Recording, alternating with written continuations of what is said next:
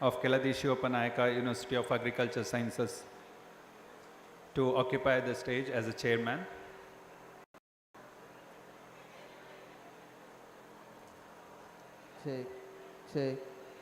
Check. Hal. So now I request today's keynote speaker, Dr. Adarsha TS, Joint Director Manager, to come on the stage and occupy a seat.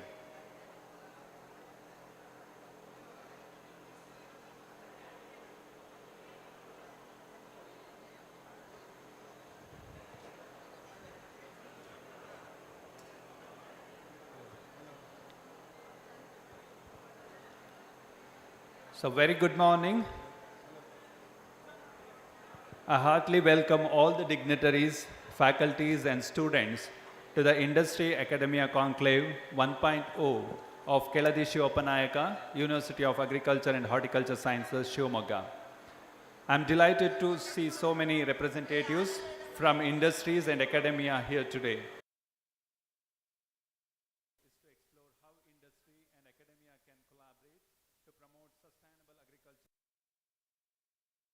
As we all know that the agriculture sector has played a significant role in ensuring country's food and nutritional security, with the production increasing from 50 million tons in a pre-independence era to a remarkable 330 million tons today.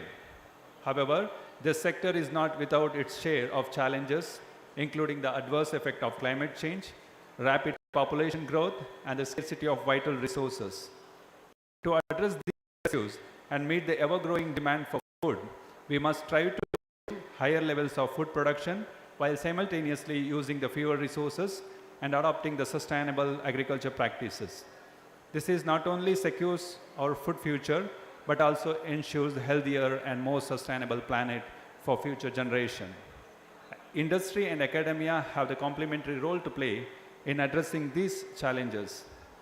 Industry has the resources and expertise to develop and commercialize the new technologies. Academia has the expertise to conduct research and develop a new knowledge. By working together, industry and academia can accelerate the development and adoption of sustainable agriculture practices.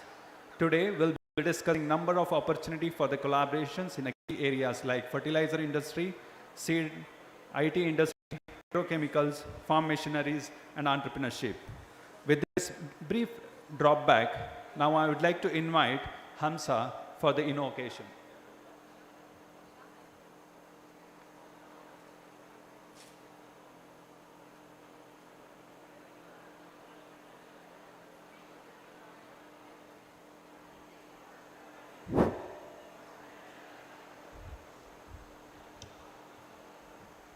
गणनायकाय गणदेवताय गणाधीक्षाय धीमहि गुणशरीराय गुणमण्डिताय गुणशरणाय धीमहि गुणातीताय गुणाधीशाय गुणप्रविष्टाय धीमहि एकदन्ताय वक्रतुण्डाय गौरीतनयाय धीमहि गजेशानाय भालचन्द्राय श्रीगणेशाय धीमहि एकदन्ताय वक्रतुण्डाय गौरीतनयाय धीमहि गजेशानाय भालचन्द्राय श्रीगणेशाय धीमहि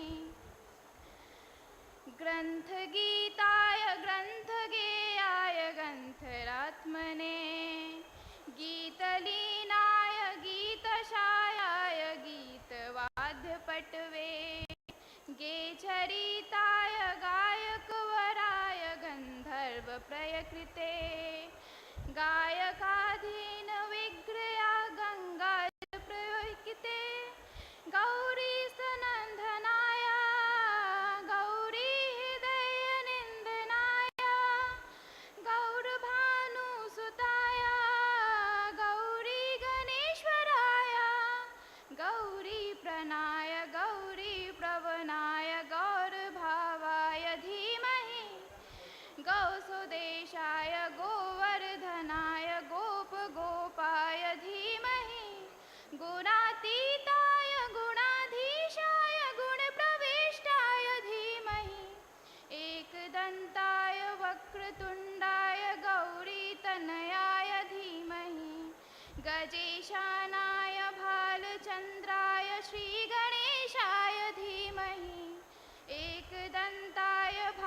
चन्द्राय श्रीगणेशाय धीमहि गजेशानाय भालचन्द्राय श्रीगणेशाय धीमहि धन्यवाद.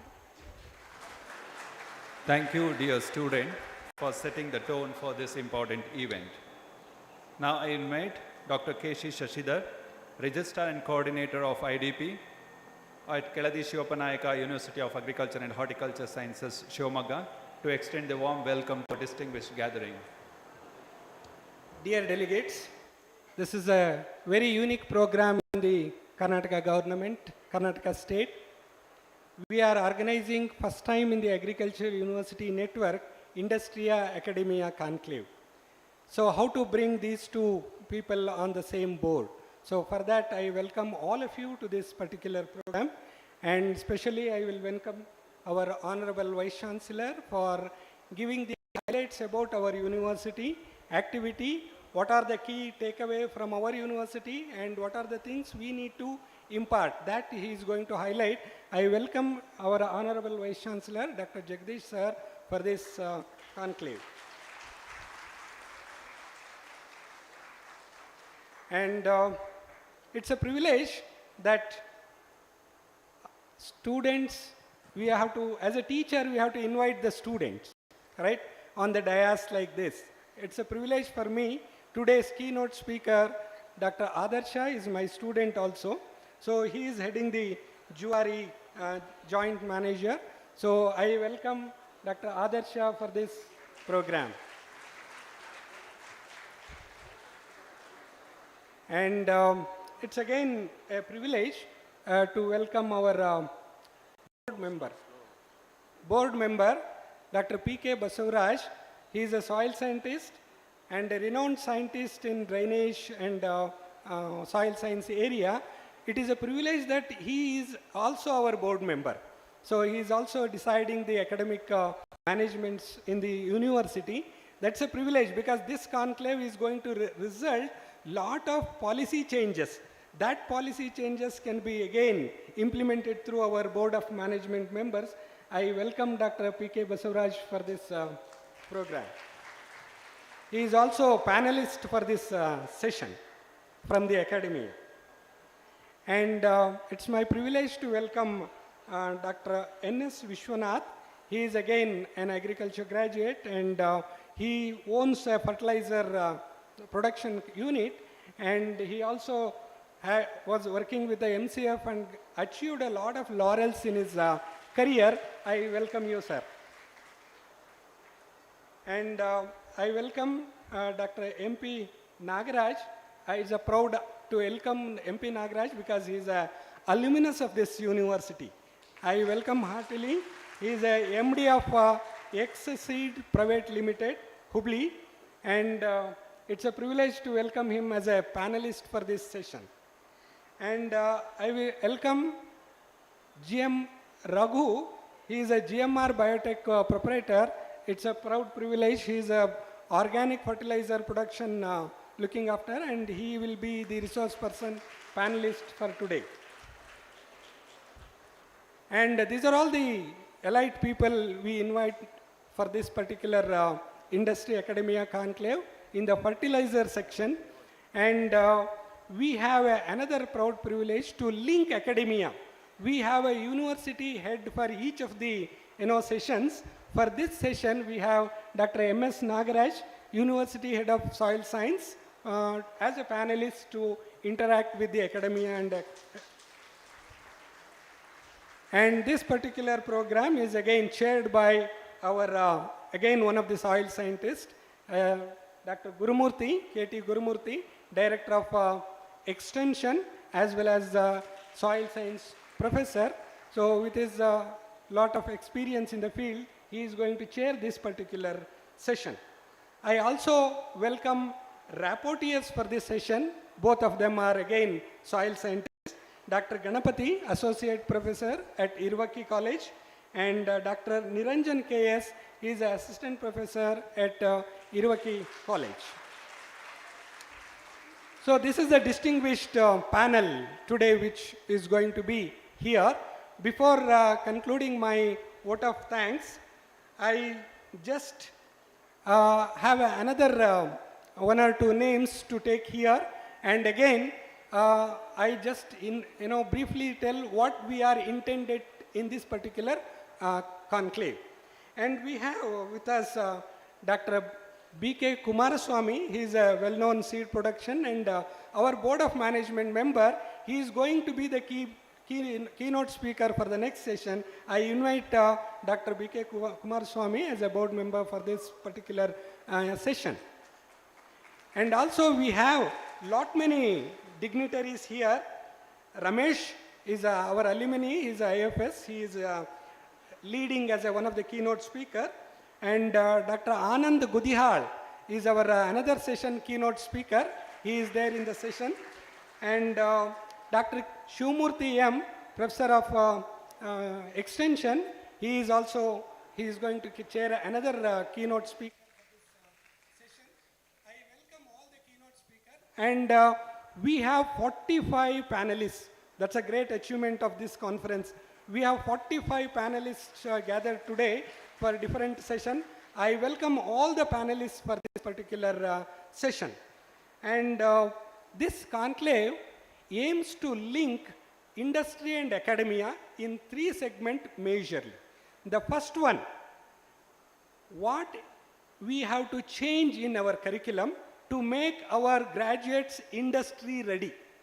So to prepare industry ready graduates, all the panelists and keynote speakers of this conference should guide us what are the syllabus modification required to make the agriculture graduates as industry ready.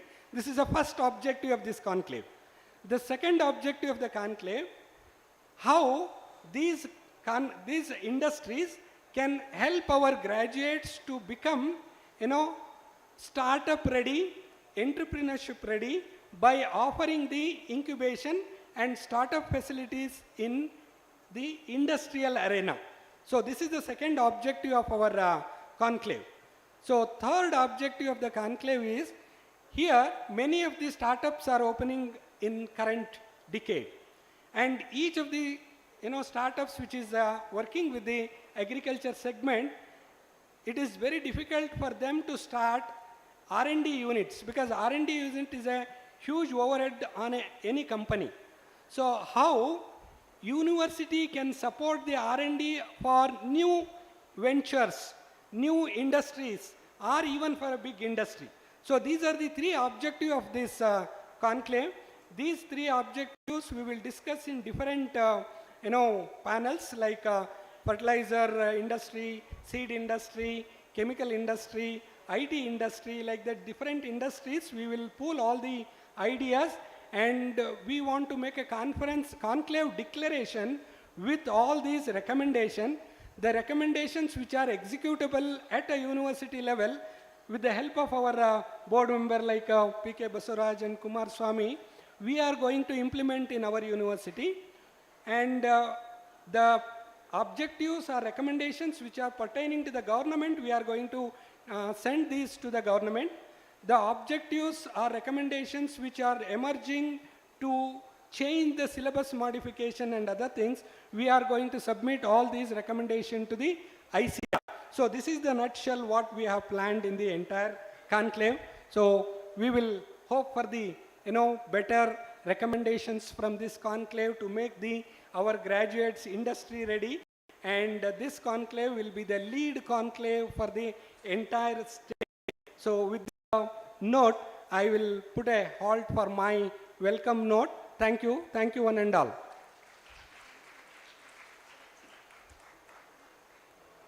Thank you, sir. I also extend my heartfelt welcome to Dr. K.C. Shashidhar, Registrar and Coordinator of IDP at Keladishu Uppanayaka University of and Horticulture to the Now I will request our Honorable Vice Chancellor to declare Industry Academia Conclave 1.0 open.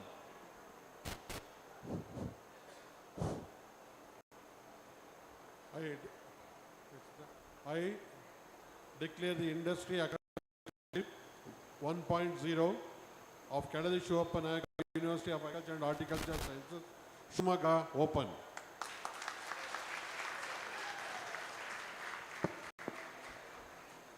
Now it's my privilege to invite our Honorable Vice Chancellor, Dr. R.C. Jagadish sir, for his presidential remarks and to share with us remarkable achievements of Keladeshi Opanayaka University of Agriculture and Horticulture Sciences, Shivamogga.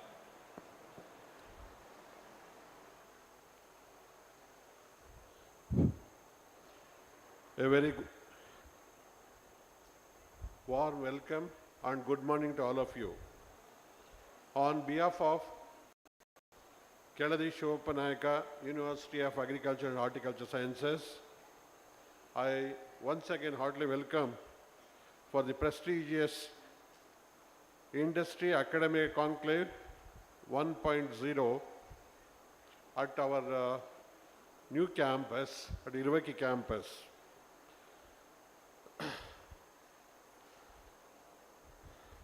The honorable dignitaries on the dais, the honorable board management members, officers of the universities, keynote speakers, the panelists, and all the students of our university, all the teaching and non-teaching staff of our university, once again I warm welcome to all of you.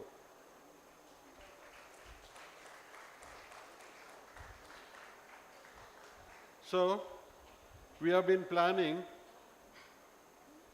the Industry Academic Conclave under IDP NHEP program because we want to take our students to the next mode of business.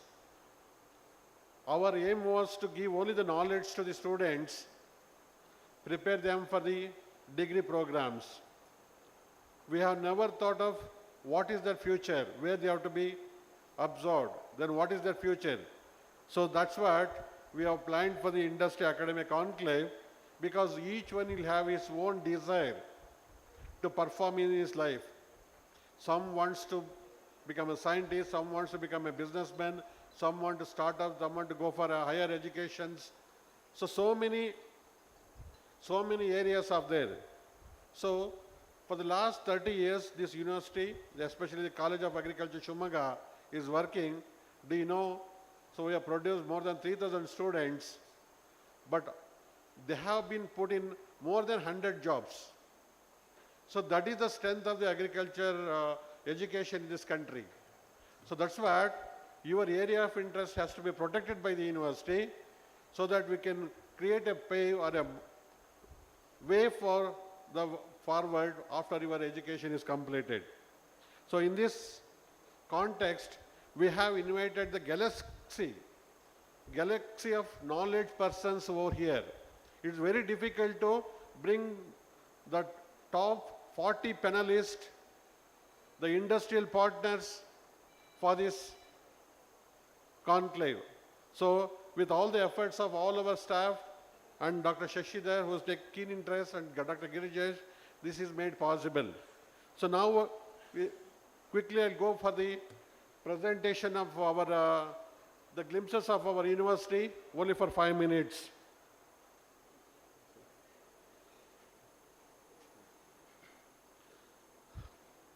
So this is the vision and mission of our university, to strengthen, excel in agriculture education, research and extension. Similarly, we want to develop the technocrats back. Technocrats and disseminate the knowledge, what you have learned or what you have researched in this university to the stakeholders, especially to the students and the farming community. Now the third stakeholder is our consumers. So we want to build this university on a strong footage of research, extension, and the networking of all other partners, especially the industry, seed companies, fertilizer companies, all our partners are the knowledge partners. And also we want to do research in all the frontier areas of agriculture, horticulture, forestry, food industry and whatnot. So you also want to talk about the scientific research in all those areas. at the national, and also we have to have a collaboration at the national and international level. So these are the institutes what we are having. We have colleges, zonal agriculture research station. So our jurisdiction is 7 districts of central part of Karnataka. It is comprised of zone 4, zone 7, zone 9 and 10. Next. So we have the total area of our university is around 11,000 hectares. This campus is having 787 hectare of land. So we have 4 colleges, actually 5 degree colleges, 3 PG institutes, 2 diploma colleges, 1 on-campus research stations, 13 off-campus research stations, and 8 technology transfers and 4 KVKs. Next. So we have a graduate program, postgraduate program, diploma program. So we have BSc Honors, Agriculture in 2 colleges, BSc Forestry in 2 colleges, BSc Horticulture in 2 colleges. So we have 7 MSc programs in the university in agriculture, but this year we are going to start another 3 programs in agriculture. Total it is going to be the 10 at Iruvaki campus. MSc, don't shout. This is a elated August body. Don't clap, don't shout too much. We have MSc Horticulture in 4 disciplines. So this year we are going to start another program, Post-Harvest Management at Modgere. And also MSc Forestry, we have 3 programs. And another program we are going to start this year, MSc in Food and Nutrition, that is a community home science. So I think totally we are going to have more than 21 MSc programs from this year onwards. And we are having PhD in 8 disciplines, both in agriculture and forestry. Next, diploma, we are having 2 colleges. So we have College of Agriculture. This is one of the oldest college. So almost all the alumni, almost 37 alumni are the industries. So their tune of business starting from 1 crore to 50 crore business, what our alumni are making from this college. Iruvaki started at 2018, the 3rd batch is running. College of Horticulture started in the Modgere, that is in 1991. Then Horticulture College at Hiryu started in the year 2010. Forestry College, one of the oldest college, it started in 95. At Iruvaki College, we started in the year 2020. No, College of Forestry started at Iruvaki last year only. Diploma, we have 2 colleges, one is Katlagiri and another at Brahmavar. So, overall, 123 students of our university got the JRF. They are placed in different MSc programs across the country, and also 19 senior research fellows have been awarded to this university. They are doing PhD in almost all the universities in this country. Next. So, human resource development. So far we have developed 2,900 graduates, both agriculture, horticulture, forestry and diploma, 751 MSc students, 87 PhD students. Totally we have produced by this time 3,765 graduates from this university. They are doing service to this nation, both at the national level, also at the international level. So this is the experiential learning program. So we are having more than 22 experience learning programs. Almost all the colleges, both in agriculture, horticulture and forestry, almost all the programs are doing well. So it is an entrepreneurship development program. The tune of business ranging from 10 to 12 crores. So 12 lakhs, and average the students getting almost in the period of 5 months is around 14 to 25,000 per student. So these are the glimpses, nursery production and also the flower productions. Next. So we have a very prestigious IDP project in the university. So a tune of 6 crores sponsored from the Indian Council of Agriculture Research and the World Bank Fund. So because of this, we are arranging this conclave, and also we have sent our students, 4 students to America, 6 students to the University of Gothenburg. So this year we are planning to send more than 20 final year students to the different institutes. Gothenburg, Asian Institute of Technology, University of Massachusetts, and also University of Kansas. So earlier only 10 students we have sent abroad. It's a part of the curriculum. So we are going to send to the another 20 students to the almost all the different countries for the higher studies, especially the ELP program. Next. So we have 15 varieties have been released. So this is for those who are attending the conclave, my seed industry partners, 15 varieties, especially in paddy. We have almost all the 5 lakh hectares of paddy is being cultivated by our university. So we have package of practice, 35 production technologies, 25 production technologies. So fisheries also we have a lot of technologies. So coming to the production, so 37 lakh fingerlings we have produced and released to the water bodies of almost all the areas of our university. 388 tons of bioagents are produced. We have registered 98 germplasms of rice varieties and it has been deposited in the Protection of Plant Varieties and Farmers' Rights Authority. And also fallow land we have brought into cultivation in Dakshina Canada. It's around 2000, but 60 lakh saplings has been produced from this university. So that is the strength of our university. And also we have 5 patents have been filed for this. Still it is yet to be a declaration. Next. So these are the varieties released from 2013 to 2021-22. Totally 50 varieties have been released from rice, cowpea, tobacco, and also onion. So these are the rice varieties. They are doing well. Red gram and other thing. Next. So totally 102 technologies have been developed on the university and they are being tested in the farmers field and farmers are practicing. Next. So these are the farm machineries. So we have a very excellent center at farm machinery at Hiriyur and Brahmavar. Almost all around 15 technologies have been developed and it is given to, that is going to reduce the drudgery, especially the farm woman. So farm mechanization is one of our aim. So that's what we are doing it. Next. So these are the two technologies have been commercialized and they are practicing. So there's one is a herbal dip tea, another one is Siri coffee leaf beverage instant dip. So these have been developed and have been given to the private companies on license for commercialization.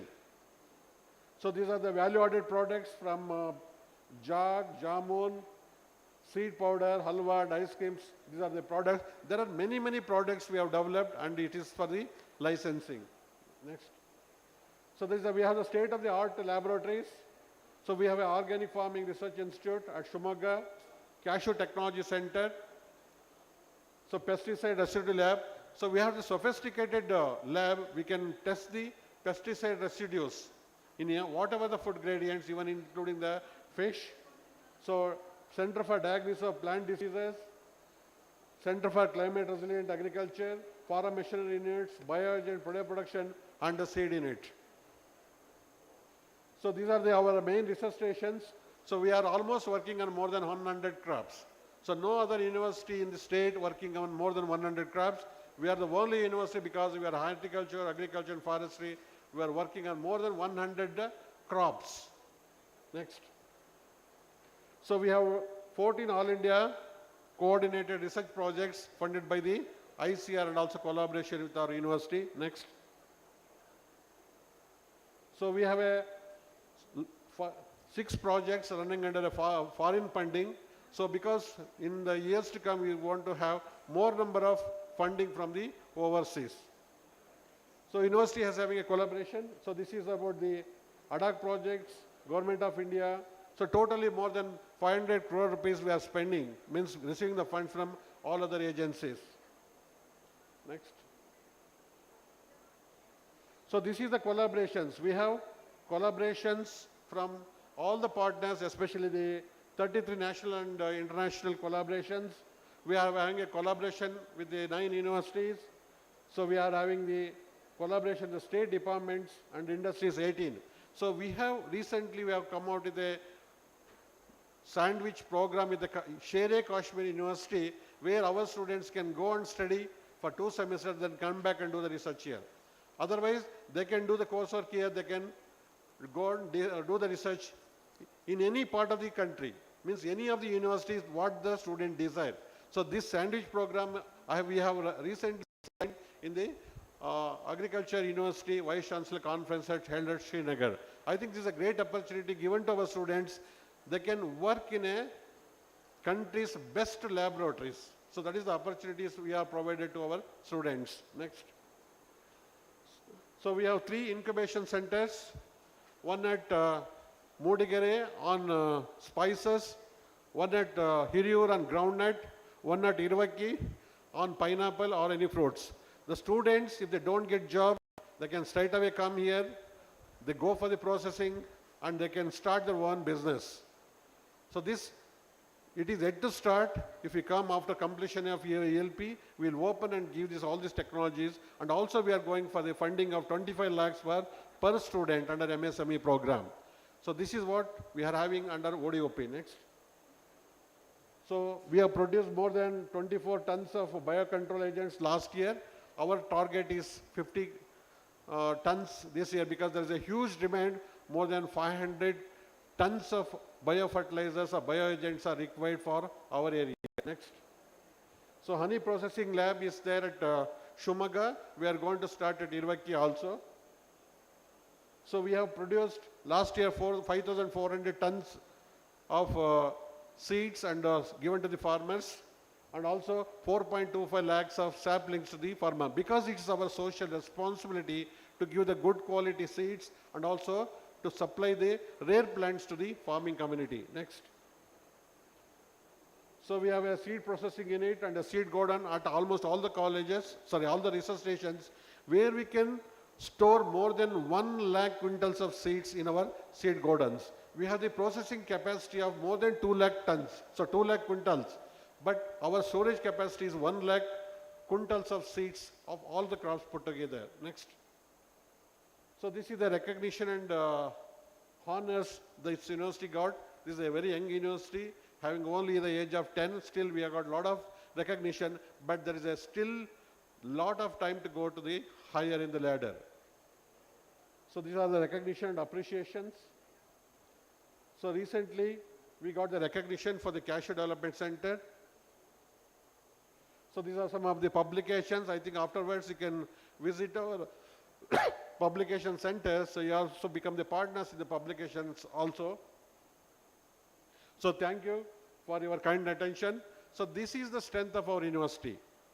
So we have more than 235 scientists working in universities, 5 colleges, so more than 1,800 students, more than 200 PG students are working. So with the support of all the students, all the faculty and the farmers, certainly we can go to the greater heights with the association of all the stakeholders in this community, whether it's seed or the fertilizers or the knowledge or any service partners, so that we cannot work under isolation today. We'll have to work under networking program or a cooperative manner so that we can serve the farming community, serve the consumers, and also we can involve our students for the benefit of the social responsibility of this country. Thank you very much. Thank you for the opportunity given to me. Thank you. Dear sir, thank you for inspiring leadership and your valuable insights on the path forward for the welfare of the students and farming community. I encourage all of you to participate actively in the discussion and to network with other participants. And I hope this conclave will lead to a new and innovative partnership that will help us to transfer the agriculture sector in India. So now I would like to move to the first session. Before moving to the first session, I would like to highlight few things regarding the fertilizer sector in India and the global level. The global fertilizer consumption in 2022 is estimated to be 210 million tons, which is expected to reach 218 million tons by 2026. while India fertilizer consumption in 2022 was estimated to be 65 million tons. India is the world's third largest consumer of fertilizer after China and United States. The nitrogen, phosphorus, and potassium are the three most important fertilizer nutrients which is dominating in the fertilizer industry. But the thing is to concern here, the fertilizer use efficiency is estimated to be around 50% globally, but in India it's just a 30 to 40%. That means we are losing half of what we are applied in the soil. Reducing the fertilizers losses to the environment is essential for the sustainable agriculture development. With this backdrop, now I request today's chair, Dr. K.T. Gurumurthy, the respected Director of Extension of Keladi Shivapanayaka University of Agriculture and Horticulture Sciences, to chair the session and to take over the session. Thank you, sir.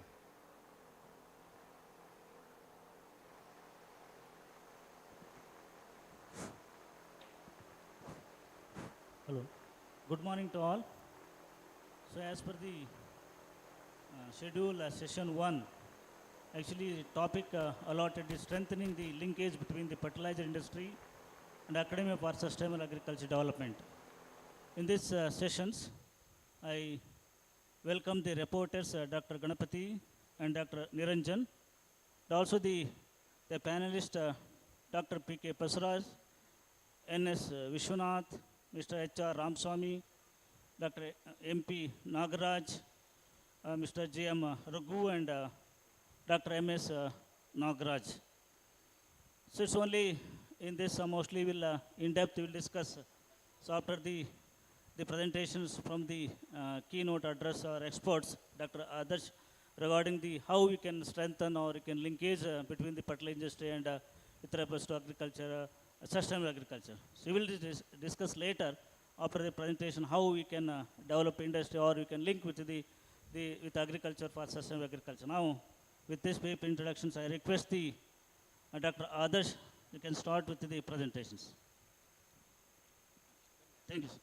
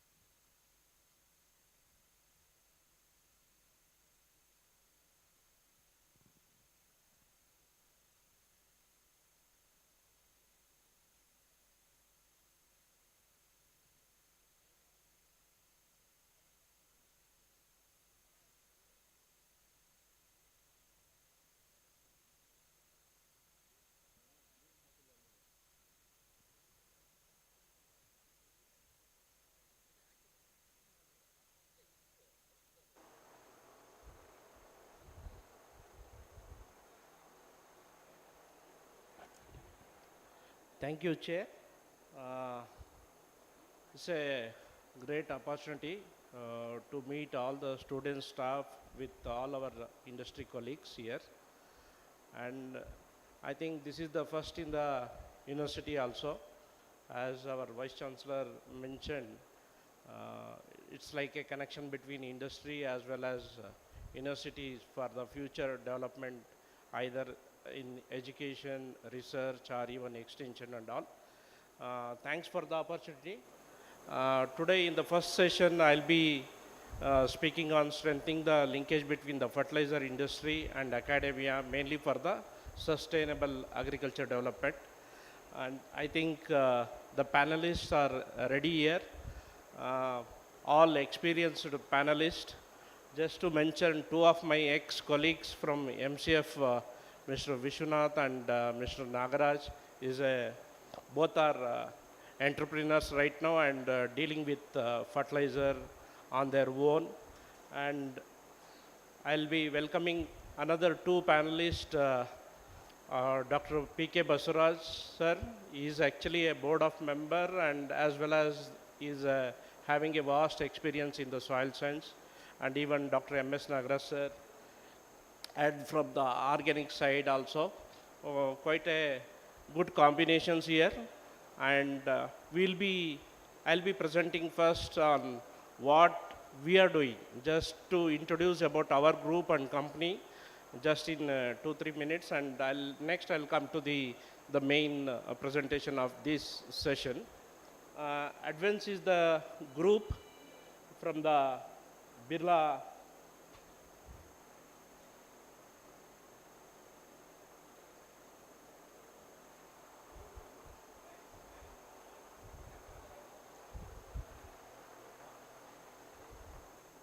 Advance is the group. We are having more than 27 companies. Out of 27 companies, agribusiness is the major one with 3 major fertilizer units in Pan-India we are having. Apart from agribusiness, even engineering infrastructure, real estate and lifestyle and services also we are having. And these are the 3 major companies. Paradeep Phosphates Limited. Actually, earlier you will be knowing Zuari Agrochemicals Limited. That is being merged to Paradeep Phosphates Limited right now. And one more is Mangalore Chemicals and Fertilizers. We are having a production facility here at Mangalore. And Zuari Farm Hub is the new company we floated in the year 2020, mainly to focus on the non-bulk plant nutrition, almost like water-soluble agri-fluids, organic products, soil conditioner, micronutrients, everything, with our company-owned outlets also, that is called Jai Kisan Junctions. We'll be dealing with the Zuari Farm Hub. Hope you will be knowing our founders chairman, Dr. K.K. Birla. Dr. K.K. Birla is the founders chairman. The present chairman is Saraj Kumar Podar, the K.K. Birla's son-in-law. And this is our leadership. Coming to Paradeep Phosphates, Mr. Suresh Krishnan is the MD. And coming to Zuari Farm Hub, Mr. Madan Mohan Pandey is the MD and CEO. And for the Mangalore Chemicals and Fertilizers, Mr. Nitin Kantak is the CEO of the company.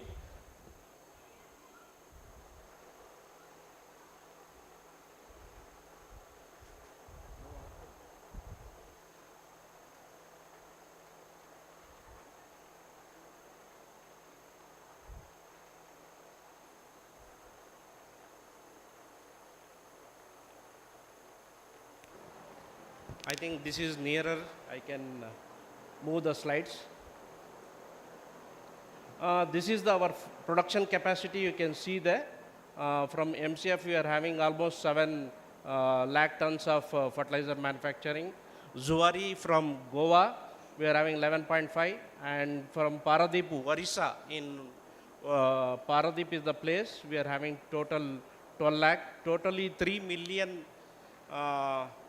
fertilizers we are manufacturing in India. Apart from this, we import also. We import especially the potash and other DAP, urea also we import based on the requirement.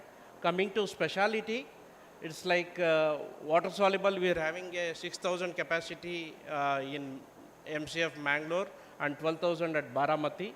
And micronutrients also 6,000 metric tons we manufacture. This is our production facility, Mangalore, Goa and Paradeep. And Baramati and Mangalore, we are having the water-soluble facility also, producing facility. And product range, hope you'll be knowing in fertilizer, urea, DAP complex and MOP. specialty micronutrients, soil conditioner, agri-fluids, organic products and water solubles. And even crop cares also, we actually trade the products, and Super 16 is our single super phosphate. We are having a manufacturing facility at Manmad. To begin, actually, we are more focused on the soil health because from our R&D, we have developed more than 40 to 58 products right now. 40 are commercialized and another 18 are yet to commercialize. And we'll be focusing more on soil health because this is the concern. We have to guide the farmers on soil health, and we'll be targeting pH corrections, the first one, and the next is organic carbon and nutrient deficiency. Based on the nutrient deficiency, the requirement, I will be developing the products, and you will be targeting the low nutrient use efficiency to improve the nutrient use efficiency, and even balancing the fertilizer usage, because most of the farmers, they are going with the imbalance application of fertilizer. That's why we'll be targeting these 5 things. That is either through organic manures, even more than 12 organic products right now we are having, and chemical fertilizers also.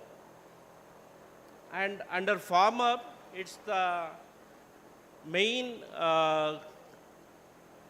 agenda of these companies to, from pre-harvest to post-harvest, will be targeting, even from the advisory, precision agriculture and quality of the agri input, as well as application services also will be targeting, mainly helping the farmers to adopt the scientific agriculture in increasing their profitability. This is our aim under Farm Hub we are targeting. And even you will be knowing 4R, and that is like a 4R plus, starting from soil test up to like a foliar agri-fluids will be going step by step to help the farmers in getting the sustainable agriculture yield there. And this is our outlets. Pan-India, right now we are having 590 outlets, Jai Kisan junctions. Even in Shumaga district also we are having. This is a company owned, operated multi-brand outlets. And coming to R&D and the field force, this is the R&D. We are having 6 laboratories. One is at Hassan, Tirupati, Bangalore, Solapur, Baramati and Bhubaneswar. 6 laboratories. R&D center at Hassan. Even earlier I was heading this Hassan R&D center. Right now, from last 2 years, I have moved to corporate role. I'll be based at Bangalore. Apart from that, we are having 30 mobile soil testing vans in Odisha. This is the PPP mode project. It's sponsored by Government of Odisha, operated by Paradeep Phosphates Limited. And 100 acres innovation center we are having at Solapur, that is Advanced Agri Innovation Center, where the technology-driven activities will be taken care, starting from like seed coating till the drone applications. Everything will be focusing there in that 100 acres. And farmers training school also we are having at Bhubaneswar. And one more we are starting here at Bangalore, our R&D facility.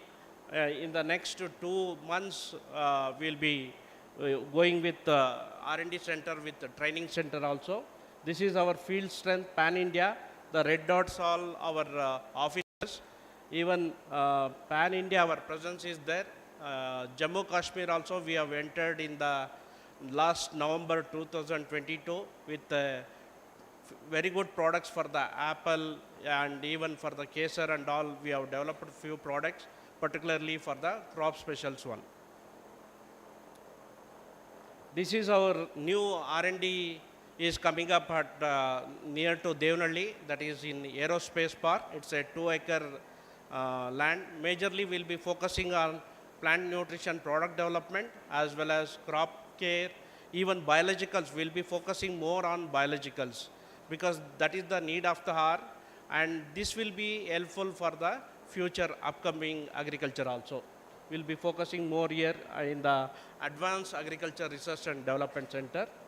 And coming to our mandate, Under R&D, it's like a agronomic situation analysis, new product development and validation of products. And from Agritech is the major one. Recently, we have hired more than 20 IT people mainly to develop the digital solutions to the farmers. And that part will be taken from Agritech. There is a gap between Agri and IT collaborations. That's why even in the future, I'll be showing in the future slides also how we can collaborate more with IT people for the digital agri solutions. This is how our specialty plant nutrients started from the 2003 with the one single product, that is zinc sulfate is the one product apart from bulk fertilizer. Now today more than 74 products we are marketing. Out of 74, almost 58 are in-house developed products. We have developed the products and that will be tested in the very good renowned universities and all, and then it will be marketed pan-India. I'm very much thankful to Vice Chancellor and the Director of Research here in Shumaga.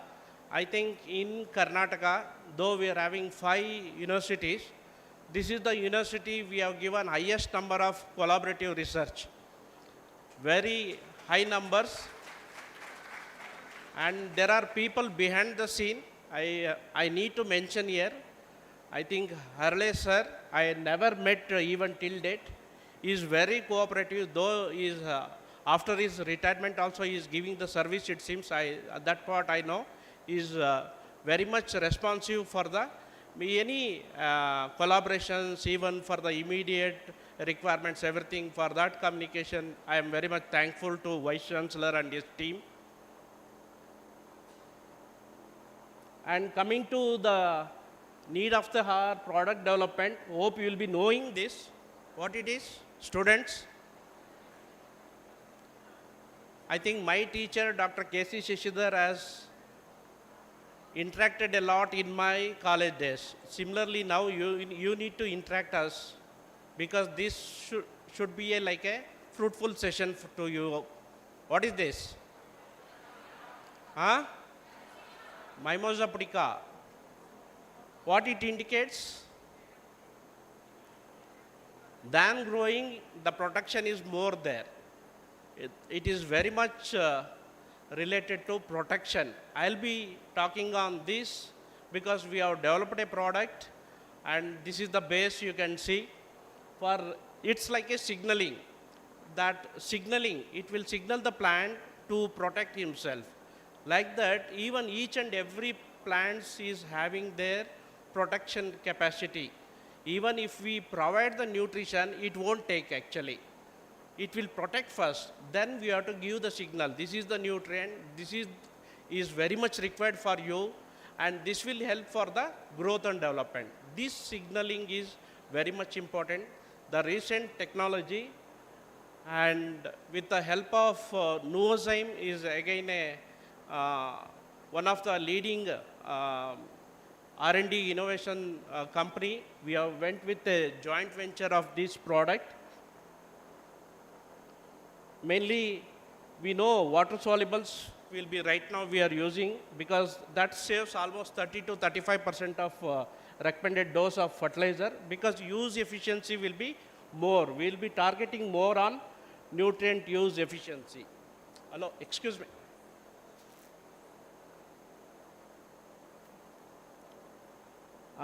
Because the signaling the plant will helps the nutrient use efficiency.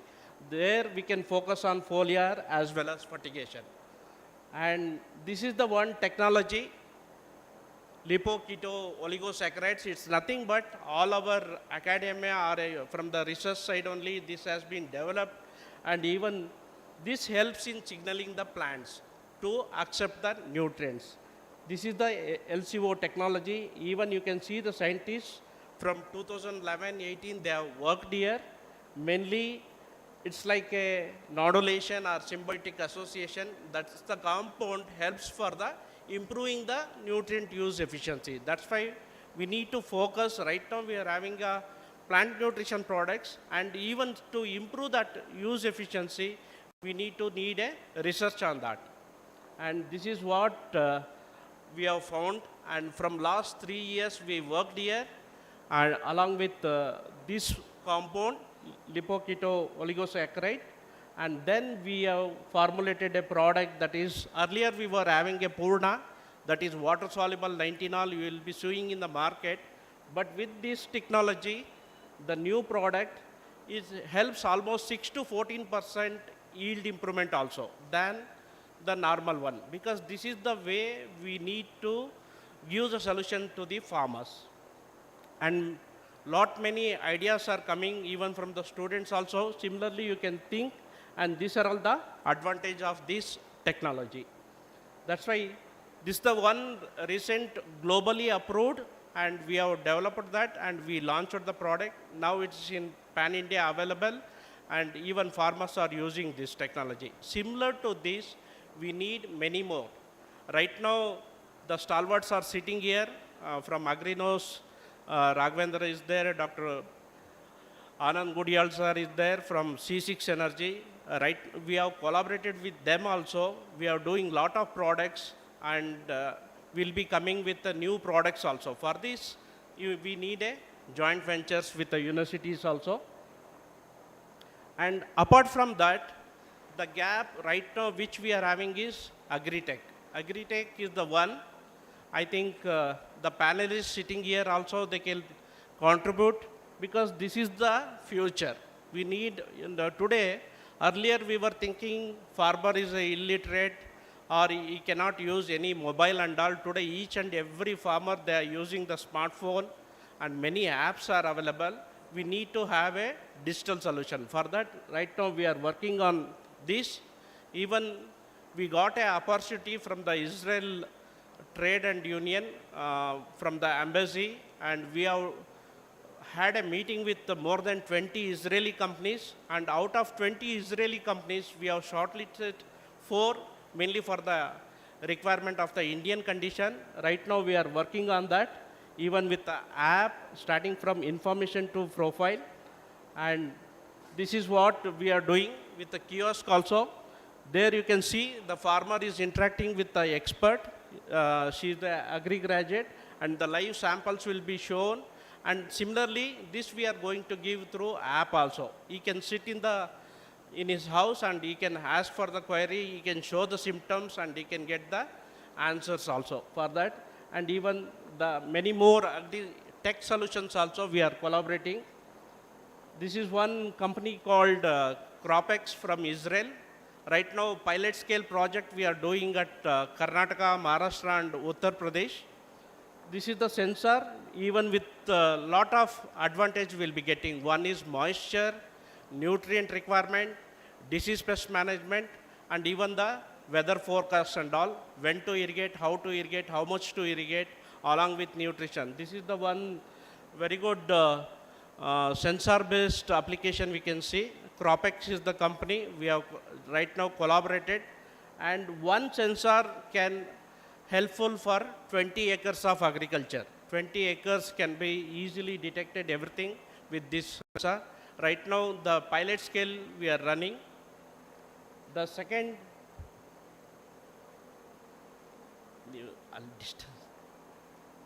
is like a space imaginary drone. Right now, drone application is popular, but still more advanced is how to detect the insect pests, diseases, or a nutrient deficiency. Based on that, we need to apply the solution.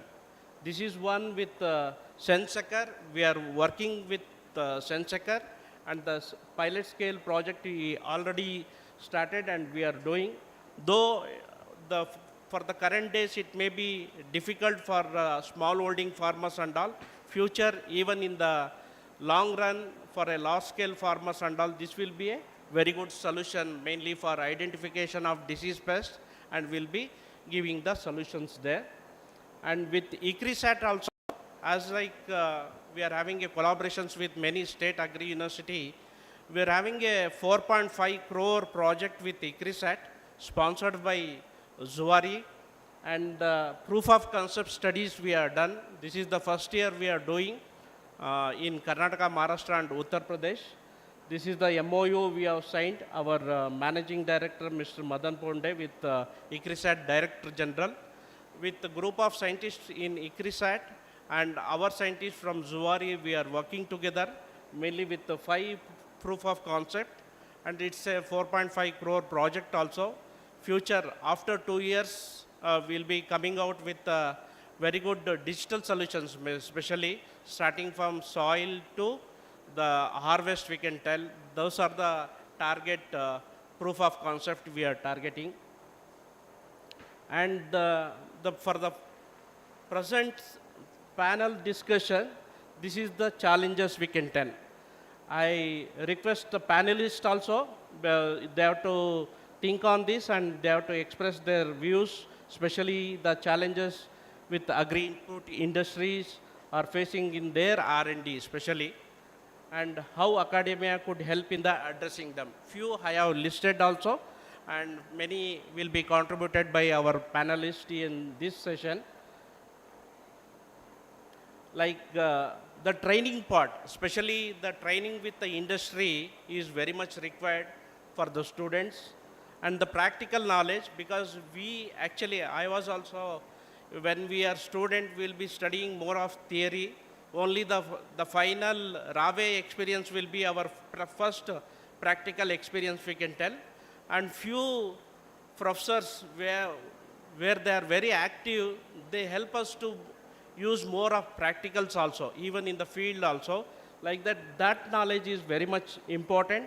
And we need to have a product development knowledge also, starting from seed, fertilizer, crop care products, anything, even till digital solutions. We need that we are lacking. And university can be tuned as a required by the industry, like finally helping the farmers. Right now, this conclave, to achieve the sustainable agriculture we are targeting, that is the aim focus, and this will be a very good platform for that. And digital agriculture is the focus, where actually right now we are lagging in our syllabus, especially on the digital agriculture. I don't know the present syllabus, what we are having and all. Maybe this can be added in the syllabus. That will be helpful for the our students. And finally, people are going with the biological solutions. In the afternoon, you can see the keynote address by Dr. Anand Gudial sir. He'll be talking more on biologicals, because that is the company where they're focusing 100% biologicals. And the next is like expertise to industry and expect from the recent agri graduates. This is the question asked by the university, and that is student exposures to industry. Right now it is there. I think some 3 weeks you people are coming to our industry and you are working based on your interest. And the internship with the industry is very much we have to give based on the student interest as well as based on the students' higher studies, because you will be focusing on particular subject. You can opt for that industry, and that will be helpful before completion of your graduation. You can focus on more on your higher studies. And even collaborative research for the students from the industry, because many startups is having a very good ideas. I think in the end of this today, you will be getting lot of ideas also, so that you can target either with the financial one or even without financial.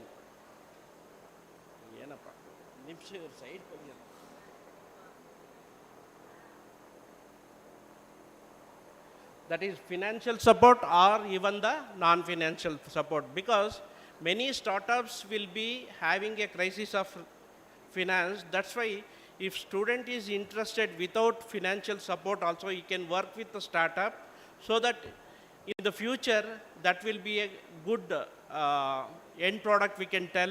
That will be a important one. And even products development, starting from seed, nutrients, pesticide and its applications, everything we can focus more. and finally the digital agriculture.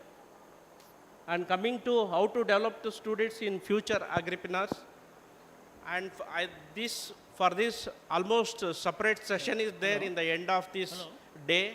I think many stalwarts are sitting, even many our own graduates from all these 5 agri universities. They have graduated, now they are doing on their own, they have set up their own facility either in seed industry, fertilizer, crop care, anything.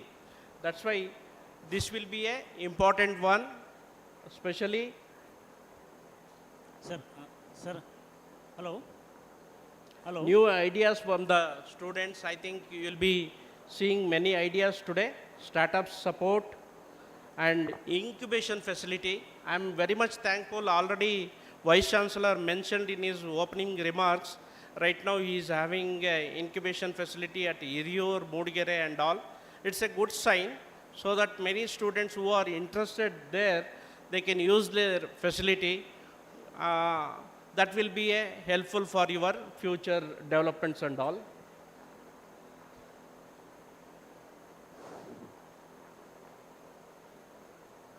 Resource utilization and also strengthening the industry and academia. This is the one we can helpful for the student for this one.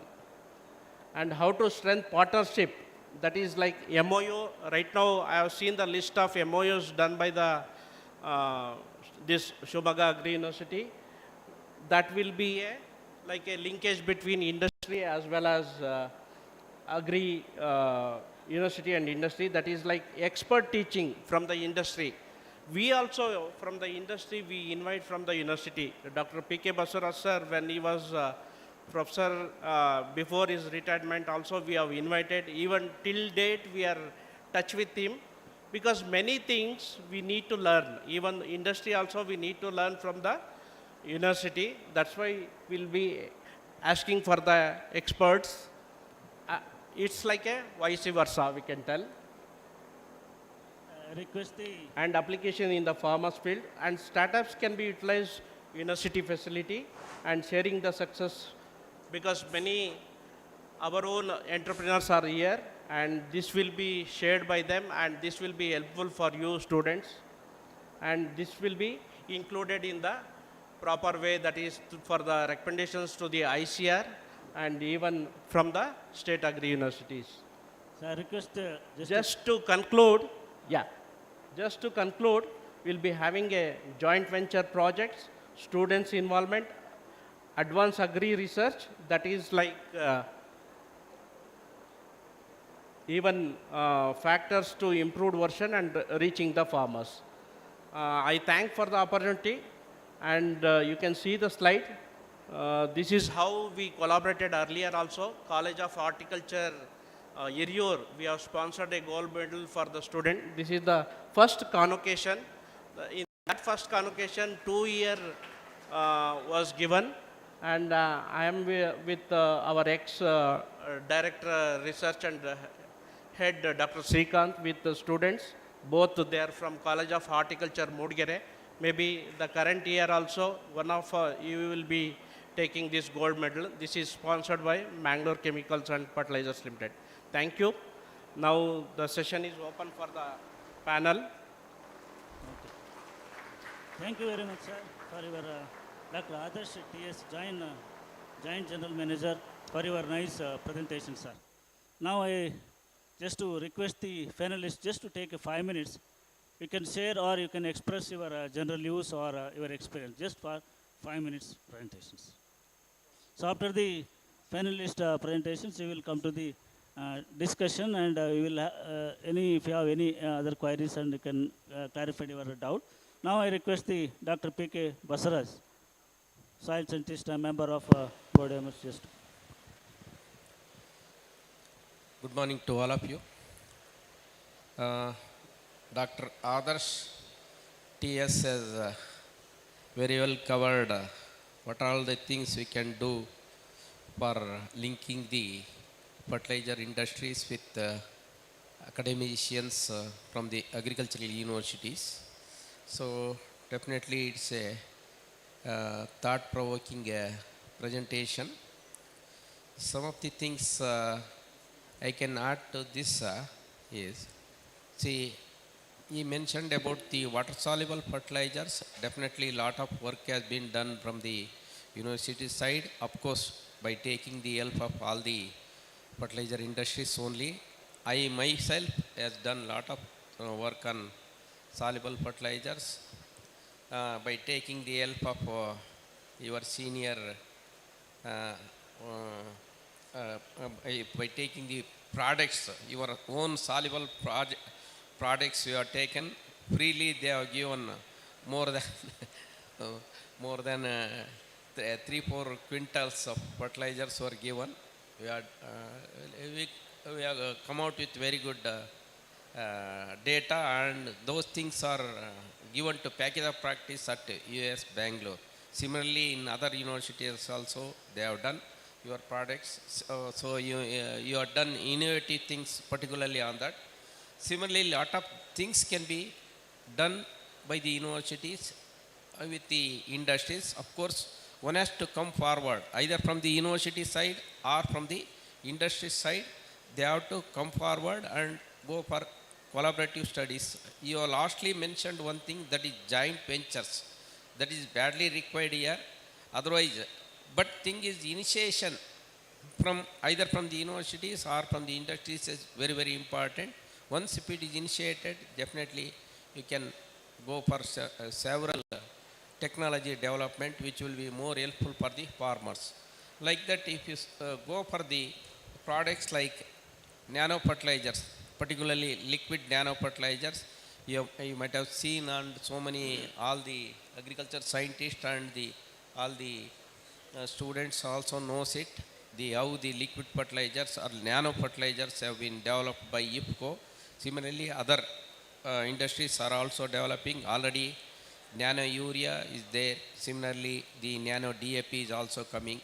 They are all performing well. Of course, some controversies are there because it has not shown proper results everywhere. With all that, they are doing well. If you go for the economics with respect to farmers, regarding the some of the research studies which are more beneficial for the industries also, like silica. Earlier, no work has been done on silica, and our own colleague Dr. N.B. Prakash has done a lot of work on silica, and finally maybe in 2021 the silica has been considered. Of course, earlier it was considered as a beneficial element.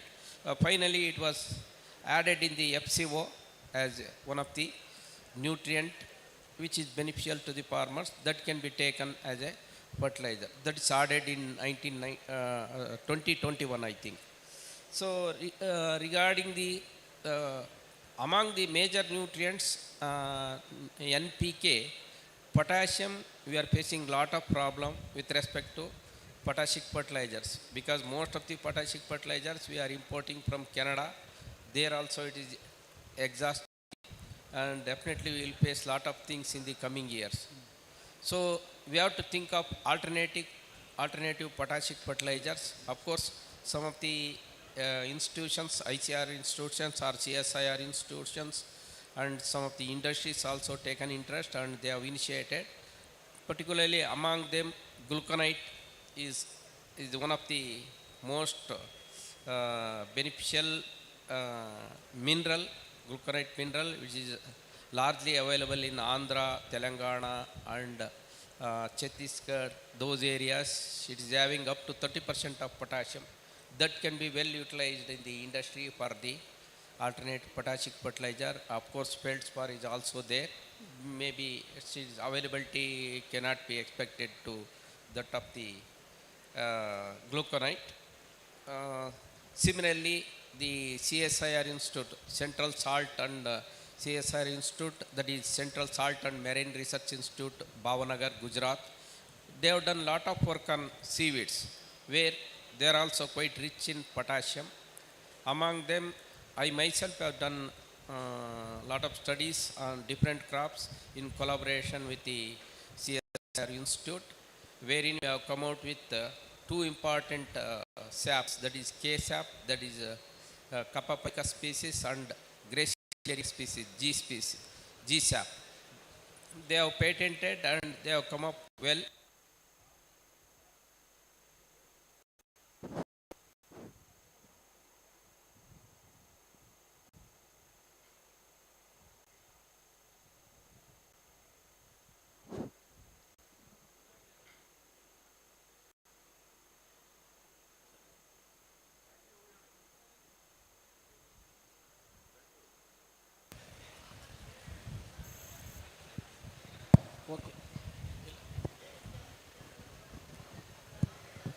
Okay.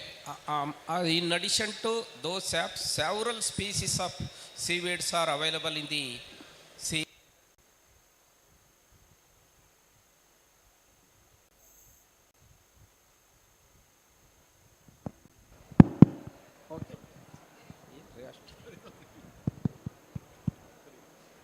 Several species of seaweeds are available that can be well utilized by the different industries, and they can take up studies in collaboration of the agricultural universities. Definitely you can get good opportunities as a alternate potassic fertilizer,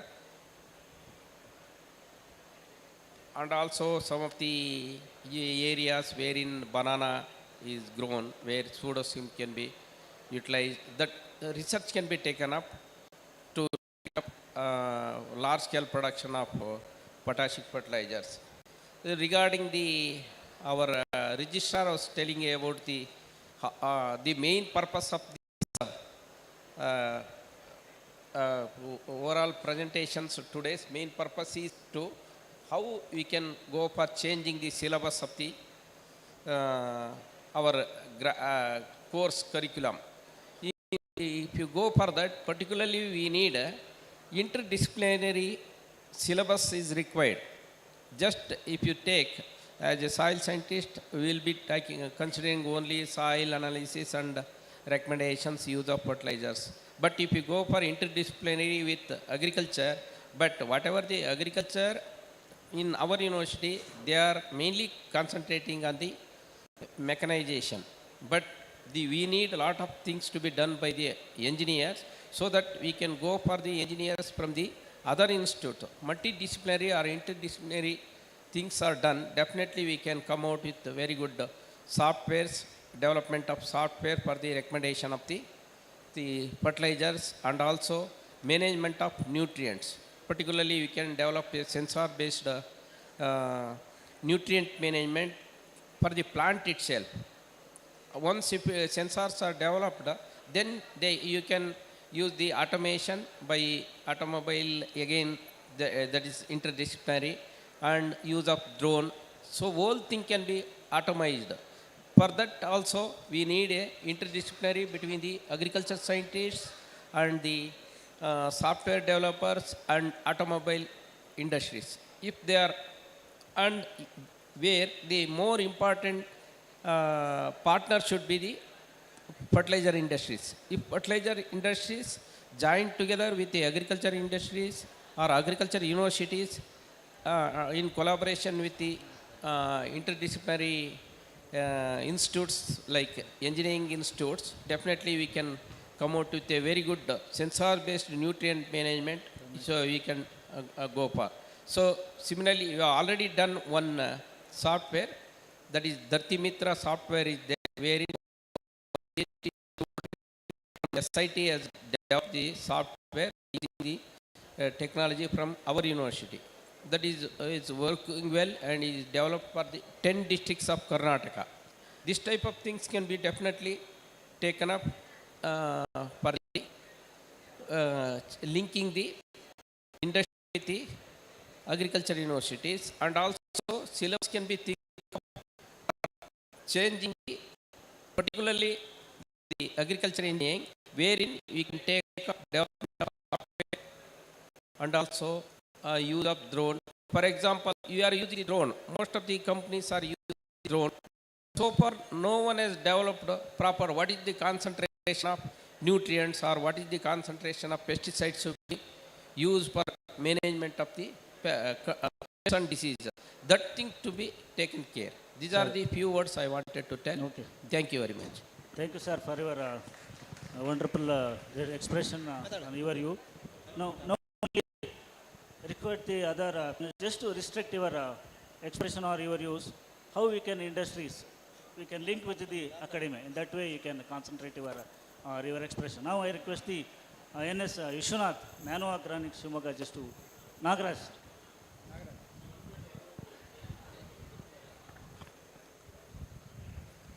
Thank you, sir. First of all, I would like to thank our VC sir and Shashidhar sir to introduce this system of industry conclave in our agriculture universities. This is the first of kind they are trying, and they wanted to see our students in the front line in the coming days. That I think that is his aim from last years. Dr. Shashidhar was from last about 15-20 years back. He wanted to introduce so many things, and he was dreaming, but now it is coming into practicality. So my dear students, and I am privileged and proud to say that I am the first batch student from Agriculture College, Shivamoga, and this afterwards this is university. And I got my lecturers and professors in front of me. I should be proud. And my dear students, so industry conclave, they are trying to introduce and introduce the people, those who are from the respective industry.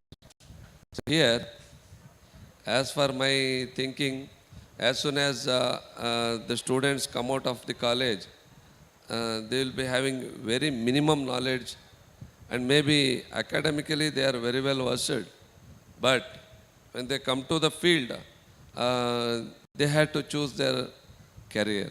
Either they had to go to departments, or they had to go to private companies, or to continue the education.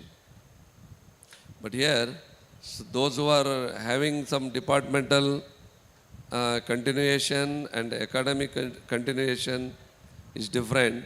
When they come out for the private companies and all, they will be exposed a lot. So it is a ocean of opportunities they will get.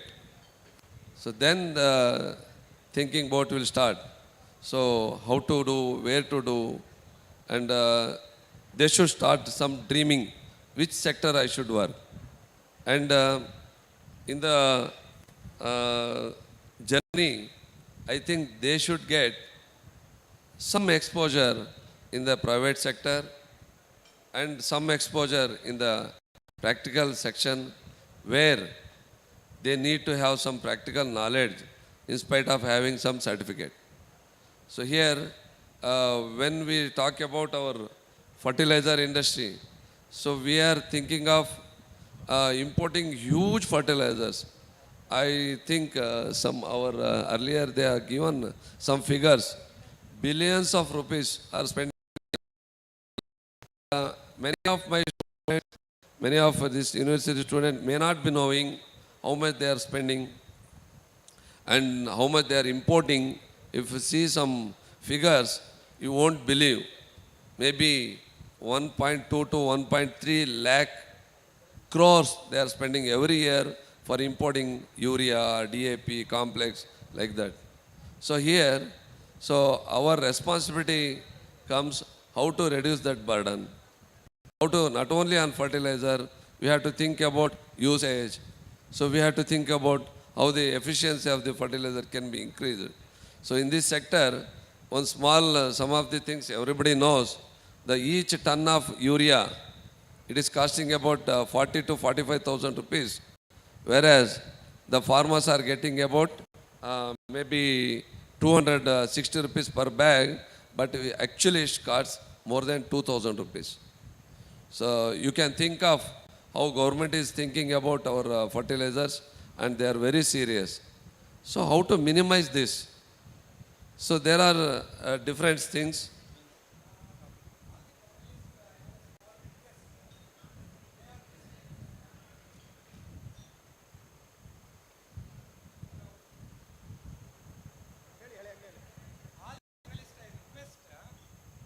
link academia with the industry, not technology. Technology we have talked and we have a separate platform. What I request is, with your experience, please come out with the solutions how to improve the curriculum, or how to give the startup platform, and also how to help in the research each other. So that will be a better dialogue for this particular conclave. I think I understand. Thank you, sir. So here, as Dr. Shashidhar, as he mentioned, we are thinking about our, we should come out with some of the strategies where we think future things we wanted to become like that. So then our universities, they are equipped day by day, they are involving the people from outside, and new chapters are coming, new educational curriculum is introducing in our chapters. Because when we started our career at the college student, there was little bit changes now we are seeing. So as per my view, so students has to, and the university has to take the people to the new companies or new some entities where the company is working for the farmers, and some institutions which are NGOs are there, they are non-profit organizations, they are working with us. You need to involve that people in our university so that we can inculcate some of the activities or habits. They will come to know how to improve the socio-economic conditions of the farmers. And earlier our Dr. Adarsh was telling the things are changing, not only using fertilizer, not only pesticides. Now IoT is coming to the picture. So Internet of Things is coming. So now all the universities like IITs, they are competing with us. What they are doing, they are taking the expertise of industries, they are introducing, they wanted the machines to talk with the people. On-time machinery, that's what he mentioned, some of the IoT things, that is drones and all. It is beyond that. Now industry 4.0 is running now. Maybe there is introducing Internet of Things in agriculture. That days are coming. So we need to compete with the IITs now. They are with a big team and they are ready to invest people, they are invest money, they are ready to invest time. So they are investing and they are getting huge profits, or maybe huge name in the world level. So in that angle, our university curriculum has to include so new things other than our traditional, because basic things are required. So out of that we require to have these things also. Now sir has mentioned, Basara sir, some of the things alternative of nutrients. So in potassic fertilizer, import of potassic fertilizers, we can reduce by adding the byproduct is coming from molasses. That we have already started producing. That contains lot of 25% of K2O. That we are already introduced in the farmers field. That is gaining very importance, and which is reducing the import burden on government of India. So which is freely available in the sugar factories. Here, some of the things what we can say. So now it is the time for our colleges and universities to introduce some of the private companies inside, and to have their activities to be done as a practical classes, so that they immediately after their colleges, they will come out, they will think of their own entrepreneurship. They have to come with a confidence that yes, I can do better without my either the government job or university job. So that is my view, that our universities should include many private organizations in your curriculum, sir. Thank you. This is my view, sir. Thank you. Thank you, MP Nagaraj, for your valuable suggestions and share with your experience. Now I request the Vishwanath, can you share your experience? Good morning. distinguished Vice Chancellors, Board Member Mr. P.K. Basuraj, my co-panelists. It gives me an immense pleasure to be here, to be as a panelist, because I am also an BSc AG graduate. I did my BSc AG in GKVK Bangalore from 79 to 83 and MS AG from 83 to 85. I have worked in the fertilizer industry called Mangalore Chemicals and Fertilizer for 27 years as a senior marketing manager. Then I started my own fertilizer industry business as an entrepreneur in 2013, where I resigned from Mangalore Chemicals and Fertilizers. Please note, at the age of 53, I started my entrepreneurship. And I was able to sustain that business for 7 years. Subsequently, it was not possible for me to run the business. Right now, I am doing my wholesale fertilizer business, and I have my own brand of fertilizers. Well, one basic thing I just want to tell the students that fertilizer, basic information about fertilizers is fertilizers, basically NPK, what we call as urea, DAP, potash, complex fertilizers. It needs a huge investment of say 5,000 crores, 10,000 crores. It's not a small investment like. So most of the big players are there in the industry. Where our interests narrows down is to water-soluble fertilizers, biofertilizers,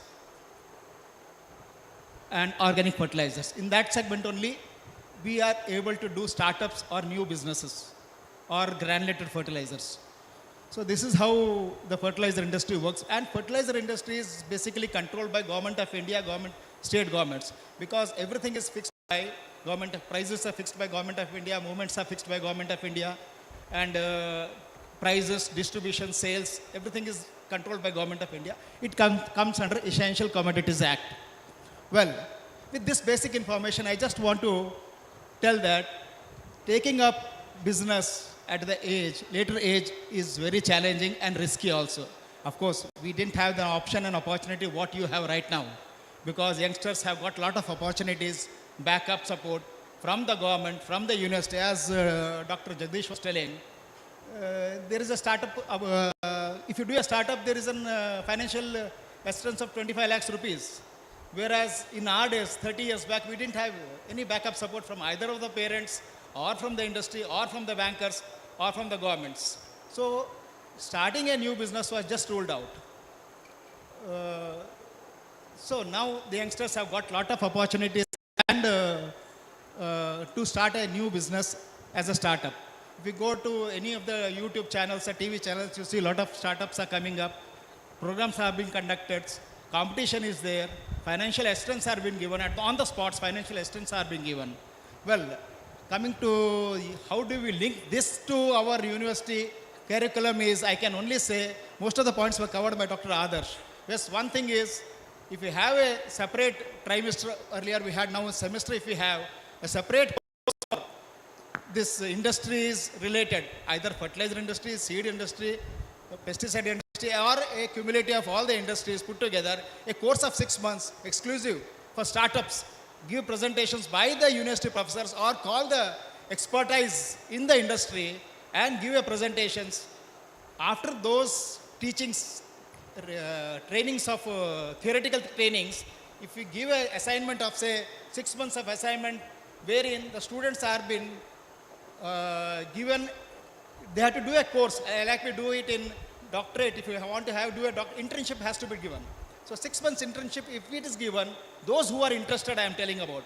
Some people want to do academic, they can start future. Some people want to go for jobs, that is okay. But the persons or the students or the faculties who are, the students who are interested in doing businesses, industry, startup business, everything, they can think of this on these lines. And I can only recommend the university to think on these lines and plan in future. Thank you very much. Thank you, sir. Now I request the Mr. J.M. Raghu. Thanks for all organisers. ನಾನು ಕನ್ನಡದಲ್ಲಿ ಮಾತಾಡ್ತೇನೆ.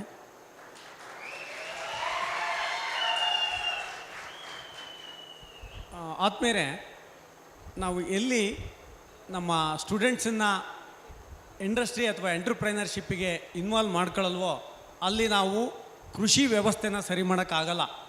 ಅವ್ರು ಬಂದರೆ minimum 30 to 50% ಸರಿ ಮಾಡ್ಬೋದು. ಅವ್ರು ಬರೋಕ್ಕೆ ಅವ್ರ ಮನೋಸ್ಥೈರ್ಯ ಇಲ್ಲ. ಅಂಥ ವಿದ್ಯಾರ್ಥಿಗಳನ್ನ ನಾವು ಅಡ್ಮಿಷನ್ ಮಾಡ್ಕೋತಾ ಇಲ್ಲ. ಈ ಎಜುಕೇಷನ್ ಸಿಸ್ಟಮು ಸ್ವಲ್ಪ ಬದಲಾಗಬೇಕಾಗಿದೆ ಇವತ್ತು.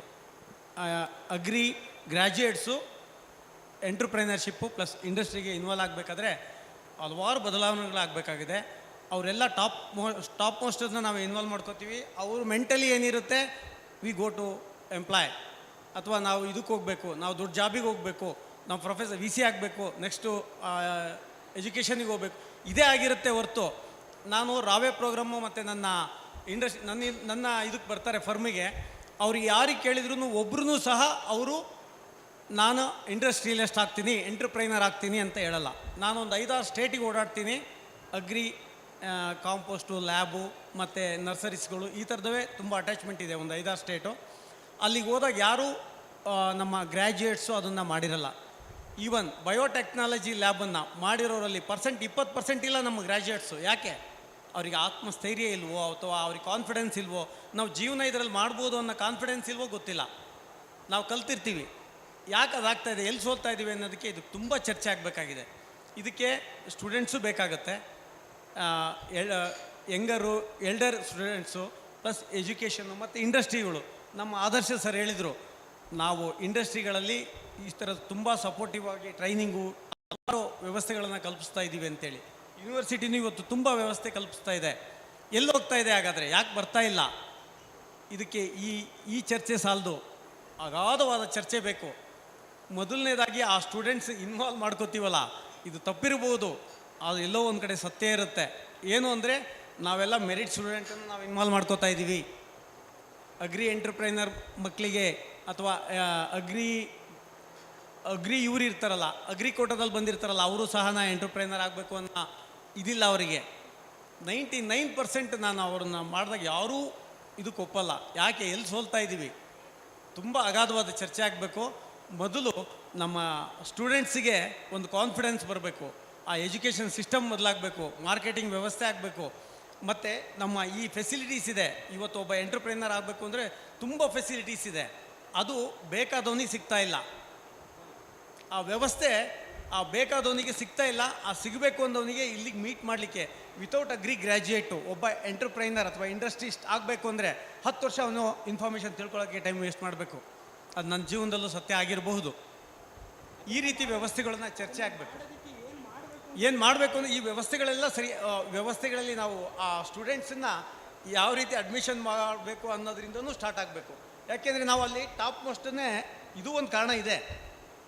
ಯಾಕೆಂದರೆ ಅವರು ಟಾಪ್ ಮೋಸ್ಟ್ ಮಾಡಿದಾಗ ಅವರು ರಿಸ್ಕಿ ತೊಗೊಳಕ್ಕಾಗಲ್ಲ. ಇದು ಇಂಡಸ್ಟ್ರಿ ಎಂಟ್ರಪ್ರೈನರ್ ರಿಸ್ಕಿ ಜಾಬನ್ನು if you don't mind students 50% ನೀವು ಯಾರು ಟಾಪ್ ಮೋಸ್ಟು ನೀವು ತಿಂಕೆ ಮಾಡಲ್ಲ, ರಿಸ್ಕ್ ಯಾಕೆ ಬೇಕು ನಮಗೆ ಅಂತೀರಿ. ಅಲ್ಲಿ ಫೇಲ್ ಆಗ್ತಾ ಇರಬಹುದು. ಒಂದು ಕಾರಣ ಇರ್ಬೋದು. ಈ ಥರದ ಹಲವಾರು ಇದ್ದಾವೆ. ಈ ಥರದವನ್ನ ಇನ್ನು ನಂತರದಲ್ಲಿ ಸ್ವಲ್ಪ ಸಮಯ ಸಿಕ್ಕರೆ ನಾನು ಮಾತಾಡ್ತೇನೆ. Okay, thanks sir. Thank you Raghu. ನಿಮ್ಮ ವಿದ್ಯಾರ್ಥಿಗಳಿಗೆ ಆತ್ಮಸ್ಥೈರ್ಯ ಮತ್ತು ಕಾನ್ಫಿಡೆನ್ಸು ಇದೆಲ್ಲ ಇರಬೇಕು ಅಂತೇಳಿ ನಿಮಗೆ ನಮ್ಮ ವಿಶ್ವವಿದ್ಯಾಲಯದ ವಂದನೆಗಳು. ನಾವು I request the doctor MS Nagaraj, division head. Thank you, Chairman. First, I should say the congratulations to all the students, because I see about 300 faces here, and at the same time there are about 30 industrialists, representatives as managers, or some of them are owners themselves. So that way you are very lucky to have one-to-one face interactions, and I take this opportunity to congratulate the IDP for creating some space for this kind of HRD component for the student community, because at the university level, as such, there is no separate provision to have HRD component exclusive for the students.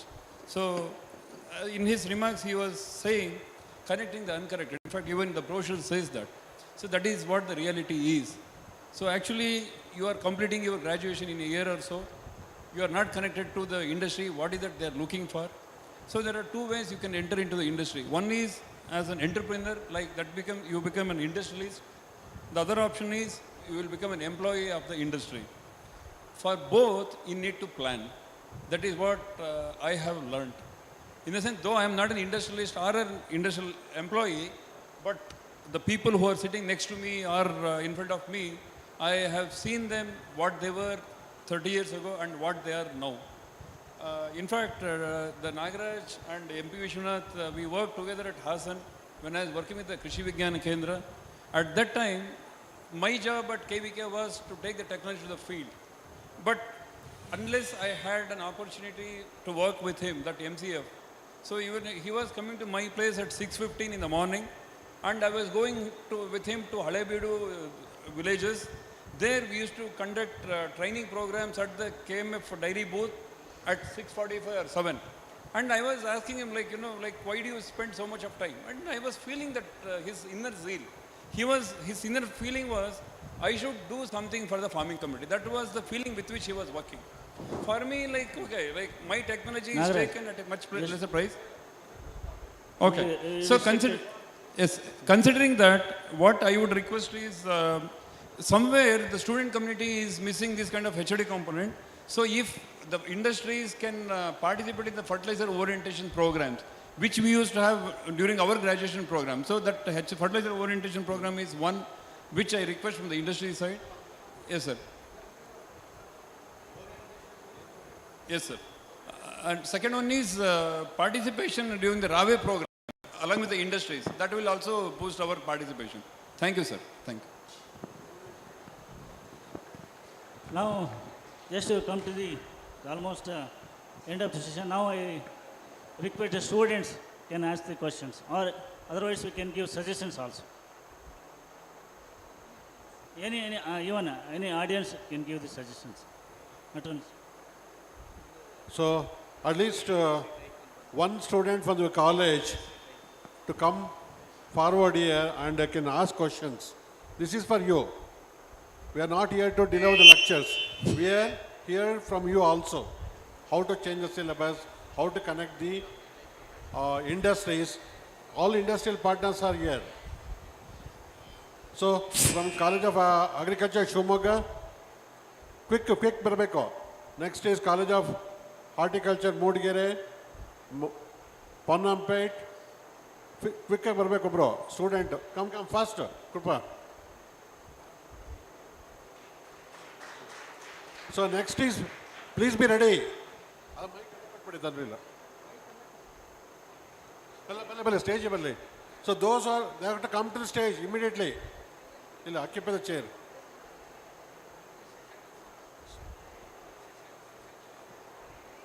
So don't go away. A very good morning to all the dignitaries present here on the stage.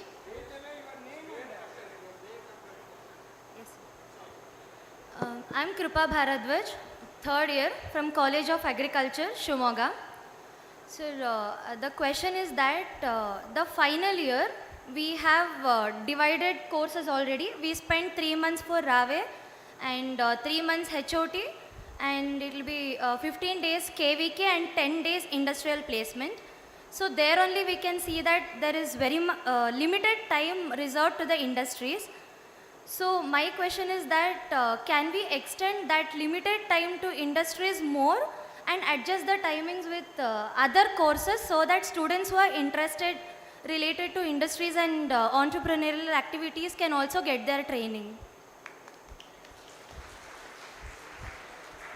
That's an excellent suggestion.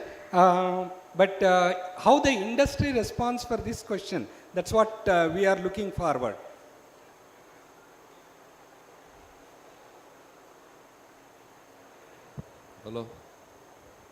Hello. As you told, I think you need some more time on industry, so that so again it leads to think that she wanted leaning towards industrialist, maybe, and other people, other students, they may think they want some more time in educational things, RAWE things. So it is the exposure. Just they wanted to taste you the things. Next stage is that if you want more and more exposure, you can go for next higher time. Maybe you need some more interest on the industry means you can think of distinguishing the people distribution Yeah. students. That is there in towards- the academia now.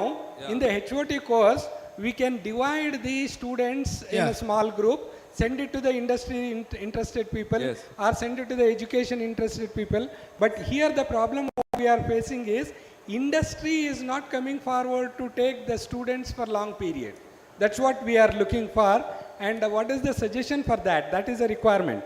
We are taking the students from Dharwad and all as a some training session, some projects, but where internship. The thing is that their interest is to be, they should have some more interest and they should be involved in our things. But sometimes they will just making for the namesake and all. At that time we will change our mind thing. So Okay, here the university has to. Okay, thank you. Doctor. Next anybody? Yeah. Thank you, sir. Dr. Shashi, Yeah, tell me. one more suggestion. See, RAWE, it is general for all the students. A student who is not interested in RAWE, instead of that, if he is interested in doing startup or the industry like, so you can differentiate between these two segments. Gives special course for RAWE, it's okay. For industry students, for 6 months or 3 months, whatever you plan for. That's a good suggestion, but how to make it? That's an action Exposure, plan. and you have to involve the industry. We have to be involved. In fact, the industry has to be involved. Any other students? Yeah, please. ಎಲ್ಲರಿಗೂ ಶರಣು ಶರಣಾರ್ಥಿ. ನಾನು ಪ್ರಣಾಮ್ ಅಂತ ತೋಟಗಾರಿಕಾ ಮಹಾವಿದ್ಯಾಲಯ ಹಿರಿಯೂರು ಕಾಲೇಜಿಂದ ಬಂದಿದ್ದೀನಿ. Sir, ಇದು ಕ್ಯಾಂಪಸ್ ರಿಕ್ರೂಟ್ಮೆಂಟ್ ಎಲ್ಲ ಇಂಜಿನಿಯರಿಂಗ್ ಕಾಲೇಜಲ್ಲೆಲ್ಲ ಮಾಡ್ತಾರೆ. ನಮ್ದ್ರಲ್ಲಿ ಸ್ವಲ್ಪ ಅದನ್ನು ಇಂಪ್ಲಿಮೆಂಟ್ ಮಾಡಿದ್ರೆ ಒಳ್ಳೇದಾಗುತ್ತೆ ಅಂತ. ಅಂದರೆ we are not interested for the recruitment of the job. We are interested in the making you as an entrepreneur. Yes sir. Sir ಅವ್ರು ಹೇಳಿ, If you have an interest, we will make an entrepreneur. First you join for any companies. Yes sir. So because we have all the industry partners here, so you can one-to-one you can ask. GMR Biotech Raghu is there, Nagaraj is there. There are many industrial persons are here.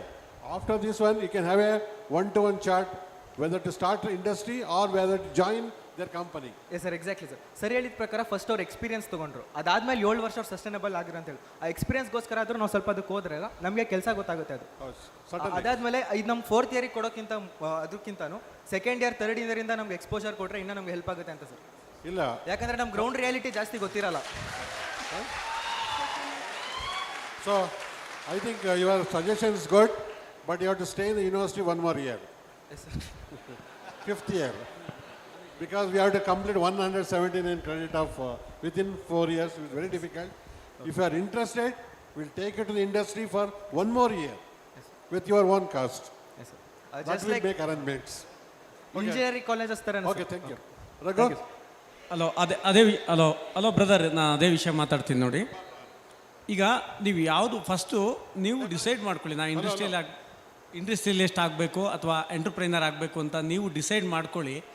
ಆವಾಗ ಯಾವುದೇ ಕಂಪ್ನಿಯವರು ನೀವು ಕೇಳಿದ್ದು ಇದನ್ನು ಕೊಡದೇ ಇರ್ಬೋದು, grade ಕೆಲಸ ಕೊಡದೇ ಇರ್ಬೋದು, ಅದಕ್ಕಿಂತ ಕೆಳಗಡೆ ಕೊಟ್ಟರು ನೀವು ಸೇರ್ಕೋಬೇಕು. ನಿಮಗೆ ಆ ಸ್ಥೈರ್ಯ ಇರಬೇಕು, ಆ ಕಾನ್ಫಿಡೆನ್ಸ್ ಇಟ್ಕೊಂಡು ನೀವು ಅಲ್ಲಿ ಇನ್ವಾಲ್ವ್ ಆಗಿ ಕೆಲಸ ಮಾಡ್ತಾ ಅದು ಎಕ್ಸ್ಪೀರಿಯನ್ಸ್ ತೊಗೊಂಡು ನಂತರ ದುಡ್ಡೇ ಬೇಕು ಅಂತ ಇಲ್ಲ ಇಂಡಸ್ಟ್ರಿಯಲಿಸ್ಟ್ ಆಗಲಿಕ್ಕೆ. ಯಾರು ದೊಡ್ಡ ಇಂಡಸ್ಟ್ರಿಯಲಿಸ್ಟು ದುಡ್ಡು ಇಟ್ಕೊಂಡು ಆದವರಲ್ಲ.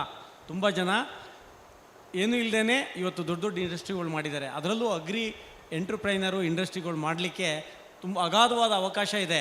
ನೀವು ಎಂಟ್ರಿ ಆಗೋದು ಮುಖ್ಯ ಅಷ್ಟೇ. ಎಂಟ್ರಿ ಹೇಗೆ ಆಗಬೇಕು ಅಂತೇಳಿ ನಿಮ್ಮ ಆ ಇನ್ವಾಲ್ವ್ಮೆಂಟೇ ಮುಖ್ಯ. ನೀವು ಅದನ್ನು ಬಿಟ್ಬಿಟ್ಟು ಬೇರೆ ಏನೇನೋ ಥಿಂಕ್ ಮಾಡೋದಲ್ಲ. ಇಲ್ಲಿ ನೀವು ನಿಮ್ಮನ್ನು ಆ ಲೈಫ್ ಇದಿರುತ್ತಲ್ಲ ಅದನ್ನು ಅಲ್ಲಿ ಕಳ್ಕೊಳ್ಳೋಕೆ ರೆಡಿ ಇರಬೇಕು. ಅದಿದ್ದಾಗ ಆಟೋಮೆಟಿಕಲಿ ನೋಡ್ರಿ, ಶ್ರಮ ಪಟ್ಟವ್ರಿಗೆ ಯಾವತ್ತೂ ಸಿಗಲ್ಲ, ಯಾವತ್ತೂ ಸಿಗದೇ ಇರಲ್ಲ. ಸಿಗುತ್ತೆ ಅವಕಾಶ. ಈವನ್ ನನ್ನ ಹತ್ರ ನೀವು ಯಾರೇ ಒಂದು 10-20 ಜನ ಬನ್ನಿ, ಅದರಲ್ಲಿ 50% ನಾನು ಇಂಡಸ್ಟ್ರಿಯಲಿಸ್ಟ್ ಮಾಡ್ತೀನಿ. ನಾನೊಬ್ಬ ಸಣ್ಣವನಿರ್ಬೋದು, 25-30 ವರ್ಷ ನಾನು ನಮ್ಮ ಯೂನಿವರ್ಸಿಟಿ ಮತ್ತು KVK ಡಿಪಾರ್ಟ್ಮೆಂಟ್ ಅವರಿಂದ ನಾನು ಗ್ರೋತ್ ಆಗಿರೋನು ಇವತ್ತು ಇಂಡಸ್ಟ್ರಿ ಲೆವೆಲ್ಗೆ. ನಾನು ಸದ್ಯದಲ್ಲೇ ದೊಡ್ಡ ಇಂಡಸ್ಟ್ರಿ ಮಾಡಬೇಕು ಅಂತಲೂ ಅಂದ್ಕೊಂಡಿದ್ದೀನಿ. ನೀವು ಬನ್ನಿ 20 ಜನ, ಅದರಲ್ಲಿ 10 ಜನ ನಾನು ಇಂಡಸ್ಟ್ರಿಯಲಿಸ್ಟ್ ಮಾಡಿಸ್ತೀನಿ. ನನಗೆ ಈ ದಿಕ್ಕಲ್ಲಿ ನಾನು ಒಂದು ಟ್ರೈನಿಂಗನ್ನು ಸದ್ಯದಲ್ಲೇ ಓಪನ್ ಮಾಡಬೇಕು ಅಂದ್ಕೊಂಡಿದ್ದೀನಿ. ಅದಕ್ಕೇನಾದರೂ ಯೂನಿವರ್ಸಿಟಿಯವರು ಅಥವಾ ಬೇರೆಯವರು MOU ಮಾಡಿಕೊಂಡು ನನಗೆ ಫೈನಾನ್ಷಿಯಲ್ ಸಪೋರ್ಟ್ಸು ಅಥವಾ ಬೇರೆ ಏನಾದರೂ ಮಾಡಿದ್ರೆ ನಾನು ಒಂದು ಟ್ರೈನಿಂಗ್ ಇನ್ಸ್ಟಿಟ್ಯೂಟೇ ಮಾಡಬೇಕು ಅಂದ್ಕೊಂಡಿದ್ದೀನಿ. ತುಂಬ ವರ್ಷದ ಆಸೆ ನನಗಿದು. ಆ ದಿಕ್ಕಲ್ಲಿ ಏನಾದರೂ ಇದೆ ನನಗೆ ಸ್ವಲ್ಪ ಸಪೋರ್ಟ್ ಮಾಡಿ. ಈ ದಿಕ್ಕಲ್ಲಿ ಯಾವುದೇ ಸ್ಟೂಡೆಂಟ್ಸ್ ಬರಲಿ, ಯೂನಿವರ್ಸಿಟಿಗೆ ನಾನು ಭರವಸೆ ಕೊಡ್ತೀನಿ. ನಾನು ಇನ್ಸ್ಟಿಟ್ಯೂಟ್ ಓಪನ್ ಮಾಡಿದ್ರೆ ನನ್ನ ಹತ್ರ 20 ಜನ ಬಂದರೆ 50% ಜನ ನಾನು ಇಂಡಸ್ಟ್ರಿಯಲಿಸ್ಟ್ ಮಾಡೇ ಮಾಡ್ತೀನಿ. ಆ ಕಾನ್ಫಿಡೆನ್ಸ್ ನನಗಿದೆ. ಅಂಥ ಮಕ್ಕಳು ಬರಬೇಕಷ್ಟೇ, ಆ ಕಾನ್ಫಿಡೆನ್ಸಿಗೆ. Thank you so much, sir. It was an enlightening session. So, this motto of this academia and industry conclave is not to have the job seekers. We want to create a job, providers. So, in that mode, I would like to request our Honorable Vice Chancellor to honor our guests. So, I request Dr. R.T.S., Joint General Manager, Agri Services and Research and Development, Zuari Farm Hub, Bangalore.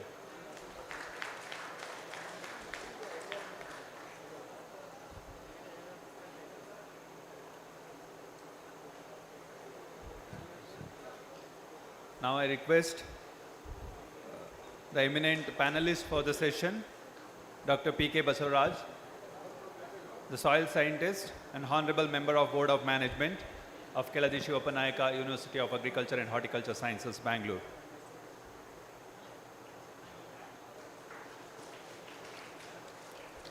So I request MP Nagaraja, the Managing Director of Exceeds Private Limited, Hubli.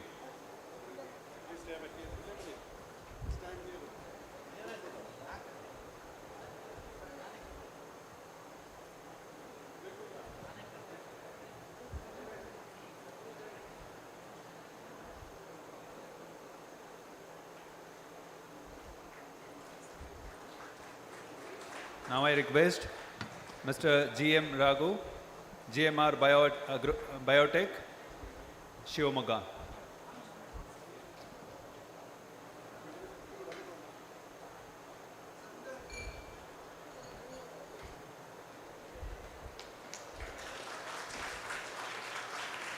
I request N.S. Vishwanath, Nano Organics, Shivamogga.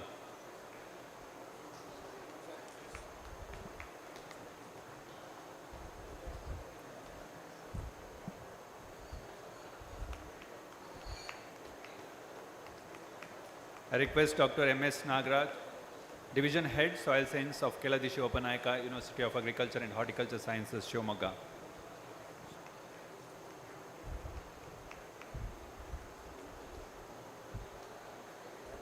I request the Chairman of the session, Dr. Gurumurthy, respected Director of Extension of Keladishi Opanayaka University of Agriculture and Horticulture Sciences.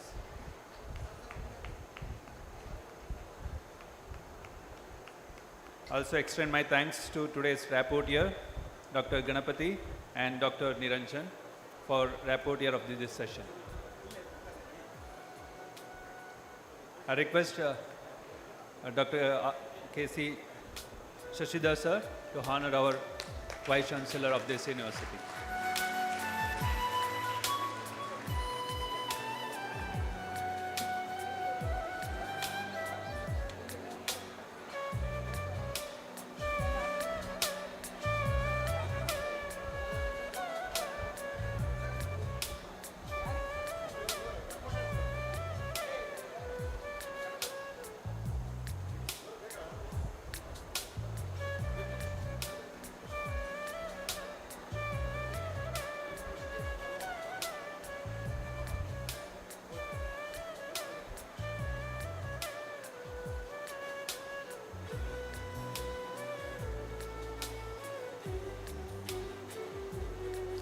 So now I request the second session on strengthening the linkage between the seed industry and academia for sustainable agriculture development.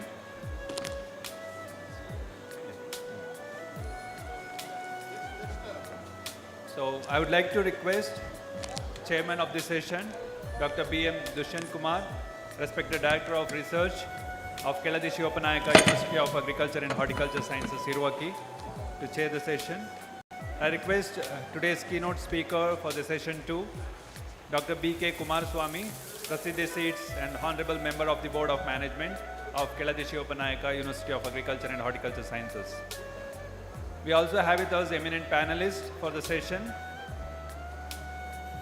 Mr. H.N. Devakumar, Managing Director of Unisem Agritech Private Limited, Bangalore.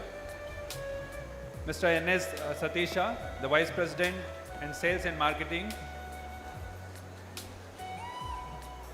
Mr. Kumaswamy Devaramani, the proprietor of Devara Seeds, Aranebennaru, Haveri. Dr. Nishant G.K., the scientist, Research and Development, Kisan Craft Limited, Bangalore. Mr. M.B. Patil, the proprietor, Krushi Seeds, Koppala. Mr. Jayaprakash T.R., the director, Lakshmi Inputs, Mariappanapalya, Bangalore. Dr. Lakshmana D., Division Head, Genetics and Plant Breeding, Kiladi Shivapanayaka, University of Agriculture and Horticulture Sciences. I also request Dr. Siddharuda Singadi and Dr. Pradeep Gopakalli, Assistant Professor of this university, will serve as a rapporteur of this session.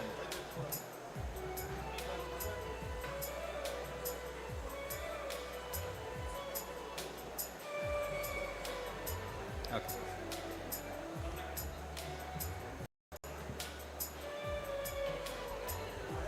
So before you, I would like to highlight few important facts of the fertilizer industry, seed industries. The global seed market in 2022 was estimated to be around $20 billion, whereas in Indian market is just a $10 billion industry. By 2026, it is expected to reach $100 billion industry. India is the world's fourth largest seed market after China, United States, and Brazil.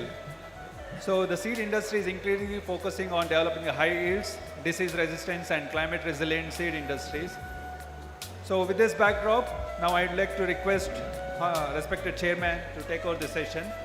Before that, I would like to introduce today's keynote speaker, Dr. B.K. Kumarswamy, Managing Partner of Prasiddhi Seeds, founded the company in 2007 with a mission to develop farmer-centric vegetable seeds through the contract farming in northern Karnataka. Under his leadership, Prasiddhi Seeds has become the major exporter of F1 hybrid vegetable seeds to the African and South American countries and contributing to the India's foreign exchange earnings. Dr. Kumaraswamy's commitment to the research and development is evident in his collaboration with a number of international organizations. He also significantly improved the farmers' income status and expanded the agriculture market. His contribution extended the government roles, such as serving with the monitoring cell in Karnataka. He is also an accomplished athlete representing India in international athlete meets. To his credit, he has a number of scientific publications and awards. So now I request the chair to take over the session.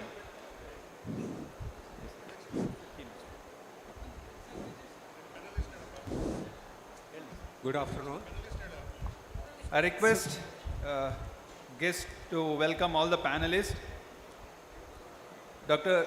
H.N. Devakumar, Mr. N.S. Satisha, Vice President and Sales and Marketing, Dr. Kumaswamy Devaramani,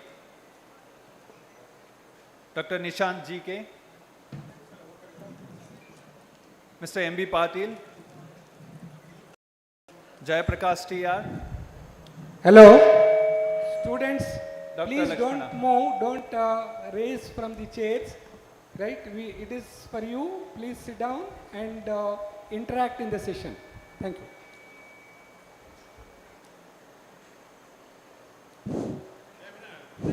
Good afternoon.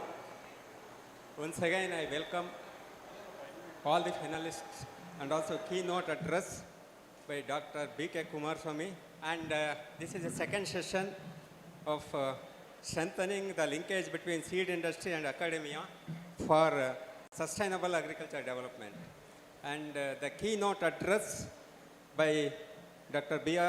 B.K. Kumarswamy and followed by the panel discussion by Dev Kumar, Satish, Nishant G.K. and Kumarswamy and M.B. Patil and also Lakshman. So because there are 6 sessions, you have to restrict for 1 hour, only 60 minutes. So only 20-25 minutes for presentation, followed by 20-25 minutes for discussion, finally remarks. So in this, I invite our honorable board member of our KSNUAHS Dr. B.K. Kumaraswamy for presentation directly. Sir.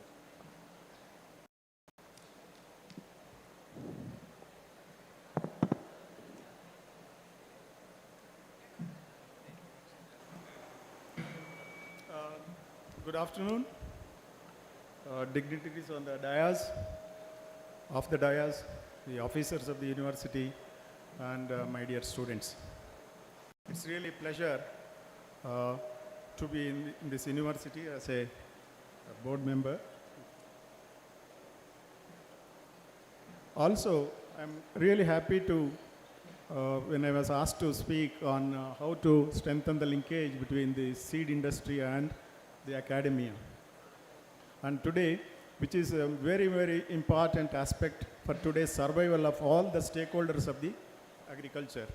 See, the main stakeholders of agriculture for the sustainable development is academia, which is the universities right from the basic schooling, and then the development departments from the government, like seed industry or fertilizer industry or pesticides or agri equipment. These are all the different industries which are supporting the sustainable agriculture. And also the developmental departments which are coordinating with the university's outcome or the innovations.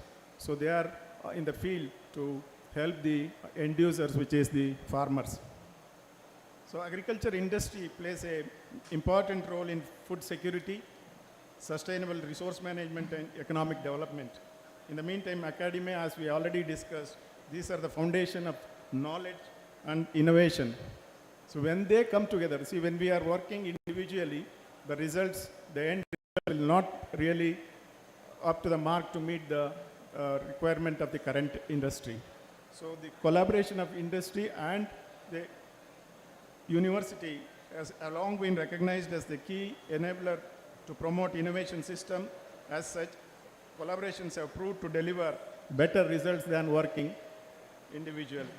So the university seeks industry association for their R&D requirement. Basically, nowadays we can see a lot of big industries of the corporates or the multinational companies, they have tie-up. You have seen some tie-ups with the elite institutions.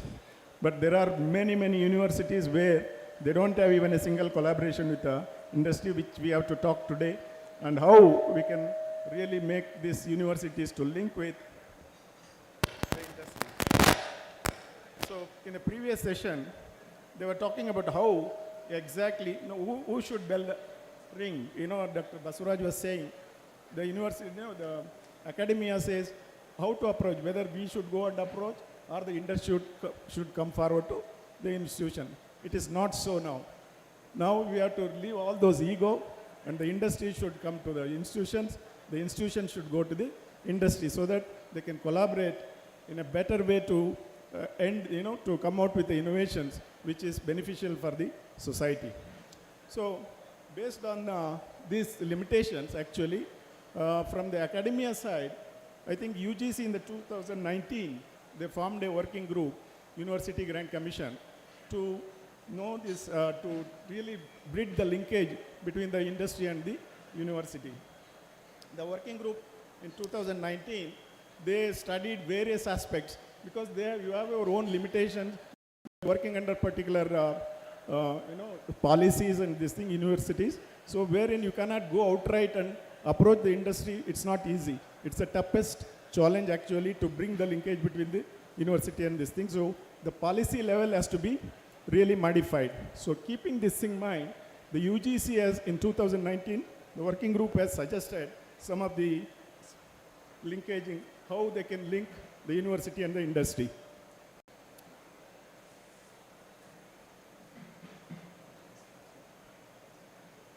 See, there are some recommendations done by the working group of the UGC by introducing the multi-layered policy intervention to facilitate university and industry linkage, by establishing a TIEC, Technology Innovation and Entrepreneurship Cell, to facilitate university and industry interactions in research, teaching, and intellectual property rights, technology transfer on both the sides. The technology transfer, the technology developed at the academy should be transferred to the industry and vice versa. There are many industries which are coming out with a lot of technologies, that could be brought to the institution for the benefit of the students. And the second suggestion what they made was entrepreneurial ecosystem. I think our Vice Chancellor already mentioned that establishing the incubation centers and sub-incubation center along with a dedicated entrepreneur cell at the university campuses. And the third suggestion what they made, industrial orientation of university programs and curricula. So this in the previous session also we were discussing, which is very, very important. No doubt the curriculum all these years were developed based on certain principles, but now the scenario has changed. What the market needs, what the farmers needs. So based on that, the curriculum has to be drawn. How it could be drawn? Unless we interact with the industry people who are very much on the ground, they know better what exactly is happening, what the farming community needs at present. Those things should be involved in developing the curriculum, wherein you can invite the industry experts and take their suggestion and building up the curriculum. Next. Also, and the most important thing is how to connect, as in previous session we were discussed, how exactly we have to connect between the industry and the institution.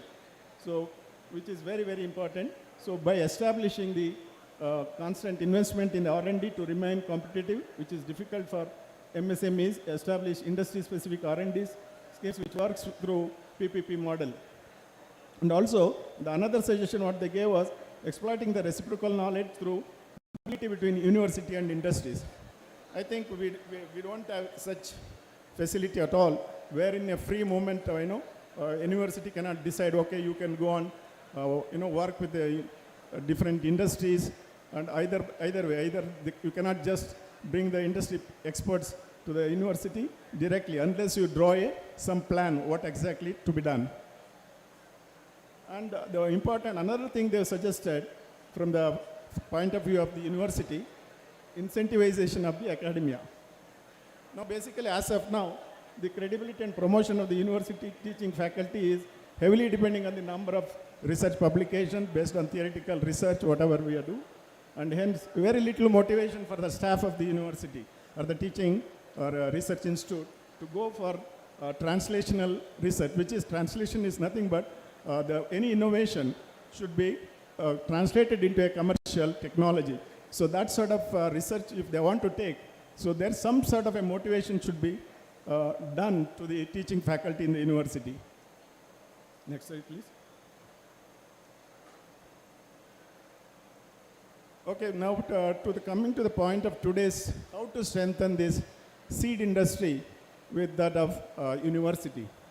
We all know seed industries play a vital role in production of food for the country, and we know all those good seed gives good production. Why this point is said, see, the good seed could be produced, even the public institutes produce a lot of good seeds, good varieties, as VC was saying, that so many varieties has been released, and how many have been commercialized, that is important. So that way, we need to develop the good seed in combination with academia and industry instruction, so that a better variety is released to the farming community. And it contributes to the sustainable agriculture. And also, of course, we have realized now, both the industry and the academia recognizes the importance of seeds, technical knowledge, and the market linkage. Next slide, please. Okay, this previous. Yeah, no. Next one. Next one. Yeah. What is the necessity? Of course, very much what is the necessity of university and seed industry collaboration? So we have talked about now the fertilizer industry. In the previous session, Dr. Adarsh said why exactly the interaction is required between the university and the fertilizer industry. Like that, now, if you don't collaborate with the industry, if the academy doesn't collaborate with the industry, then we cannot really maintain the seed science at the highest level and to advance to the further to meet the challenge of the agriculture. And also to test our theories developed at the university and verify their applicability. And the academic scientists have limited insight into current trends in seed industry as the market networks are limited. industries have closed activities to maintain their market share, keep scientists unaware of the current market situation, and this is a very important barrier that has to be eliminated. Because we know, of course, the industry also have a lot of, they put in a lot of money on R&D facilities, but they will have their own interest to be competitive in the market. So that they will not be sharing the data, openly. So that, that is how the main lacuna for the academic scientists is they will not be aware of what exactly the current situation in the market. So this barrier has to be broken. So how to break this is, again, we have to interact with the industry and academia very closely. So in general, let me just talk about a general seed industry scenario in India. India currently occupies about 6th position in the world with nearly 9,000 crore turnover. In the past 5 years, Indian industry has been growing at a cumulative annual growth rate of 12% compared to the global growth rate of 6 to 7%. That shows what is the scope still we have to, in the seed industry, so that, still we can further improve on the seed production and other issues. Also, India's well-developed seed industry, varied with agroclimatic conditions, seed production expertise, seed quality management systems, and necessary infrastructure. And also, most of the hybrid seed production are located in southern states of Andhra Pradesh, Telangana, Tamil Nadu, Karnataka, Maharashtra, and Gujarat. And this is where I think, we have this advantage. Our university is having a lot of advantage because most of the corporate companies or family-owned companies, multinational companies, their R&D facilities are mainly in Karnataka. So this is where our university has to really think how to get them connected with these companies, because they are also involved in research and development, marketing. They have their own marketing strategies, marketing team, production team. They're also producing in different parts of our own state, wherein our university, because I think we have some huge lands of our own university, wherein we can involve our seed companies to produce, where at that time you can also involve the students to, they also get exposure, how to produce seed, how to, the practical experience they can get by involving these seed companies. Next slide, please. So over 90 million hectares under food crops and a mere 10 to 12% areas under quality certified seeds. So that shows still we are about 10 to 15%. The remaining 85% is still being done by the farm saved seeds. So that shows we have still tremendous scope to work on the seed industry. What are the main milestones in development of seed sector by both public and the private? So the first National Seed Corporation, in realizing the importance of seed, Government of India has established the National Seed Corporation in the year 1963, and subsequently the private players also came into. I think one of the earliest seed company, private industry, was Mahiko in the year 1964. And the various national seed projects, I think you may be knowing in the university, that was launched in 3 phases from 1975 to 93. And what is the private and public sector share and the key seed players? In the public sector, there are 13 seed corporations, 20 state seed certification agencies, and 96 state seed testing laboratories in addition to NSC India. Next.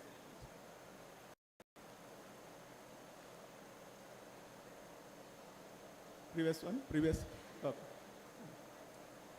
No, the next one. Okay. No, the previous. Next one.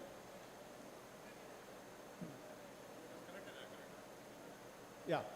So the seed industry also is having a lot of constraints, like the short life of the seed, because the certified seeds are only good for one season and must be revalidated before being used in the following season.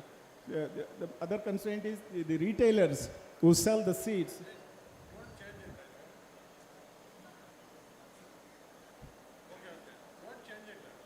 Do not have necessary arrangement to store the seeds for the entire year, and unpredictability of the demand. because due to unpredictability of nature, changes in commodity prices and other factors, it is extremely difficult for dealers or the private or cooperative to accurately predict what is the demand of certified seeds, and lack of effective monitoring mechanism. At the point of sale, there is no effective monitoring system in place to control the seed quality. Once the product is sold, the seed producing and the marketing agency doesn't have any control over the production. Next slide, please.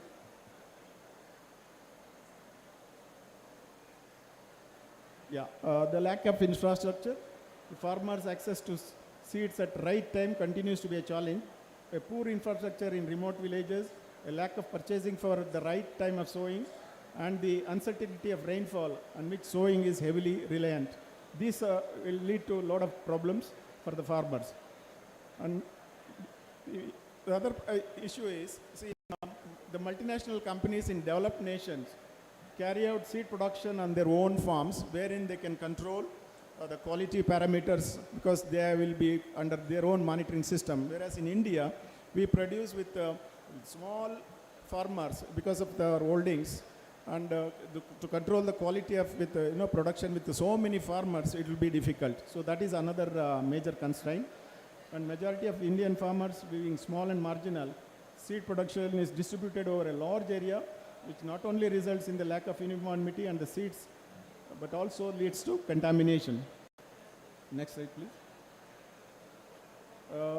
Seed companies see weak R&D because see, there are so many companies, the big companies we are talking about, they have a well set up R&D system with the latest technology, including molecular biology, all the facilities have. But mostly, this hardly about 30% of the seed companies will have good R&D.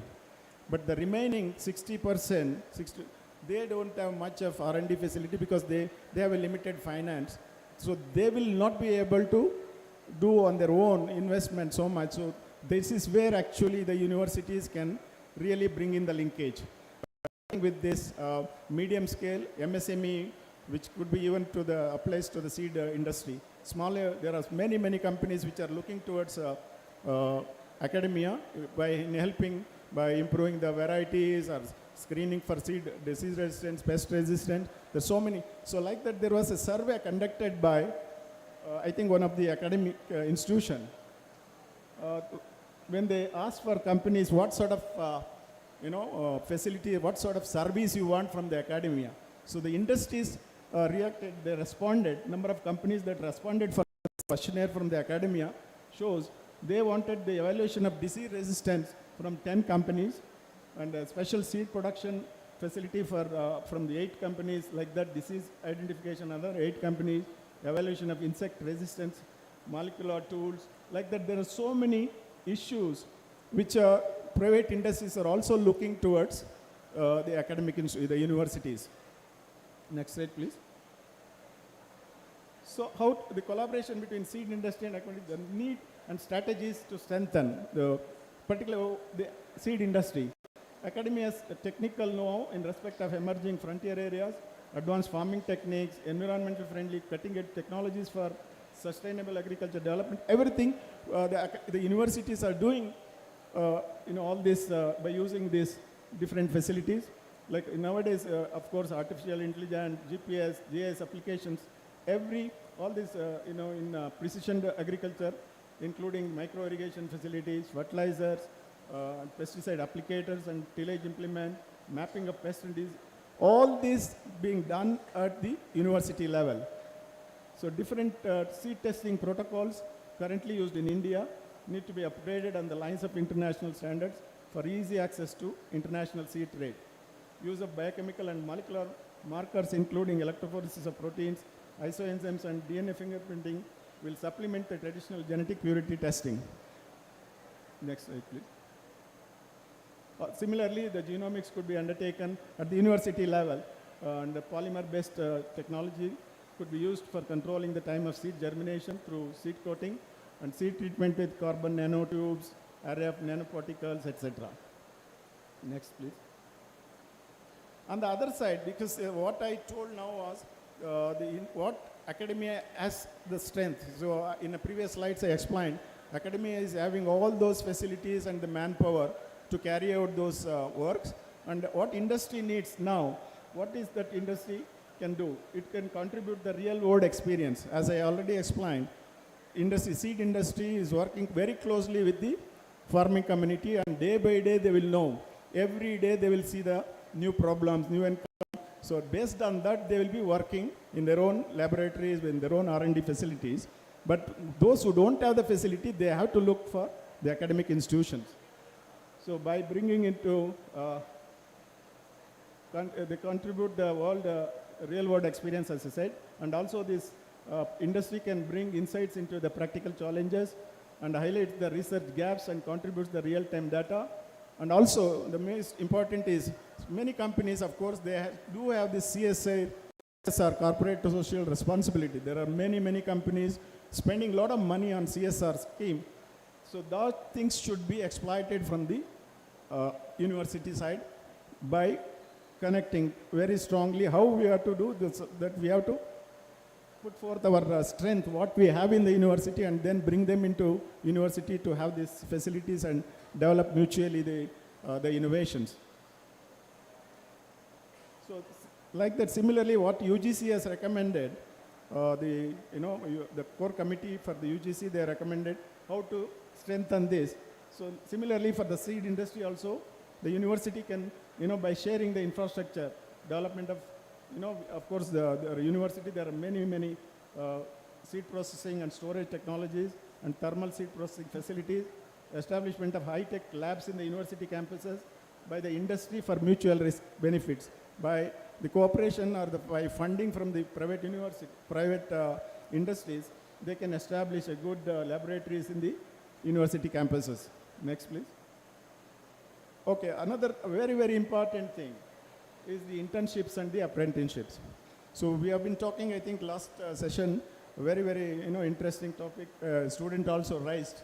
Can we have campus recruitment? Dr. Jagdish, Vice Chancellor, has said. But his question was, what I understood was, his question was a relevant question.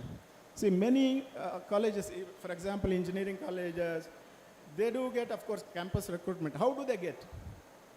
Because not every company will go to every colleges, every institutions. They go to reputed institution. What is reputation?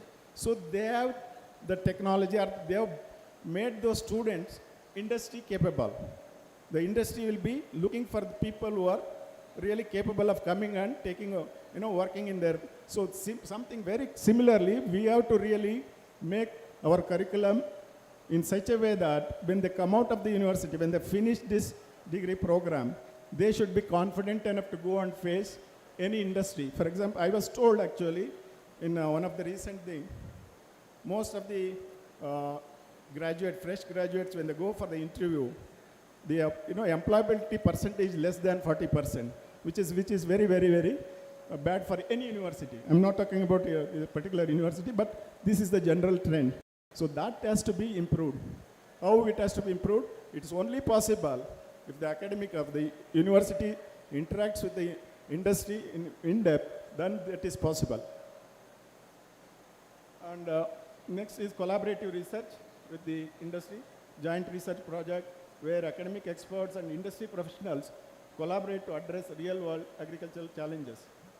Then, of course, we discussed about curriculum modification, wherein we have to include really, when you are modifying the curriculum, the industry expertise, industry expert people should be involved very much in the university. And by guest lectures, by industry experts, repeated guest lectures, wherein you can bring in different, there are so many seed companies with different objectives. They will be working on different crops, different, discipline. So those people should be involved in the university so that they will get a better exposure. Next, please. And technology transfer for commercialization research outcome from both the university and industry. As I already told you, so university develops a lot of innovations and research, but many are redundant because they are not coming to the market at all because of our own, I don't know, I can use that egoism in the university or even in the agriculture industry also. So that we have to leave that ego and then, stretch our hand towards industry, and the industry also should reciprocate then only this is possible. Then by advisory boards can be established, and the incubation center, of course, already discussed. Any incubation centers are already being set up. And then the digital platform of the data sharing. See, there is so much of data being developed at the university, voluminous data. But that data is not completely available in a public domain. Or even in the industry also generate a lot of data, but that is, they keep it close because it's a business. So those data also, if it is available in a common platform, then there will be a definite synergy between the institution or the university and the seed industry. Next, please. Okay, in addition to that, I personally feel how Dr. Basavaraj was asking, who should go, who should ring the bell? How to, we have this barrier, because we have our own setup, because these things cannot be done by just legislation alone. The government cannot just say, okay, you go and, they cannot dictate private companies to go and, okay, you invest some money in the university. It's not that easy. So those challenges has to be addressed in a very, very diplomatic manner. What I personally feel, see, at the personal level, I know there are many, many big scientists who are working for the last 30 years, 40 years. But I also, at the same contemporary, for example, a professor is working at Iruvaki, and his own friend, now it could be there are many examples. There are good CEOs, the owners of different companies, wherein, how the professor can really talk because of their personal relationship. Thereby, you can bring in that industry by getting some sorts of internship or some funding. So this personal way of approaching is also very important. At the university level, what I would say with respect to seed industry, because in seed industry we have different seed association, among that NSA, National Seed Association of India, which is a very big body governing all the seed companies in India. Either a small company or a family-owned company, corporate companies, or even multinational companies. Everybody is a member of NSAI. So university, I think the Vice Chancellor can make a note. This one, if you are continuously in touch with the NSAI, they in turn can coordinate with the different seed companies region-wise, wherein our own university can really coordinate with which all the seed companies, we can invite them and take their suggestion how to go forward. Also government now, what I just saw, government policy should also improve to improve this relationship. See, the investment of R&D by government based on the percentage against the GDP, the gross domestic product, India is investing about 0.7% of the GDP on research and development. Whereas if you look at US, which is investing about 2.8% on R&D against their GDP, and China followed by 2.1%. And look at Israel. We always talk about Israel, how advanced this country, though it's a small country in the desert, why it could be so advanced in agriculture field, because their investment is also very high to the extent of 4.3%, and Republic of Korea, you can see 4.6% of the GDP they are investing on R&D. And that investment, you can see how it is replicated. The number of researchers per lakh population, depending on the investment, you can see. In India, you can see the researchers, basically after the graduation and post-graduation, the people who go to research field is only 25 people out of 1 lakh people. Whereas you can see in the US, it's about 411, China 130. Look at Israel again. For every 1 lakh people, there are 834 scientists. So that way, the government also can really look into by bringing in more investment on R&D. And also rewarding the incentives to the teaching or the research faculty. In addition to that, my personal feeling, the last point, what I saw, see, we all came from a University of Agricultural Sciences, Bangalore. When we did, it was only one university, wherein all the sectors of all the stakeholding departments like agriculture, horticulture, forestry, sericulture, veterinary sciences, everything was taught under one university.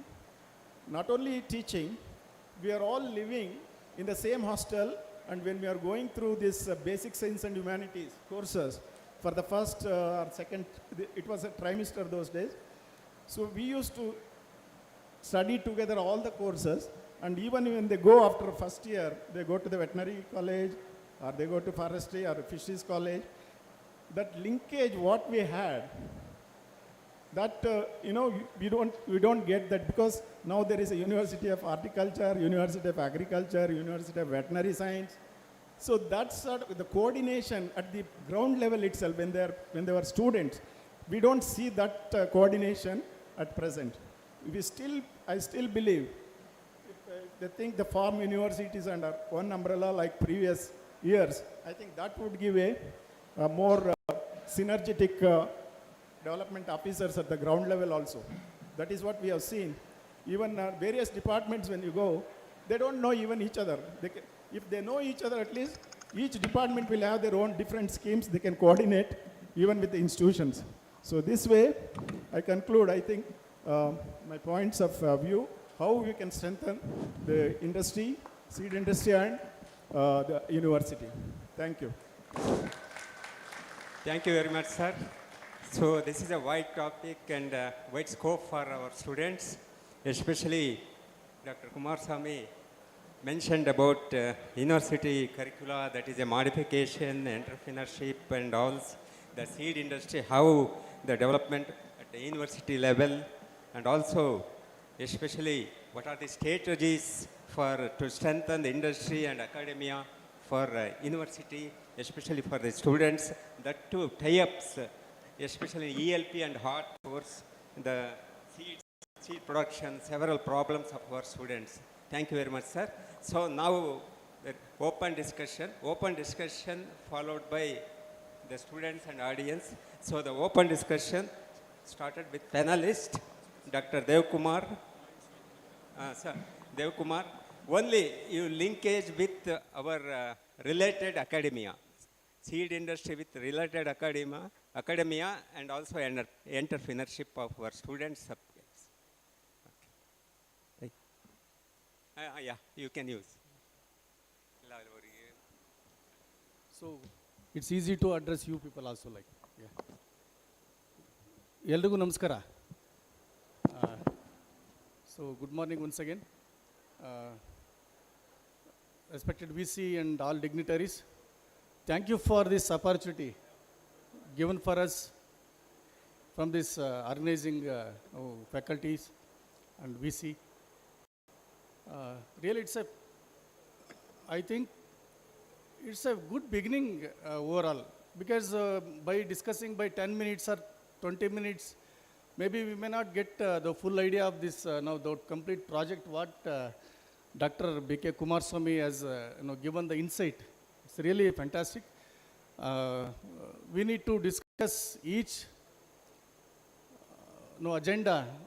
So one means periodically, so that we can get into the connected with the university in future also, like. So friends, this is Dev Kumar, Unisem Agritech Private Limited. This is just to motivate you for a word. It's a 14 years old company. We are working pan-India, almost 15 states. And one good thing is we are 4 classmates together in this company, so directors. So we studied together and we worked in different companies, and we joined after so many years. In your cases, it would not be, because earlier the situation was different, exposure level was different, but nowadays you get all the exposure levels and know like that opportunities you have got through this PPP. And also one of our classmates, Dr. Sarla, she looks after the R&D, she is leading the R&D. So we have a breeders team, and including us, we have almost 50 plus agri graduates in our company across India. So why I am telling you this? As earlier someone was mentioning that we should be we should not be a job seekers, we should be a job providers. So in this contest, I have just opened up this subject to you. So one thing I noticed is it's a very good beginning from the university point of view, and also for the students and for the industry. To start with, from our company, we already started giving some, the provision for the students to come to our R&D and also for the facilities to get trained. One thing, maybe in the facilities, we may not give you whole month because the prescribed work is there and all the departments are get engaged. They may not give much space or much time for you people to give to the studies or for your trainings. Still, we have given for Mudgere people, horticulture, maybe some 2-3 batches had come. Some even from PhD students, they were there for 20 days. So what I think is, first you have to make up your mind whether you need to become an accommodation or to become an industrialist or some entrepreneur. So that mind you should have, because from year after, many people are graduating and coming outside. Like every year we are more people coming out.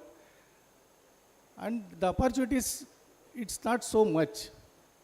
We need to create ourselves. We need to create our own entrepreneurship, thinking that we should be an entrepreneur, we should have our own identity in the industry, means in the society, and to help the farmers final, and to give our valuable time and our energy to the seed industry and also to the farmer community.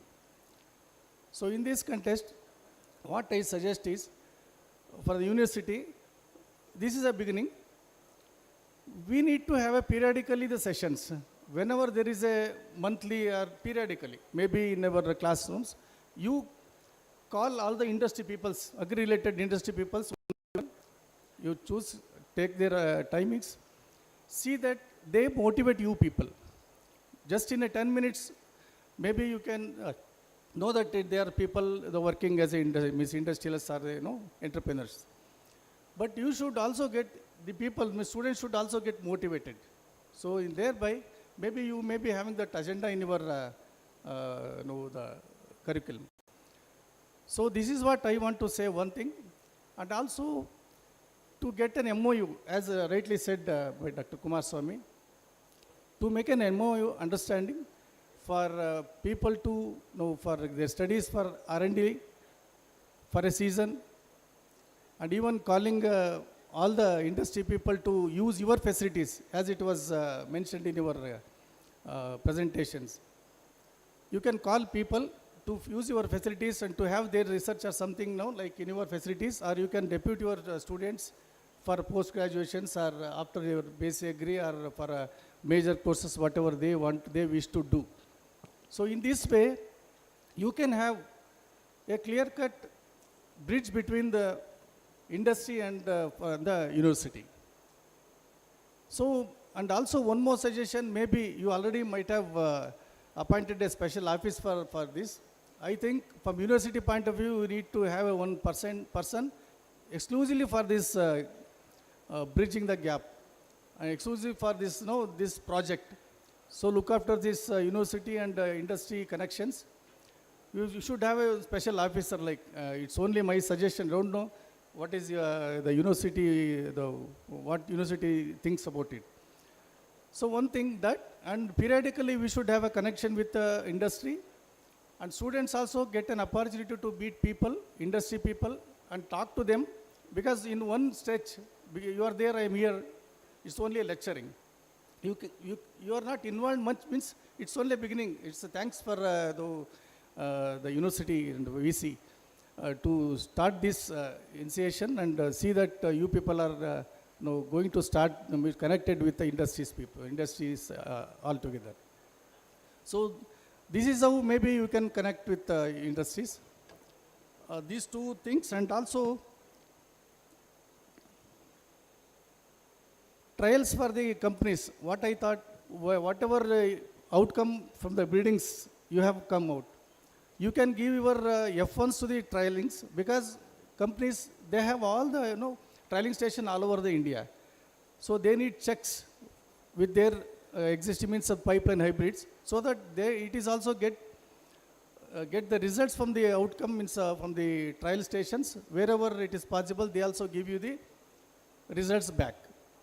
You can also depute your people wherever it is done. So the concerned breeder or concerned students can visit the trial facilities and get back the results also. Like, so thereby they will definitely get the connections. Also can have a co-marketing type of this thing. Yesterday VC was, he is very, really, yesterday for a while we met. Always he speaks about the, the industry involvement and the concern, so much of concern. So maybe this may help you to have a co-marketing. Maybe you must have already started. So that slowly you can also market whatever it is. Like that connections will come through the experience, also the practical.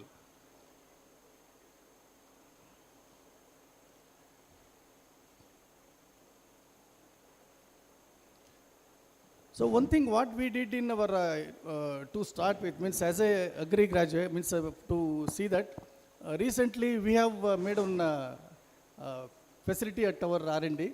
We need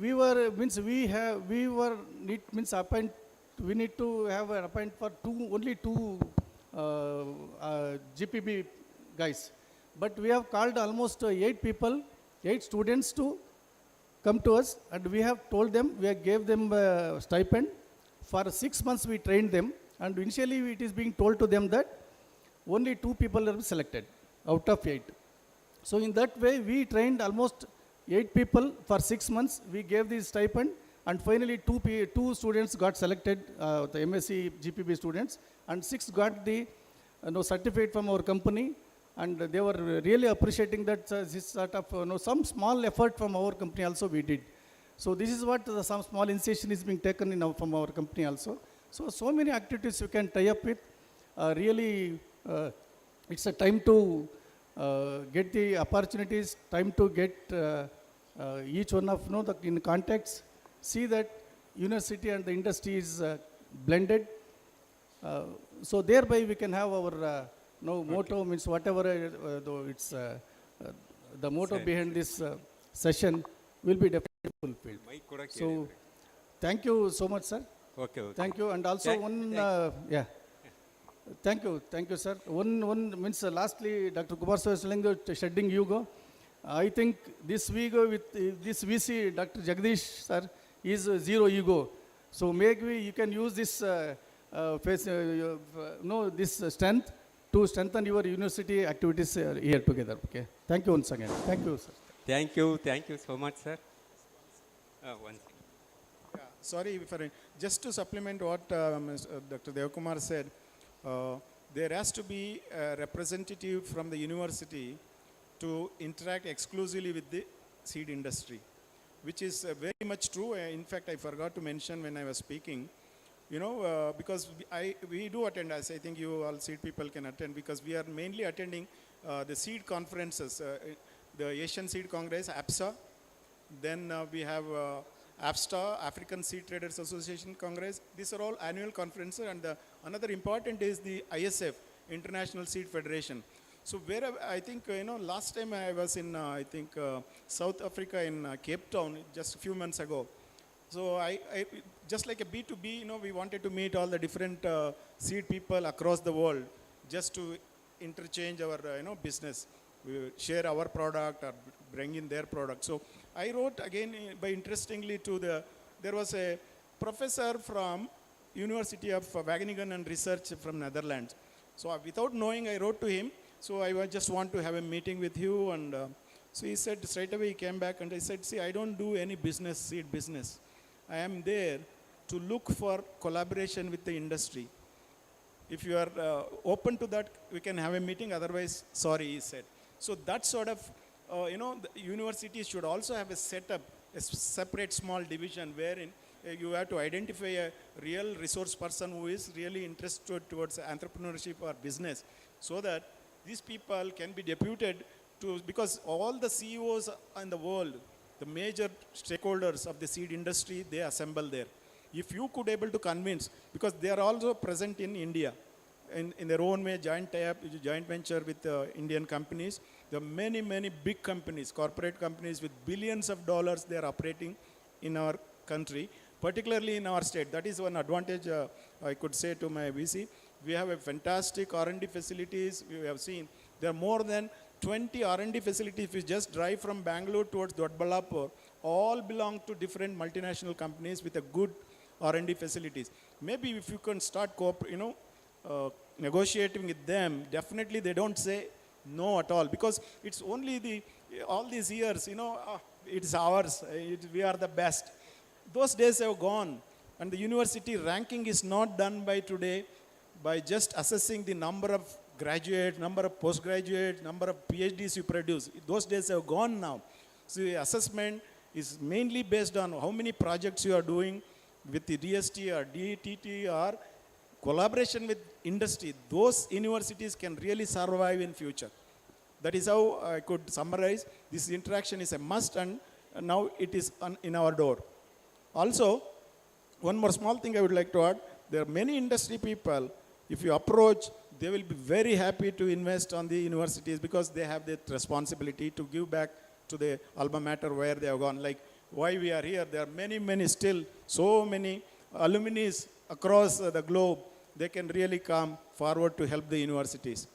Similarly, because though I am a small industry which I started in the year 2007, so realizing this, I have instituted an award, Agripreneur Award, called Prasiddhi Award in the Alumni Association of UAS Bangalore. I have instituted by spending about 3-4 lakhs. I have instituted, and every year they advertise. I think recently they will advertise whoever is agriculture graduate is an entrepreneur, whichever the field, seed or chemicals, whichever the field. So if they have been rewarded every year.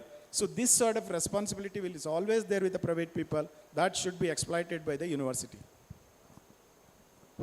Thank you very much, Dr. Dev Kumar, given valuable suggestion, and especially mentioned the seed industry linkage with all our students. Any constraints, that is, you have mentioned all this, and also added valuable points regarding Dr. Kumar Swamy for university ranking, especially the involvement of feed industry with us. So that is, thank you very much, sir. And next move on to Dr. Kumar Swamy Devarmani for a few words. We are restricted to only 2-3 minutes. So please.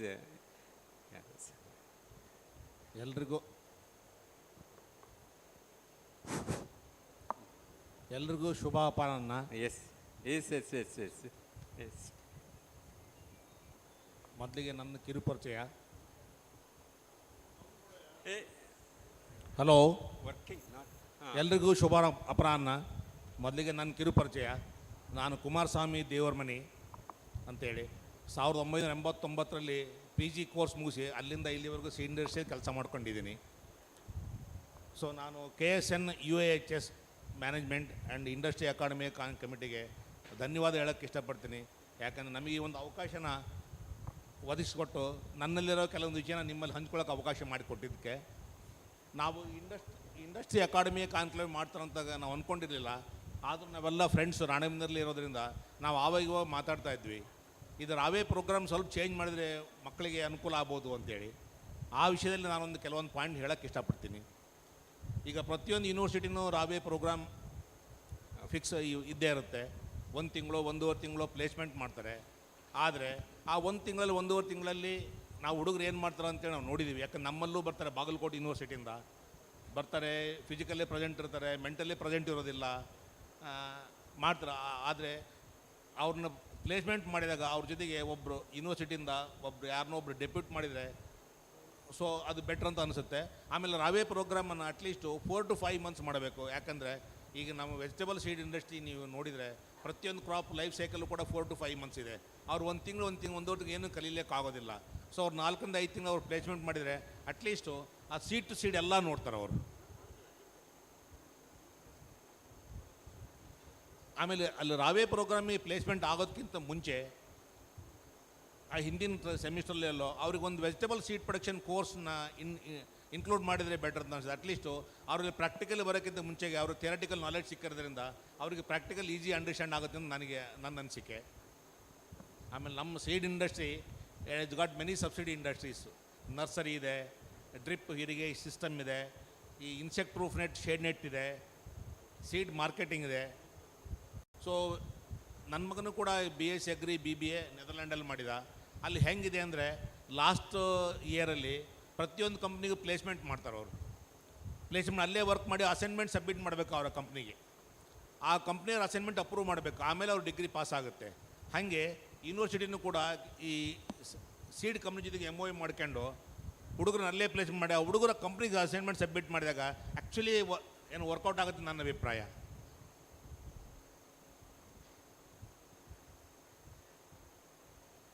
ಆಮೇಲೆ ಎಲ್ಲಕ್ಕಿಂತ ಮುಖ್ಯವಾಗಿ doctor Jagadish ಅವರು VC ಅವರು ರಾಣೆಬೆನ್ನೂರಲ್ಲಿ ಹಾವೇರಿಯಲ್ಲಿ ಕೆಲಸ ಮಾಡಿದಾಗ he is more involved with the seed industry people, sir, and he is the right blend of public and private sector. He is the best person for all you to guide. Thank you one and all. Thank you very much, sir, for valuable suggestion. Now I request Dr. MB Patil to see seat. Yeah.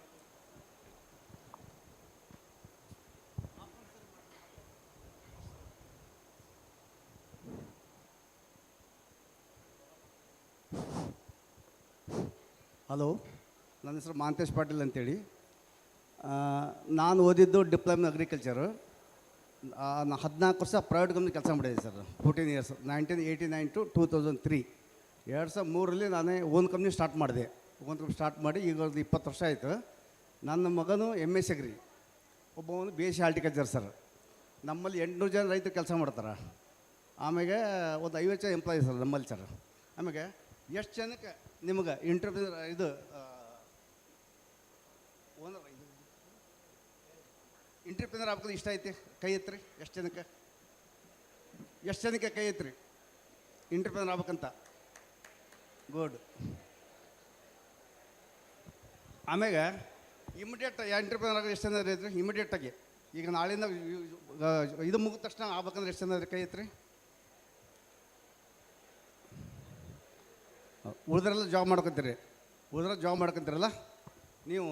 ಯಾವುದೇ entrepreneur ಆಗ್ಬೇಕಂದ್ರೆ first 5 to 6 years ಚೆನ್ನಾಗಿ ಕೆಲಸ ಮಾಡಿ, ಲೇಬರೇ ಕೆಲಸ ಮಾಡಿ ನೀವು, ಅಂದ್ರೆ ಮಾತ್ರ ಸಕ್ಸಸ್ ಹಾಕಿರಿ. ಇಮಿಡಿಯೇಟ್ ಯಾವುದೇ ಬಿಸ್ನೆಸ್ ಹೋಗಬೇಡಿ. ಯಾವ್ಯಾವ ನಮ್ಮ ಅಪ್ಪರದ ದುಡ್ಡಿದೆ ಅಂತೇಳಿ ನಾವು ಯಾವುದೋ ನಮ್ಮ ಫ್ರೆಂಡ್ ಮಾಡ್ತಾ ಅಂತ ಬಿಸ್ನೆಸ್, ಆ ಬಿಸ್ನೆಸ್ ಮಾಡೋಕ್ಕೆ ಹೋಗ್ಬೇಡಿ. ಚೆನ್ನಾಗಿ ಎಕ್ಸ್ಪೀರಿಯನ್ಸ್ ತೊಗೊಳ್ರಿ. ಅದರಿಂದ ಕಂಪ್ಲೀಟ್ ಕಲ್ತಾಗ ಮಾತ್ರ ನೀವು ಸಕ್ಸಸ್ ಹಾಕಿ, ಇಲ್ಲ ಸಕ್ಸಸ್ ಆಗೋಲ್ಲ. ನಾನು ಏನು ಮಾಡಿದೆ, ನಮ್ಮ ಫ್ರೆಂಡ್ ಒಬ್ಬರು ಮಾಡ್ತಾಯಿದ್ದೆ ಅಂತೇಳಿ ನನ್ನ ಬಿಸ್ನೆಸ್ ಜೊತೆಗೆ ನಾನು ಬೇರೆ ಬಿಸ್ನೆಸ್ ಕೂಡ 50 ಲಕ್ಷ ಲಾಸ್ ಮಾಡಿಕೊಂಡೆ. ಹಂಗಾಕೋದು ಬೇಡ. ಒಂದು ಸರ್ ಏನಾಗ್ತದೆ, ಅಕ್ಟೋಬರು, ನವಂಬರ್, ಡಿಸೆಂಬರ್, ಜನವರಿ ಈ 4 months peak time sir vegetable seed production. ಈ 4 ಮಂತ್ಸಲ್ಲಿ ಹಾಕಿದ್ರೆ ಮಾತ್ರ ಭಾಳ ಯೂಸ್ಫುಲ್ ಆಗುತ್ತೆ ಅವ್ರಿಗೆ. ಬೇರೆ ಮಂತ್ ಹಾಕಿದ್ರೆ ಏನು ಯೂಸ್ ಆಗೋಲ್ಲ. ನಮ್ಮಲ್ಲಿ 2014ರಿಂದ ರಾವಿ ಪ್ರೋಗ್ರಾಮ್ ಬರ್ತಾಯಿದ್ದಾರೆ. ಬಟ್ ಏನು ಫೆಬ್ರವರಿ, ಮಾರ್ಚ್ ಹಾಕಿದ್ರೆ ಕ್ರಾಪ್ ಇರೋಲ್ಲ. ಅವರು ಸುಮ್ಮನೆ ಹೋಗೋದು ಬರೋದಾಗ್ತೈತಿ. ಹಂಗಾಗಬಾರ್ದು. ಆದಷ್ಟು ಅಕ್ಟೋಬರ್, ನವಂಬರ್, ಡಿಸೆಂಬರ್, ಜನವರಿ 4 ಮಂತ್ ಯೂಸ್ ಆಗುತ್ತೆ. ಆಮೇಲೆ ನೀವು ಯಾರು 50 ಹುಡುಗರು ಕಳಿಸಿದ್ರೆ ಕಂಪ್ಲೀಟ್ ಖರ್ಚು ನಾನು ನೋಡ್ಕೊತೀನಿ. ಪ್ರತಿ ವರ್ಷ ಕಳಿಸ್ರಿ, ಎಲ್ಲ ಹಳ್ಳಿಗೂ ಆಯ್ತು ಅವ್ರಿಗೆ. ಅವ್ರು ಯಾವ್ದಕ್ಕೂ ಜಾಬ್ ಹೋದ್ರೆ ಜಾಬ್ ಸಿಗಲೇಬೇಕು ಅವ್ರಿಗೆ. ಆ ರೀತಿ ವ್ಯವಸ್ಥೆ ಮಾಡಿಕೊಡ್ತೀನಿ.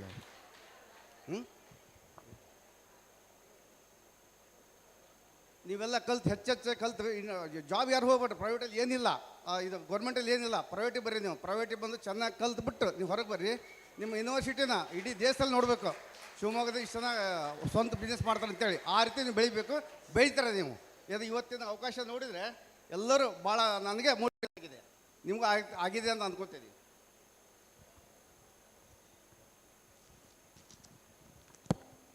ನನ್ನ ಮಗಂದು MSc ಅಗ್ರಿ ಸರ್. ಕೇಳಿದೆ ಅವನ್ನ ಏನೇನು ಕಲ್ತೀಯಪ್ಪ ಅಂತೇಳಿ. ಅವು ಏನು ಹೇಳೋಕೆ ರೆಡಿ ಇಲ್ಲ. ಬಂದು ಫೀಲ್ಡ್ ಹೆಚ್ಚಿದೆ. ಅಪ್ಪ ಸೋಯಿಂಗ್ ಮಾಡೋದು ಹೆಂಗೆ ಅಲ್ಲಿ ನೋಡಿದೆ, ಅಲ್ಲಿ ಪೇಪರ್ ಅಂತ ಆ ಪೇಪರ್ ನೋಡೋದು ಸೋಯಿಂಗ್ ಮಾಡೋದು ಹಂಗೆ ಮಾಡ್ಕೊತಿದ್ದ ಅವನು. ಹಂಗಾಗಬಾರ್ದು. ನೀವೆಲ್ಲ ಪ್ರಾಕ್ಟಿಕಲ್ ಬರಬೇಕು sir.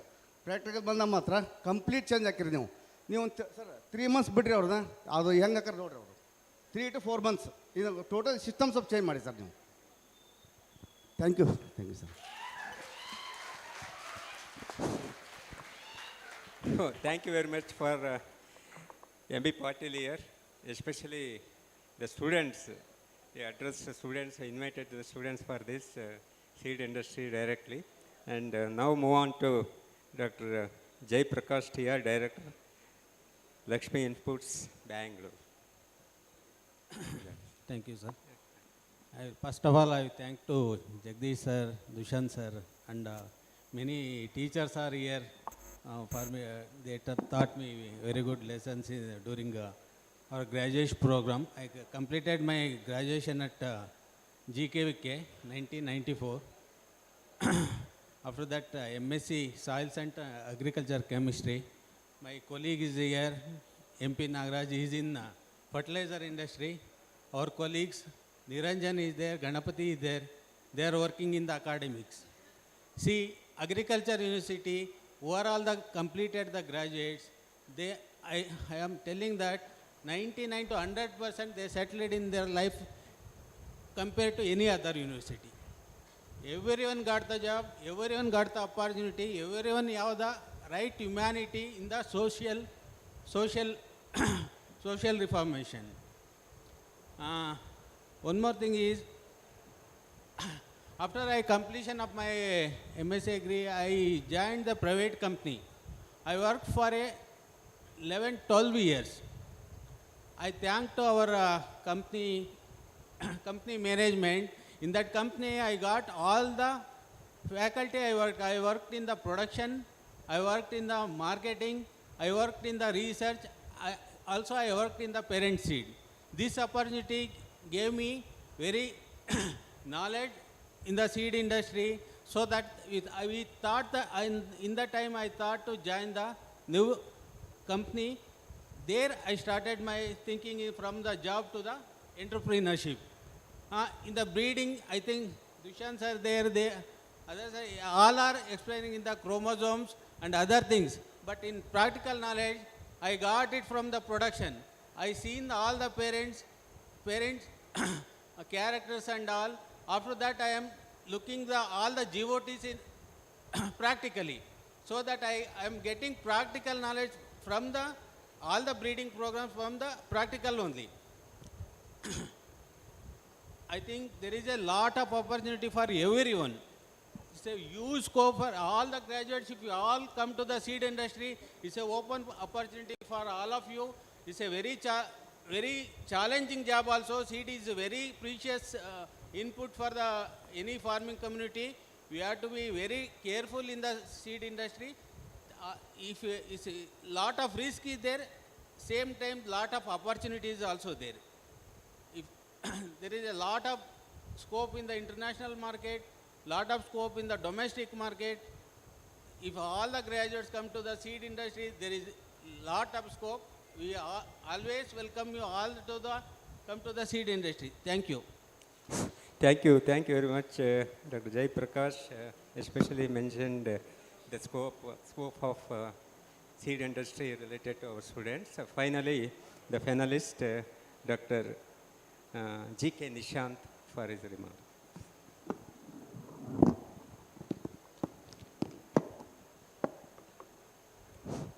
Good afternoon, all.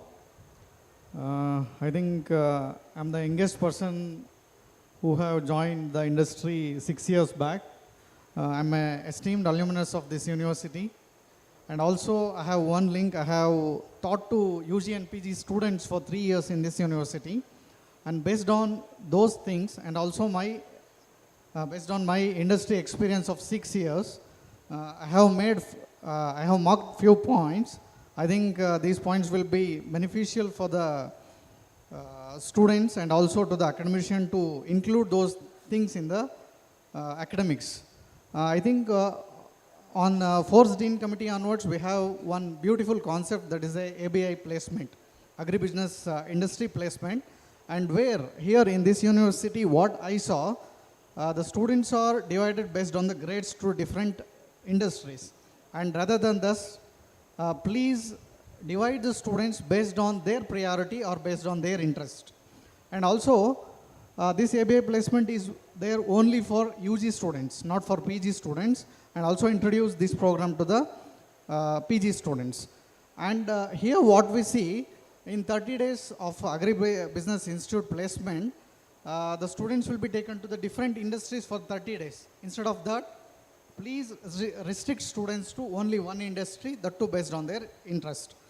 And another point is, we have many breeding courses, And in those breeding courses, we don't have any industrial visits. Or in curriculum, we need the students must visit the industries, different industries in each and every courses. And for PG and PhD students, we have advisory committees for a research formulation and how to guide the students to conduct the research in different crops. And in this, I request university to at least add one person from the industry who have a prior expertise in that crop.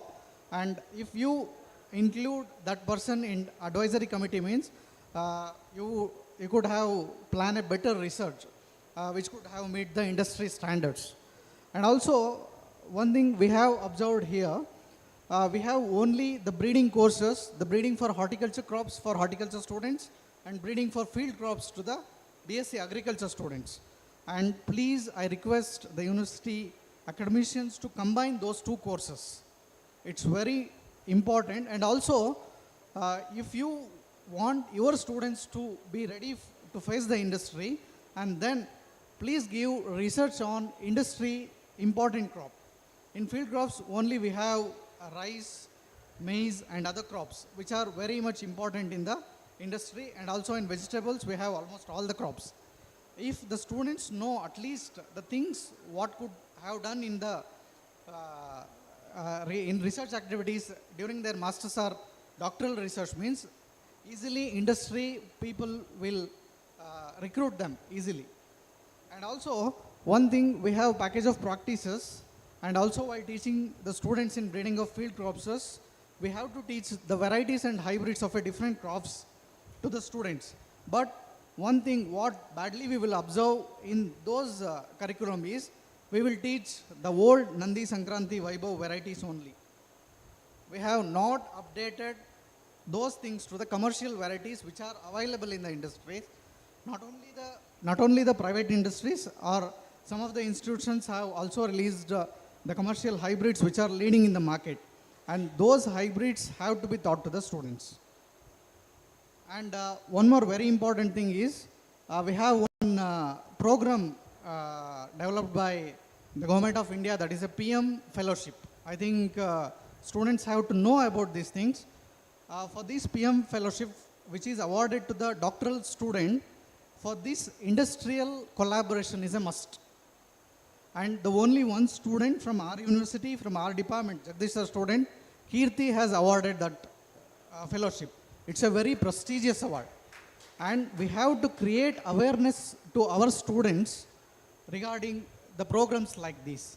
And also, we don't have any improved data sciences courses for the students. We have in private industries, we will use the phenomes and other packages for improved data analysis program, as well as for the planning of crops. We need to introduce such a kind of programs in the universities. And also, many of our students will not know how to use the Excels. Excel is a beautiful thing where we will get almost all the programs will be done in that Excel sheets only. We have to give the statistical programs in advanced manner to the students. And also, we have one separate department in the seed industry, that is a PD, product development. And where in case of a product development, the students or the product development team will be knowing about the segmentation and in which area, which type of hybrids will grow, or which type of hybrids is specifically needed for that area.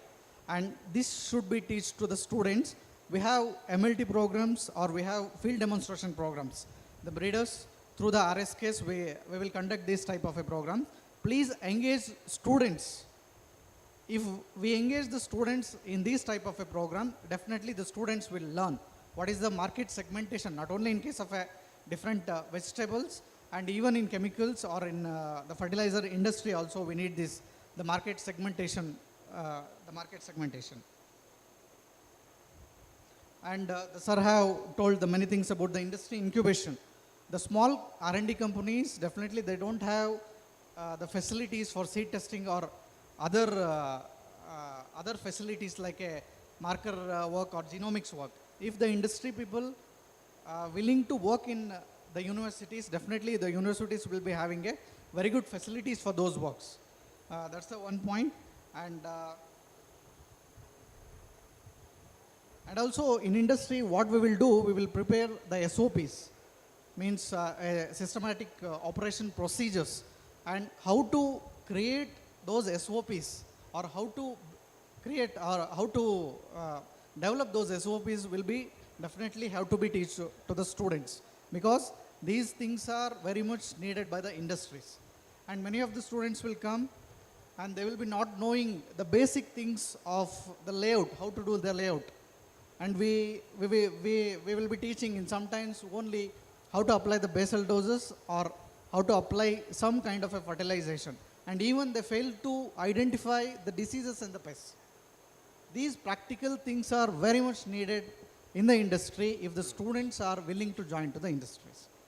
Okay, these are some of the points. And one more thing, the mutual sharing of a genetic material between the industry as well as the institution is it's a need of a hour, because the university have access to the AVRDC and other institutions where they will get the resources very easily.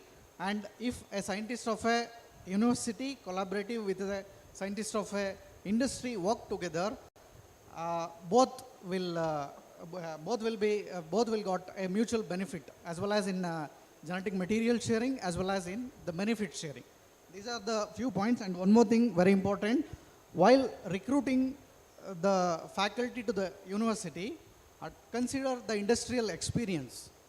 I think you can recommend these points to the ICR. It's a very must thing.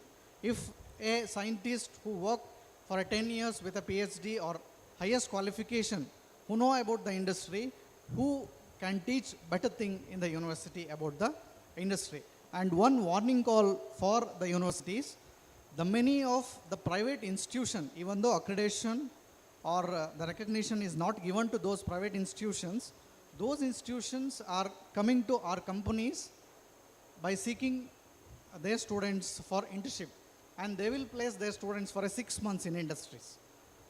And what maybe they will teach, or according to the Lands Grants Commission or UGC or ICR, they will not learn the things. But the practical things, what they learn in the industry, and the industry maybe in the future days will consider those candidates for in the recruitment process. And it's why I'm telling this is a warning call, means if the university people will send those students to the companies to learn about the industries, definitely these will help our future generation. Thank you, sir. Okay, thank you very much for your valid points, especially modification of syllabus and related to. Finally, only 2 students, they come forward here, please. Either College of Agriculture and Horticulture and Forestry. Devika.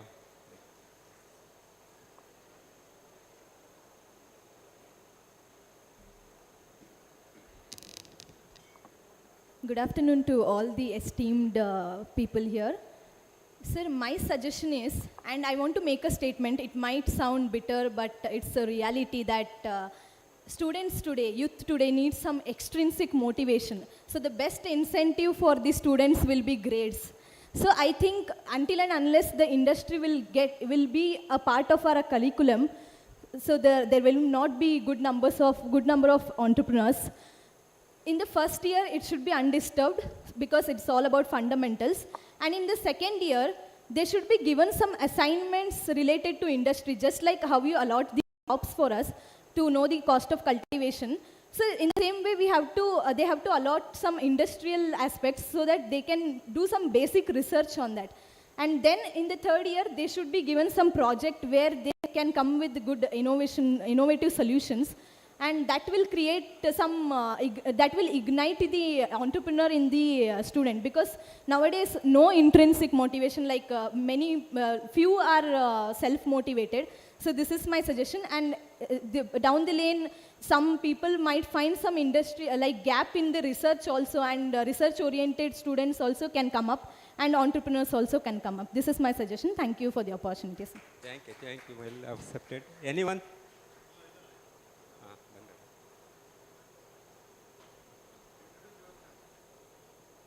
Introduce yourself. Myself, Akash. I am from College of Agriculture, Kalburgi and University of Agricultural Science, Raichur. Sir, on behalf of my university and my college, I explained to few things here. That is, before Green Revolution, the millets production was almost 18 million tons. But after the Green Revolution, it has reduced to 16 million tons. But before Green Revolution, 48 million tons was the other cereals production. But after Green Revolution, it has increased up to 243 million tons. Sir, in this scenario, what we should do so that we can boost up the production of the millets and to encourage the farmers so that it can be boosted up to the certain level, and also to produce more and more millets, first we have to create demand.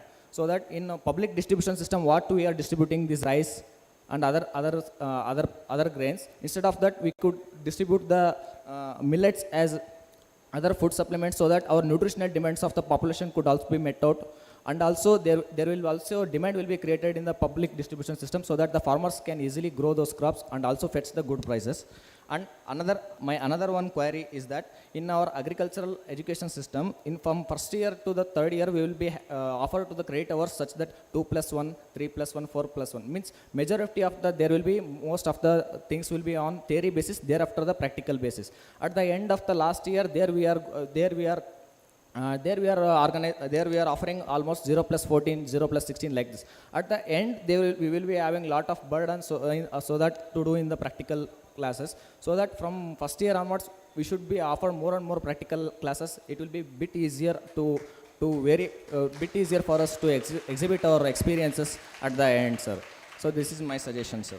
And another suggestion is that many of them are to become entrepreneurs, agripreneurs, milletpreneurs. But main foundation or main pillar of this means we should be a very good farmers, because we need for production.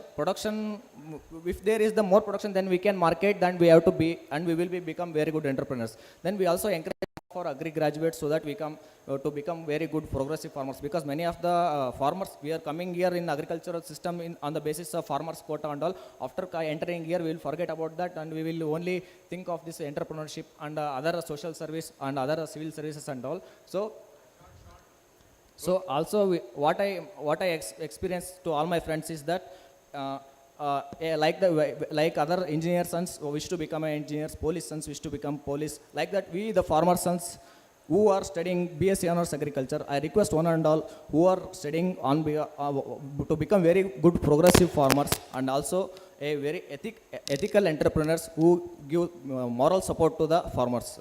This is what I want to. Thank you. Thank you so much, sir. Bandi. Thank you,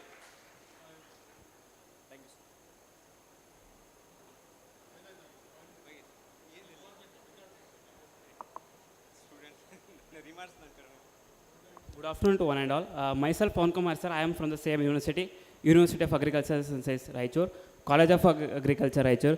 Sir, one thing I would like to highlight, only 2 points, sir. In our degree, we have the system of elective courses. We have the mentioning of elective courses, sir. I think we are moving towards more industrial oriented. We have to become entrepreneurs. I think the elective courses should be more industrial application oriented rather than we have the course called agrochemicals and landscaping, sir. I think such still more industrial oriented elective courses has to be included in the curriculum so that the industrial skills will be developed from the initial of the degree, sir. Because elective courses will be offered only for 40 students batch, and it will be divided. Few students get some skills and few skills students will be divided of that, since it is being given based on the CGPA. Few students lack those skills, because in industrial area, as sir told, diagnosing the diseases is very important. 40 students will learn. I think I think the university should suggest the ICR that what the entrepreneur based curriculum existing every university, it should be uniform for all, sir, according to me. And as my friend told, we are having 3+1, 2+1 course, sir. I think when we join the degree, still more 0+2 courses and 0+1 courses, which are more practical, included from the initial of our degree, so that we start learning the practical things more from the initial degree, sir. These are the two basic things which I want to put in front of you all. Thank you one and all for the opportunity. Thank you for your suggestions, especially from the students. So, we're all sitting here, all agriculture graduates only. Dr. Dev Kumar, He was in the BS Agriculture, GKUK.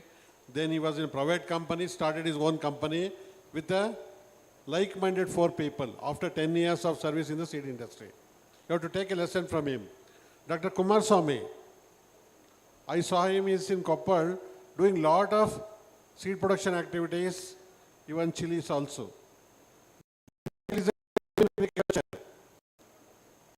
Under his company, 500 persons are working. He's a diploma in agriculture, but his son is MSc Agriculture. You should learn from him. Then JP, we call it the Jayaprakash JP, he started his own company. That is called Lakshmi Seeds. It's ruling the market. Dev Kumar company is doing very well in North India. I think we have launched many hybrids. Recently I was in Calcutta. Launched is 2 of the maize hybrids in Calcutta. So then Nishant gave very good points. Kisan Craft is also a graduate. And Dr. Kumar Swami is my classmate. He started his Samruddhi Seeds. They're not from other industries. These are all your own student, our own student, sitting like this around 20-25 years back. Now they're the entrepreneurs doing crores of business. Apart from that, Moinuddin is there. He's a high-tech MD. He's from our College of Agriculture, Navile. And Dr. Tirtha is there. I think he's in the Mansetta for many years. He's a product of our university. So, people sitting here are not away from anywhere. They're all from the agriculture fraternity. So that is the strength of agriculture industry in this country. So, Dr. Dev Kumar, you have made it. So we are going to appoint one PRO, because in Netherlands, so all the companies give the material, all their new hybrids to the university for testing. So, but we are charging, but I think we want to begin nominal, I think, so that we can rank the list of the hybrids. What Nishant rightly said, still our Nandi, Vaibhav is still there in the package of practice. They are absolute varieties. But we have used in the hybridization program, but the private company hybrids also we have to tell to the farmers. We are not teaching. Second one is how we collaborate with the private companies. We are interested in to collaborate, and we ask them to develop some products to our university. That's what we are moving ahead with one of the company to develop papaya hybrids. We don't have a strength in papaya. So I am giving some money to the private company. They produce the hybrid, give back the parental material, then we'll give to the private company. They will produce and market it by somebody else. The name is ours. That's what we are moving ahead with the collaboration with the private companies. So then the students, the millets, what they are told, everybody stopped eating the millets. If the millets is added in what do you call your pizza or in Golgappa, then only the people will eat. Nobody eats millets as a rice. People have stopped, but it's a very good that you have to put the millets in almost all your dishes, at least 1 millet per day. Then practical, what the students told, is very, very important, but we cannot put too much of practical into the system because we have only the 48 hours per week. The industrial courses, that's what we are thinking of, industrial courses, extra courses on Saturdays, Sundays, only for the industry, that is the seed industry or the fertilizer industry. The extra courses are the soft skills for, that's what we are going to plan. It is after 5 o'clock, after Saturday 2 o'clock. And Sundays we are going to offer the special courses, those who are interested to come. So we are going to allot the ELP based on their interest, whether it is a seed or a biofertilizer or the other commercialization. So we are taking care of all those things. I think they're all from our fraternity only. So those who are interested, during the lunch time they are available. You can please talk to them one-to-one. Okay? Thank you, sir. Okay. Thank you so much, sir. Honorable Chair and all the panelists. Extend my warm greetings to all of them. One nimisha.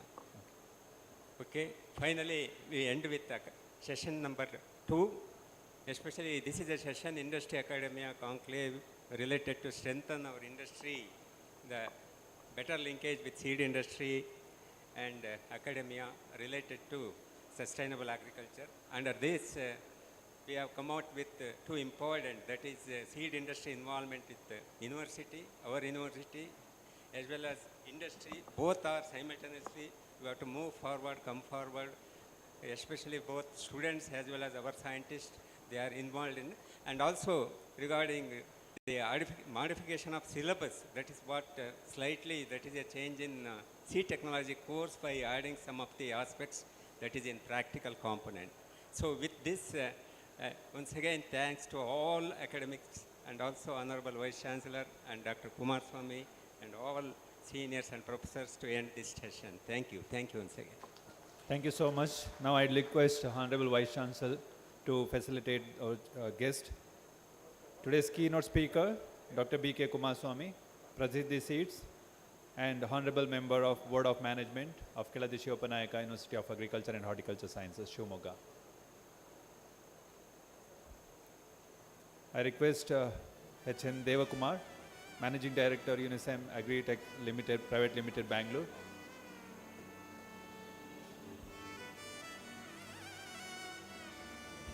Mr. N.S. Satisha, the Vice President, Sales and Marketing. Kumaraswamy Devaramani, Proprietor of Devara Seeds, Ranebennuru, Haveri.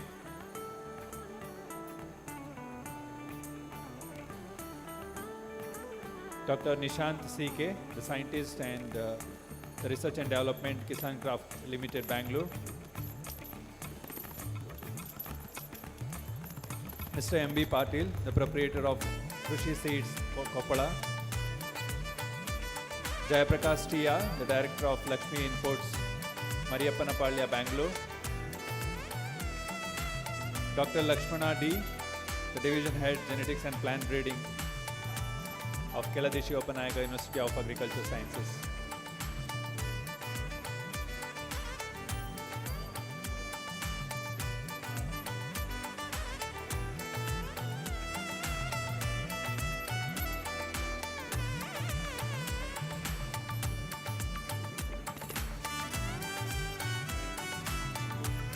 Dr. B.M. Dushyant Kumar, the respected Director of Research, Keladishi Upanayaka University of Agriculture and Horticulture Sciences, Shivamogga.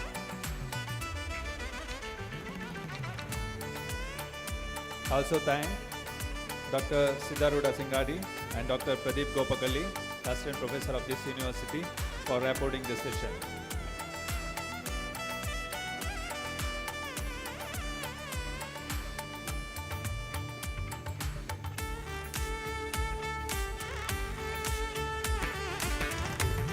Our third session is on the strengthening the linkage between the IT industry and academia for sustainable agriculture development. I'd like to invite the chairman of the session, Dr. B. Hemla Nayak, respected Director of Education of Keladishi Upanayaka University of Agriculture and Horticulture Sciences, Iruvaki. And the keynote speaker of the session is Dr. K.C. Shashidhar, the Registrar and Coordinator of IDP of this university. Also request the eminent panelist of the session, Dr. Basavaraja Prabhu Jirli, the Director, Center for Multidisciplinary Development Research, Dharwad.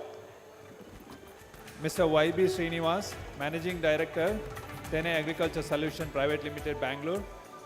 Students Mr. in the Subramanya program.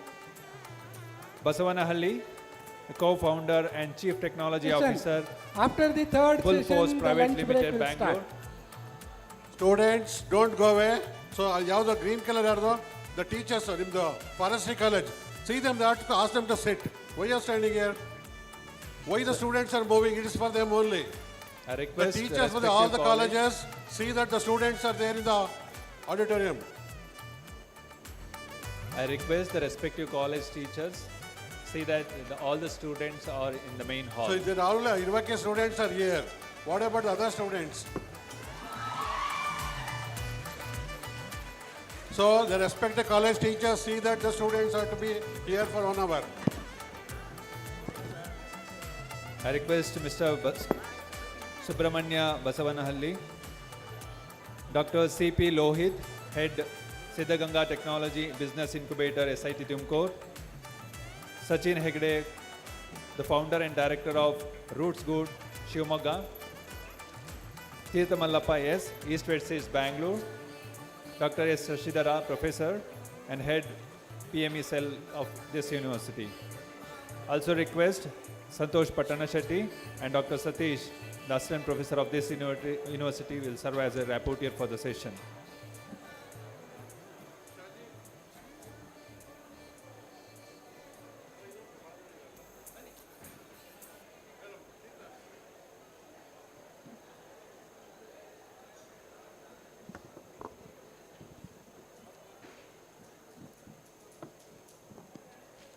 So before starting the session, I'd like to highlight few important aspects of the IT industry in a global and Indian perspective. The global agri-tech market in 2022 was estimated at around $35 billion industry, and it is expected to reach $45 billion industry by 2026. But in India, agri-tech market is in just nascent stage. We are just having $1 billion industry. But India is the third largest agri-tech market after United States and China. The agri-tech solutions are being used to improve the crop yields, reduce the cost, and protect the environment. Demand for the skilled agri-tech professionals is growing rapidly. So in this perspective, I believe that the academia and industry, particularly in the IT industry, the collaboration can bring the revolutionary solutions for the sustainable agriculture development. Now I request today's panelist. Before that, I would like to request to welcome all the panelists and dignitaries on the dais. Dr. Basaprabhu Jirli, the Director, Center for Multidisciplinary Development Research, Dharwad.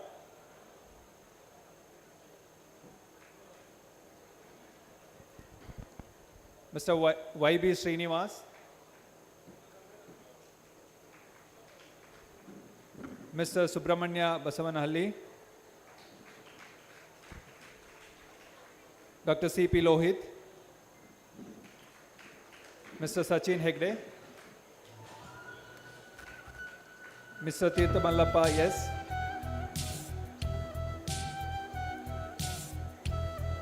Dr. S. Sridhara,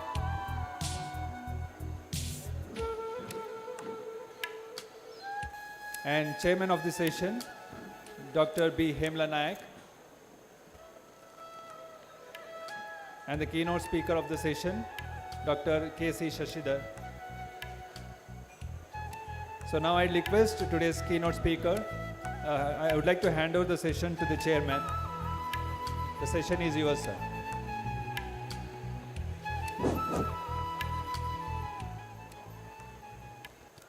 Good afternoon, friends. Of course, this is my formal welcome to all of you for this technical session 3. Before I welcome all the panelists and the keynote speaker, Dr. Shashidhar, I welcome once again our Honorable Vice Chancellor to chair this the session number 3.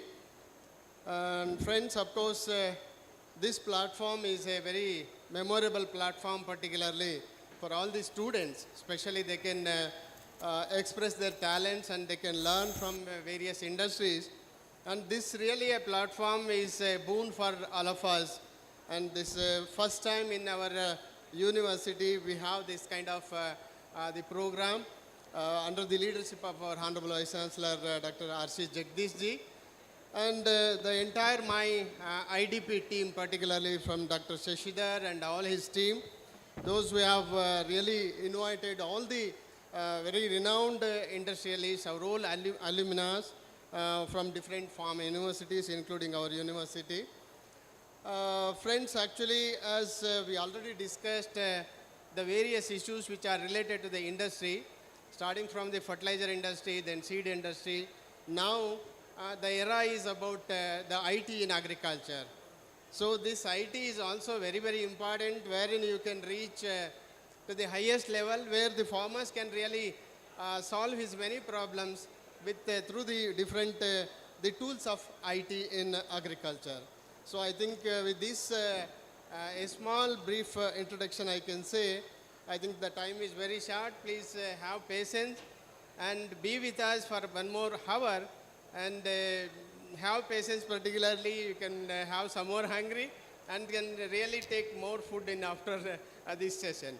So with this, I think before I take much of the time, I think I request Dr. K.C. Shashidhar to present the keynote address for this session, that is strengthening linkage between IT industry and academia, especially for sustainable agriculture.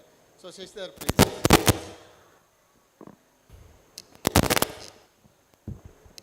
Respected delegates, straight away I will come to the topic. Because of Dr. Shaji is quarantined with the Nipah virus, he could not able to attend the program. Otherwise, Hexagon Company, All India head has to be here. Instead of Shaji, I am giving a brief information about the IT industry. And as per the FAO guidelines, the future is driven by the IT in all the SDGP improvement. So that is what this thing will be highlighted. Next. So FAO again highlighted how the next level of productivity should increase. The productivity should increase with the digital innovation. So first curve you can see that is the productivity in the insight box, and here with the digital technology how the productivity is going to be increased. Next please. So these are the studies conducted by the FAO. So yield increase due to IT adoption is 1.75%. Energy cost increased by $7 to $13 per acre. Water usage down by 8%. And if you compare the US farmers and other rest of the farmers where the technology adoption is there, 7,000 kilograms per hectare, here 3,000 kilograms per hectare. So this can tell us how IT industry can improve the yield. So keeping these things in mind, in the entire country, our university is the first to introduce IoT smart farming as a HOT module course for 6 months. And this was appreciated by the ICR as well as academic bodies in the national level, and they want to replicate this one. This we passed in the next academic council. We made it as a 20 credit course, and in this 20 credit course, 10 credits we are going to keep it aside for the IoT smart farming, wherein our students, they designed the circuits and developed the protocols for automation. Similarly, 10 credits we kept for software development like Python and C courses. Definitely in the first batch we completed with the 20 students, 5 are selected for the masters in America and 5 selected from the industry. The 10 are awaited for the future education. That was the success of this course. Next. And Indian agri-tech business forecasted by the FAO and UNDP is 30 billion to 35 billion for 2025. So this is the forecast of Indian IT industry investing in agriculture. Between 2017 and 20, the total investment took place in the India is 1 billion in agri-tech industry. So considering this, you can imagine how the IT industry is going to be in the next thing. And IBM, a global IT major, identified for 5,000 crore investment opportunity next 5 years. IBM has made an MOU with the Niti Aayog to implement all these IT links. So similarly, we are talking about IoT and IT at present, but the future of agriculture industry is not related to IT and information technology alone. It is IOF, that is Internet of Food and Farming. This one is innovated in Germany, and a lot of investment is taking place in IOF. That is the future of IT expansion in agri-tech. So this is the IoT module they have developed and distributed to different companies at present across the globe. And when we communicate, we will be knowing plants and insects or animals which we are thinking of in the agriculture ecosystem, they don't communicate with us. So that is what we taught till date. But the research says the insect communication can be captured through IoT devices and it can be communicated. So this is one of the such information. A grasshopper attacking a plant is communicated to another plant by this plant through the chemicals. That chemicals was identified by the California University scientists, and they modulated now IoT to communicate how plants will communicate. So this will be the next to IOF platform, intellectual communication between the what we thought of non-communicating persons to communicating. IoT is Internet of Things, but now we are thinking of Internet of living beings where they could not able to directly communicate to the human beings. So that is the next generation we are thinking of. So partnering institutes are several in this institute, and different biotech institutes also coming up with the IT arena. So you can see the investment to the tune of 1.04 billion in an year. So these are the startup and coming up with the IT industry, and you can see the tune of investment from different new companies coming across. And Infosys is investing in Agile Digitals. IBM is a joint project with the Niti Aayog. Microsoft is directly entering with the farmers business, and Hexagon company is the first company to enter MOU with the universities and starting their education platform in the agriculture universities. First hub is already started in UAS Bangalore, and the next hub is planned for another 3 universities. The Hexagon company is investing 100 crores in each of the universities to build this infrastructure across the country. Next, please. So similarly, there are several companies. I don't want to list all the companies who are investing in this particular arena, but one thing certain, there are a lot of investment is coming in this different areas, including age-old companies like Jain Industry.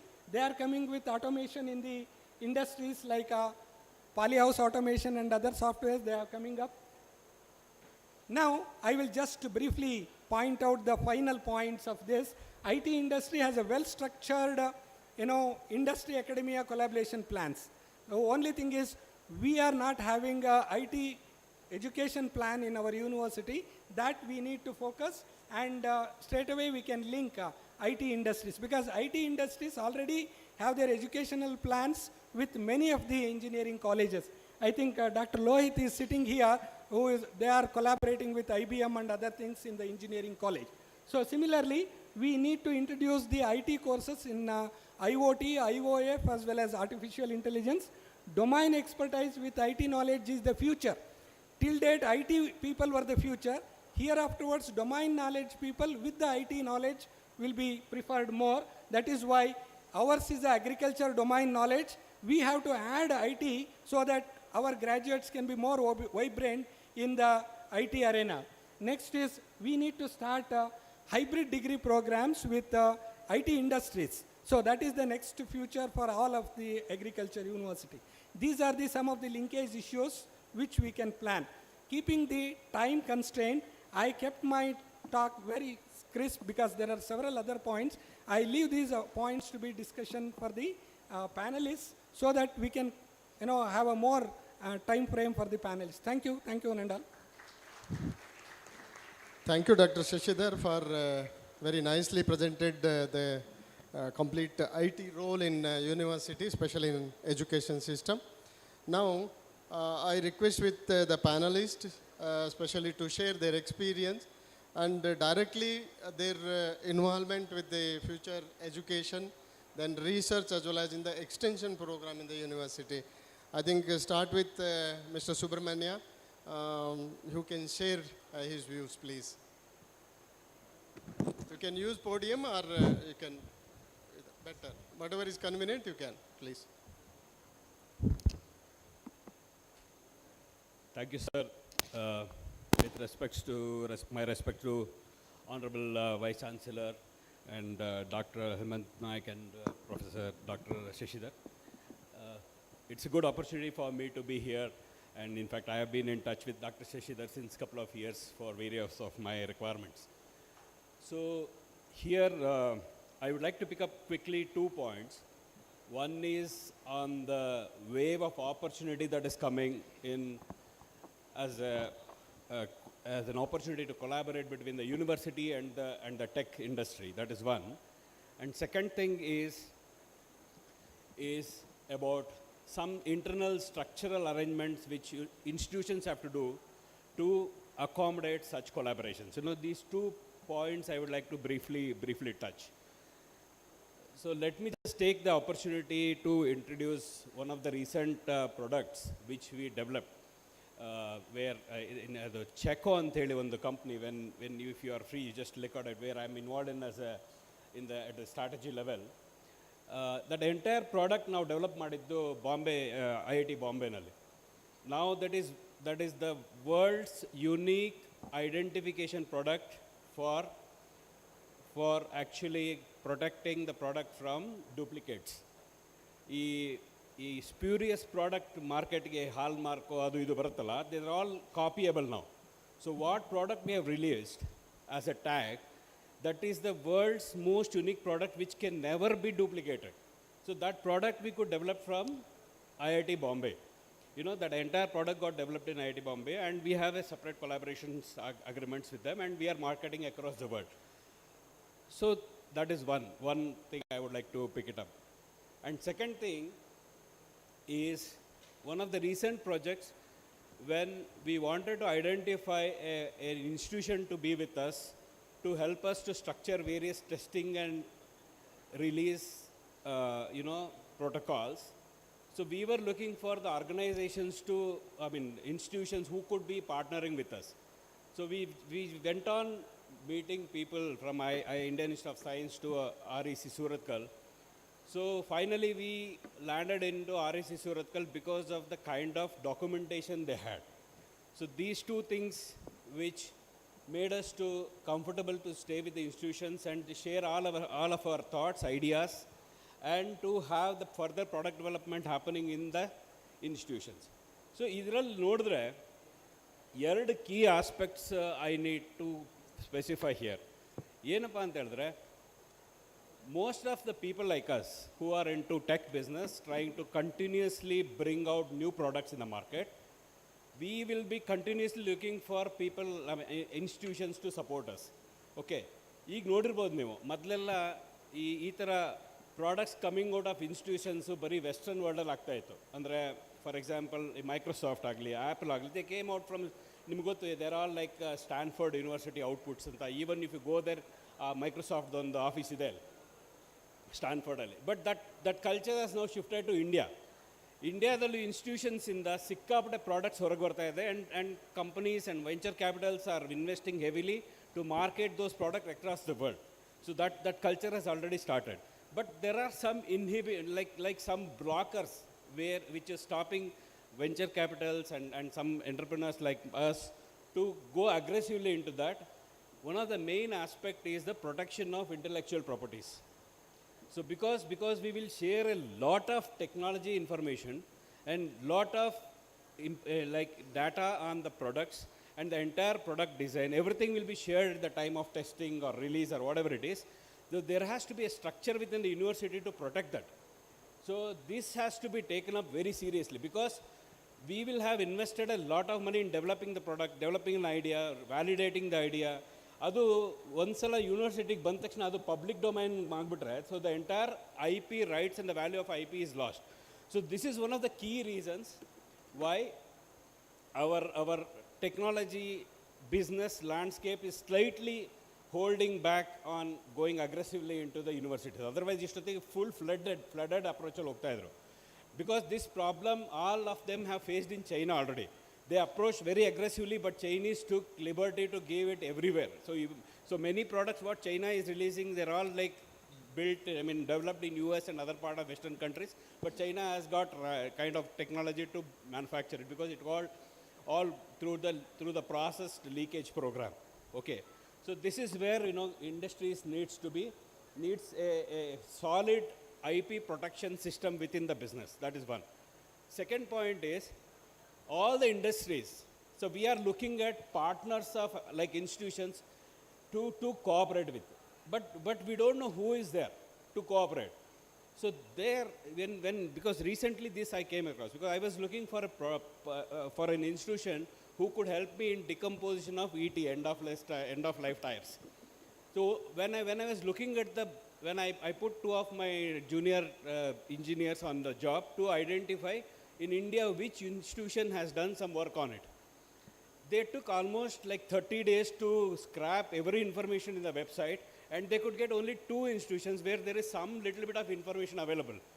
So which means you will have done a lot of work, you will have kept a treasure of information, but if you don't allow it to get exposed to the outside world, you will never know who is there, who is doing what.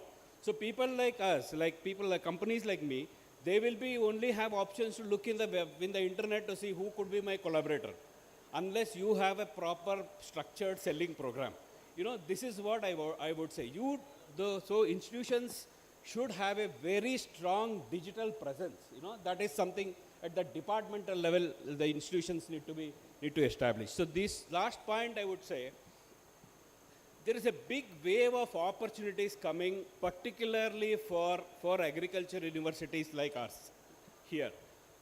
This is nothing but the climate change agreement the central government has signed in Paris recently, with the commitment to go carbon neutral by 2070. One of the key work in this, where heavy investment is going to come, is on the carbon, you know, fixing the carbon within the earth and the plants, you know, right? Sequestration. The carbon sequestration work is going to be funded crazily now, not just within the Indian businesses, but also by the outside businesses. So they all need people like universities like this and the experts to help assist them to structure out a program for this.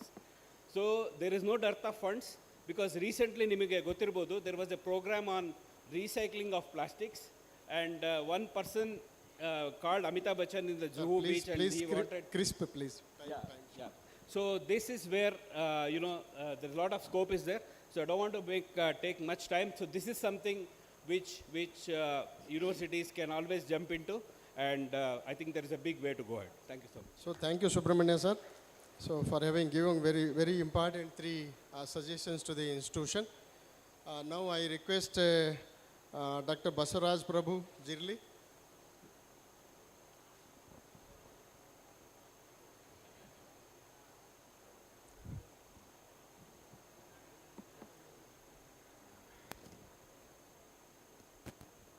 Dignitaries on the dais and off the dais. So I'm here to share some of my views on how academia and industry can come on a common platform, especially with the intervention of information technology. So when we talk of IT interventions, so there are 2 important issues.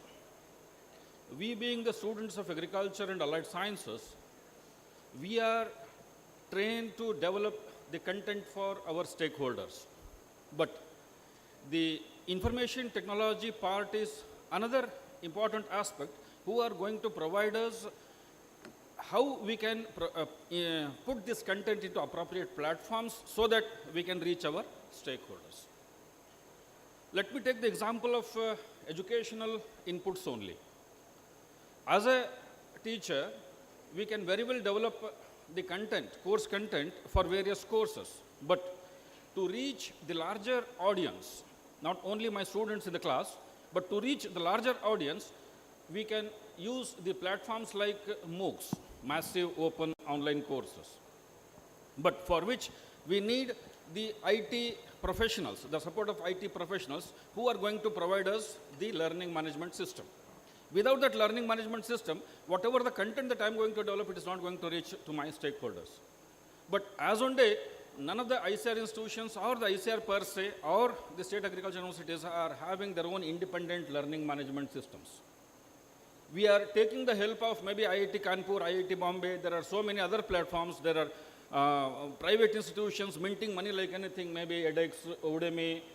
There are various platforms. But none of the state agriculture universities or our leaders like ICR are not having this thing, sir, but this is one of the best potential that our institutions are having.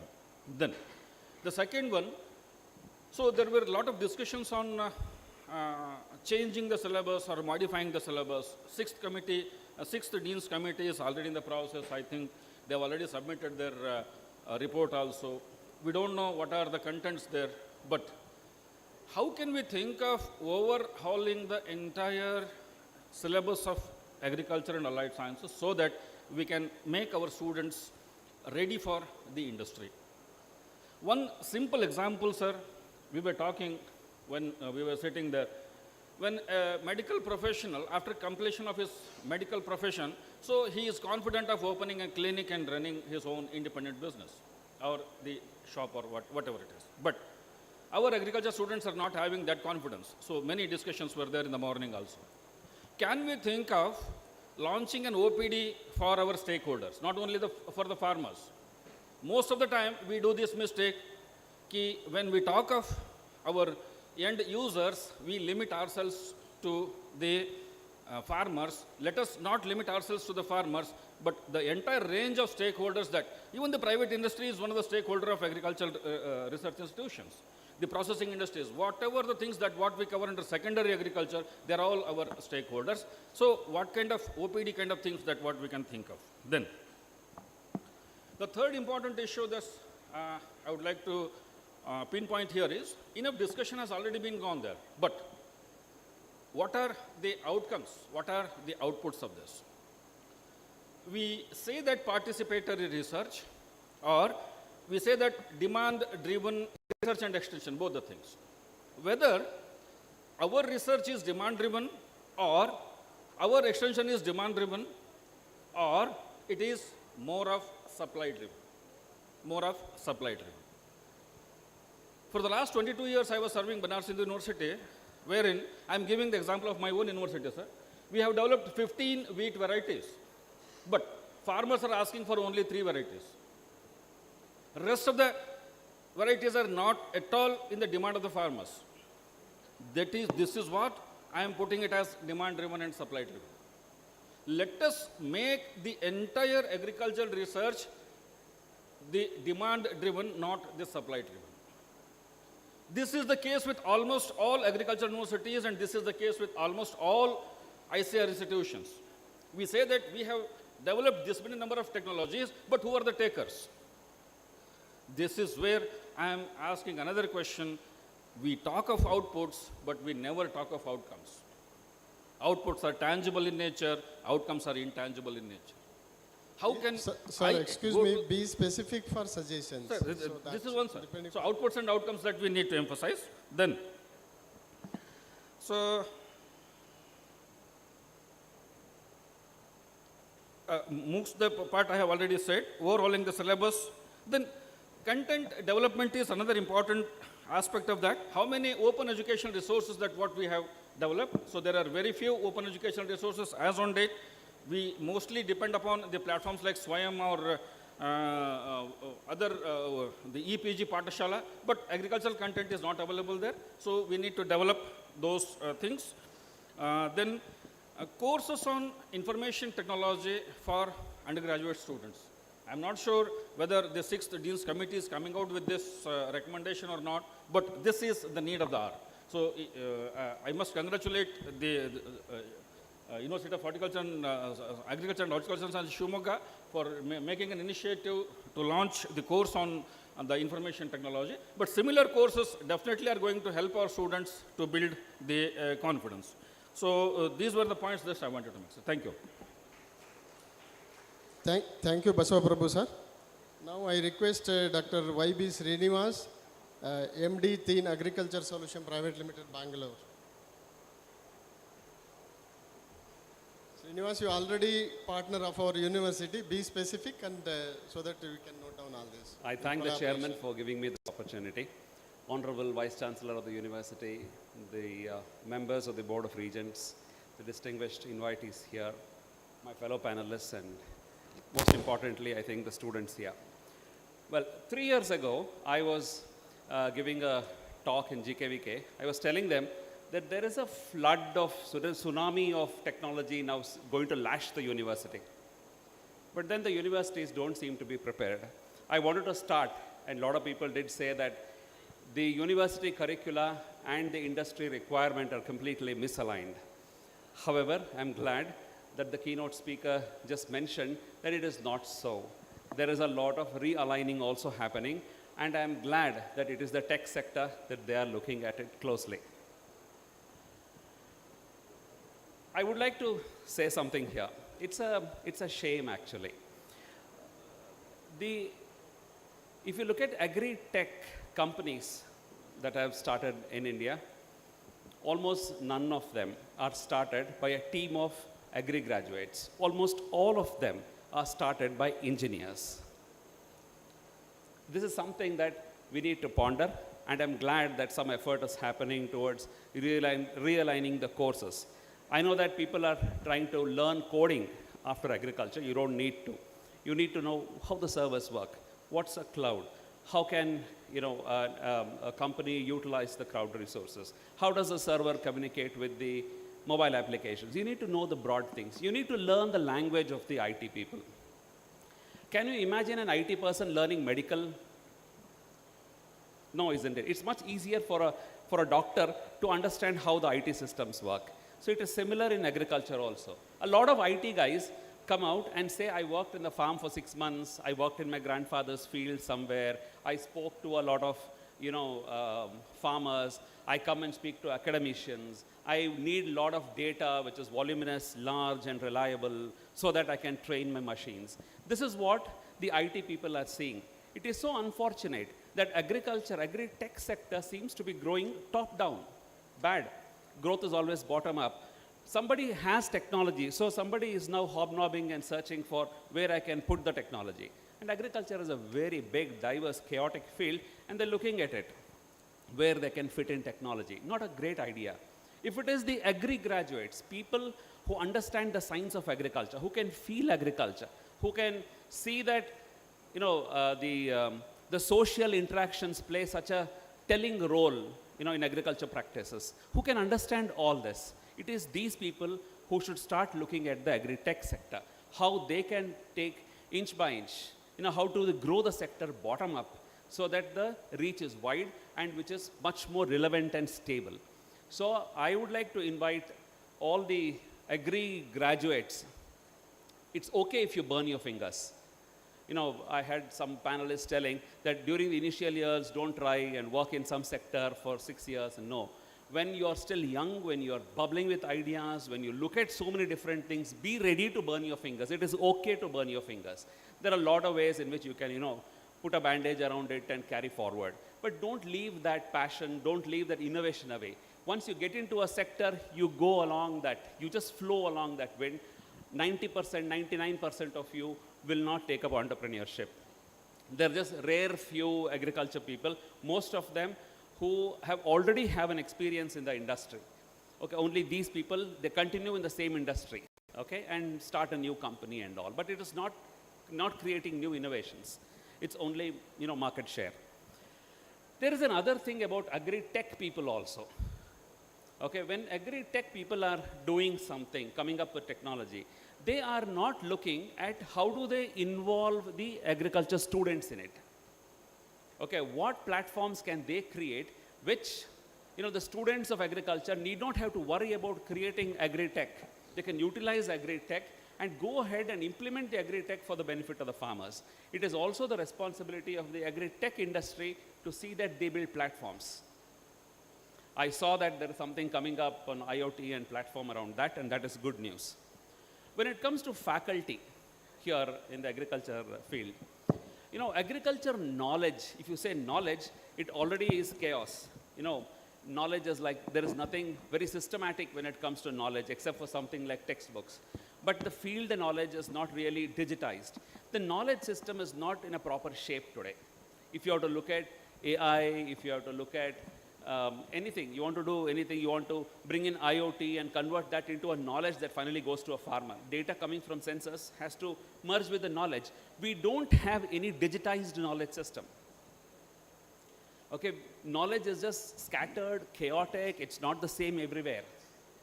Okay, there is if agri-tech has to grow, if the farming, if tech has to make a difference to the agriculture domain, then it is necessary for the agri scientists, okay, to see that the knowledge is converted into a knowledge graph actually, okay, where the data and the interconnectedness of data. Knowledge data, I'm not talking of field data, I'm talking of knowledge converting as data. For example, all the symptoms that are expressed by plants, okay, when a disease or an insect occurs, is that data? It can be converted into data. So we need to see how we can, you know, reshape, remodulate this agriculture knowledge as data. Well, students, Srinivas, yeah, please. I just have a couple of points to mention. I think it is important. One, there is a need for an industry portal for the agri-tech people who are seeing. You know, there is a portal where the agriculture people, the agriculture graduates, are linked up with the industry. Okay, there can be job opportunities. You can also have a job portal built. There's a business model that you can build around it.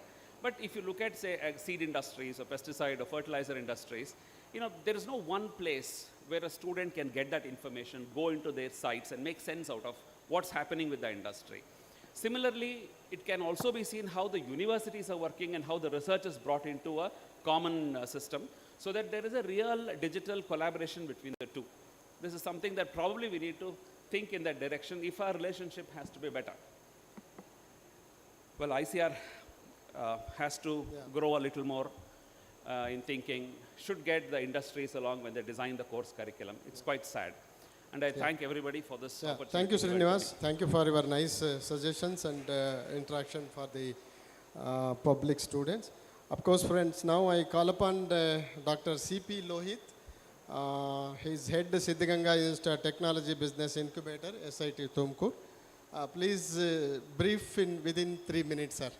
Yeah, it's a challenge. First of all, I congratulate the university for doing this wonderful program. So I thank Honorable VC, Dr. Jagadish, and also Dr. K.C. Shishida, Registrar, for doing this wonderful program. So I am heading Siddhaganga Technology Business Incubator. So we are the engineering institute who have started this initiation way back in 2008 itself. Even though I'm a faculty of engineering institute from mechanical branch since 2003. So as a part of my academic load, I started working on ED cell activities. We got ED cell from AICT with a grant of 8 lakh to start initiating the entrepreneurship awareness camps. And the journey, as a result of that, we did several programs organized by DST. And in 2019, we started Siddhaganga Technology Business Incubator, which is a Section 8 company. Over a period of time, we developed that ecosystem in the campus so that we are having 15 startups now today in the campus. Those startups are from students, from public, alumni. It's a composition of all the different people. It is not for SIT students only. And recent update is from DST, we got a 5 crore grant to support agri startups. So this is the beauty of Engineering Institute getting a support from DST to support agri startups. So I say innovation and entrepreneurship are like two sides of the same coin. Similarly, an technological university and agricultural universities are two sides of the same coin. Without one, it is incomplete. So with this, I wanted to give you the 6 initiatives which we have started. Maybe that can be a roadmap for the university also to follow. And I should mention Dr. K.C. Shishidhar is a mentor for our TBA. So it's an honor we have an association with the university earlier as well. We have a Center for Rural Development, CRD we call it as, to procure the proven technology from IHR, BARC, KVK, CFTRI, making this as a platform to develop the products. This is the first initiative which we have started. And we have 5 villages which has been adapted to make them smart. You know the meaning of smart? Dr. K.C. Shishidhar was telling digital innovation. So we wanted to make those villages see these technological interventions, how these villages are going to become smart by using all the technological advancements which we have seen.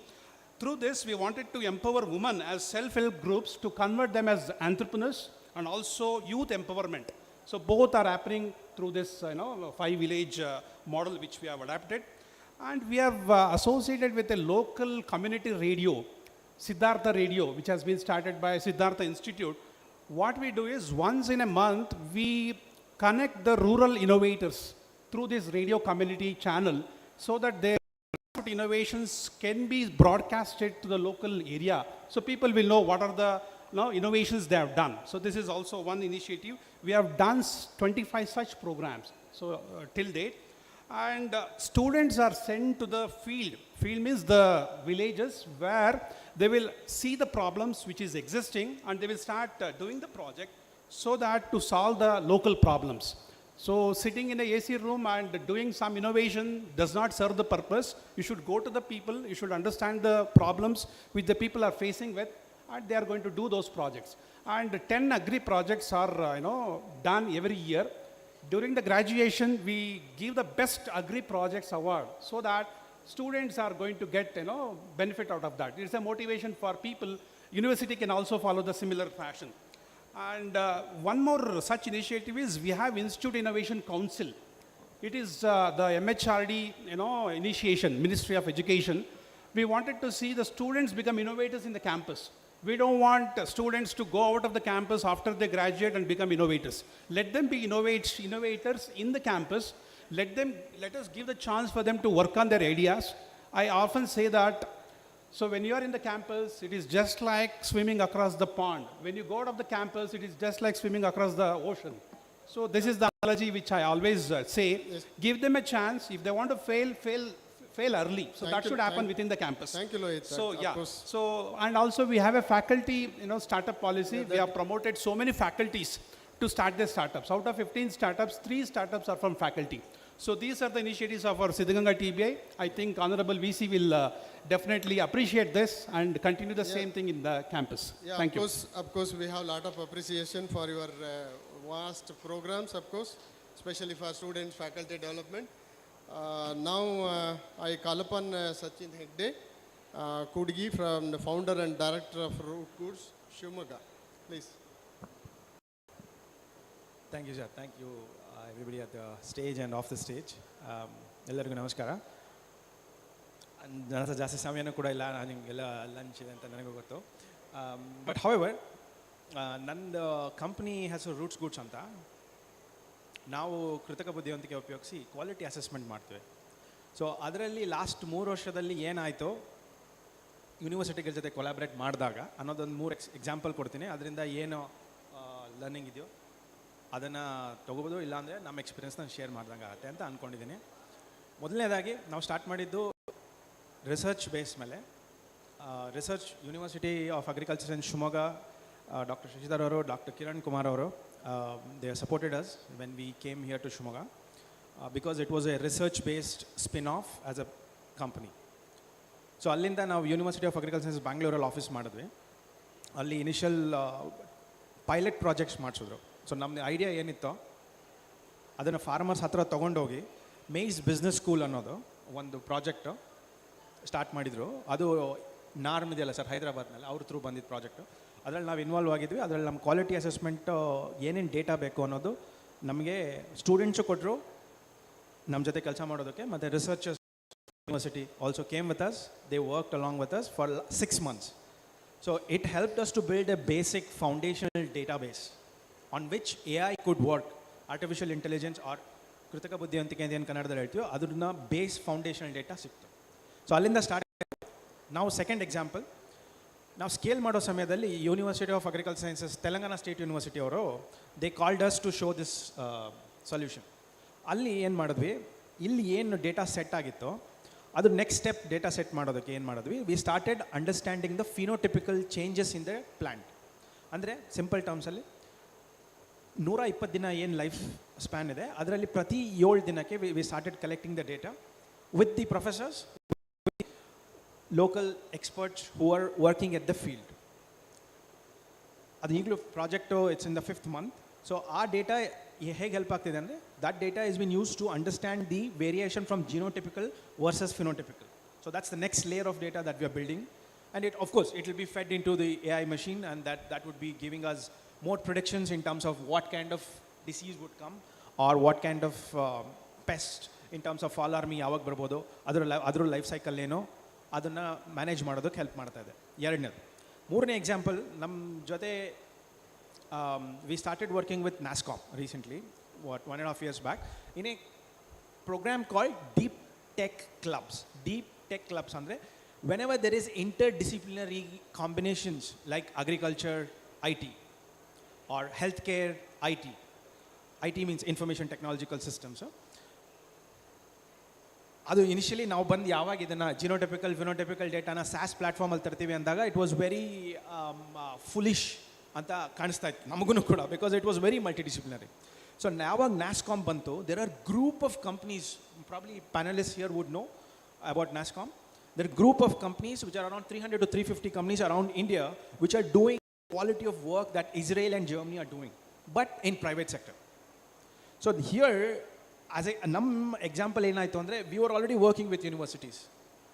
ICR ಜೊತೆ ಕೆಲಸ ಮಾಡ್ತಾ ಇದ್ವಿ ರೀಸೆಂಟಾಗಿ ನಾವು, along with Shivamoga University, Agriculture University, Bangalore, Telangana, ICR in Delhi, for example. So we brought those foundational tech through the help of researchers and students like you guys, and then brought it to the mainstream IT solutions.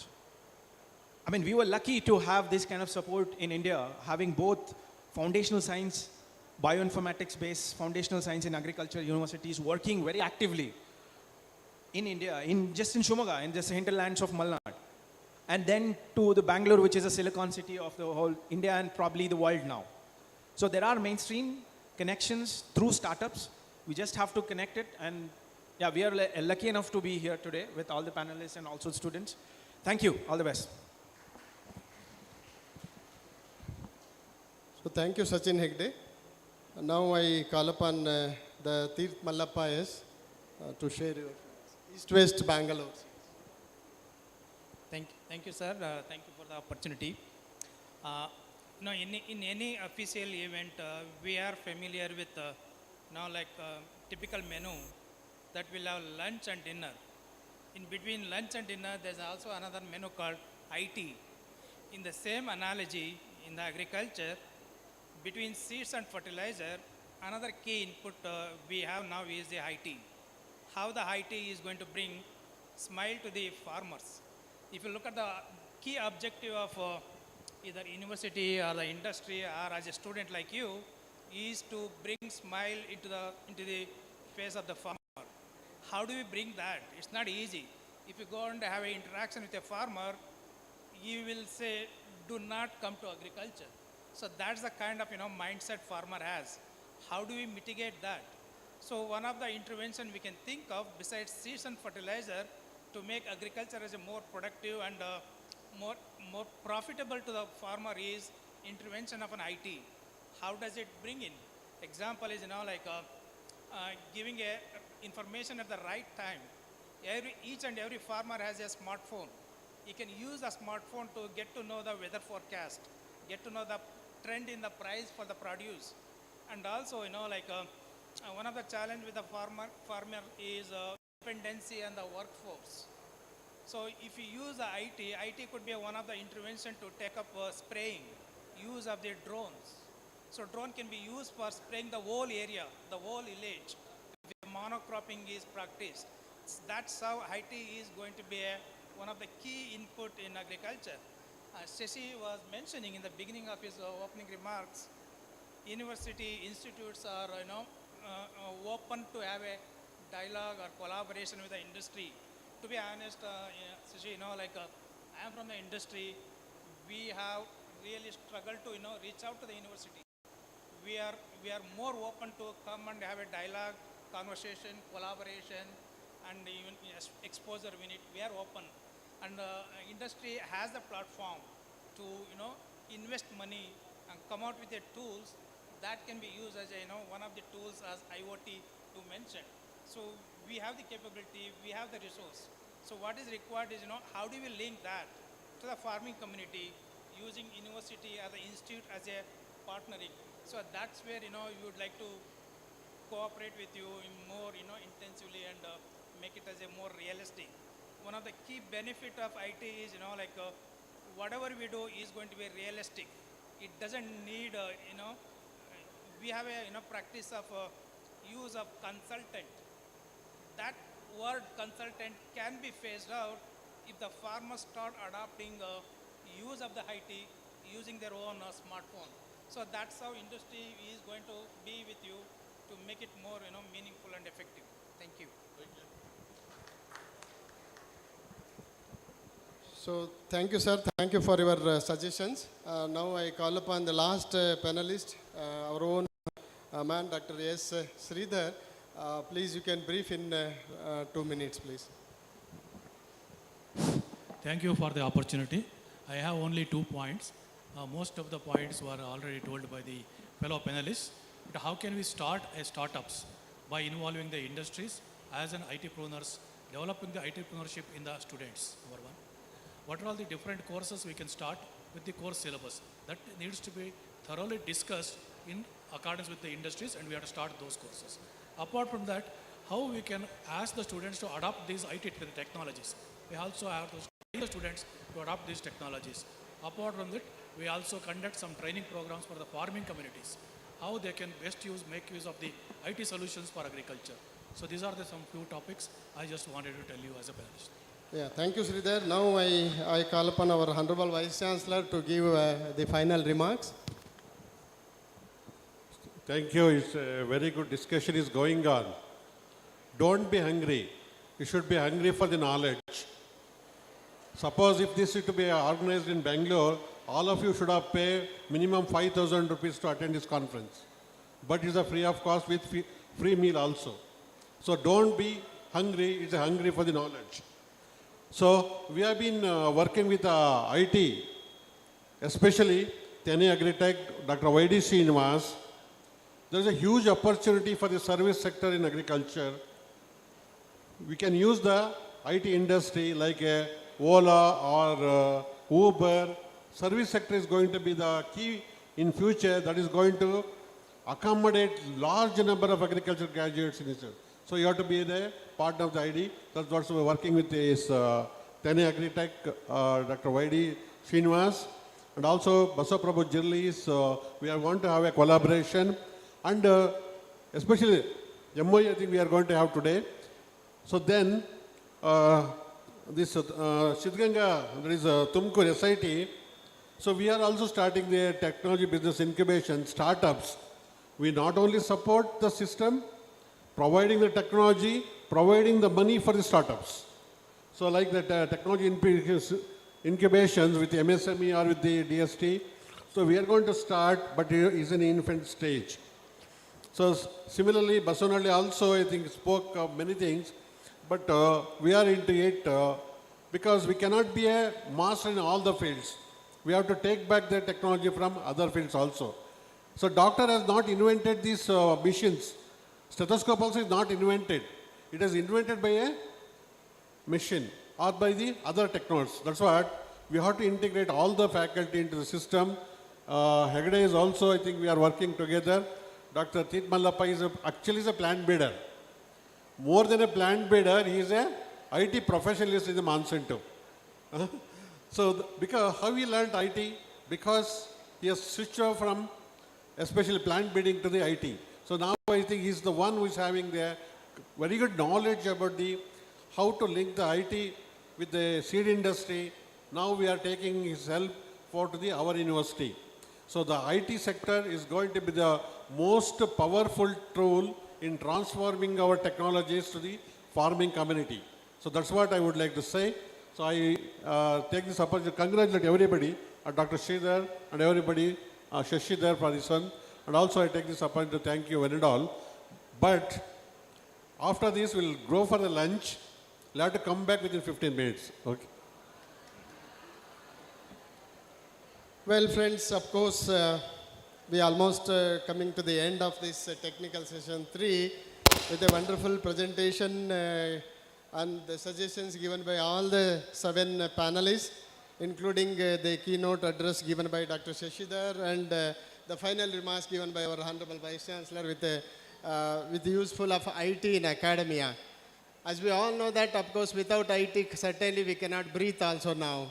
The day is almost changed, and this IT has occupied everywhere in all the fields including agriculture, especially in agriculture education, where we are using a lot of IT tools in the teachings as well as even the research. Of course, for research also, we are involved totally this IT, especially in bringing so many genotypes from across the globe and testing in the different ways and analyzing with the different statistical tools. So also, ultimately, we are transferring these technologies with the IT tools only to the farming community. And still, we have a lot of scope to go ahead, and we have to make a lot of solutions, solve a lot of solutions, particularly the farming community. As many of the panelists, they have already clearly said where exactly this IT facility can solve the problems and where exactly it is available, what kind of inputs can be mobilized in different part of the country as well as the world. So those things can be made in a fraction of minutes, we can say. And all this IT, I expected still more the good collaboration for this IT in education particularly. So I think this is opening the platform, especially for the industry as well as the students. I think with these few suggestions, I thank all the organizers, including the Honorable Vice Chancellor and who is a leader for this IDP, as well as the coordinator Shashidhar and all his team for these very wonderful events we conducted today. Thank you one and all. And also I thank all the students and the audience who have very patiently heard these suggestions. Thank you. Thank I you, also Chair, thank my the collaborators, particularly reporters, to note down the proceedings and all these. Thank you. Esteemed panelists, thank you so much. Now I would like to request our Honorable Vice Chancellor to sign the MOUs between the Center for Multidisciplinary Development Research, Dharwad, and the Dishopanayaka University of Agriculture and Horticulture Sciences. I request all the panelists to join the important event.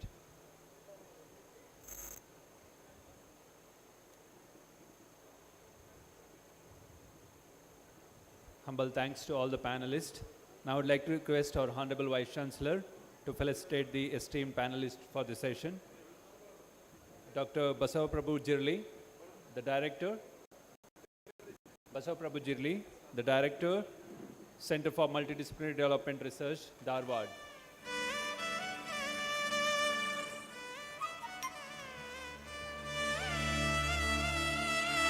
I request Mr. Y.B. Srinivas, Managing Director, Tene Agriculture Solutions Private Limited, Bangalore.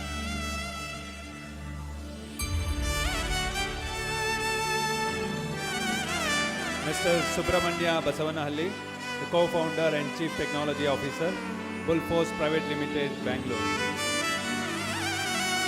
Dr. C.P. Lohit, Head Siddhaganga Technology Business Incubator, SIT. Mr. Sachin Hegde, Mr. Teethamalappa, Dr. S. Sridhar,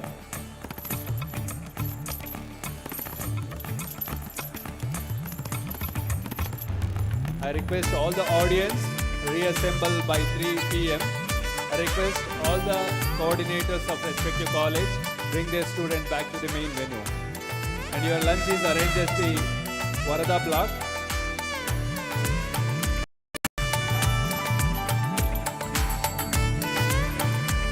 Dr. B. Hemla Naik, respected Director of Education.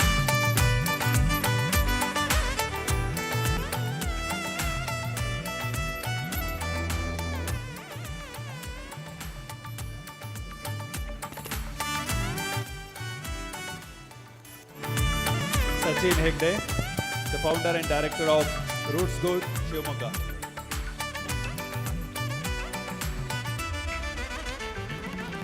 I request all the delegates to join for the photo session.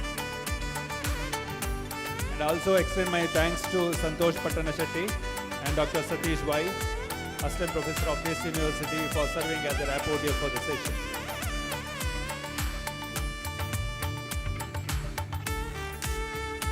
And the next session will start at 3 p.m.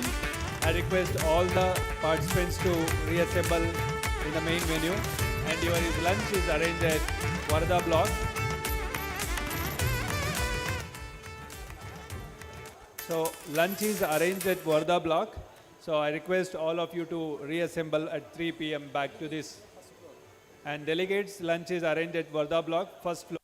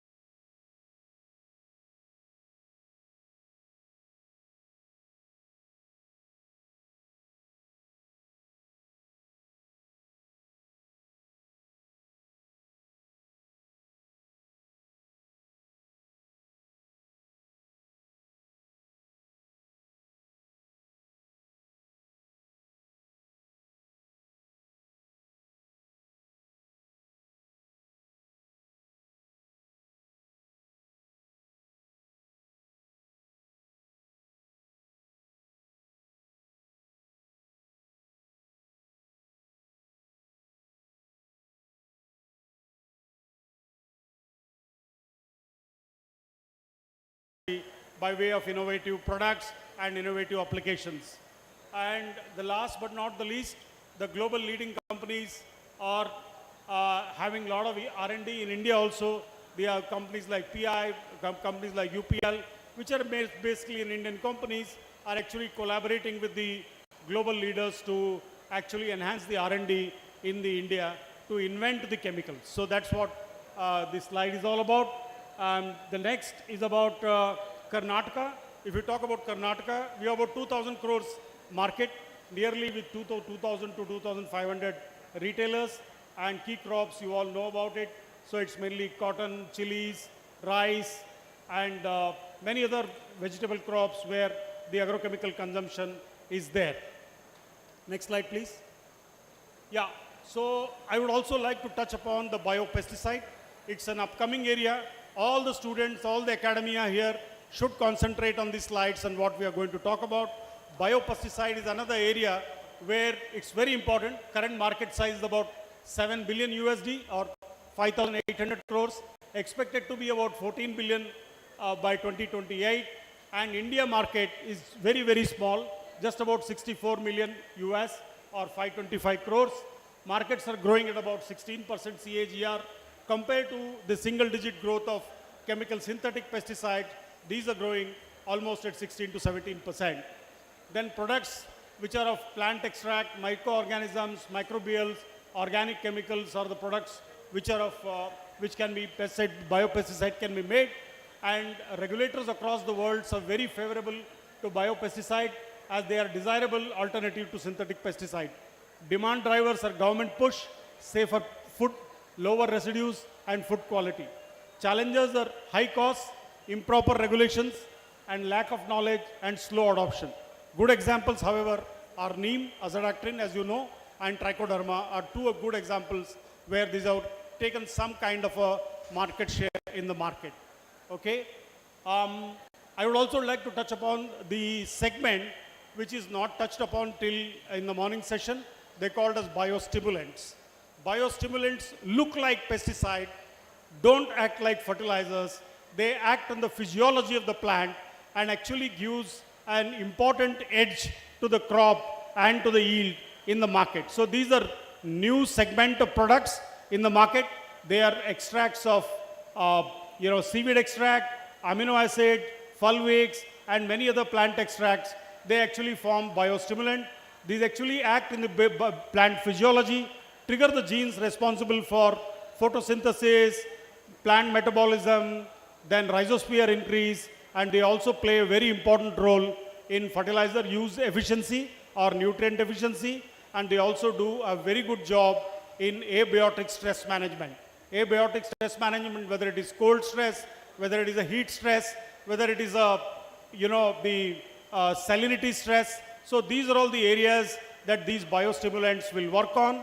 And we are the company which are one of the companies in the world doing these biostimulants. And we are not only selling in India, but we are also selling in many parts of the world, including US, Europe, and Japan.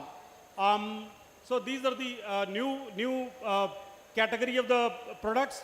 So these increase yield, improves quality, improve nutritional quality, increase nutrient efficiency, water use efficiency, what improves, restores soil fertility, improves plant tolerance to abiotic stresses, and reduce chemical input. So this is a new category of products for you to learn about and to experience about in the days to come.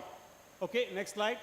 Biostimulant, currently global market is 2 billion and expected to grow to 10 billion. These are at high double-digit growth, and new market regulators are understanding these products very well. Government of India has come out with a gazette to register these products very recently, and the regulators are understanding these products more and more. So that gives an opportunity for the university also to come and talk about it and experiment these products and help the farmers and the industry. Now, there are, as I said, seaweed extracts, amino acids, botanical extracts are the ones. The demand drivers are high fertilizer prices, nutrient deficiency, abiotic stress.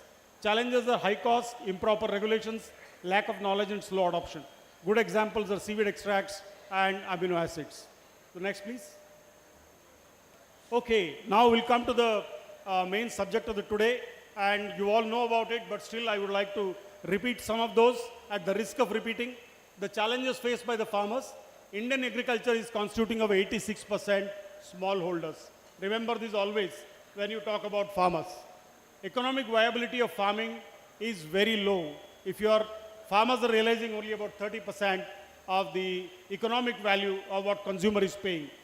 Climate change is leading to, or really coming, now for example, trips which came on chilies devastated the crops for 2 years. And new diseases in areca nut, as you see, are decreasing the yield. Rates are high, but there are new diseases that is there in on the crop. Lack of knowledge, high cost of cultivation, non-availability of labor are the main important issues faced by the farmers. Next, please. Next slide.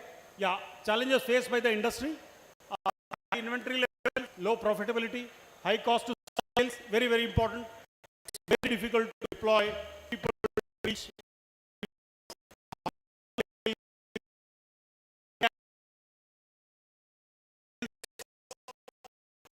Say that there is as an industry person, I can we don't get the people what exactly we want. That is the problem that we face as an industry. High cost in data generation and regulatory approvals. Universities can help us. I'll come to that in a minute now. Low regulations leading to unscrupulous products and non-availability of skills personnel, as I said. So now the areas of strengthening areas between the academia and the industry, agrochemical industry. Research and development. In research and development, I wouldn't say synthetic pesticide is not an area of research and development for the university. Probably universities can help in regulatory approvals by strengthening the residue testing labs. That is the point.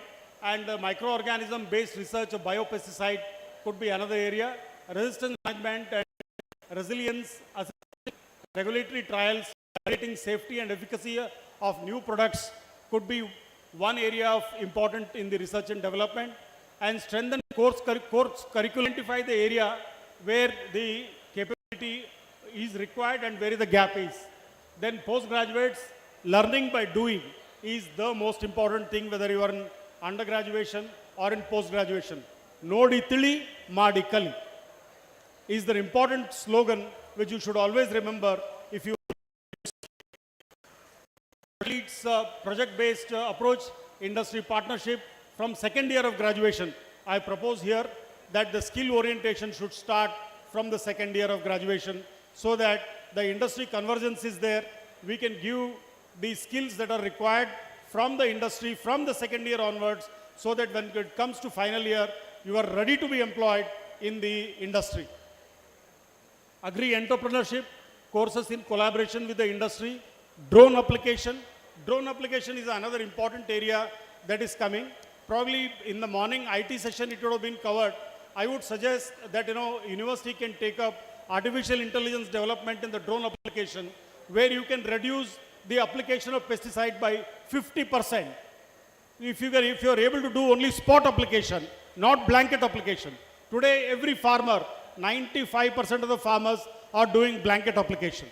The disease, if you look into ETL levels, the ETLs are there for every pest and disease. If you are able to identify, if artificial intelligence through drone can identify only the areas where you have disease or a pest, you will reduce the application by 50%. That's where the university can converge with the drone applicators or with the IT industry. Then the strengthening the lab to land programs, it's another important area. And there, advising farmers to mitigate risks by understanding climate change is very, very important. Strengthening the pest surveillance method, leverage technology to reach smallholding farmers, collaboration and knowledge transfer. So these are the areas because where the university can really help.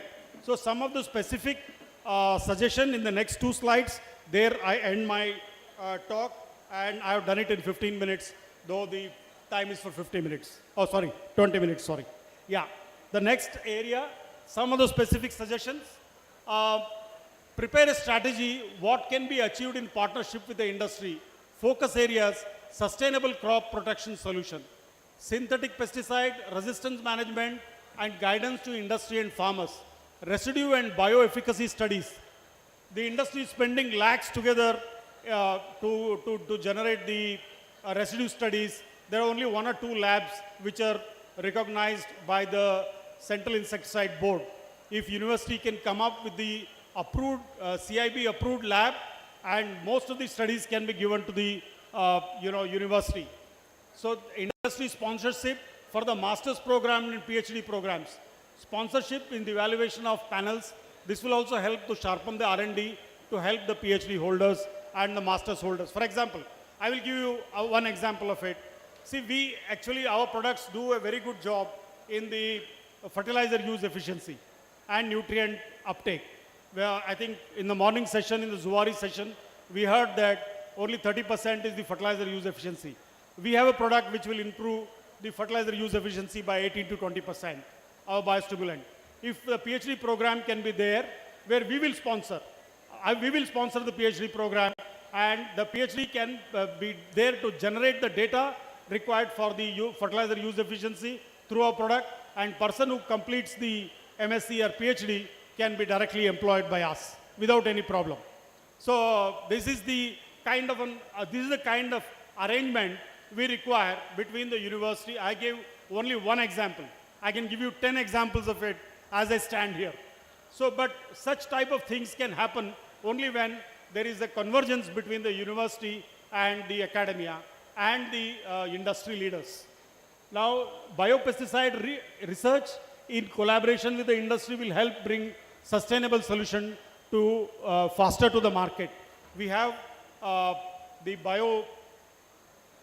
the National Biodiversity Board to understand the biodiversity in the country. I think university has much more knowledge than what I have. You can understand, you can identify the bacteria, you can understand the mycorrhiza which is there in this part of the world to actually develop it into a product that can be used as a biopesticide in the market, and university can have all the IP rights, and we can, the companies like us can license the product and sell. And given access to university facilities, to high-end equipment, to promising startups, I think already in the morning sessions this has been covered. Some specific suggestions for course curriculum: identify the area of intervention by assessing capability of current agriculture graduates and postgraduates from the current context, and include the courses to readiness to take up the industry. Develop modules that will help industry expert to converge early in the course, maybe by second year. Seek guest lecture from the industry. Leverage online courses. It will be difficult for us to travel and come and attend the classes in the university. Do it like the IIMs. I have been the guest lectures on the IIM. In most of the places I have done it through online teaching or online guest lecturing. You can do that. I can tell you that many of the industry colleagues, they will be able to help the university on this. And third, separate course 30 to 45 days after graduation to impart entrepreneurial skills. This is already being done by the Syngenta Foundation. If you want, I'll give an access to them, and they are very happy to take this as a free to 30 to 45 days course to make the agriculture graduate more ready to take up the entrepreneurship. So these are some specific suggestions, and some specific suggestions from lab to land program. Leverage the technology to reach to the smallholders. I think it has been spoken about it in the IT also. And second one, access the climate change proactively and release advisory to mitigate risk. And third is to help force multiply drone-based application that will help improve productivity, scope, and agri-entrepreneurship. So these are the things that I thought I should talk about. There are other 2-3 things which I thought I should bring it to your knowledge, is to actually talk about the pheromone traps is another area which you can take up this one, and industry will be able to help you. And package of practices. Our package of practices is outdated. I'm sorry to say that, because the products registered in the CIB, in a Central Insecticide Board, they don't appear in the package of practices. And we have to tell them many a times when you give protocol to the university for testing our product, they actually come out with the old imidacloprades and some of the old products. But there are a lot of new development that has taken place. Government of India has given registration to many of the new molecules. So please, there must be some mechanism where if the CIB is giving a registration, automatically it should be in the package of practices. Because to get the registration in the CIB, you have to do a lot of trials. And already the trials have been conducted.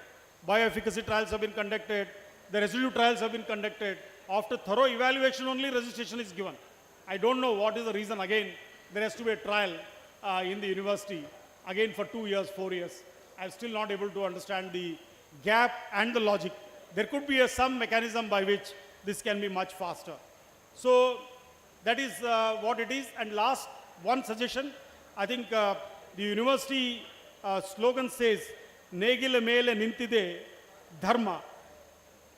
Negile mele nintide dharma. But there's one point everybody said, pick up the area of interest. Pick up where is area of interest and go into that area. Biggest problem is, at this age, you will not know what is your area of interest. Then how do you fill this gap?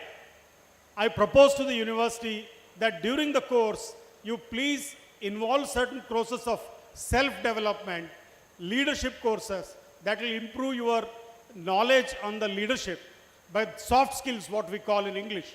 Those are the ones which will make you identify your Swadharma. Swadharma, if you are able to understand, Swadharma is nothing but where you are able to take interest, where you are interested. Everybody is not interested in everything. I am interested in certain thing, certain people are interested in certain thing. But to identify that, you need maturity. To get that maturity, you need soft skill. To get that soft skill, I think the university has to come out with a curriculum where the soft skills can be there during the course, so that by end of the course, you know, I'm interested in research. No, I'm interested in industry. I'm interested in so and so, so and so. So I think that will help the university a lot. That will help a student a lot. So with that, I will end. Swadharmam maranam shreyam paradharmo bhayankaraha. Please identify your area of interest and pursue that. We are always ready to help you. Thank you very much. Thank you, Dr. Anand Gudihalji. You have given and enlightened us the progress and performance of the agrochemical industries and also their role in India. So I am very much overwhelmed by your words, that is India is becoming a manufacturing hub. So that gives us a huge scope for our forum graduates. So where the domestic consumption is 0.6 grams per hectare, India is using. And you have given 2.6 kg per hectare is the world average. That shows our India is using little agrochemicals compared to our world average. So it indicates that there is a huge scope for the linkage between our academia and the agrochemical industries. Sir, really you have given a good and a valuable and also the notable aspects about the agrochemical industry and academia for sustainable agriculture. Now may I request the panelists to have your interventions and also discussions regarding the role of agrochemical industries in sustainable agriculture, and also how to strengthen these agrochemical industries with our academia. Please, may I request first Dr. Raghavendra KH, Sales Manager, Agrios India Limited, Private Limited, Bengaluru, please. Okay, thank you very much. And it is a pleasure for me to attend my own hometown university. Thank you very much for giving the opportunity for the university as well as the faculty people of the university. And before that, I would like to just say, because the situation and the position what I have come to this stage, the knowledge what I got is only because of my all teachers, especially my very beloved teacher is there, Dr. Kumar Swami, who has helped entire our batch to come to these stages. Entire our batch, most of them are in very big positions of industry. So thank you very much, sir. So with this note, see, Dr. Gudihal has given you the agro industry overview. So here what I would like to concentrate is, dear students, what he said, where you have to focus.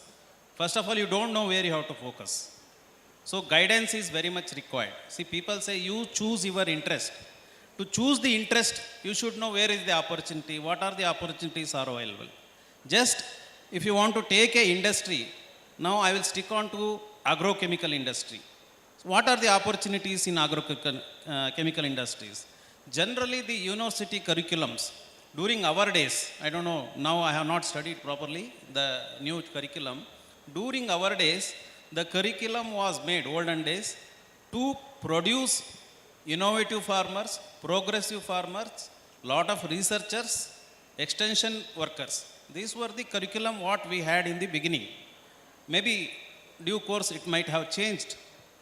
But let me just tell you what are the opportunities in agrochemical industry. Generally, if you think once you go to agrochemical industry, people when we interview, they know that there is one marketing job to sell pesticides.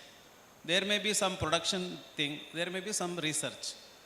These are all very limited. You have plenty of opportunities where other graduates are occupying. So as an agriculture graduate, there is so many other opportunities. Let me list some of them. Okay. Today, what is this? There is an event happening. There is an event manager here who takes care of entire event. So in the industry also, I am just giving a simple example. There is an event management in each company. You know, anybody knows that? We do conduct lot of dealers meeting, distributors meeting. Who are good in event management, they have a very good opportunities in companies. So I am just giving a simple examples. Then marketing is a very big wing in the agriculture industry or agro input industry. So earlier it was only sales oriented. Now it is more of a market oriented. I will tell you research and development is also one of the wing where people who are expertise in their subject. Lot of research activity and positions are also available. Apart from that, supply chain management. Now it is also one of the biggest subject, supply chain and logistics. Because these are all the hazardous chemicals. You cannot send the material through regular transport. There is a big supply chain industry in other countries. You have a lot of opportunity in supply chain. Please see, after BSc AG, you have these are all the opportunities where you can also very much fit. Then I will tell you regulatory and registration. See, lot of chemicals has to be registered. All the chemicals has to be registered. Nobody is, as a BSc AG, we don't know what is registration. What is regulation, pesticide regulation. After BSc AG, one of our person did law and joined us in the company regulatory affairs. So there is so many other opportunities. Then legal support. Lot of legal things are happening in the agrochemical industry. So legal industries, also you have legal positions. Then portfolio management, that is one of the biggest segment.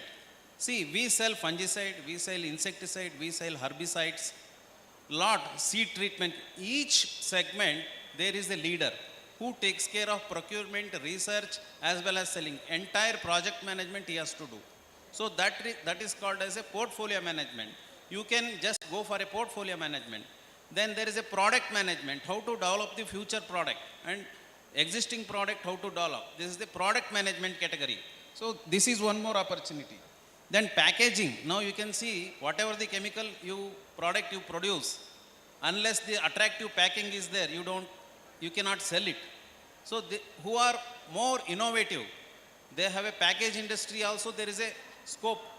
See, I have worked in 30 years in Bayer Crop Science. All these positions are available. I have worked in most of those positions. So I got that exposure. So you can also focus on those things.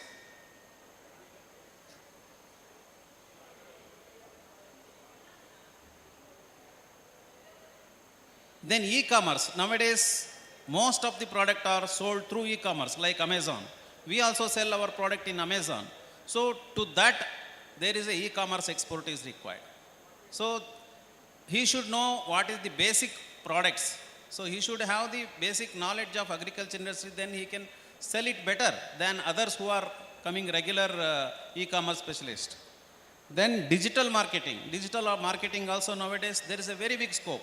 Nowadays, you people, most of you know how to handle the computers and marketing and e-commerce and also digital marketing. Digital marketing is also one of the area where you can excel yourself. Then stewardship, of course, all these chemicals, what we handle is a poison. So how to handle this? There is a stewardship department itself. So that also you have opportunity. Then residue-free production. See, there is no chance without using chemicals, it is very difficult to grow the crops now. So how to produce residue-free by using chemicals? That is also a segment. That is also a specialization is there. That opportunity is also there. Then retail marketing. Now so many companies are opening their own retail outlets like Bata showroom, like is there, no? Like that in the industry also, like Juari is having their own retail outlet. Others has shown you those pictures, how the pesticide retail can be done. In the villages, companies are opening the shop and they are selling their product. That itself requires expertise. So like this, there are so many alternative business model. So there are so many, I have just listed 10 to 15. You have more than 35 different segments in the pesticide industry where you can excel. So I request the university to talk to the industry as well as business schools. See, after BSc, many people go for a MBA or something like that. In MBA, there are specialized MBA colleges for agriculture, like Manage is there, in Ahmedabad MBA, where they teach all these segments. So before they go there, they should know what is that. So at least an introductory course for all these segments in the university will definitely help the students where they should focus. Where is the opportunity? Because if you don't know the opportunity, how can you progress? We should show, university should show with the business schools as well as the industry that there are so many opportunities where you can compete. So please, I request university as well as the students to interact with the industry people and also business schools where you have a lot of information and you excel.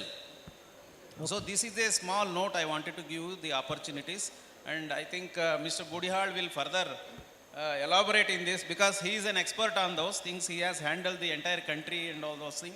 If he wants to further elaborate it, I will welcome, and also I will request my panelists to complete their note also. Yes, thank you, Raghavendra. Now, may I request Dr. Bharat, DGM Sales Mankind Agritech Private Limited, Bengaluru, to give few remarks on this aspect. Thank you, Dr. Mawarkar and team members. Yeah. First of all, I think I have some requests for university key officials, then as well as for student community, one or two guidance. My name is Bharat. I am from Mankind Agritech Private Limited. I think we are a very newborn kid as far as agrochemical industry is concerned. Nowadays, you must be knowing, agrochemicals means we are called as environmental terrorists because everybody is promoting organic. We inorganic having some kind of defeat.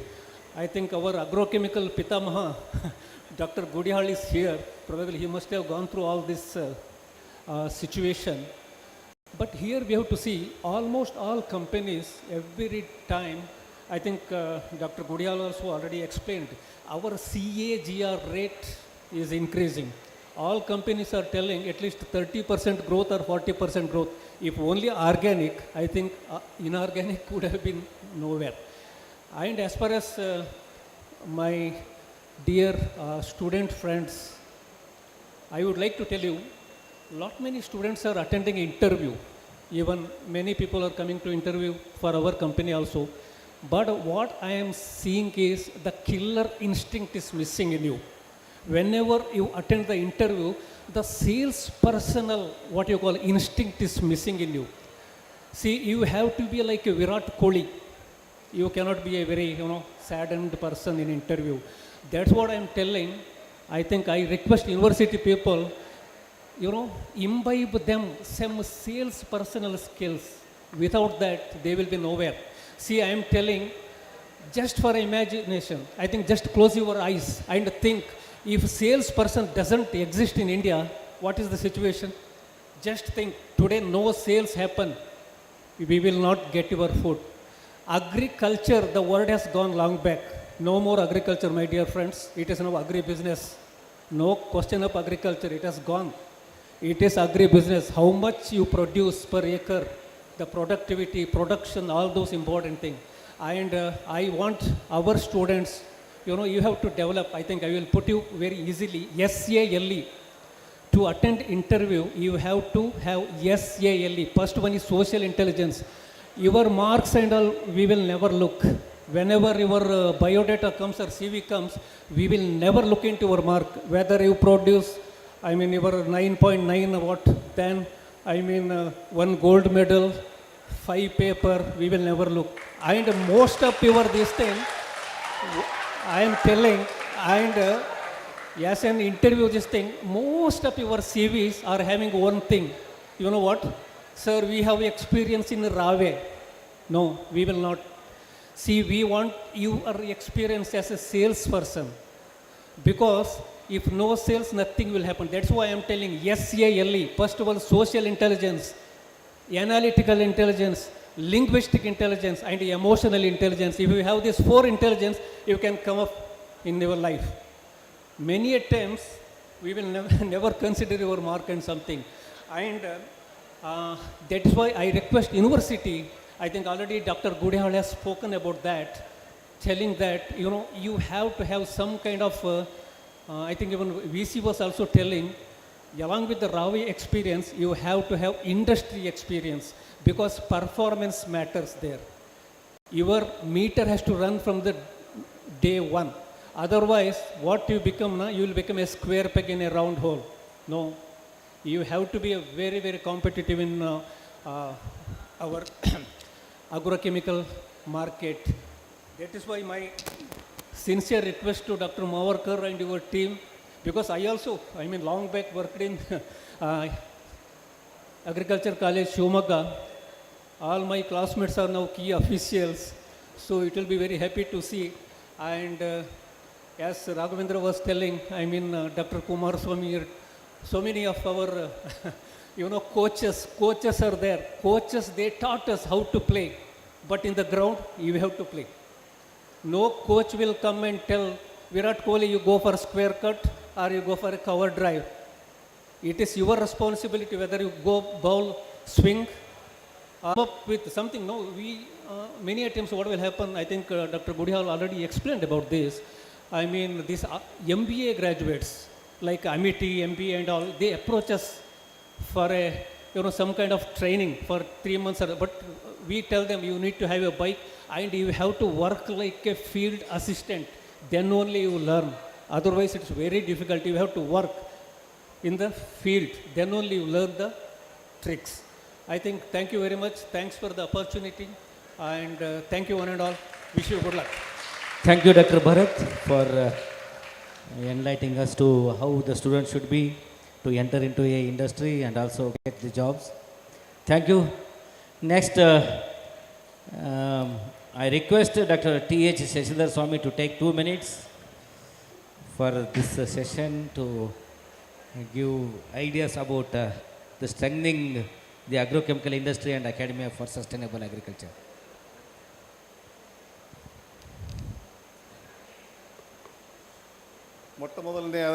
ಆಗಿ ನಮಗೆ ಇಲ್ಲಿ ಬಂದು ಮಾತನಾಡೋದಕ್ಕೆ ಅವಕಾಶ ಕೊಟ್ಟಂತಹ ವಿಶ್ವವಿದ್ಯಾಲಯದ ಅಧಿಕಾರಿ ವರ್ಗಕ್ಕೆ ನನ್ನ ಹೃದಯಪೂರ್ವಕ ಧನ್ಯವಾದಗಳನ್ನು ಸಲ್ಲಿಸ್ತೀನಿ. ಕನ್ನಡ ಓಕೆ ಅಲ್ಲ? Okay, yes. ಸಾಹೇಬರು ನನಗೆ 2 ನಿಮಿಷ ಟೈಮ್ ಕೊಟ್ಟಿದ್ದಾರೆ. ಆದಷ್ಟು ಬೇಗ ನನ್ನ ಮಾತನ್ನು ಮುಗಿಸ್ತೀನಿ. ನಾನು ಈಗ ನಮ್ಮ ಸ್ನೇಹಿತರಾದಂಥ ಗುಡಿಯಾಳ್ ಸಾಹೇಬರು, ರಾಘವೇಂದ್ರ ಅವರು, ಭರತ್ ಅವರು ಎಲ್ಲ ಎಕ್ಸ್ಪ್ಲೈನ್ ಮಾಡಿದ್ದಾರೆ ದೀರ್ಘವಾಗಿ. ನಾನು ಶಾರ್ಟಾಗಿ ಹೇಳೋದು ಇಷ್ಟೇ ನಮ್ಮ ವಿದ್ಯಾರ್ಥಿಗಳಿಗೆ, ಭಾವಿ ಕೃಷಿ ತಜ್ಞರಿಗೆ, ಭಾವಿ ಪದವೀಧರರಿಗೆ. ಏನಂದರೆ ನಮ್ಮಲ್ಲಿ BSc ಅಗ್ರಿ ಮಾಡ್ತಾರೆ, MSc ಅಗ್ರಿ ಮಾಡ್ತಾರೆ, PhD ಮಾಡ್ತಾರೆ. ಅದರಲ್ಲಿ ಕೆಲವರು ಯೂನಿವರ್ಸಿಟಿಗೆ ಹೋಗ್ತಾರೆ, ಇನ್ನು ಕೆಲವರು ನಮ್ಮ ಈ ವಿಶಾಲವಾದ ಪ್ರಪಂಚ ಏನಿದೆಯಲ್ಲ ಪ್ರೈವೇಟ್ ಸೆಕ್ಟ್ರಿಗೆ ಬರ್ತಾರೆ. ನಮ್ಮದು ನಿಜವಾಗ್ಲೂ ವಿಶಾಲವಾದ ಪ್ರಪಂಚನೇ. ಯಾಕೆ ಅಂದರೆ ಬೇರೆ ಎಲ್ಲ ಪದವಿಗಳಿಗೆ ಹೋಲಿಸಿದರೆ ನಮ್ಮ ಈ ಮಾರುಕಟ್ಟೆ ವಿಭಾಗ ಏನಿದೆಯಲ್ಲ ಇದು ಒಂದೇ ಅಲ್ಲ. ಮಾರುಕಟ್ಟೆ ಅಂದರೆ ಈವನ್ ರಿಸರ್ಚ್ ಆ್ಯಂಡ್ ಡೆವಲಪ್ಮೆಂಟು ಮಾರುಕಟ್ಟೆ, ಈಗ ರಾಘವೇಂದ್ರ ಅವರು ಹೇಳಿದರು, ಲಾಜಿಸ್ಟಿಕ್ಸು, ಸಪ್ಲೈ ಚೈನ್ ಎಲ್ಲ ಹೇಳಿದರು. ಆ ರೀತಿ ವಿಚಾರ ಮಾಡಿದರೆ ಒಂದು ಏನಪ್ಪ ಅಂದರೆ, ಈಗ ಮಾಸ್ಟರ್ ಡಿಗ್ರಿ ಮಾಡಿ PhD ಮಾಡಿ ಯೂನಿವರ್ಸಿಟಿಗೆ ಹೋಗ್ತಾರೆ ಅಥವಾ ಡಿಪಾರ್ಟ್ಮೆಂಟ್ಗಳಿಗೆ ಹೋಗ್ತಾರೆ. ಅಲ್ಲಿ ಹೋಗಿ ಅವರು ತಜ್ಞರಾಗ್ತಾರೆ. ಅಲ್ಲಿ ಹೋಗದೇ ನಮ್ಮ ಫೀಲ್ಡಿಗೆ ಬಂದರೆ ತಂತ್ರಜ್ಞರಾಗೋದಕ್ಕೂ ಅವಕಾಶ ಇದೆ. ತಜ್ಞರೂ ಆಗಬಹುದು, ತಂತ್ರಜ್ಞರೂ ಆಗಬಹುದು. ಇವೆರಡರ ಮಧ್ಯೆ ಇರೋದು ಅಂತರ ಅಷ್ಟೇ. ಯಾಕಂದರೆ ತಜ್ಞಕ್ಕೆ ಅಂತರ ಸೇರಿಸಿದ್ರೆ ತಂತ್ರಜ್ಞ. ಇವೆರಡೂ ಆಗೋದಕ್ಕೆ ನಮ್ಮ ಫೀಲ್ಡಲ್ಲಿ, ನಮ್ಮ ಈ ಪದವಿಯಲ್ಲಿ ಮಾತ್ರ ಅವಕಾಶ ಹೇರಳವಾಗಿದೆ ಅಂತ ಹೇಳ್ಬೋದು. ಇದರ ಜೊತೆಗೆ ನಾನು ಇಲ್ಲಿ ಬಂದರೆ ಈಗ ಈ ಮೊದಲು ಹೇಳಿದಂಗೆ ಸಂಶೋಧನೆ ಮತ್ತು ಅಭಿವೃದ್ಧಿ, ಆಮೇಲೆ ಪ್ರೊಡಕ್ಷನ್ನಲ್ಲಿ, ಸಪ್ಲೈ ಚೈನಲ್ಲಿ, ಡಿಸ್ಟ್ರಿಬ್ಯೂಷನ್ನು, ಡೀಲರ್ಶಿಪ್ಪು, ಕನ್ಸಲ್ಟೆನ್ಸಿ, ಬೇಕಾದಷ್ಟು ಮಾರ್ಗಗಳಿದ್ದಾವೆ. ಈಗೆಲ್ಲ ನೋಡಿದರೆ ನೀವು ನಮ್ಮಲ್ಲಿ ಮಾಲ್ಗಳಾಗ್ತವೆ, ಆ ಥರನೂ ಮಾಡ್ಬೋದು ನಾವು ಇನ್ ಫ್ಯೂಚರ್. ಮಾಲ್ಗಳಾಗ್ತವೆ. ನಮ್ಮಲ್ಲೂ ಬಂದೇನು ಒಂದು ಕ್ಯಾರಿಯನ್ನು ತಗೊಂಡು ಹೋಗೋದು, ತುಂಬ್ಕೊಂಬರೋದು, ಬಿಲ್ ಮಾಡಿಸೋದು, ತಗೊಂಡು ಹೋಗ್ತಾ ಇರೋದು. ಯಾವ ಬ್ರ್ಯಾಂಡ್ ಬೇಕಾದ್ರೂ ತಗೋಬೋದು, ಯಾವ ಔಷಧಿ ಬೇಕಾದ್ರೆ, ಯಾವ ಕೀಟನಾಶಕ, ಯಾವ ಶಿಲೀಂಧ್ರನಾಶಕ ಏನಾದರೂ ತಗೊಂಡು ಹೋಗ್ಬೋದು. ಇದನ್ನು ಮಾಡೋದಕ್ಕೆ ಅವಕಾಶಗಳು ಇದ್ದಾವೆ. ನಾವಿನ್ನೂ ಭಾಳ ಬಿಯಾಂಡ್ ದಿ ಲೈನ್ ನಾವು ವಿಚಾರ ಮಾಡ್ಬೇಕು. ನಾವು ಆ ಶಕ್ತಿ ನಮ್ಮ ಕೃಷಿಯಲ್ಲಿ, ಕೃಷಿ ವಿದ್ಯಾರ್ಥಿಗಳಿಗೆ ಇದ್ದೇ ಇರುತ್ತೆ. ಇದರ ಜೊತೆಗೆ ನಮ್ಮ ಪ್ರೀ ಲಂಚ್ ಸೆಷನ್ನಲ್ಲಿ ಒಬ್ರು ಹೇಳಿದರು, ನಮ್ಮ fingers, we burnt our fingers ಅಂತ. ನಾನು ಇನ್ನೂ ಅದಕ್ಕಿಂತ ಹೆಚ್ಚಿಗೆ ಹೇಳ್ಬೇಕಂದ್ರೆ many have burnt their fingers ಅಲ್ಲ, ಕೈ ಮೈ ಕಾಲುಗಳನ್ನು ಸಹಿತ ಸುಟ್ಕೊಂಡಿದ್ದಾರೆ. ಅಲ್ಲಿವರೆಗೂ ಎಷ್ಟು ಚೆನ್ನಾಗಿದೆಯೋ ಅಷ್ಟೇ ದುರ್ಗಮವಾಗಿಯೂ ನಮ್ಮ ದಾರಿ. ಆದರೆ ನೀವು ಕಷ್ಟಪಟ್ಟರೆ ಯಾವುದೂ ಅಸಾಧ್ಯವಲ್ಲ. ನಮ್ಮ ಕೃಷಿ ಪದವೀಧರು ಕಷ್ಟಪಟ್ಟರೆ ನಮ್ಮಲ್ಲಿ ಯಾವುದೂ ಅಸಾಧ್ಯವಲ್ಲ. Nothing is impossible under the sun ಅಂತಾರಲ್ಲ, ಆ ರೀತಿ. ಈ ನಿಟ್ಟಿನಲ್ಲಿ ನಮ್ಮಲ್ಲಿ ಬೇಕಾದಷ್ಟಿದ್ದಾವೆ. ಅಗ್ರೋಕೆಮಿಕಲ್ ಇಂಡಸ್ಟ್ರೀಸ್ ಇದೆ, ಫರ್ಟಿಲೈಸರ್ ಪ್ಲಾಂಟ್ಸ್ ಇದ್ದಾವೆ, ಸೀಡ್ ಪ್ರೊಡಕ್ಷನ್ ಯೂನಿಟ್ಸ್ ಇದ್ದಾವೆ, ಮೈಕ್ರೋ ನ್ಯೂಟ್ರಿಯೆಂಟ್ಸು. ಈಗ ಮೈಕ್ರೋ ನ್ಯೂಟ್ರಿಯೆಂಟ್ಸಲ್ಲಿ ಮಿಕ್ಸ್ಚರ್ ಆಫ್ ಸಾಹೇಬ್ರೆಲ್ಲ ಎಕ್ಸ್ಪ್ಲೈನ್ ಮಾಡಿದ್ರು, ದೀರ್ಘ ಹೇಳಲ್ಲ. Micro nutrients, single nutrients, mixture of micro nutrients, ಮತ್ತು ಇವು ಇನ್ನೊಂದೇನಪ್ಪ ಅಂದರೆ ನಮ್ಮ ಗ್ರೋತ್ ಪ್ರಮೋಟರ್ಸು, ಇದನ್ನು ಹೇಳಿದ್ರು, ಬಯೋಸ್ಟಿಮ್ಯುಲೆಂಟ್ಸ್ ಅಂತ. ಇವನ್ನೆಲ್ಲ ಏನಪ್ಪ ಅಂದರೆ ಅಂಡರ್ ದ ಲೀಗಲ್ ಇದನ್ನೇ ನಾನು ಹೇಳೋದು. ಲೀಗಲ್ಲಾಗಿ ಎಲ್ಲದಕ್ಕೂ ಕರೆಕ್ಟಾಗಿ ನಾವು ನಡ್ಕೊಂಡು ಮಾಡಿದರೆ ಬೇಕಾದಷ್ಟು ದಾರಿಗಳಿದ್ದಾವೆ. ನೀವು ಒಂದೇನಪ್ಪ ಅಂದರೆ ಮೈ ಸುಟ್ಕೊಳ್ಳೋದು, ಕೈ ಸುಟ್ಕೊಳ್ಳೋದು ಬೇಡ. ಒಂದು ರಿಫ್ಲೆಕ್ಸ್ ಆ್ಯಕ್ಷನ್ ಅಂತ ಒಂದು ಕೇಳಿದ್ದೀರ. ಸುಮ್ಮನೆ ಶಾಕ್ ತಗಲಿದ್ರೆ ಸಾಕು, ಹಿಂದೆ ಕೈ ತಗೊಂಬಿಡ್ರಿ, ಬೇಡ. ನಿಮ್ಮ ದಾರಿಯನ್ನು ಏನೂ ಸುಟ್ಕೊಳ್ಳದೆ ನೀವು ವಿಚಾರ ಮಾಡಿ ಯಾವ ದಾರಿಯಲ್ಲಿ ನಾನು ನಡಿಬೇಕು ಅನ್ನೋದನ್ನು ಸುದೀರ್ಘವಾಗಿ ಅಧ್ಯಯನದ ನಂತರ ಡಿಸ್ಕಸ್ ಮಾಡಿ ಈ ನಿಟ್ಟಿನಲ್ಲಿ ಮುಂದುವರೆದ್ರೆ ನಮ್ಮ ಇದರಲ್ಲಿ ಫೇಲ್ ಆಗೋ ಚಾನ್ಸಸ್ ಭಾಳ ಕಡಿಮೆ. ಈ ನಿಟ್ಟಿನಲ್ಲಿ ನಾನು ನಮ್ಮ ಯೂನಿವರ್ಸಿಟಿಯವರಿಗೆ ಒಂದು ಕಳಕಳಿಯ ಮನವಿ ಮಾಡ್ಕೊಳ್ಳೋದು ಏನಂದರೆ, ನಮ್ಮ ವಿದ್ಯಾರ್ಥಿಗಳು ಇನ್ ಅಡಿಷನ್ ಟು ರಾವೆ ಪ್ರೋಗ್ರಾಮ್, ರಾವೆ ಕಾರ್ಯಕ್ರಮದ ಜೊತೆಗೆ ನಮ್ಮ ವಿದ್ಯಾರ್ಥಿಗಳು ಪದವಿಯನ್ನು ಮುಗಿಸಿ ಹೊರಗೆ ಬರೋದಕ್ಕಿಂತ ಮುಂಚೆ ನಮ್ಮ ಮುಂದಿನ ದಾರಿ ಯಾವುದು ಸುಗಮವಾಗಿರುತ್ತೆ ಅನ್ನೋದನ್ನು ಸ್ವಲ್ಪ ಪ್ರತ್ಯಕ್ಷವಾಗಿ ನಮ್ಮ ಯೂನಿವರ್ಸಿಟಿಯವರು ಅದನ್ನು ನೋಡೋದಕ್ಕೆ ಅವಕಾಶ ಮಾಡಿಕೊಟ್ರೆ ಅದು ಭಾಳ ಒಳ್ಳೆಯದು ಅಂತ ನನ್ನ ಅನಿಸಿಕೆ. ಅದೇನಂತಂದರೆ, ಈಗ ನಾವು ರಾವೆಯಲ್ಲಿ ಜಮೀನಿಗೆ ಹೋಗ್ತೀರಾ, ರೈತರ ಹತ್ರ ಡಿಸ್ಕಸ್ ಮಾಡ್ತೀರಾ, ಎಲ್ಲದೂ ಮಾಡ್ತೀರಾ, ತಿಂಗಳಗಟ್ಟಲೆ ಮಾಡ್ತೀರಾ. ಇದೇ ರೀತಿಯಾಗಿ ನಾನು ಕೇಳ್ಕೊಳ್ಳೋದೇನೆಂದರೆ, ನಮಗೆ ಮೋಸ್ಟ್ಲಿ ನನಗೆ ನನ್ನ ಅನಿಸಿಕೆ ಮಟ್ಟಿಗೆ ನಮ್ಮ ವಿದ್ಯಾರ್ಥಿಗಳಿಗೆ ನಾವು ಯಾವುದೇ ಪ್ಲ್ಯಾಂಟನ್ನು ತೋರಿಸಲ್ಲ. Correct sir? ನಾವು ತೋರಿಸಲ್ಲ. ನಾನು ಅದಕ್ಕೇನು ಹೇಳ್ತೇನೆ ಅಂದರೆ, 3 ತಿಂಗಳಿಗೆ ಒಂದು ಸಲ, 6 ತಿಂಗಳಿಗೆ ಒಂದು ಸಲ, ವರ್ಷಕ್ಕೆ ಒಂದು ಸಲ ಮೈಕ್ರೋ ನ್ಯೂಟ್ರಿಯೆಂಟ್ಸ್ ಯೂನಿಟ್, ಒಂದು ಸಲ ಅಗ್ರೋಕೆಮಿಕಲ್ಸ್ ಯೂನಿಟ್, ಇನ್ನೊಂದು ಸಲ ಫರ್ಟಿಲೈಸರ್ ಯೂನಿಟ್, ಬೇಕಾದಷ್ಟು ಬಯೋಪೆಸ್ಟಿಸೈಡ್ಸು ಅಥವಾ ಬಯೋಸ್ಟಿಮ್ಯುಲೆಂಟ್ಸು ಬೇಕಾದಷ್ಟು ಇದ್ದಾವೆ. ನಮಗೆ ಯಾವುದಕ್ಕೂ ಕೊರತೆ ಇಲ್ಲ. ನಮ್ಮ ರಾಜ್ಯದಲ್ಲಿ ಯಾವುದಕ್ಕೂ ಕೊರತೆ ಇಲ್ಲ. ಬೇಕಾದಷ್ಟು ಜನ ಎಂಟರ್ಪ್ರಿನರ್ಸ್ ಇದ್ದಾರೆ. ಇದನ್ನು ಅಲ್ಲಿಗೆ ಭೇಟಿ ಮಾಡಿ ನಮ್ಮ ಹುಡುಗರಿಗೆ ಅದನ್ನು ಮನವರಿಕೆ ಮಾಡುವಂತಹ ಒಂದು ಪ್ರಯತ್ನನ ನಮ್ಮ ಯೂನಿವರ್ಸಿಟಿಯವರು ಮಾಡಿಕೊಟ್ರೆ, ಅದಕ್ಕೊಂದು ಅವಕಾಶ ಮಾಡಿಕೊಟ್ರೆ, ನಮ್ಮ ವಿದ್ಯಾರ್ಥಿಗಳು ಭವಿಷ್ಯದಲ್ಲಿ ಹೊರಗೆ ಬರುವಷ್ಟರಲ್ಲಿ ಎಲ್ಲದರಲ್ಲೂ ಪ್ರಾವೀಣ್ಯತೆಯನ್ನು ಹೊಂದಿರ್ತಾರೆ. ಜೀವನದಲ್ಲಿ ಮುಂದುವರಿಯೋದಕ್ಕೆ, ಮುಂದೆ ಸಾಗೋದಕ್ಕೆ ಯಾವ ಅಡ್ಡಿ ಆತಂಕಗಳು ಬರೋದಿಲ್ಲ ಅಂಥೇಳಿ ಇದೊಂದನ್ನು ನಾನು ಕಳಕಳಿ ನಮ್ಮ ಯೂನಿವರ್ಸಿಟಿ ಬೇಡ್ಕೊಳ್ತಾ, ನನಗೆ ಅವಕಾಶ ಕೊಟ್ಟಿದ್ದಕ್ಕೆ ಮತ್ತೊಮ್ಮೆ ಧನ್ಯವಾದಗಳನ್ನು ಅರ್ಪಿಸಿ ನಾನು ಮಾತುಗಳನ್ನು ಮುಗಿಸ್ತಾ ಇದ್ದೀನಿ. Thank you. ಬೆಂಗಳೂರು ಸಿನರ್ಜಿ ಇಂಡಸ್ಟ್ರಿಯ ಮಾರ್ಕೆಟಿಂಗ್ ಡೈರೆಕ್ಟರ್ ಆಗಿರ್ತಕ್ಕಂಥ TH ಶಶಿಧರ್ ಸ್ವಾಮಿ ಅವರಿಗೆ ಧನ್ಯವಾದಗಳು. ತಾವು ಹೇಳಿದ್ರಿ, ಕಷ್ಟಪಟ್ಟರೆ ಯಾವುದೂ ಅಸಾಧ್ಯವಲ್ಲ ಅಂತ. ಕೈ ಕೆಸರಾದರೆ ಬಾಯಿ ಮೊಸರು ಅಂತ ಹೇಳ್ತೀರಾ. ಸುದೀರ್ಘ ಚರ್ಚೆ ಮತ್ತು ಅನುಕೂಲಕರ ತಾಂತ್ರಿಕತೆಗಳನ್ನು ಬಳಸಿ ನಾವು ಬದುಕಲಿಕ್ಕೆ ಹಲವಾರು ದಾರಿಗಳಿವೆ ಅಂತ ಹೇಳ್ಕೊಟ್ಟಿದ್ರ. ತುಂಬ ಧನ್ಯವಾದಗಳು ಸರ್ ತಮಗೆ. Thank you very much. ನಾವು I give 2 minutes time to Dr. S.U. Patil, Division Head Entomology, to share the views. Thank you, Marker. Just I will 1 or 2 points I wanted to discuss here. as rightly our Anand Gudiyal sir, he has thrown all the points already he has covered. However, as you all agree with me that the agrochemicals industry and agriculture, they are mixed together. They cannot be separated. However, though they are part of the agriculture, earlier our teacher used to tell the per acre basis, if you take 1 or 2 kg or up to 8 kg chemicals we used to dump to the environment. Now we have what we call is nanomolecules or biomolecules. They have, right now they are in 5 grams, 10 grams per acre. So in these situations, the agriculture also it has occupied with our other chemicals also. But now the mechanization is happening, especially as you rightly told, the drones are coming up nowadays for all the operations, especially to spreading the chemicals like nutrients or pesticides and other things. So there we can have the linkages with the industry. Our universities and industries can go through these kind of linkages, because earlier what we learned is the small chemical, that too nanoparticles, even if you release in the air, one nanoparticle, it can carry up to 5 kilometers or 10 kilometers, what we have learned. In these situations, now the molecules has been reduced to, the compound has been reduced to in grams. So there is every chance to it will be carried to the far off distance. So such the effect of these chemicals, still we don't know. Even though we have nanochemicals and nano fertilizers, all these things, the effect on the environment and the ecosystem, we have not yet understood.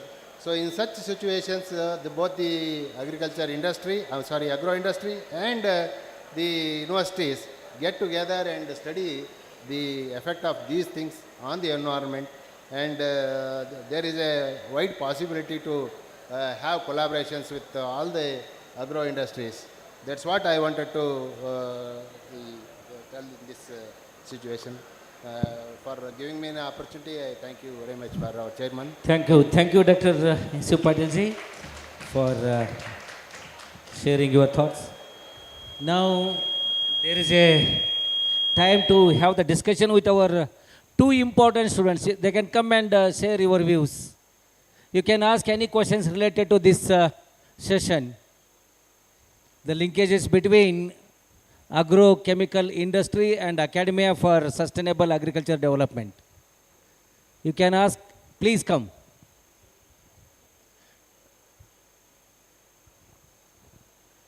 You are from Gulbarga. Yes, please, come on.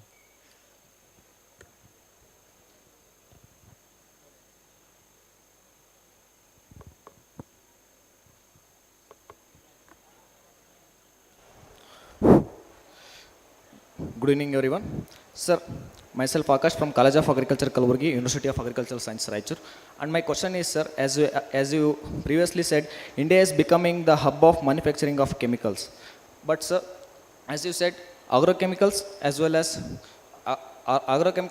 sustainable agriculture could not go in hand by hand, as it is in affecting the soil health and all. And what we all thought in the degrees is the sustainable agriculture is only respected with the conservation agriculture and organic farming and conservation agriculture. But in our degree programs, we are not come across along agrochemicals along with agrochemicals along with sustainable agriculture, sir. How will you justify your statement that India is becoming the hub of agrochemicals, so that it will in turn helps in the sustainable agriculture? Yeah, I think. Yeah, am I audible? Yeah. Am I audible? Okay. So there are two things. I think I did talk about India is becoming an agrochemical manufacturing hub. So that would essentially mean that India is actually getting into a manufacturing to export to the other countries.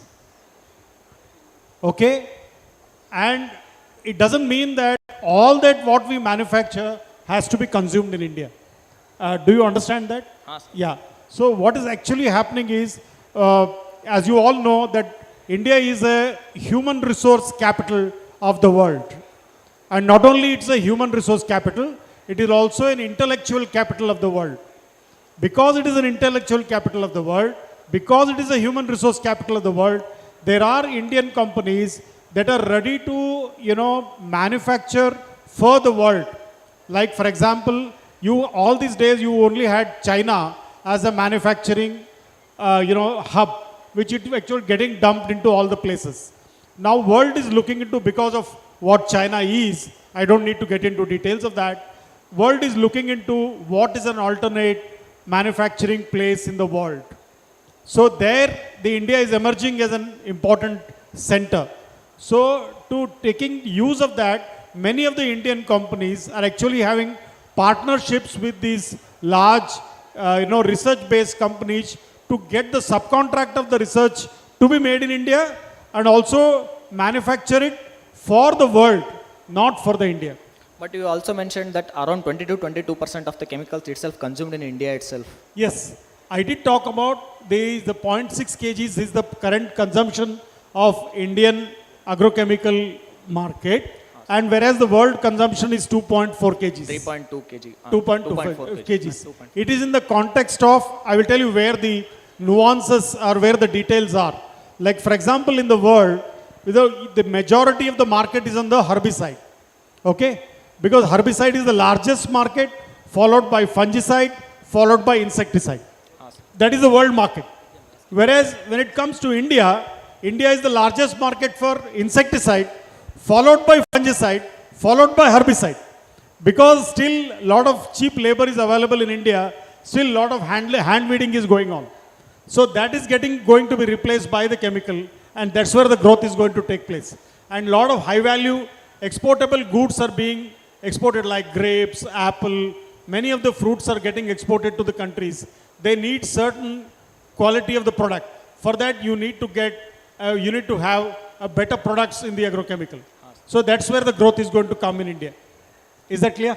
Yes, sir. Okay. And one more last question is that, sir, if you go for any of the country interviews, as sir said, many of them will ask about the working experience of that, sir. But as many of the ventures, as capital ventures and other ventures such as Ola, Uber, these are made only just by understanding the problems of the local community and the problems faced by themselves. These ventures are took up, and nowadays it is blooming and it is very successful, sir. Is this necessary to have experience, work experience to join the company before joining the company? Is this necessary, compulsory, or?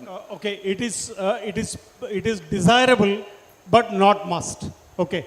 What is actually required to get into a company is either you should have skill, you should have attitude. You should have skill, you should have attitude. Attitude comes with your behavior, and skills come with experience and the wisdom. If you don't have skill, no problem. If you have attitude, you will be taken into the company. That's why I said, understand where exactly you are. Okay? Thank you so much, sir. Thank Thank you, you for providing me an opportunity. Thank you, one and all. Thank you. Thank you, sir. Now I request for chairman's remarks. Thank you. Now we are nearer to closing this session.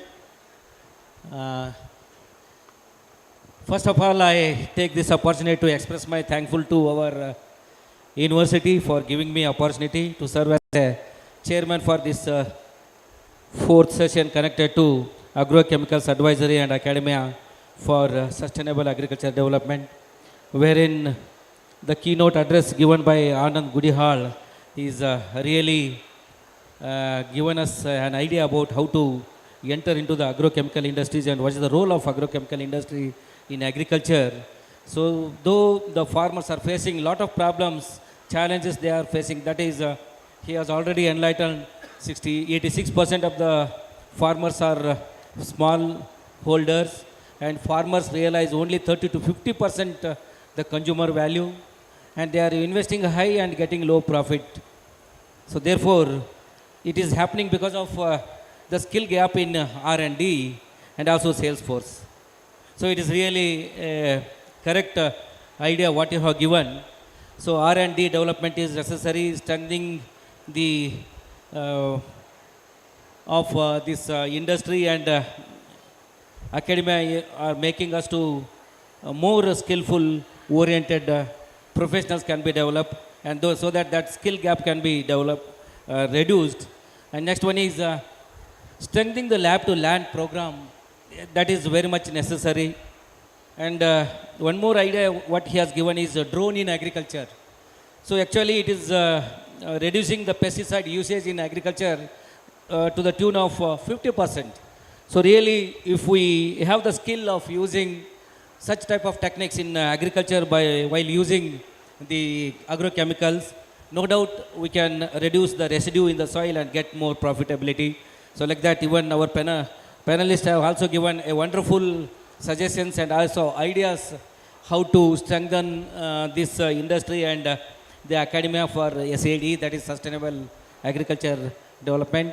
I am very much thankful to our panelists and also the keynote address what is given by Dr. Anand Gudihal and my two rapporteurs, that is one is Dr. Naveen NL and Dr. Narsimurthy. And I once again express my heartfelt thanks to the organizers. Thank you very much for giving me opportunity. Thank you. Thank you, sir. Now I request Dr. Manjappa, Dean COA Chiriyur, and Dr. Devagiri, GM Dean, COF Ponnampete, to do the honor to the panelist and keynote speaker.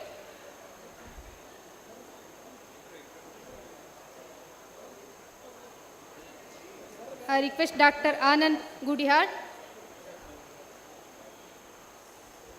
Dr. Anand Gudihal, President Agribusiness and Strategic Organization, C6 Energy Private Limited, Bangalore.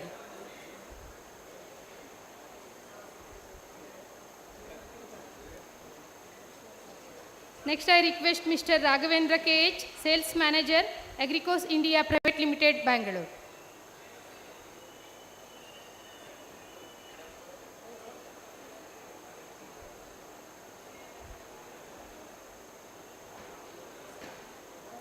I request Mr. Bharat KS, DGM Sales, Mankind Agritech Private Limited, Bangalore. I request Mr. T.S. Shashidhar Swami, Director Marketing Synergy Insecticides Private Limited, Bangalore.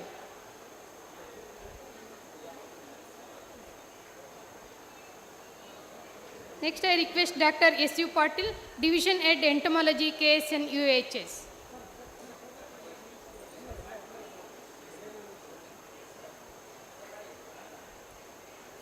Next, I request Dr. N.S. Mavarkar, sir, Dean Horticulture College, Mudigere.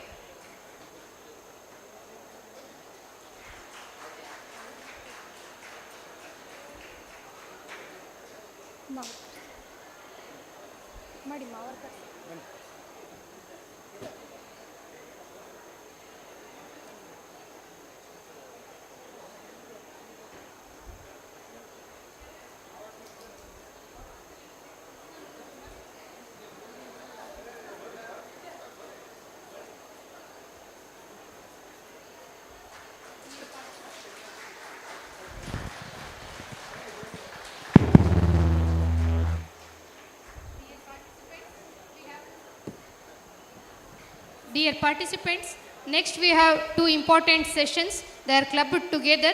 We have the session on strengthening the linkages between farm machinery industries and academia for sustainable agriculture development. And also we have the other session clubbed with this. That is, the important output of this program is to bring our agri-graduates, to make our agri-graduates agri-entrepreneurs. So agri-graduates to agri-entrepreneurs, a way forward. These two sessions are clubbed together. And for your information, this innovative program is on live in YouTube channel.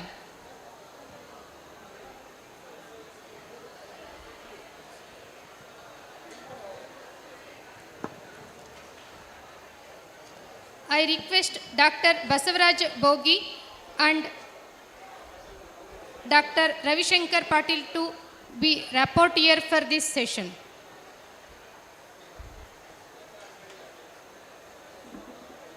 I again request Dr. Basavaraj Bogi, Assistant Professor Agriculture Engineering, and Dr. Ravi Shankar M. Patil, Assistant Professor Horticulture, to please come on the dais as rapporteurs. These two sessions are clubbed together. So for the clubbed session, I request Ravishankar Patil and also Dr. Basavaraj Bogi to be as rapporteurs. And I request panelist Mr. Vishnuvardhan DN, Chairman and MD of Carico Retail, and Mr. Prakash GR and Mr. Lingesh HS, and Dr. Nandini M. Gate, Mr. Prakash M. Kanive, and Mr. Moinuddin to come and occupy the dais. I request Mr. Ramesh KM, keynote speaker, to come on the dais, and I request Dr. Shivamurthy M, Professor of Emeritus, to be as moderator for this session.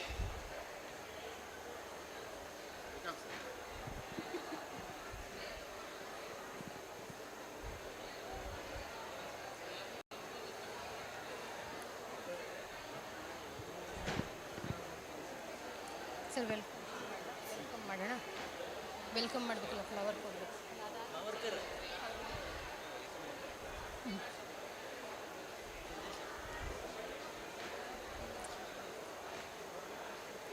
I would like to extend warm welcome to Mr. Ramesh KM, Varsha Associates, Chitradurga.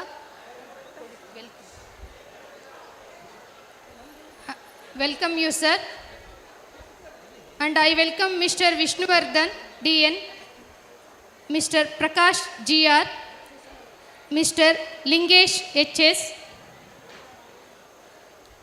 Mr. Nandini M. Gate, Mr. Prakash M. Kanive, Mr. Mayuddin, and Dr. Shivamurthy.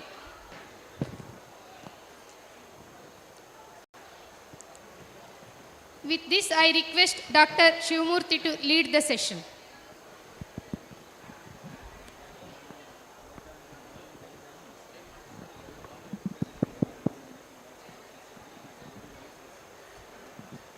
Good afternoon to all of you. Welcome for this hybrid session. I think probably you must be knowing that there are hybrid cars. This is a session of hybrid.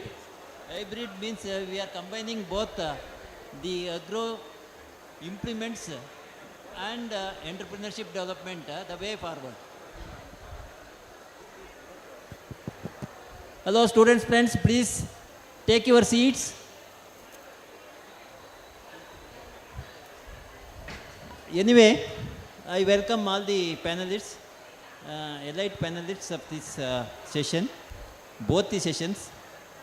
Instead of going in detail about the sessions, I will straight away invite the speaker of the session on strengthening the linkage between farm machinery industry and academia for sustainable agricultural development.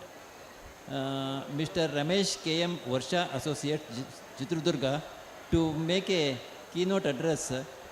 We have given here 20 minutes.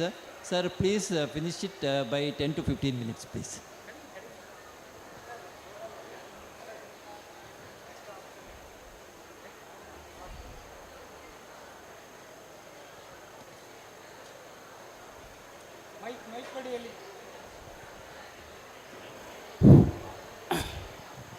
ಎಲ್ರಿಗೂ ನಮಸ್ಕಾರ. ಮದುವೆ ಊಟಕ್ಕೆ ಕೊನೆಗೆ ಹೋಗಬಾರ್ದು, ಫಂಕ್ಷನ್ನಲ್ಲೇ ಕೊನೆ ಸ್ಪೀಚರ್ ಆಗಬಾರ್ದಂತೆ, ಹಂಗಾಗ್ಬಿಟ್ಟಿದೆ, ಎಲ್ಲ ಚೇರ್ಗಳು ಖಾಲಿ. Okay, ಪರವಾಗಿಲ್ಲ. ಎಲ್ಲ ಮಧ್ಯಾಹ್ನ ಊಟ ಮಾಡಿದ್ರಾ?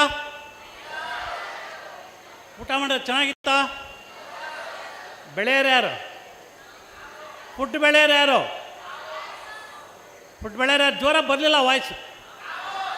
ಬಟ್ ದಿನಕ್ಕೂ ಅಗ್ರಿಕಲ್ಚರ್ ಲ್ಯಾಂಡು ಕಡಿಮೆ ಆಗ್ತಾಯಿದೆ, ಜನಸಂಖ್ಯೆ ಜಾಸ್ತಿ ಆಗ್ತಾಯಿದೆ. ಇದಕ್ಕೆ ಟೆಕ್ನಾಲಜಿ ಅವಶ್ಯಕತೆ ಇದೆ, ಫಾರ್ಮ್ ಮಿಷನರಿ ಅವಶ್ಯಕತೆ ಇದೆ, ಕೆಮಿಕಲ್ಸ್ ಅವಶ್ಯಕತೆ ಇದೆ. ಬೆಳಗಿಂದ ಏನು ಸೆಮಿನಾರ್ಗಳು ಮಾಡಿದ್ರು ಅದೆಲ್ಲದನ್ನು ನಿಮ್ಮ ಮುಖಾಂತರ ಮಾಡಿಸ್ಲಿಕ್ಕೆ, ಒಳ್ಳೆ ಎಂಟರ್ಪ್ರಿನರ್ ಆಗಿ ಬೆಳೀಲಿಕ್ಕೆ ಇದೊಂದು ಸೆಷನ್ ಮಾಡಿದ್ದಾರೆ ನಿಮ್ಮ ಒಂದು ಯೂನಿವರ್ಸಿಟಿಯಿಂದ. ಇದಕ್ಕೆ ಧನ್ಯವಾದಗಳು. ನೆಕ್ಸ್ಟ್ ಅಂದರೆ ಏನೇನು ಒಂದು ಫಾರಮ್ ಮಿಷನರಿಯಲ್ಲಿ ಏನೇನು ಇಕ್ವಿಪ್ಮೆಂಟ್ಸ್ ಬರುತ್ತೆ ಅಂತ, land preparation, sowing, inter cultivation, irrigation, crop care, harvesting, first harvest and processing, general usage. Next land preparation ಇಕ್ವಿಪ್ಮೆಂಟ್ಸ್ಗಳು ಯಾವ್ಯಾವ ಥರ ಇರುತ್ತೆ ಅಂತೇಳಿ. ನೆಕ್ಸ್ಟ್ ಅದೇ ರೀತಿ ಇಕ್ವಿಪ್ಮೆಂಟ್ಸ್ ಆಫ್ ಸೋಯಿಂಗ್. ನೆಕ್ಸ್ಟ್ ಅಂತರ ಕೃಷಿ ಬೇಸಾಯ ಮಾಡೋಂಥ ಇಕ್ವಿಪ್ಮೆಂಟ್ಸ್ಗಳು. Next equipments of irrigation. Next crop care ಮಾಡಲಿಕ್ಕೆ ಏನೋ ಔಷಧಿ ಹೊಡಿತೀವಿ ಅದಕ್ಕೆ ಸ್ಪ್ರೇಯರ್ ಇಕ್ವಿಪ್ಮೆಂಟ್ಸ್ಗಳು. ಅದೇ ರೀತಿ ಮ್ಯಾನ್ಯುಯಲ್ ಹಾರ್ವೆಸ್ಟಿಂಗ್ ಇಕ್ವಿಪ್ಮೆಂಟ್ಸ್. ಇದು ಒನ್ ಮಿಷಿನ್ ಮೆನಿ ಅಪ್ಲಿಕೇಶನ್ ಅಂತ, ಅಂದರೆ 1 ಮ್ಯಾನ್ 1 ಹೆಕ್ಟೇರ್ 1 ಡೇ. ಏನು ನಾವು ಒಂದು ಜೊತೆ ಎತ್ತಿಂದ ಕೆಲಸ ಮಾಡ್ತಾಯಿದ್ವಿ ಅಂಥ ಒಂದು ಇಕ್ವಿಪ್ಮೆಂಟ್ ಒಂದೇ ಇಂಜಿನಿಂದ ಹಲವಾರು ಕೆಲಸಗಳನ್ನು ಮಾಡ್ಬೋದು ಅಂಥೇಳಿ university of agriculture in JKVK Bengaluru ಜೊತೆಗೆ ನಾವು ಟೈಅಪ್ ಮಾಡ್ಕೊಂಡು ಇದು ಈ ಇಕ್ವಿಪ್ಮೆಂಟನ್ನು ಅವರ ಒಂದು ಸಹಾಯಕದಲ್ಲಿ ಮಾಡಿದ್ವಿ. ಇದು ಒಳ್ಳೆಯ ಯೂಸೇಜ್ ಆಗ್ತಾಯಿದೆ. ಅಂದರೆ 1 ಮ್ಯಾನ್ 1 ಹೆಕ್ಟೇರ್ 1 ಮಿಷಿನ್. ಹಾಗಾಗಿ ಇದು ಭಾಳ, ಅಂದರೆ ಇದರಿಂದ ಉಳುಮೆ ಮಾಡ್ಬೋದು, ಬಿತ್ತನೆ ಮಾಡ್ಬೋದು, ಪೆಸ್ಟಿಸೈಡ್ ಔಷಧಿ ಹೊಡಿಬೋದು, ಹಾಗೆ ನೀರು ಸಹ ಎತ್ತಬೋದು. ನಾನಾ ರೀತಿ ಯೂಸೇಜ್ ಇದೆ. ನೆಕ್ಸ್ಟ್ ಇದು ಸುಗ್ಗಿ ಅಂದರೆ ಬಹು ಬೆಳೆ ಒಕ್ಕಣೆ ಯಂತ್ರ. Next harvesters. Next general equipments. Next ಅಂದರೆ ಕರ್ನಾಟಕ ಯಾವ ರೀತಿ, ಈಗ ನಿಮಗೂ ಎಲ್ಲ ಅಗ್ರಿಕಲ್ಚರ್ ಸ್ಟೂಡೆಂಟ್ ಆದ್ದರಿಂದ ಕರ್ನಾಟಕ ಭೌಗೋಳಿಕವಾಗಿ 10 ರಿಂದ 12 ಜಿಯೋಗ್ರಫಿಕಲ್ ಏರಿಯಾ ಅಂತ ಹೇಳ್ತೀವಿ. ಅಂದರೆ ಎವರಿ 100 ಕಿಲೋಮೀಟರ್ಸಿಗೆ ನಮ್ಮ ನಡೆ ಇರ್ಬೋದು, ನಮ್ಮ ಊಟದ ಸ್ಟೈಲ್ ಇರ್ಬೋದು, ಅಥವಾ ಬೇಸಾಯ ಕ್ರಮ ಇರ್ಬೋದು, ಎವರಿ 100 ಕಿಲೋಮೀಟ್ರಿಗೆ ವ್ಯತ್ಯಾಸ ಆಗುತ್ತೆ. ಅದು ಹೊತ್ತಿಂದ ಸ್ವಲ್ಪ ಎಕ್ಸ್ಪ್ಲನೇಷನ್ ಮಾಡಿದ್ದೀವಿ, ಸಾಕಷ್ಟು ನಿಮಗೂ ಸಹ ಗೊತ್ತಿರುತ್ತೆ. ನೆಕ್ಸ್ಟ್ ಅಂದರೆ ಭೂಮಿ ಎಷ್ಟು ಹೊಂದಿರ್ತಾರೆ, ಅಂದರೆ ನಮ್ಮ ಕಡಿಮೆ ಹಿಡುವಳಿದಾರರು, ಅಂದರೆ ಎಕರೆಯಲ್ಲಿ ಹೇಳಬೇಕಂದ್ರೆ ಕಡಿಮೆ ಎಕರೆ ಹೊಂದಿರುವಂಥ ಹಿಡುವಳಿದಾರರು ಹೆಚ್ಚಿನ ಸಂಖ್ಯೆಯಲ್ಲಿ ನಮ್ಮ ಕರ್ನಾಟಕದಲ್ಲಿದ್ದಾರೆ. ಅವರಿಗೆ ಯಾವ ರೀತಿ ಇಕ್ವಿಪ್ಮೆಂಟ್ಗಳನ್ನು ತಯಾರಿ ಮಾಡ್ಬೋದು ಅಥವಾ ಯಾವ ರೀತಿ ಉಪಯೋಗ ಹೇಳ್ಬೋದು ಅನ್ನೋದನ್ನು ನೆಕ್ಸ್ಟ್ ಹೇಳ್ತೀನಿ. ನೆಕ್ಸ್ಟ್ ಅಂದರೆ ಕೃಷಿ ವಿಶ್ವವಿದ್ಯಾಲಯದವ್ರು ಏನು ಮಾಡ್ಬೋದು ಅಂತ ಒಂದು ಸ್ವಲ್ಪ ಹೇಳಿದ್ದೀವಿ. ಕಲಿಕೆ ಹಂತದಲ್ಲಿ ಯಂತ್ರೋಪಕರಣಗಳ ಬಗ್ಗೆ ಹೆಚ್ಚಿನ ಮಾಹಿತಿ, ಪ್ರದೇಶ ಮತ್ತು ಬೆಳೆಗಳಿಗೆ ತಕ್ಕಂಥ ಯಂತ್ರೋಪಕರಣಗಳನ್ನು ಅಭಿವೃದ್ಧಿಪಡಿಸುವುದು, ರೈತರ ತಾಕುಗಳಲ್ಲಿ ನವೀನ ರೀತಿಯ ಯಂತ್ರೋಪಕರಣಗಳನ್ನು ಪ್ರಾತ್ಯಕ್ಷತೆ ನೀಡುವುದರ ಮುಖಾಂತರ ರೈತರಲ್ಲಿ ಅರಿವು ಮೂಡಿಸುವುದು, ಆಸಕ್ತಿ ಇರುವ ವಿದ್ಯಾರ್ಥಿಗಳಿಗೆ ಬೇರೆ ಬೇರೆ ರಾಜ್ಯ ಮತ್ತು ದೇಶಗಳಲ್ಲಿ ನಡೆಯುವಂಥ ವಿಚಾರ ಸಂಕಿರಣ ಮತ್ತು ಕೃಷಿ ಮೇಳಗಳಲ್ಲಿ ಭಾಗವಹಿಸುವ ಬಗ್ಗೆ ಕ್ರಮ ಕೈಗೊಳ್ಬೋದು ಅಂತೇಳಿ ಹೇಳಿದ್ವಿ. ನೆಕ್ಸ್ಟ್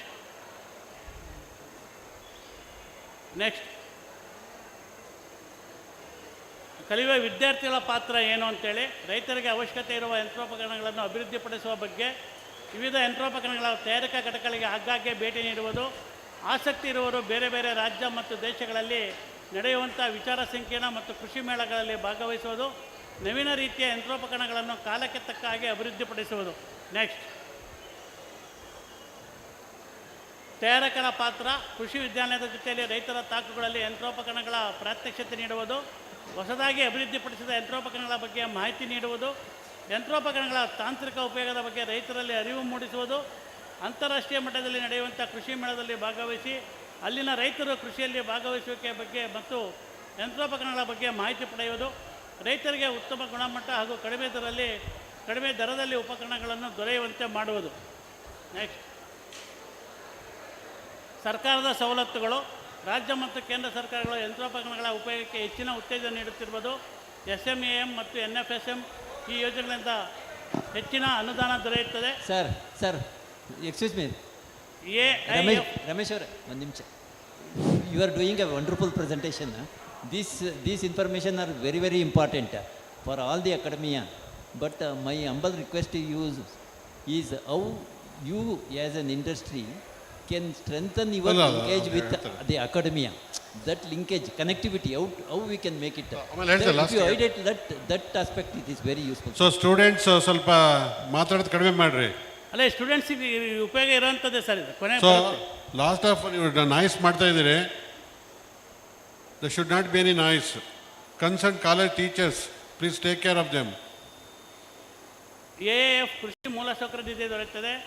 FPO ಮತ್ತು SHGಗಳಿಗೂ ಸಹ ಕೃಷಿ ಉಪಯಂತ್ರಗಳಿಗೆ ಸಹಾಯಧನ ಇರುತ್ತದೆ. ಸರ್ಕಾರಗಳು ಇತ್ತೀಚಿನ ದಿನಗಳಲ್ಲಿ ಕೃಷಿಗೆ ಹೆಚ್ಚಿನ ಆದ್ಯತೆಯನ್ನು ನೀಡುತ್ತಿದೆ. ನೆಕ್ಸ್ಟ್ ಅಂದರೆ ಯಾರ್ಯಾರು ಏನೇನು ಅಂದರೆ ಸರ್ಕಾರ, ವಿಶ್ವವಿದ್ಯಾಲಯ, ರೈತರು ಮತ್ತು ತಯಾರಕರು, ವಿದ್ಯಾರ್ಥಿಗಳು ಈ ಒಂದು ಲಿಂಕೇಜಲ್ಲಿ ಕೆಲಸ ಮಾಡಿದರೆ ನಾವು ಫಾರಮ್ ಮೆಕನಿಷನಲ್ಲಿ ಏನು ನಾನು ಹೇಳಿದೆ, ಎವರಿ 100 ಕಿಲೋಮೀಟರ್ಗೆ ನಮ್ಮ ಸ್ಟೈಲು ಅಂದರೆ ವ್ಯವಸಾಯ ಕ್ರಮಗಳು ಬದಲಾವಣೆ ಆಗುತ್ತೆ ಅಂತೇಳಿ ಅದಕ್ಕೆ ತಕ್ಕ ಹಾಗೆ ನಾವು ಉಪಕರಣಗಳನ್ನು ತಯಾರಿಸ್ಬೋದು. ಸಣ್ಣ ಹಿಡುವಳಿದಾರರು ಇರೋದ್ರಿಂದ ಸಣ್ಣ ಹಿಡುವಳಿದಾರರಿಗೆ ಏನು ಬೇಕು ಅದಕ್ಕೆ ಅವಶ್ಯಕತೆ ಇರುವಂಥ ಉಪಕರಣಗಳನ್ನು ನಾವು ತಯಾರಿಕೆ ಮಾಡಿದರೆ ಅನುಕೂಲ ಆಗುತ್ತೆ. ಹೇಳಬೇಕಂದ್ರೆ ಕರ್ನಾಟಕದಲ್ಲಿ ಒಂದು ಒಟ್ಟಾರೆ ಫಾರಮ್ ಮಿಷನರಿಯಲ್ಲಿ ಒಟ್ಟಾರೆ ಬಿಸ್ನೆಸ್ ವತಿಯಿಂದ ಹೇಳ್ಬೇಕಂದ್ರೆ ನಿಯರ್ಲಿ 600ರಿಂದ 650 ಕೋಟಿ ರೂಪಾಯಿ ಬಿಸ್ನೆಸ್ ಇದೆ ಕರ್ನಾಟಕದಲ್ಲಿ. ಇದರಲ್ಲಿ ಇಂಪೋರ್ಟ್ ಆಗೋವಂಥದ್ದೇ ಏನು ನಾವು ಚೈನಾದಿಂದ, ತೈವಾನಿಂದ, ವಿಯೆಟ್ನಾಮಿಂದ ಏನು brush cutter, power weeder, battery sprayer ಇದನ್ನೇನು ನಾವು ಇಂಪೋರ್ಟ್ ಮಾಡ್ಕೊತೀವಿ. ಇಂಥ ಉಪಕರಣಗಳನ್ನೇ ಕರ್ನಾಟಕದಲ್ಲಿ 200 ಕೋಟಿಯಷ್ಟು ನಾವು ಇಂಪೋರ್ಟ್ ಮಾಡ್ಕೊತಾ ಇದ್ದೀವಿ ಕರ್ನಾಟಕದಲ್ಲಿ. ಇಂಥ ಸಣ್ಣ ಉಪಕರಣವನ್ನು ನಮ್ಮಲ್ಲೇ ನಾವು ತಯಾರಿಕೆ ಮಾಡಿದರೆ ನಾವು ಡೆಫಿನೆಟ್ಲಿ ಆ ಇಂಪೋರ್ಟ್ ಅಮೌಂಟನ್ನು ಇಲ್ಲೇ ಉಳಿಸ್ಕೊಂಡು ನಾವು ಇಲ್ಲೇ ಒಂದು ಇಂಡಸ್ಟ್ರಿಯಾಗಿ ಮಾಡ್ಬೋದಾಗತ್ತೆ. ಒಟ್ಟಾರೆಯಾಗಿ ಹೇಳ್ಬೇಕು ಅಂದರೆ ಇಂಡಸ್ಟ್ರಿನ ಮಾಸಾಗೆ ಏನೋ ಎಲ್ಲೋ ಒಂದು ಕಂಡುಹಿಡಿದ್ರು ಅಥವಾ ಇನ್ನೇನೋ ಒಂದಾಯಿತು ಅಂತ ಹೇಳ್ಬಾರ್ದು. ಎಕ್ಸಾಂಪಲ್ ಒಂದು ಉತ್ತಮವಾದ ಉದಾಹರಣೆ ಹೇಳ್ಬೇಕು ಅಂದರೆ ಅಣ್ಣಿಗೆರೆ ಸೀಡ್ರಿಲ್ ಅಂತ ಇವತ್ತು ನೀವು ಯಾರು ಕೇಳಿರ್ಬೋದು, ಅದು ಎಷ್ಟು ಜನ ಕೇಳಿದಿರೋ ಗೊತ್ತಿಲ್ಲ. ಅಣ್ಣಿಗೆರೆ ಸೀಡ್ರಿಲ್ಲು ತಯಾರು ಮಾಡಿದ್ದದ್ದು ಇಡೀ ಇಂಡಿಯಾನೇ ಅವ್ರ ಕಡೆ ತಿರುಗಿ ನೋಡೋಂಥ. ಅಂದರೆ ಗದಗ ತಾಲೂಕಿನ ಒಂದು ಅಣ್ಣಿಗೆರೆ ಗ್ರಾಮದಲ್ಲಿ ಒಬ್ಬ ತಯಾರಕರು ಮಾಡಿದಂಥ ಒಂದು ಬಿತ್ತನೆ ಕೂರಿಗೆಯನ್ನು ಇವತ್ತು ನಮ್ಮ ಇಂಡಿಯಾದ ಎಲ್ಲ ತಯಾರಕರು ಅಲ್ಲಿ ಬಂದು ನೋಡ್ಕೊಂಡು ಹೋಗುವಂಥ ಒಂದು ಪ್ರಮೇಯ ಬಂತು. ಅದಕ್ಕೆ ಕಾರಣ ಅವರ ಒಂದು ಶ್ರಮ. ಯಾವುದೇ ಒಂದು ಶ್ರಮ ಇಲ್ಲದೆ ಯಾವುದೇ ಒಂದು ಕೆಲಸ ಆಗಲ್ಲ. ನಾವು ಸಹ ಇಷ್ಟು ನಾವು ಕರ್ನಾಟಕದಾದ್ಯಂತ ನಾವು ನಮ್ಮ ಕಚೇರಿಗಳನ್ನು ಹೊಂದಿದ್ದು ಸಹ ನಿಯರ್ಲಿ ನಾವು 150ರಿಂದ 200 ಜನನ ಎಂಟರ್ಪ್ರಿನರ್ ಕ್ರಿಯೇಟ್ ಮಾಡಿದ್ವಿ. ಕಳೆದ 26 ವರ್ಷದಲ್ಲಿ ಅಬೋವ್ 200 ಮೆಂಬರ್ಸ್ ಎಂಟರ್ಪ್ರಿನರ್ನ ಕ್ರಿಯೇಟ್ ಮಾಡಿದ್ವಿ. ನಮ್ಮಲ್ಲಿ ಆ್ಯಕ್ಚುಲಿ ಶಿವಮೊಗ್ಗ ಯೂನಿವರ್ಸಿಟಿಯಿಂದ ಬಂದಂಥದ್ದು ಕಡಿಮೆ. ನಮ್ಮ ಹಿರಿಯೂರು KVKಯಿಂದ ಬಂದಿದ್ದಾರೆ. ಮ್ಯಾಕ್ಸಿಮಮ್ ರಾಯಚೂರು ಮತ್ತು ಬೆಂಗಳೂರು ಯೂನಿವರ್ಸಿಟಿಯವರು ಇಯರ್ ಎಂಡಲ್ಲಿ ಎವ್ರಿ 2 ಮಂತ್ಸು ಇಯರ್ ಎಂಡ್ ಅವ್ರ ಕೋರ್ಸ್ ಮುಗಿಯೋಕ್ಕೆ 2 ತಿಂಗಳು ಇದ್ದಾಗ ಪ್ರೊಬೇಷನರಿ ಪೀರಿಯಡ್ ಅಂತೇಳಿ ಅವ್ರು ನಮ್ಮ ಹತ್ರ ಬಂದು ಟ್ರೈನಿಂಗು, ಆಮೇಲೆ ಯಾವ ರೀತಿ ನಾವು ಉಪಕರಣಗಳನ್ನ ಸೇಲ್ ಮಾಡ್ತೀವಿ, ಹೆಂಗೆ ಮಾಡ್ತೀವಿ ಅನ್ನೋದನ್ನು ತೊಗೊತಿದ್ದಾರೆ. ನಾವು ಫ್ರೀ ಟ್ರೈನಿಂಗ್ ಕೊಡಲಿಕ್ಕೂ ರೆಡಿ ಇದ್ದೀವಿ. ನಾವು ಆ್ಯಕ್ಚುಲಿ ಅದಕ್ಕೆ ಸಾಕಷ್ಟು ಯೂನಿವರ್ಸಿಟಿಗಳಿಗೂ ಲೆಟ್ರು ಬರೆದಿದ್ದೀವಿ. ಈಗಲೂ ಸಹ ಓಪನ್ ಆಗೂ ನಾನು ಹೇಳ್ತಾ ಇದ್ದೀನಿ, ಅಗ್ರಿ ಎಂಟರ್ಪ್ರಿನರ್ ಆಗೋವಂಥವ್ರು ಯಾರೇ ನಾನು ಮುಂದೆ ಬರ್ತೀನಿ ಅಂದರೆ ಅವರಿಗೆ ನಮ್ಮ ಕೆಳ ಹಂತದಿಂದ ಹಿಡಿದು ಮೇಲಿನ ಹಂತದವರೆಗೂ ಅವರಿಗೆ ಎಲ್ಲ ರೀತಿಯ ಸವಲತ್ತುಗಳನ್ನ ಕೊಟ್ಟು ಒಂದು ಎಂಟರ್ಪ್ರಿನರ್ ಆಗಿ ಬೆಳೀಲಿಕ್ಕೆ ಅವಕಾಶ ಮಾಡಿಕೊಡ್ತೀವಿ ಅಂತ ನಾನು ಘಂಟಾಘೋಷವಾಗಿ ಹೇಳ್ತೀನಿ. ಅದರಲ್ಲಿ ಯಾವುದೇ ಮುಚ್ಚುಮರೆ ಇಲ್ಲ. ನೀವು ಎಲ್ಲರೂ ಎಂಟರ್ಪ್ರಿನರ್ ಆಗಲಿಕ್ಕೆ ತಯಾರಿದ್ದರೆ ನಾವು ಅದಕ್ಕೆ ರೆಡಿ ಇದ್ದೀವಿ. ನಾವು ಎಂಟರ್ಪ್ರಿನರ್ ಆಗಿ ಮಾಡಲಿಕ್ಕೆ ನಾವು ಮ್ಯಾನುಫ್ಯಾಕ್ಚರ್ ಅನ್ನೋಕ್ಕಿಂತಲೂ ಮ್ಯಾಕ್ಸಿಮಮ್ ಟ್ರೇಡಿಂಗ್ ಮಾಡ್ತೀವಿ. ಇಡೀ ಇಂಡಿಯಾದಲ್ಲಿ ಎಲ್ಲೆಲ್ಲಿ ಏನೇನು ಯಾವ್ಯಾವ ಸ್ಟೇಟಲ್ಲಿ ಏನೇನು ಮೆಟೀರಿಯಲ್ಸ್ ದೊರೆಯುತ್ತೆ ಅದನ್ನು ಪ್ರೊಕ್ಯೂರ್ ಮಾಡ್ಕೊಂಡು ಅಸೆಂಬಲ್ ಮಾಡಿ ರೈತರಿಗೆ ಏನು ಬೇಕೋ ಅದನ್ನು ನೀಡ್ ಬೇಸಲ್ಲಿ ನಾವು ಕೊಡ್ತಾಯಿದ್ದೀವಿ. ನಾವೆಲ್ಲ ಫುಲ್ ಪ್ರೊಡಕ್ಷನ್ ಮಾಡ್ತಾಯಿಲ್ಲ. ನಾವು ಮೇಜರ್ ಅಸೆಂಬಲ್, ನಾವು ಲ್ಯಾಂಡ್ ಪ್ರಿಪ್ರೇಷನಿಂದ ಹಿಡಿದು ಅಪ್ ಟು ಹಾರ್ವೆಸ್ಟ್ ತನಕ ನಿಯರ್ಲಿ 60ರಿಂದ 65 ಇಕ್ವಿಪ್ಮೆಂಟ್ಸು ನಮ್ಮ ಇದರಲ್ಲಿದೆ. ಯೂನಿವರ್ಸಿಟಿಯಲ್ಲೂ ಸಾಕಷ್ಟು ಕೊಟ್ಟಿದ್ದೀವಿ. ಯೂನಿವರ್ಸಿಟಿಯಲ್ಲೂ ನಮ್ಮ ಹೆಸರು ಗೊತ್ತಿದೆ ಅವರಿಗೆ ಏನು ಅಂತೇಳಿ. ಆಮೇಲೆ ಡ್ರೋನ್ ವತಿಯಿಂದ ಈಗ ಹೇಳ್ತಾಯಿದ್ರು, ಡ್ರೋನ್ ಆಪ್ರೇಟರ್ಸಿಗೆ ಈ ವರ್ಷ ಮತ್ತು ಮುಂದಿನ ವರ್ಷ 1 ಲಕ್ಷ ಆಪ್ರೇಟರ್ಸ್ ರಿಕ್ವೈರ್ಮೆಂಟ್ ಇದೆ. ಡ್ರೋನ್ ಆಪ್ರೇಟರ್ಸಿಗೆ 2023, 24 ಮತ್ತು 24-25 ಇಸ್ವಿಯಲ್ಲಿ ಕೇಂದ್ರ ಸರ್ಕಾರದಿಂದ 1 ಲಕ್ಷ ಆಪ್ರೇಟರ್ಸ್ ಬೇಕು ಅಂತೇಳಿ ರಿಕ್ವೈರ್ಮೆಂಟ್ಸ್ ಈಗ ಎಲ್ಲ ಯೂನಿವರ್ಸಿಟಿಗೂ ಮತ್ತು ಆಗ್ತಾಯಿದೆ ಲೆಟ್ರು. ಲಾಸ್ಟ್ ಇಯರು ಲೆಟ್ರೂ ಬಂದಿತ್ತು. ಎಲ್ಲ ಯೂನಿವರ್ಸಿಟಿಯವರು ಒಂದು ಡ್ರೋನನ್ನು ಪರ್ಚೇಸ್ ಮಾಡಬೇಕು ಅಂತ. ಡ್ರೋನ್ ಮುಂದಿನ ದಿನಗಳಲ್ಲಿ ಹೆಚ್ಚಿನ ಒಂದು ಪ್ರಚಲಿತವಾಗ್ತಾಯಿದೆ, ರೈತರಿಗೆ ಅನುಕೂಲವೂ ಇದೆ. ಅದಕ್ಕೆ ಕರ್ನಾಟಕದಲ್ಲಿ ಈಗ ಸದ್ಯಕ್ಕೆ 2 ಟ್ರೈನಿಂಗ್ ಕೊಡ್ತಾರೆ. ಅದೇ ಅದಕ್ಕೆ DGSಯಿಂದ ಎಲ್ಲ ಅಪ್ರೂವಲ್ ಇದೆ. ಹಿಮಗಿರಿ ಅಂತೇಳಿ ಬೆಂಗಳೂರು ಒಂದು, ಇನ್ನೊಂದು ಡ್ರೋನ್ ಕಂಪ್ನಿ ಅಂತೇಳಿ ಕರ್ನಾಟಕದಲ್ಲಿ ಇವರು 2 ಇದ್ದಾರೆ. ಅದಕ್ಕೆ ನಿಯರ್ಲಿ 65ರಿಂದ 70 ಸಾವಿರ ಫೀಸ್ ಇದೆ, ಟ್ರೈನಿಂಗ್ ಫೀಸ್ ಇದೆ. ಅಂದರೆ ನಿಮಗೆ ಸರ್ಟಿಫಿಕೇಟ್ ಕೊಡ್ತಾರೆ, ನೀವು ಎಲ್ಲಿ ಬೇಕಾದ್ರೂ ಡ್ರೋನನ್ನು ಹಾರಿಸ್ಬೋದು, ಪರ್ಚೇಸ್ ಮಾಡ್ಬೋದು, ಸೇಲ್ ಮಾಡ್ಬೋದು. ಈ ಥರದ್ದೊಂದು ನಡೀತಾ ಇದೆ. ನಾವು ಸಹ ಈಗ 2 ಬ್ಯಾಚು ಟ್ರೈನಿಂಗ್ ಅವರಿಗೆ ಅಪ್ರೂವ್ ಮಾಡಿ ಕೊಟ್ಟಿದ್ದೀವಿ. ಈಗ ಟ್ರೈನಿಂಗು ಕೊಡ್ತಾ ಇದ್ದಾರೆ. ವಿಡಿಯೋ ಹಾಕಿ, ವಿಡಿಯೋ ಅಂದರೆ ಒಂದು ವಿಡಿಯೋ ಇದೆ, ಸ್ವಲ್ಪ ಒಂದು 7 ಮಿನಿಟ್ಸಿಂದು 3 ಹಂತದಲ್ಲಿದೆ. ಅಂದರೆ ಪ್ಯಾಡಿಯಲ್ಲಿ ಭತ್ತದಲ್ಲಿ ಫುಲ್ಲಿ ಮೆಕ್ಯಾನೈಜೇಷನ್ ಹೆಂಗೆ ಮಾಡ್ಬೋದು, ಲ್ಯಾಂಡ್ ಪ್ರಿಪ್ರೇಷನಿಂದ ಹಿಡಿದು ಅಪ್ ಟು ಹಾರ್ವೆಸ್ಟ್ವರೆಗೂ ಮೆಕ್ಯಾನೈಜೇಷನ್ ಯಾವ ರೀತಿ ಮಾಡ್ಬೋದು ಅಂತೇಳಿ ಒಂದು ಇದೆ. ಅದೊಂದು ಸ್ವಲ್ಪ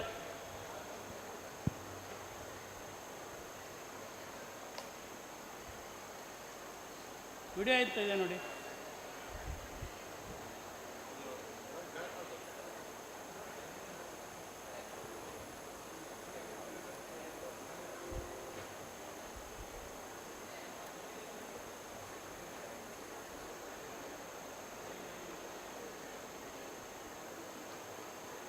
ಇದು 1 ಇಂಜಿನ್ ಮನೆ ಅಪ್ಲಿಕೇಶನ್ ಅಂತ ಹೇಳಿದ್ವಲ್ಲ, ಪವರ್ ವೀಡರಲ್ಲಿ ಗಿಡ ಸುತ್ತ ಕ್ಲೀನ್ ಮಾಡೋ ಅಂಥದ್ದು, ಸಿಂಗಲ್ ಫ್ಲೋ ಹೊಡೆಯೋದು,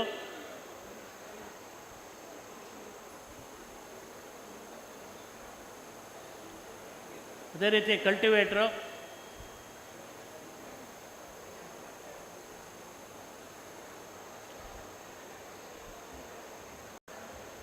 ಬಿತ್ತನೆ ಕೂರಿಗೆ, ಬೀಜ ಮತ್ತು ಗೊಬ್ಬರ ಏಕಕಾಲದಲ್ಲಿ ಬಿತ್ತುವಂಥದ್ದು.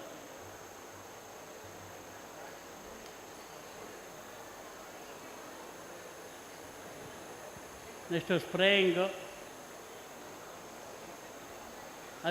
ಅದೇ ಇಂಜಿನ್ನು, ಅದೇ ಇಕ್ವಿಪ್ಮೆಂಟಲ್ಲಿ.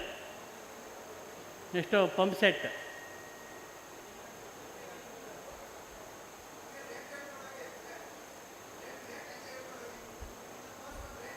ರೇಟು ಅಲ್ಲ, ಅದು ಫುಲ್ ಸೆಟ್ಟಿಗೆ ರೇಟು ನಿಯರ್ಲಿ ನಿಮಗೆ 1,40,000 ಆಗುತ್ತೆ ಫುಲ್ ಸೆಟ್.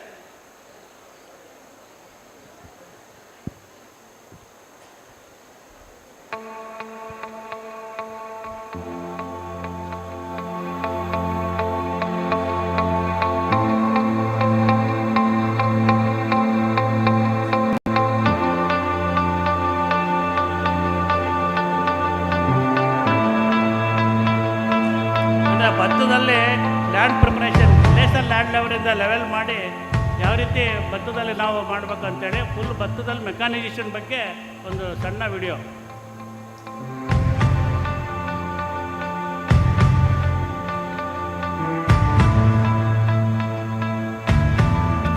ನರ್ಸರಿ ಮಾಡ್ತಿರೋದು. ಅಂತ ವಿ ಆಗ್ರೋ ಅಂತೇಳಿ ಕೇರಳ ಕಂಪ್ನಿ, ಇವ್ರ ಜೊತೆಗೆ ಟೈಅಪ್ ಮಾಡ್ಕೊಂಡಿದ್ದೀವಿ. ನೆಕ್ಸ್ಟು ಪ್ಲಾಂಟಿಂಗ್, ರೈಡಾನ್ ವರ್ಷನಲ್ಲಿ 6 rho.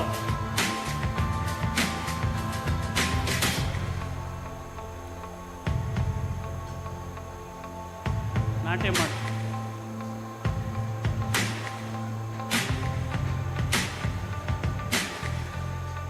Next inter cultivation, brush ಕಟ್ರಲ್ಲೇ ಕಳೆ ತೆಗೆಯೋಂಥದ್ದು.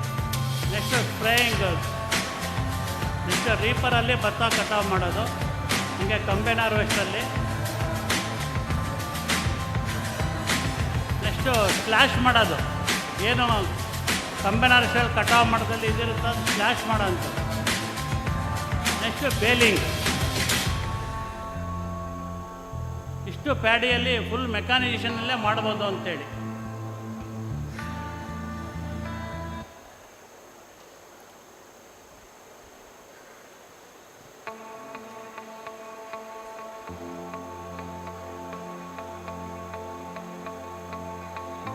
ರೋಟಾವೇಟ್ರು, ಬೇರೆ ಬೇರೆ ಉಪಕರಣಗಳದ್ದು ಒಂದು ಸ್ವಲ್ಪ ವಿಡಿಯೋ ಇದೆ. Power tiller, Kamco power tiller, power weeder,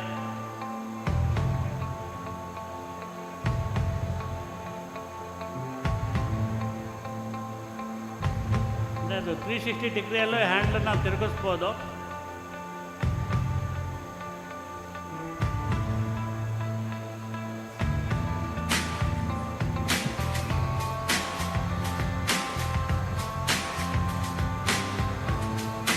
Dharti Agro ಅಂತೇಳಿ Rajkot seed drill company, number 1 in India manufacturer. Per day 20ರಿಂದ 30 ಎಕರೆ ಬಿತ್ತಬೋದು, ದೊಡ್ಡ ಇದಿದ್ದರೆ, ಲ್ಯಾಂಡ್ ಇದ್ದರೆ. ಇದು ನ್ಯೂಮ್ಯಾಟಿಕ್ ಟೈಪ್ ಅಂತೇಳಿ, ಅಂದರೆ ನ್ಯೂಮ್ಯಾಟಿಕ್ ಪ್ರಿಸಿಷನ್ ಪ್ಲಾಂಟೇಷನ್ ಅಂತ ಹೇಳಿದ್ರಲ್ಲ ಆ ಟೈಪಿಂದು. ಒಂದೊಂದೇ ಕಾಳು ಎತ್ಕೊಂಡು ಸೀಡಿಂಗ್ ಆಗುತ್ತೆ. ಇದರಲ್ಲಿ ಕಾಳು ಸಹ ಕೌಂಟ್ ಆಗುತ್ತೆ, ಒಂದು ಎಕರೆಗೆ ಎಷ್ಟು ಕಾಳು ಬಿದ್ದಿದೆ ಅಂತೇಳಿ.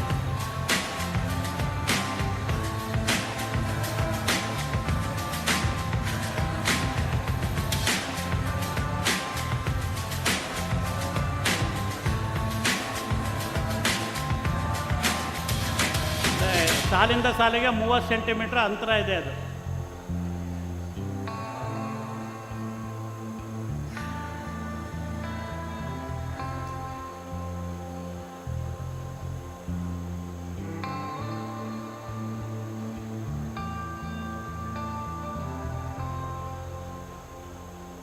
ಸ್ಪ್ರೇಯಿಂಗ್ ಈರುಳ್ಳಿ ಬೆಳೆಯಲ್ಲಿ, ಹಾಗೆ ದಾಳಿಂಬೆ,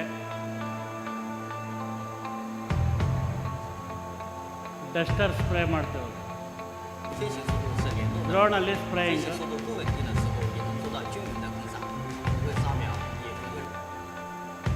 ರೀಪರ್ ಭತ್ತ ಕಟಾವು ಯಂತ್ರ. I think it is repeating, Ramesh.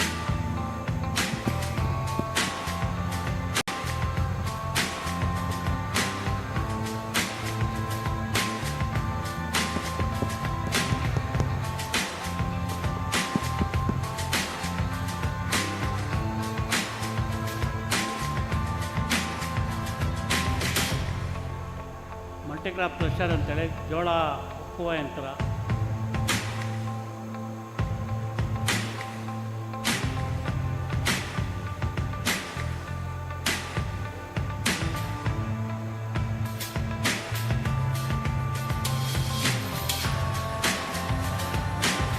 Silage 70 ಡೇಸಿಗೆ ಮೇಜ್ ಕಟ್ ಮಾಡಿ ಸೈಲೇಜ್ ಮಾಡೋವಂಥ ಯೂನಿಟ್.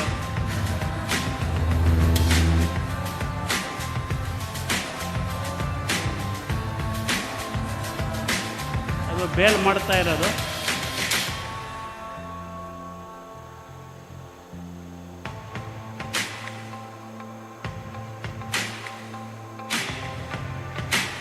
ಹಂಗೆ ಮನುಷ್ಯರಿಗೆ ಹೆಂಗೆ ಆಹಾರ ಭದ್ರತೆ ಹೇಳ್ತೀವೋ ಹಂಗೆ ಪ್ರಾಣಿಗಳಿಗೂ ಆಹಾರ ಭದ್ರತೆಗೋಸ್ಕರ ಸೈಲೇಜು, ಅದು ಒಂದ್ಸಲಿ ಸೈಲೇಜ್ ಪ್ಯಾಕ್ ಮಾಡಿದ್ರೆ ವರ್ಷದ ತನಕ ಹಿಡಿಬೋದು. ಇದು ಶೆಡ್ಡರ್ ಅಂತೇಳಿ ಕಾಂಪೋಸ್ಟ್ ಮಾಡಲಿಕ್ಕೆ ಮೊಟ್ಟೆ ಅದನ್ನು ಕಟ್ ಮಾಡೋವಂಥದ್ದು.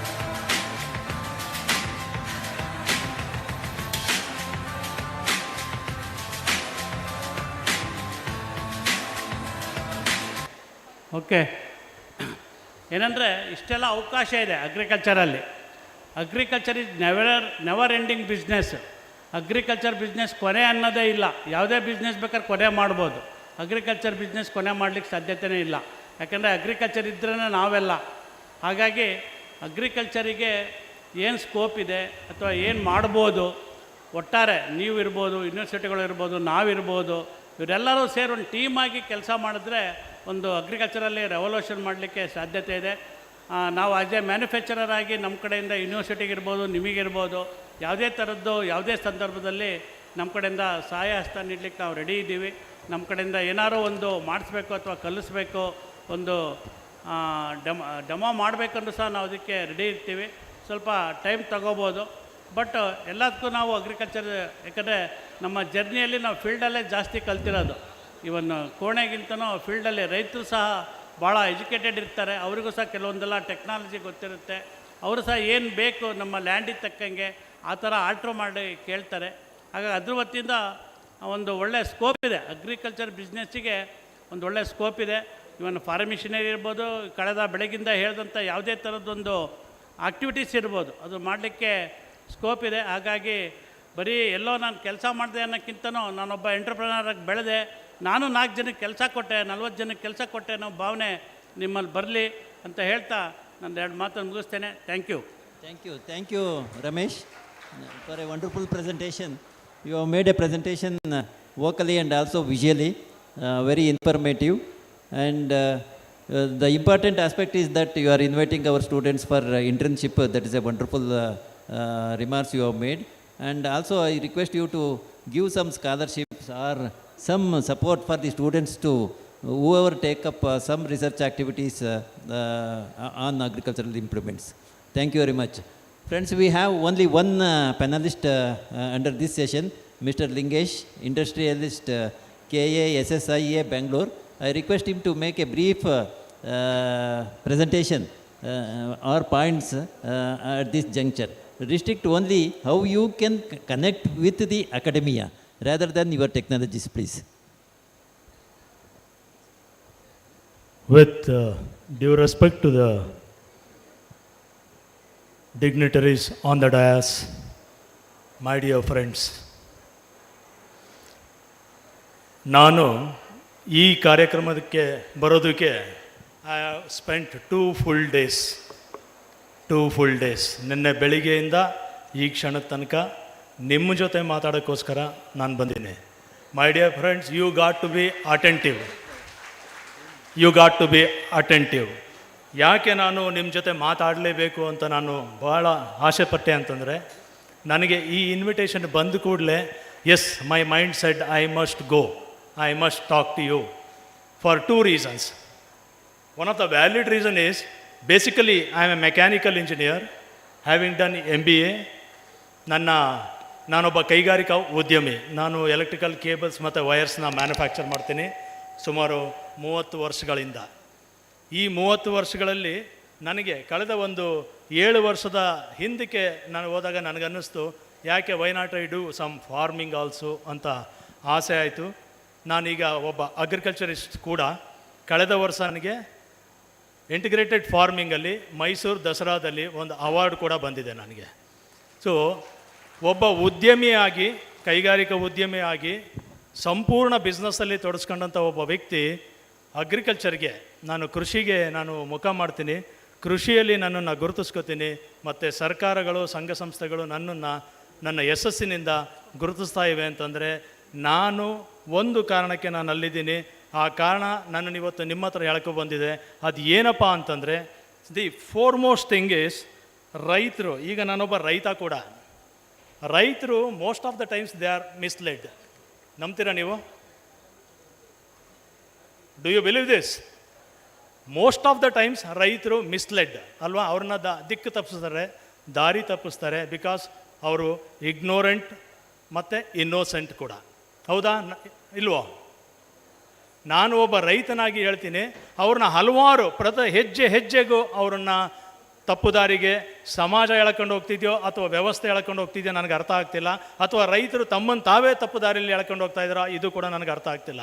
ಯಾವುದೇ ಒಬ್ಬ ವ್ಯಕ್ತಿ ಭಾರತ ದೇಶನ ಪ್ರಪಂಚದ ಯಾವುದೇ ಒಂದು ಮೂಲೆಗೆ ಹೋದರೂ ಕೂಡ 100 ಎಕರೆ ಇರುವಂಥ ರೈತರು ನೋಡ್ತೀವಿ. ಆದರೆ ಭಾರತಕ್ಕೆ ಬಂದ ಕೂಡಲೇ it is A fragmented land holding.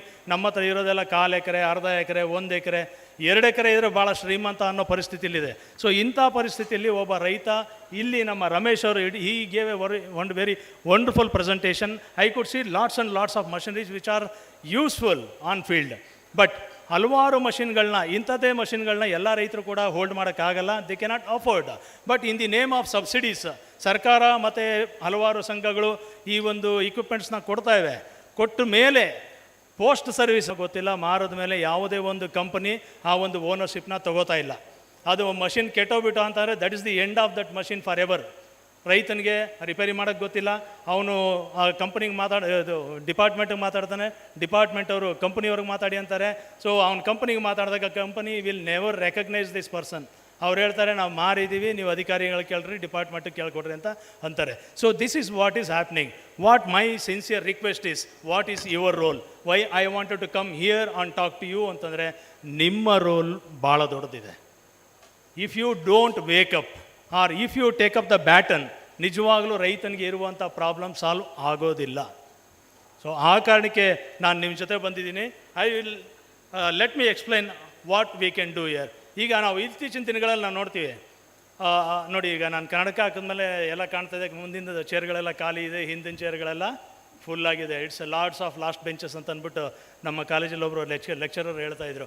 Anyway I am audible. ನಾನು ಕೊನೆಯಲ್ಲಿ ಕುಳಿತಿರೋಂಗೂ ಕೂಡ ನಾನು ಕೇಳಿಸ್ತಾ ಇರೋದ್ರಿಂದ ಐ ಡೋಂಟ್ ಮೈಂಡ್. ಮುಂದಿನ ಸೀಟ್ ಖಾಲಿ ಇದೆ, ಹಿಂದಿನ ಸೀಟ್ ತುಂಬಿದೆ ಅನ್ನೋದು ನನಗೇನು ಬೇಸರ ಇಲ್ಲ. Let me tell you that there is a demand. ಇಂಡಿಯಾದಲ್ಲಿ ಎಷ್ಟೋ ಒಳ್ಳೊಳ್ಳೆ ಕಾರು, ಅತ್ಯಂತ ಪ್ರಪಂಚದಲ್ಲಿ ಸಿಗುವಂಥ ಅತ್ಯಂತ ಒಳ್ಳೆ ಕಾರುಗಳು, ಉಳಿದಂಥ ವೆಹಿಕಲ್ಗಳು ಇದ್ದರೂ ಕೂಡ 2 ವೀಲರ್ಸ್ಗೆ ಭಾಳಷ್ಟು ಡಿಮ್ಯಾಂಡ್ ಇದೆ. ಹೌದಾ? Do you agri?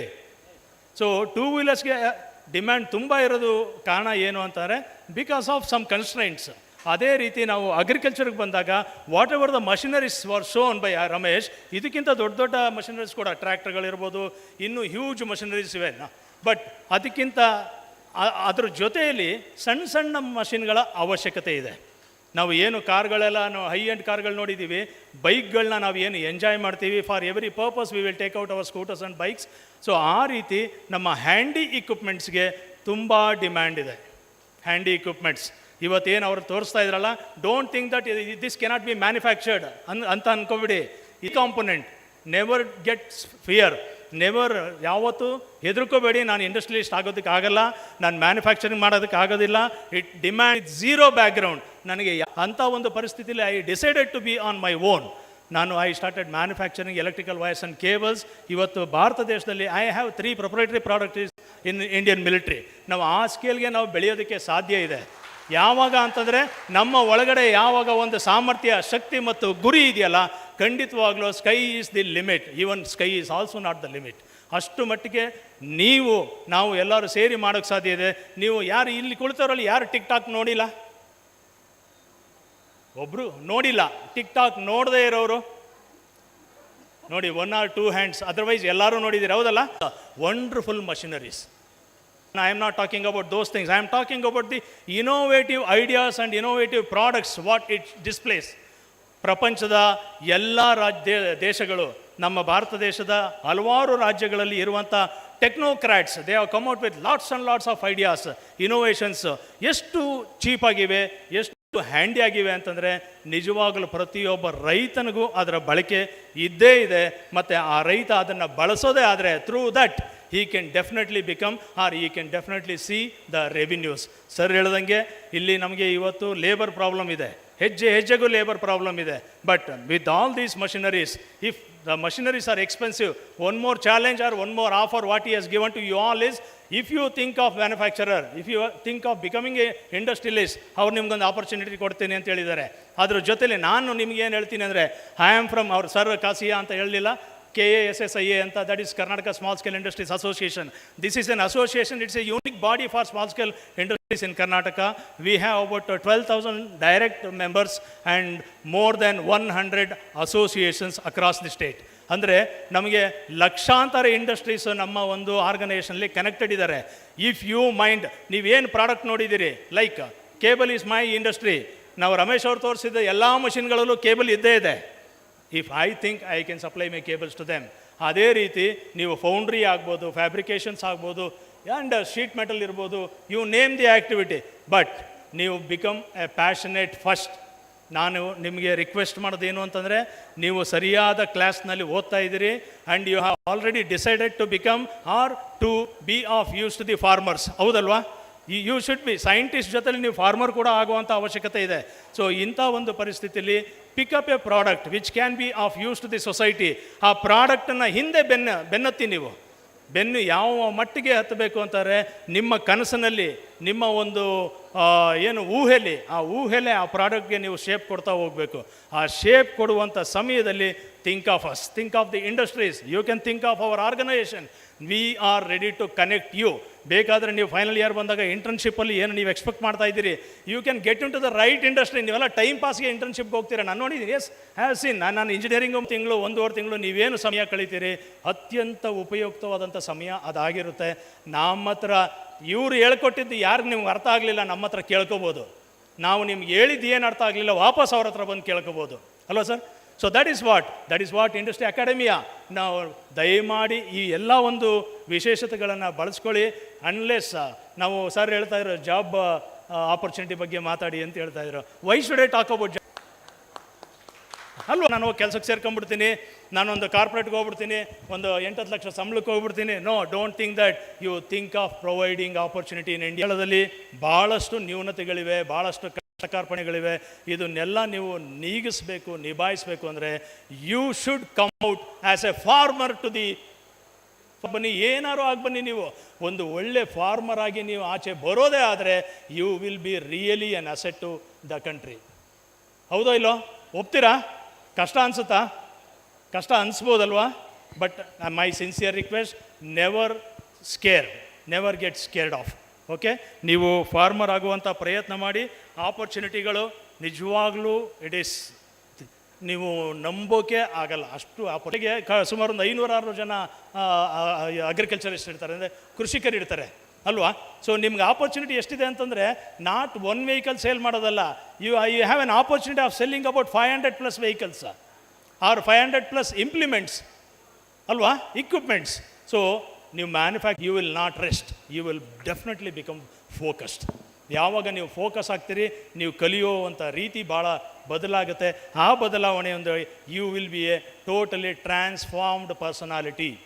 ನೀವು ಈ ಇನ್ಸ್ಟಿಟ್ಯೂಷನ್ ಬರಬೇಕಾದ್ರೆ ಯಾವ ವ್ಯಕ್ತಿಯಾಗಿ ಬಂದಿರ್ತೀರಿ, ನೀವು ಆ ವ್ಯಕ್ತಿಯಾಗಿ ಉಳ್ಕೊಂಡಿರಲ್ಲ. ಭಾಳಷ್ಟು ನಿಮ್ಮೊಳಗೆ ಸೇರಿಕೊಂಡು ಆಲ್ ವಿಚಾರಗಳು, ಎಲ್ಲ ಏನು ನಿಮಗೆ ಬೇಕಾಗಿತ್ತು, ಯಾವ ಕಾರಣಕ್ಕೆ ನೀವೊಂದು ಈ ಸ್ಥಳಕ್ಕೆ ಬಂದು ಕಲಿಯೋಕ್ಕೆ ಶುರು ಮಾಡಿದ್ರಿ, ಅದನ್ನೆಲ್ಲ ನಿಮ್ಮ ಒಳಗೆ ಮೈಗೂಡಿಸ್ಕೊಂಡು ನೀವು ಹೊರಗಡೆ ಹೋಗಬೇಕಾದ್ರೆ you will be totally transformed and definitely we all will be looking for your services outside this premises. With this ನಾನು ಸಮಯ ಭಾಳ ಕಡಿಮೆ, and please write to us or talk to us or meet us in Kasia or outside Kasia for your entrepreneurial. Lingesh, for a wonderful, inspirational and motivational speech.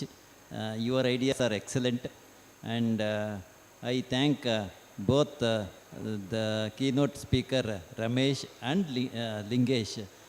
You have given all the ideas how to connect.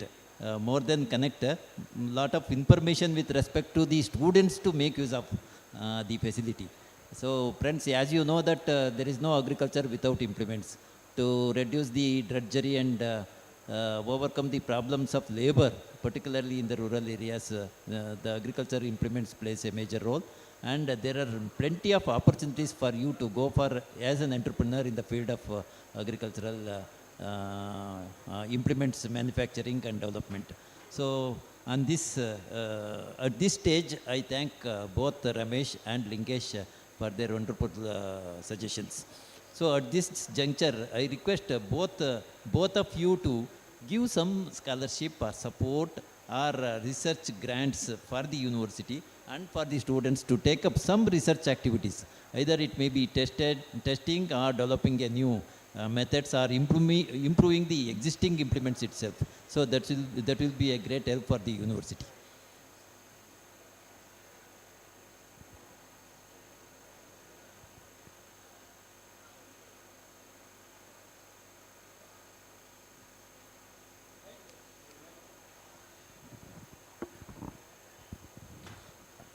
Sir, your presentation is good. So, ನಮ್ಮ university jurisdiction-ಅಲ್ಲಿ 6.25 lakh hectares of ಅರೆಕನೆಟ್ ಏನೋ ಒಂದು ಏನೋ ಮಾಡಿದ್ರು, it is not commercially ಆಗಿಲ್ಲ. ಇದ್ರ ಬಗ್ಗೆ ಒಂದು innovation ಬೇಕು. So I think this I talk for the last 5 years. Even ಕಾಸೆ ಕೇಳಿಲ್ಲ, CMT ಜೊತೆಗೆ ಒಂದು ಕಾನ್ಫರೆನ್ಸಲ್ಲಿ I was been telling you have to develop one machinery to climb the arecanut tree. ಯಾಕಂದರೆ ಇವತ್ತು ಸಿಗ್ತಾ ಇಲ್ಲ. 6.25 lakh hectares ಇದೆ.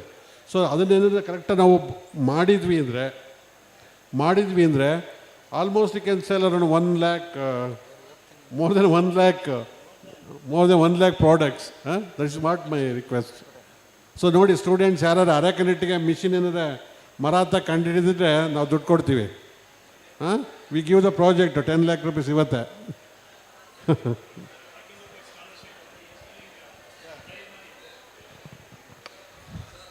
Yes, sir.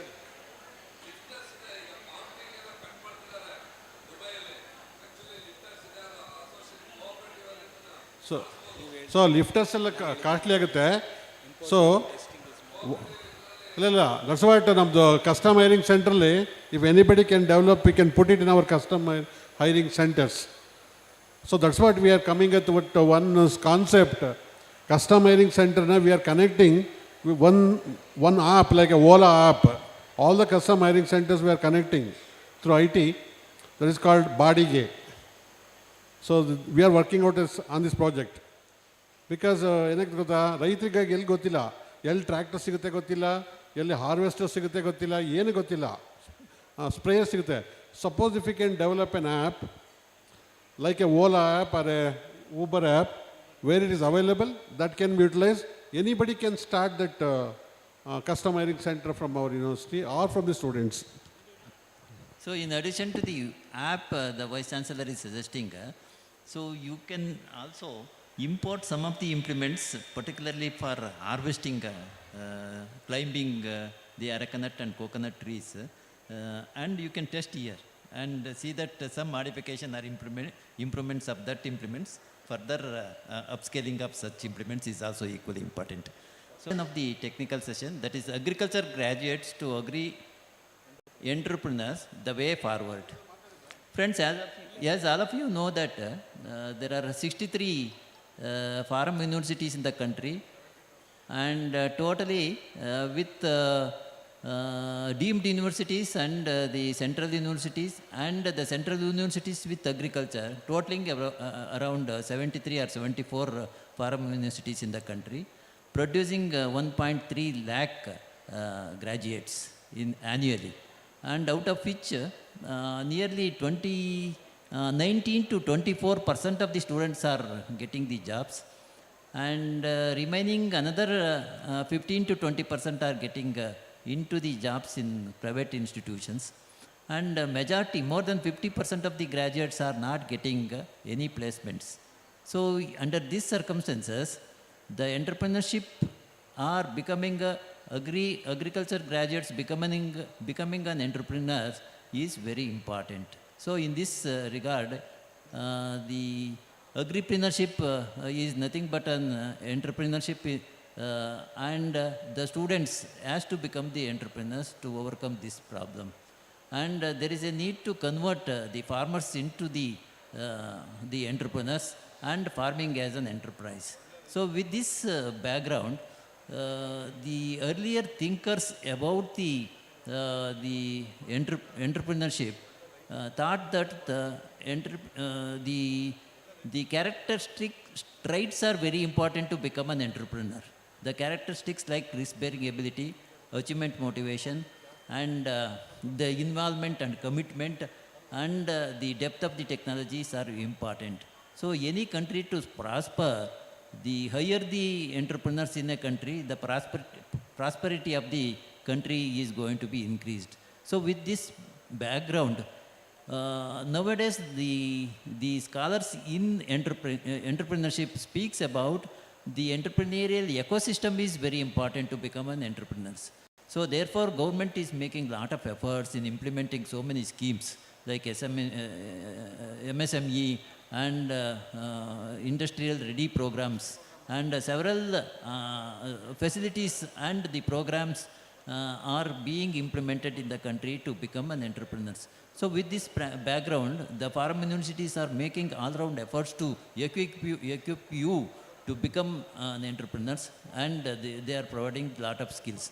So with this background, entrepreneurship development is very important, and it is your responsibility to become the entrepreneurs. So only the universities and the government can take you to the water, and you are responsible to drink it. We cannot make you, on behalf of you, we cannot make you to drink. We can only take you to the water. So with this background, entrepreneurship and how you jump into the entrepreneurship is very important. So you have to come out of the comfort zone of what you are enjoying with the support of your parents and the facilities that you are getting in the educational institutions.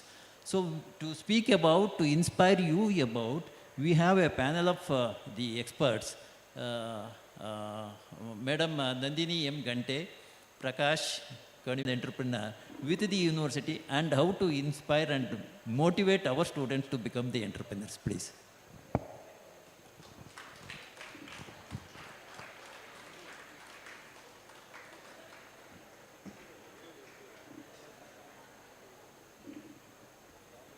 I'll have 5 minutes. Okay. ಎಲ್ರಿಗೂ ನಮಸ್ಕಾರ. All right, okay. Myself, I'm Dr. Nandini Gante. I'm third batch of forestry from the same university, and the only one lady graduate to pass out from the university from 92 batch until 97. No ladies came out of that university, and now of course it's 50-50. So with this background, and I'm really honored and I'm glad to share my views with our fellow people, and that to be invited by our parent university. Well, ನಾನು ಜಾಸ್ತಿ ಹೇಳಲಿಕ್ಕೆ ಹೋಗಲ್ಲ, ಯಾಕಂತಂದರೆ ನಾವು ಎಷ್ಟೇ ಏನೇ ಇಲ್ಲಿ ನಿಂತ್ಕೊಂಡು ಹೇಳ್ತಾ ಬಂದ್ರೂ ಕೂಡ ಅನ್ಲೆಸ್ ಅಂಟಿಲ್ ನಾವು ಆ ಒಂದು ಫೀಲ್ಡ್ ಒಳಗಡೆ ಇಳಿದಾಗ ಮಾತ್ರ ನಮಗೆ ಅದ್ರ ಕಷ್ಟ ನೋವು ಸಾಧಕ ಬಾಧಕ ಏನು ಅಂತ ಗೊತ್ತಾಗೋದು. ಸೊ ಹಾಗಾಗಿ ಒಂದು ಆಂಟ್ರಪ್ರಿನರ್ ಆಗಬೇಕು ಅಂತ ಅನ್ನೋದಾದರೆ ಸಡನ್ನಾಗಿ ಎಲ್ಲರ ತಲೆಗೂ ಬರೋದು, ಈಗ ಸಾಕಷ್ಟು ಜನದ್ದು ಎಲ್ಲರ ಕೈನಲ್ಲೂ ಮೊಬೈಲ್ ಇದೆ, ಸಾಕಷ್ಟು ವೆಬ್ ಸೀರೀಸ್ ನೋಡ್ತೀರಾ, ಕಷ್ಟ ಏನು ಅಂತ ಗೊತ್ತಿಲ್ಲ. CEO ಆಗಿ ಬಂದಿರ್ತಾರೆ, 25 ವರ್ಷ 24 ವರ್ಷ ಕಾರ್ ಇರುತ್ತೆ, ಆಳು ಕಳ್ಗಳಿರ್ತಾರೆ, ಬಂದ ತಕ್ಷಣ ಡೋರ್ ತೆಗಿಯೋರಿರ್ತಾರೆ. Friends, that's not the life. ಈ ವರ್ಷ ಒಂದು ಕಂಪನಿಗೆ ಅಥವಾ ಒಂದು ಆಂಟ್ರಪ್ರಿನರ್ ಆಗಬೇಕು ಅಥವಾ ಒಂದು ಕಂಪನಿಗೆ CEO ಆಗಬೇಕು ಅಂತ ಹೇಳಿದ್ರೆ, sorry, I mean literally they have to live their guts out. ಆ ಒಂದು ಸಿಚುವೇಷನಲ್ಲಿ ಇದ್ದಾಗ ಮಾತ್ರ ಒಂದು ಸಕ್ಸಸ್ ಅಂತ ಕಾಣಲಿಕ್ಕಾಗತ್ತೆ. ನನ್ನದೇ ಈಗ ಬೇರೆಯವ್ರ ರೀತಿಯಲ್ಲಿ ಅದಾಗ್ಬೋದಿತ್ತು, ಇದನ್ನು ಮಾಡ್ಬೋದಿತ್ತು, ಆ ಥರ ಅಂತೆಲ್ಲ ಹೇಳಲಿಕ್ಕೆ ಹೋಗಲ್ಲ. ನನ್ನ ಸ್ಟೋರಿ ಏನಿದೆ ಅದನ್ನೇ ನಾನು ಹೇಳ್ತೀನಿ. Probably if that it self becomes the inspiration for few of the people who are sitting is side, that would be a classic example that I would be setting in. That's what I would feel. Okay, nandu 92 immediately nandu BSc Forestry ಮುಗಿಸಿದ ತಕ್ಷಣ we did not have any straight post graduation course to be recognized. ಯಾಕಂದರೆ ಅವಾಗ MSc Forestry ಅನ್ನೋದು ಐದರ್ JKVKನಲ್ಲೂ ಇರಲಿಲ್ಲ, ಇಲ್ಲಿ ಶಿವಮೊಗ್ಗದ college ಅಂತೂ ಇನ್ನೂ ಆಗಿರಲಿಲ್ಲ. So that we were bound and forced to take up agri related as for our PG course. So ಹಾಗಾಗಿ ಮೈಕ್ರೋಬಯಾಲಜಿನ ತಗೊಂಡು ಅದಾದಮೇಲಿಂದ straight away I joined a company, a private company which is into production and dissemination of micronutrients. Probably ನಿಮಗೆಲ್ಲ ಗೊತ್ತಿರ್ಬೋದು, ಇವತ್ತಿನ ದಿವಸ soil science and ಕೆಮಿಸ್ಟ್ರಿದು course ಏನಿದೆ, ಆ ಇಡೀ ಕೋರ್ಸಲ್ಲಿ 3 ಕೋರ್ಸ್ ಇರ್ಬೋದು ಅಥವಾ 4 ಕೋರ್ಸ್ ಇರ್ಬೋದು ನಿಮಗೆ, 2+1 ಆ್ಯಂಡ್ 1+1 ಕೋರ್ಸ್ನಲ್ಲಿ. ಆ ಅಷ್ಟು ಕೋರ್ಸ್ನಲ್ಲಿ ದಿಸ್ ಮೈಕ್ರೋನ್ಯೂಟ್ರಿಯೆಂಟ್ ಸಬ್ಜೆಕ್ಟ್ ಅಂತ ಅನ್ನೋದು ಪ್ರಾಬ್ಲಿ 1 ಪೇಜ್ ಇರುತ್ತಷ್ಟೇ. So what I'm trying to tell is like 1 page ಇರೋ ಅಂಥದ್ರದ್ದು ಇವತ್ತಿನ ದಿವಸ when you come out it can be an industry. This is a scope that an agriculture graduate can find out. Avrige yaudralli interest ide anta annadu find out ಮಾಡ್ಕೊಳ್ಬೇಕಾದ್ರೆ it is during your graduation level that you will have to find out whether it's the industry that you want to get into, or whether it's into the production or into the R&D or into the communication skills, so that like okay, you reach out whatever you have taught in the university that can be shared with your fellow farmers or into with your other colleagues. So ಇಲ್ಲಿ communication skill ಅನ್ನೋದು ತುಂಬ important ಆಗುತ್ತೆ. ನೀವೇನು ಕಲ್ತಿದ್ದೀರಾ ಅದನ್ನು ಅವ್ರಿಗೆ ತಿಳಿಸ್ಬೇಕಾರೆ. Best example ಒಂದು ಹೇಳ್ತೀನಿ ನಾನು. The moment I entered into this micronutrient industry, everybody knows that okay, zinc is required, manganese is required, boron is required, molybdenum is required, all the 6 nutrients are required. Sorry to say this, but still our university academy is still teaching that okay, once in 3 years if the micronutrient is applied to the soil, it's enough anta. I'm very sorry to say this, but that is not enough. Because if that is the case, then the farmer would not reap the best produce of his agriculture or the horticulture produce. At least once in 4 months, either through foliar or through soil application, one needs to go into. So then the question comes. So ಈಗ ಯೂನಿವರ್ಸಿಟಿಯವರು ಏನು ಹೇಳ್ತಾರೆ, 3 ವರ್ಷಕ್ಕೊಮ್ಮೆ ಹಾಕಿದರೆ ಸಾಕು ಅಂತ. ನಾವು ಅನುಭವದಿಂದ ಹೇಳ್ತೀವಿ 4 ತಿಂಗಳಿಗೆ ಒಂದು ಸತಿ ಹಾಕಲೇಬೇಕು. ಸೊ ಹೀಗೆ 4 ತಿಂಗಳಿಗೆ ಒಂದು ಸತಿ ಹಾಕಬೇಕಾದ್ರೆ ನೆಕ್ಸ್ಟ್ ಕ್ವೆಶ್ಚನ್ ಬರೋದೇನು, ನೆಸೆಸರಿ ಒಂದು ಕಡೆಗಾಗತ್ತೆ, ಯಾವ ರೂಪದಲ್ಲಿ ಕೊಡಬೇಕು ಅಂತ ಅನ್ನೋದು ಇನ್ನೊಂದು ಕಡೆ ಆಗುತ್ತೆ. ಸೊ ಯಾವ ರೂಪದಲ್ಲಿ ಕೊಡಬೇಕು ಅಂತ ಅನ್ನೋದಾದಾಗ ಯಾವ ಕಾನ್ಸಂಟ್ರೇಷನ್ನಲ್ಲಿ ಕೊಡಬೇಕು.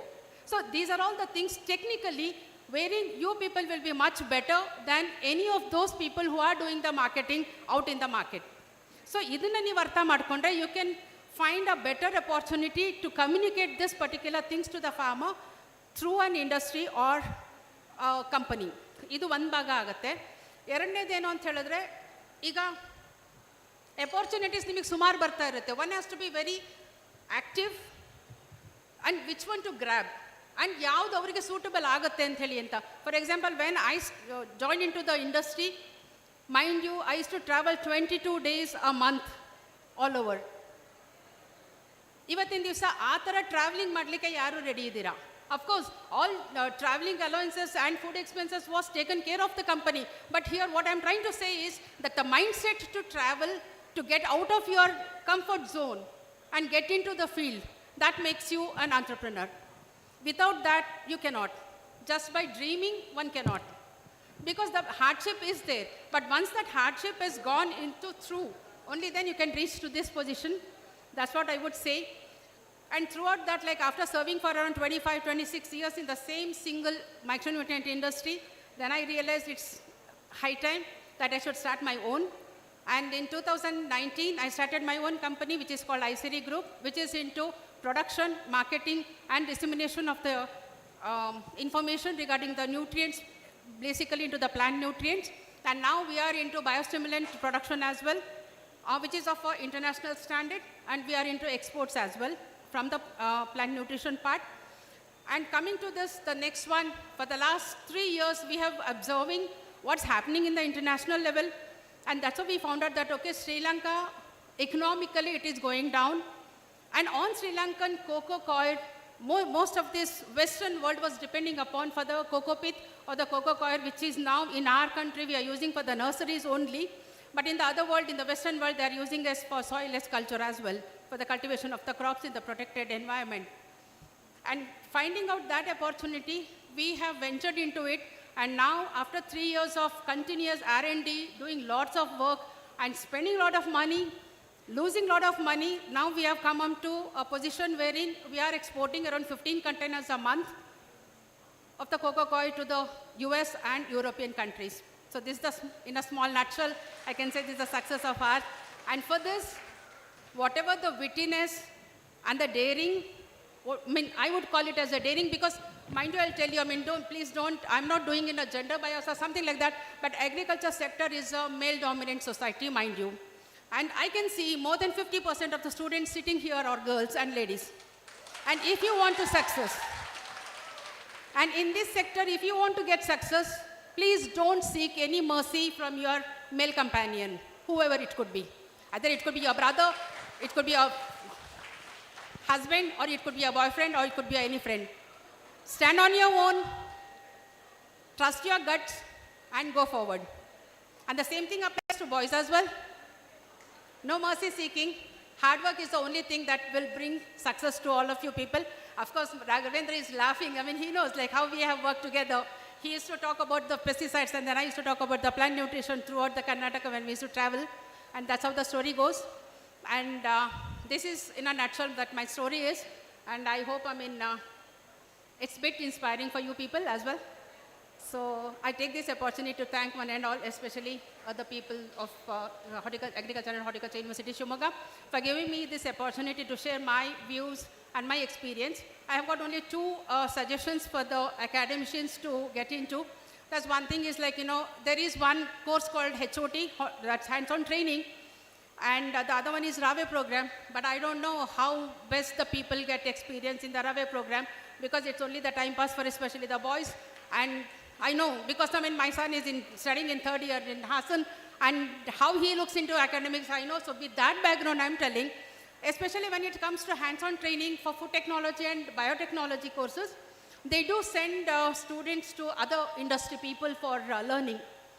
So in a similar way, if the same thing is, collaborated with agri-entrepreneurs or any industries, so that agriculture students can be put into batches of 5s, 10s and 15s, and then sent to different sectors to learn, and then they would be able to find out in which they are interested in, either in the seed technology or the pesticides industry or the breeding part of it, or even the fertilizer part of it. And of course, here whoever is sitting here, I understand most of them come from a better background than what we were earlier when we were the students. And with your background, if you people think that, okay, a small soil testing laboratory can be opened up at your places, that can be modulated through our help. That is one thing that I would be able to collaborate with you people. Soil and water and tissue analysis, because that's the base on which the fertilizers demands can be fulfilled or to be supplemented. So that's one thing. And the second thing is there's a lot of experiences that's been accumulated with each and every industry and entrepreneur person. So try to have this sort of discussion or conversation wherein the final year students will have. Which is thrown on the streets, not in the roads. It is around 10 lakh tons. 10 lakh tons. Yes. So that could be used with a mixing with a cocoa pit. At least 25% you can make it and we can export to Dubai or this. And so that is a free materials available. Anybody could utilize for that. So suppose if we can work on this project, we are there to support you. The mixing of cocoa pit along with the aracanate, decomposed aracanate, what is the proportion and how can you export? Certainly we are the university to help you if you come out with the project. Sure, sir. Basically at our industry level, we did try that. The problem with the aracanate husk is it doesn't expand as the cocoa coir expands, because the cocoa coir expands 1:70. 5 kilos of brick can expand up to more than 75 kilos once it imbibes the water. But the same thing is not with the Yes, so that can, because I mean right now the combination goes with 30% or 20% of fresh coir. So instead of that we can use this definitely, and we will work it on it. I'll come up with a project definitely. Yeah, thank you. Thank you, madam, for your inspirational speech and motivating the students. Students, one thing you must understand that nothing is impossible. Sky is the limits. You please come out of your comfort zone. Take the risk. And very important aspect is that whether you get job or you seek job, that is immaterial. But after completion of the degree program, don't go back to your parents and become liable to the parents. So if you go there, you will not get smile from your parents. So it is your responsibility to bring smiles on the face of your parents. That is very, very important. Don't worry that you are not going to get the job. You can provide the jobs to the others. That should be the motto. So let us hear to Prakash Kanwe, Managing Partner, Ecospatial Solution, how he can inspire you and what are his suggestions for connecting the agri-gadgets to entrepreneurs. Way forward, please. Sir. Yeah, good evening, sir. Good evening on the diagnatics. Myself, Prakash. I graduated in forestry from 2001-2005 batch. So then on, I started working on remote sensing and GIS. So it not all just after graduation, you can't go for entrepreneurship. You don't have all those ideas. You have some kind of motivation. GIS was nothing for us. In 2003, we had course on GIS, but there was nothing scope. We didn't know any scope in those days. I would remember Dr. G.M. Devgiri sir, then our teacher in remote sensing. He taught us remote sensing. Later on, I went for postgraduate diploma in remote sensing and GIS in IIRS Dehradun. Later on, I worked with A3, Genesis, and other companies. And then I started with my own firm called Ecospatial Solution. We are we gave service to University of Agriculture Science Bangalore, Tata Coffee Limited, ITC, and many other companies. And we are giving our service for Forest Department too presently. So to go ahead, you need some kind of motivation at the college level, or else that staggering period is there that goes on. If you graduate now, if you don't have any ideas, then you get some ideas after 2 years, then that 2 years is waste for you. If you get those ideas at your own college level, so I think it would be beneficial and you can save those 2 years and become a good entrepreneur. So I have some suggestions. You might have heard most of the suggestions from all the entrepreneurs since morning.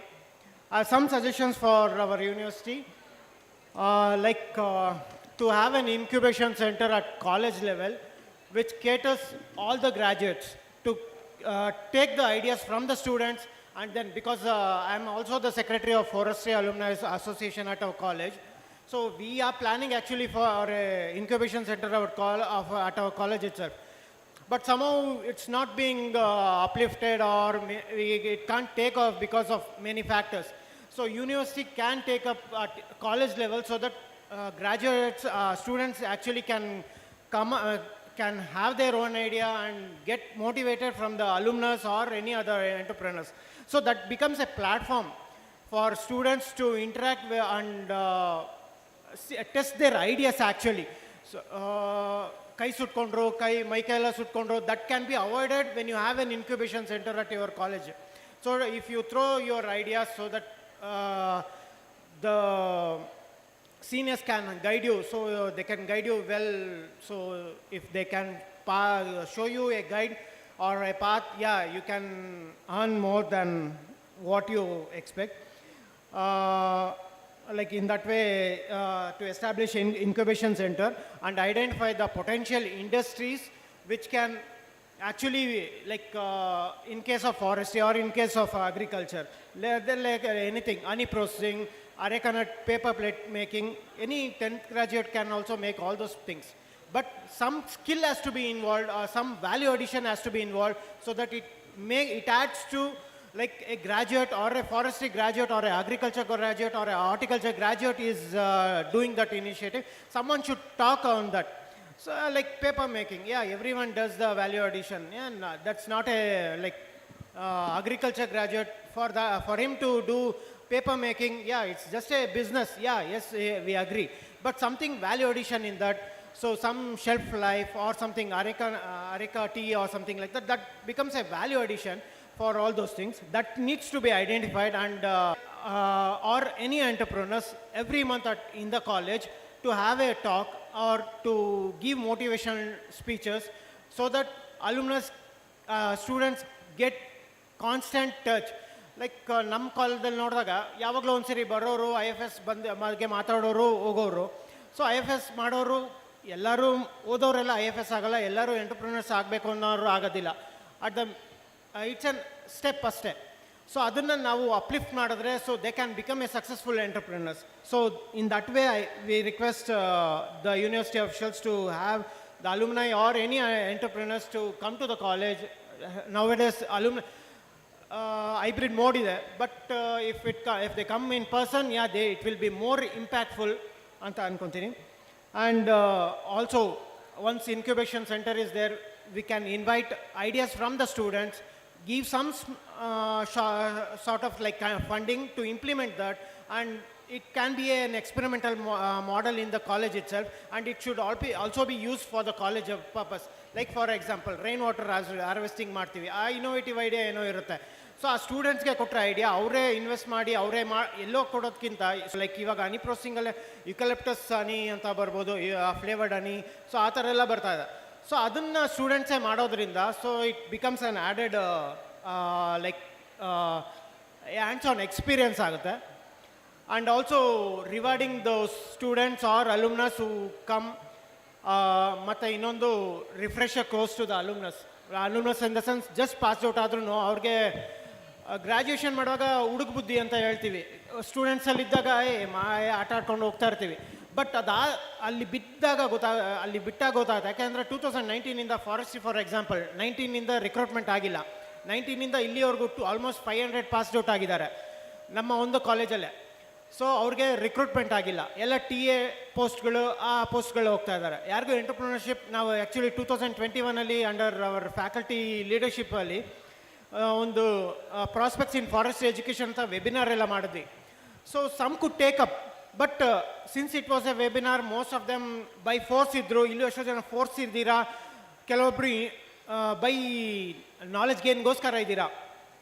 But ಅದೇ college ಲೆವೆಲಲ್ಲಿ ಇದು ಬರುವಾಗ so impact ಅನ್ನೋದು ಜಾಸ್ತಿ ಇರುತ್ತೆ. So ಅದಕ್ಕೋಸ್ಕರ ಒಂದು ನಮ್ಮ ಒಂದು suggestion, so that incubation centre Siddaganga institute ಬೆಳಗ್ಗೆ ನೋಡಿದ್ವಿ. ಸೊ ಅವ್ರದ್ದು ವೆಬ್ಸೈಟ್ ಮಧ್ಯಾಹ್ನ ನೋಡ್ತಾ ಇದ್ದೆ. So they have wonderful idea. So they can be actually a role model for us for like starting A incubation centre.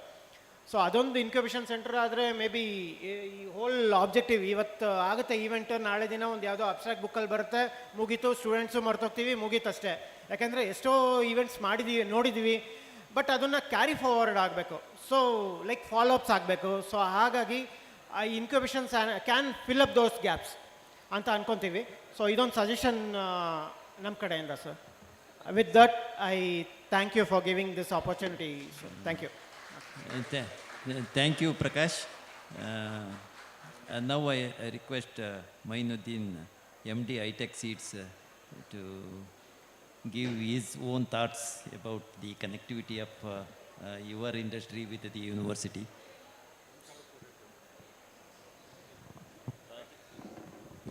Good evening, everyone. I don't hear any one of you. I know I am the last person to speak.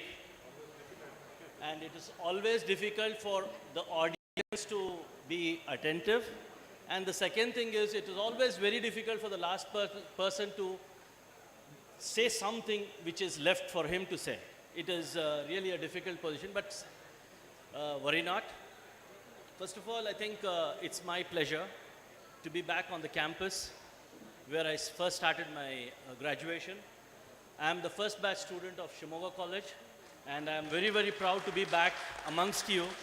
And the reason being, being here is Dr. Jagdish and the faculty remembered me and said, Moin, why don't you come down here? I wish to thank you with my whole heart. I have a question for all of you. First of all, I think compliments, like Madam Nandini said, we have more girls here than the boys. That's a big round of applause to yourselves. And it should not only continue, it should not stop here in the college. It should continue as you go in your journey ahead. You should be participative. It should not stop here. There should be, yes, I do agree, it is a male-dominated society of seed business or agri business, but your participation is more important. I have a question to you all. Students, in the class 11 and 12, did any one of you very clearly say, I would do my BSc Agri graduation? How many of you had clarity? Sir, this speaks of the importance of agriculture education or scientific education which is related to agriculture in India. You ask the same children, they know who is Bill Gates. They know who are all the IT stalwarts. They know all the industrialists. They know all the doctors who are in the industry. They would not know one person who is a very important, eminent person who has contributed to the agriculture industry. This is the fate of our country, and I think this is the first step for us to understand that the student fraternity, which is going to choose the professional courses other than engineering and medicine, they only land up finding some other courses. And incidentally, agriculture is the third one which is coming up only for the last few years. This was not even the fate when we were studying, because I very, very clearly remember that I did not know what agriculture course was. And it was by an accident that I came into this university. And it was by an accident that I continued my journey in genetics and plant breeding.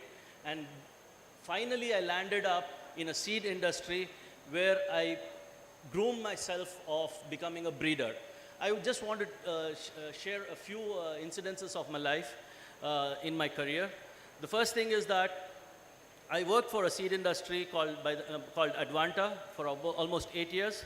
I wanted to make a change, and I got a chance. I made a change, and went to Hyderabad, and there where I joined one more company. And you know, I got an opportunity to continue as a breeder. Life takes along. You should be bold.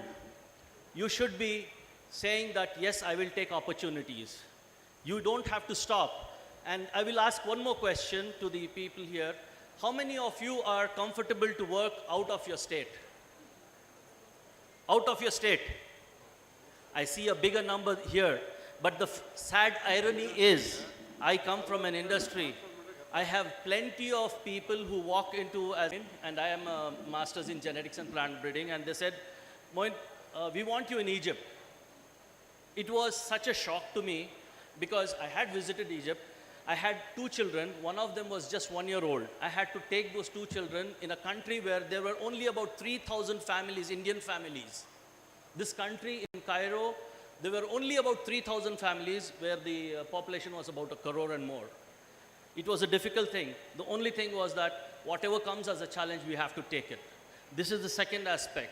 You need to leave, you need to come out of your comfort zone. And I was talking to you about some of the stalwarts or the eminent people.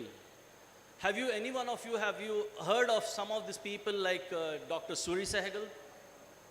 Have you heard of Dr. Ramaswamy? I'm talking only about seed business because I'm particularly coming from seed fraternity.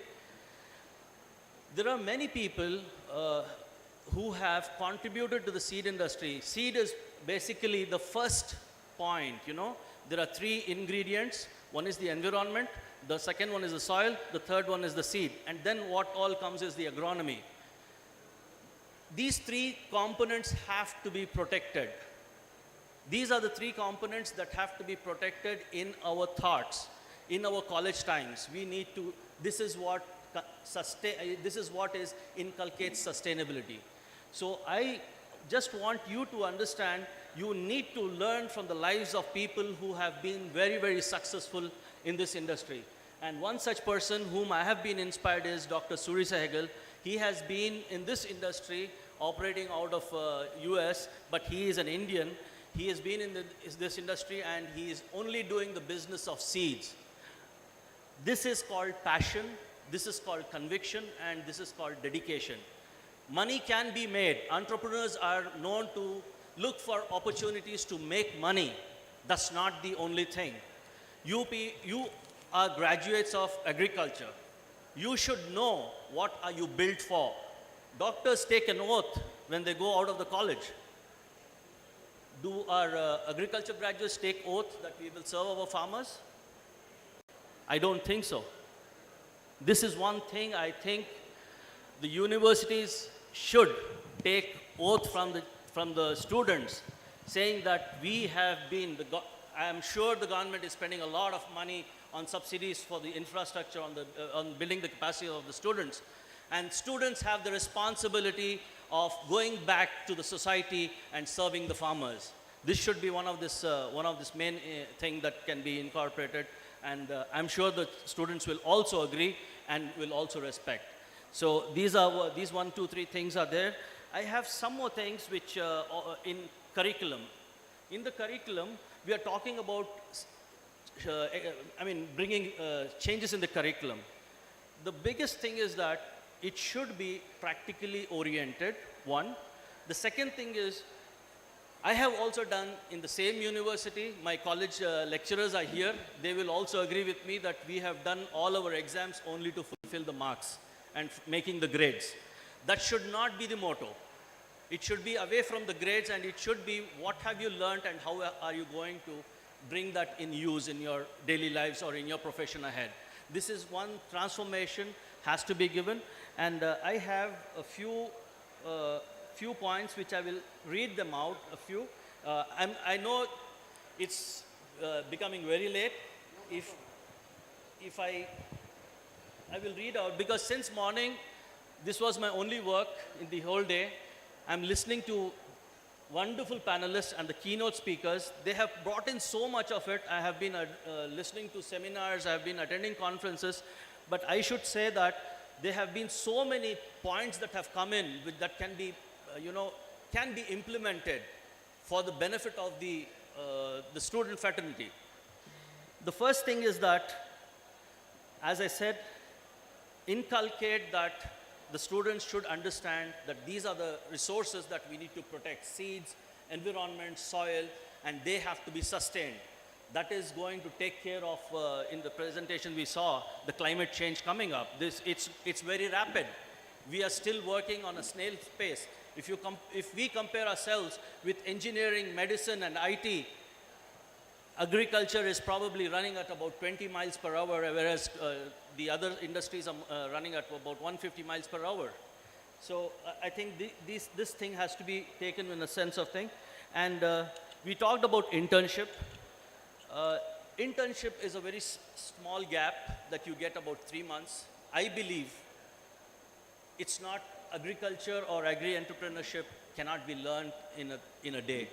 There are two things, you cannot have shortcuts. You need to go the hard way. It's a win-win situation. The university's needs, like there was also one point said, private sector is also students have to be made. I will definitely say it's not only the internship, the students have to understand that it's the learning at the college campus of 4 years is not enough. I have asked many students who have come and started working with us, I asked them, is this the same thing that you have learned? And is this the same thing what you are looking at when you're working? They said, no sir, we don't, this is something different. I'm basically a researcher. I have been a scientist in my career. I have worked in high-tech seeds. So this is what I can understand, that the first year, at least the first year, there should be something kind of, they should be like research associates, or they should be on the trainee. And you should be also understanding that you are not going out of the university for salaried job. You should go out for taking up a trainee position. The same thing happens in engineering. The same thing happens as in medicine. I think that should be inculcated in the children. Today we are facing, the seed industry or the industry is facing, the students come in and they say, we are ready to take up the job. Who has to take the thing? Like, do you think they will give that output, and do you think the company will have? No. So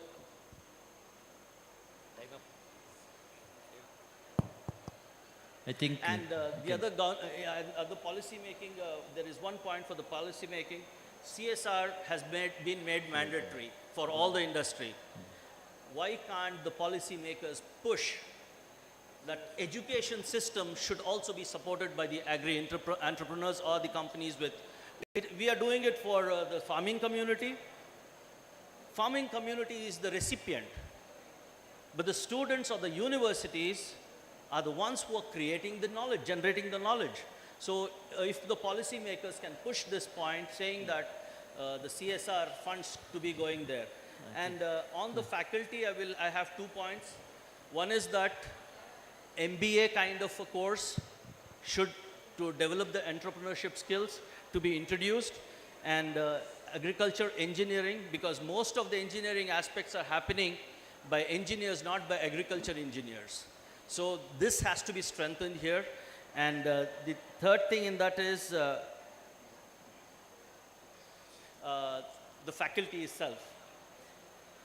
University of Karnataka or universities of Karnataka are not confined by the boundaries of Karnataka. If we are to give products, if we are to give, technologies, we have to give it pan-India or the whole world. So why don't we have faculty from different universities? And there is one more thing which I want to share. This is the resultant of how the output of the universities are coming.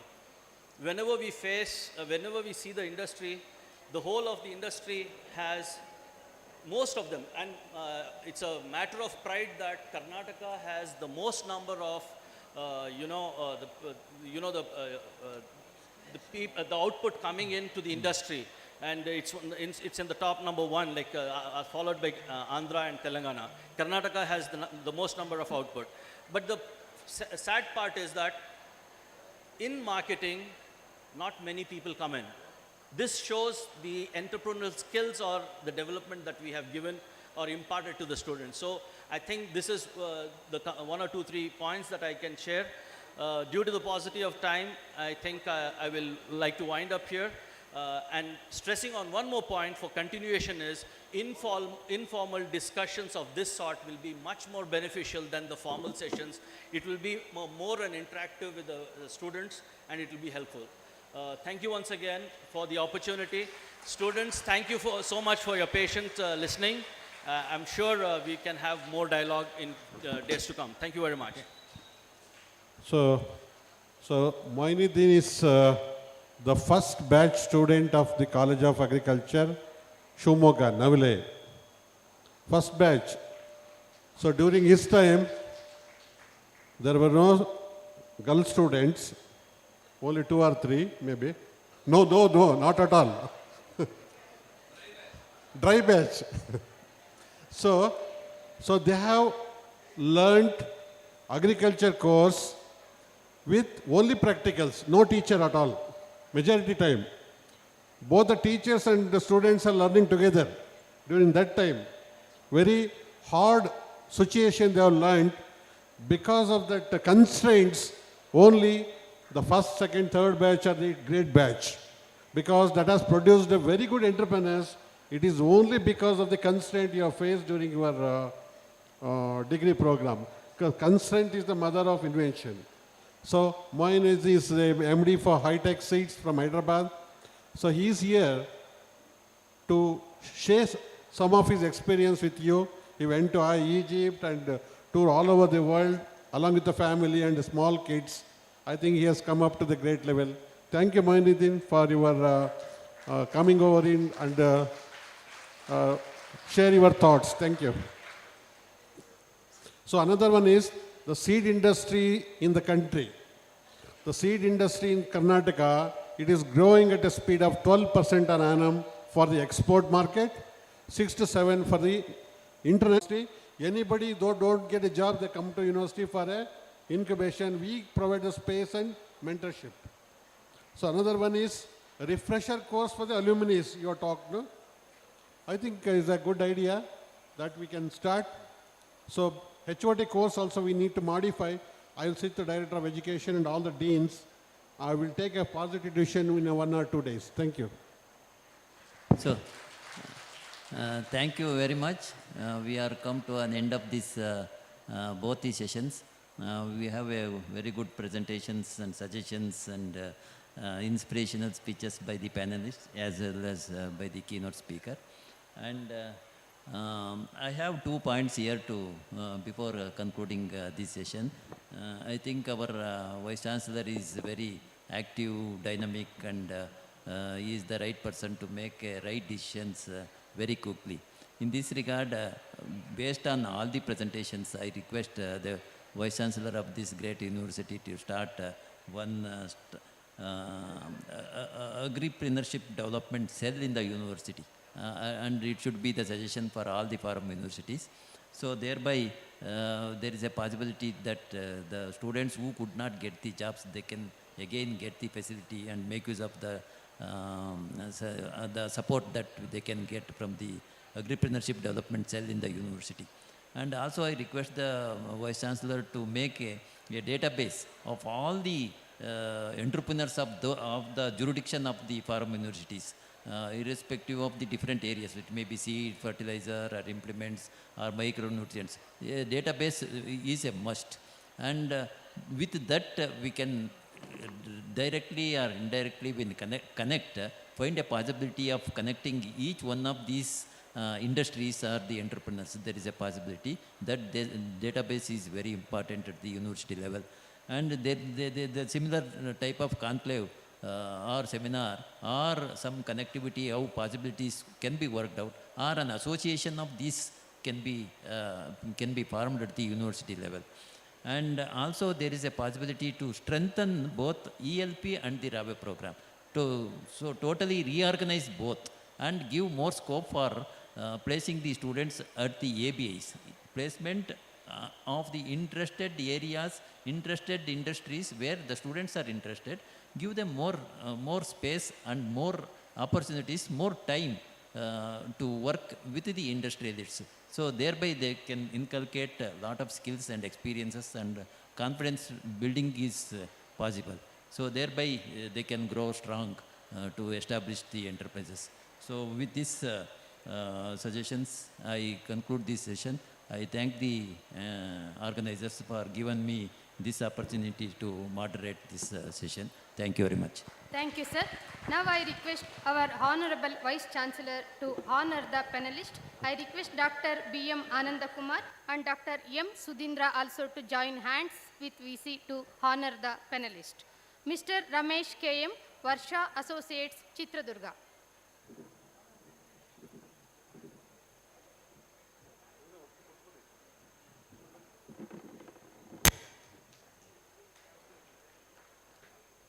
Mr. Lingesh H.S., Industrialist, KSNUAHS, Bangalore.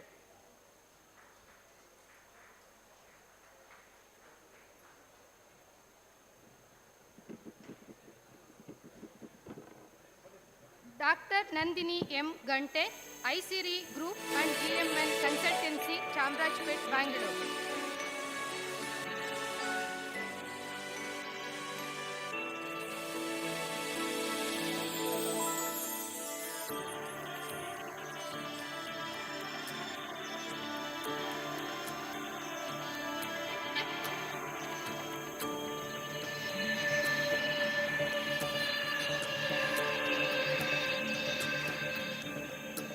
Next is Mr. Prakash M. Kanavi, Managing Partner, Eco Spatial Solutions.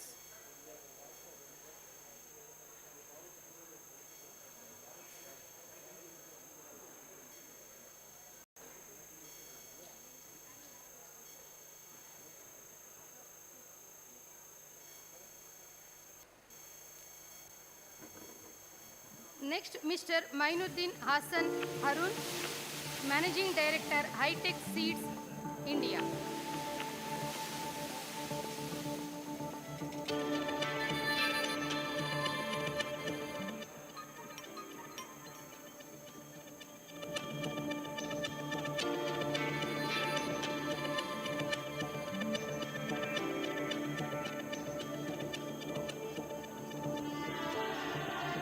Dr. Shivamurthy M, Professor of Emeritus, GKVK, Bangalore.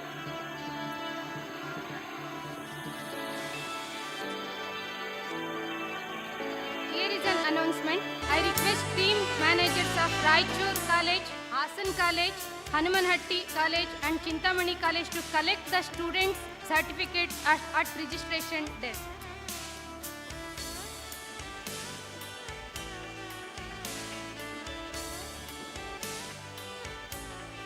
With a ray of hope that this special program will ignite many student minds to become agripreneurs, I request Dr. Bhumika to moderate the valedictory program.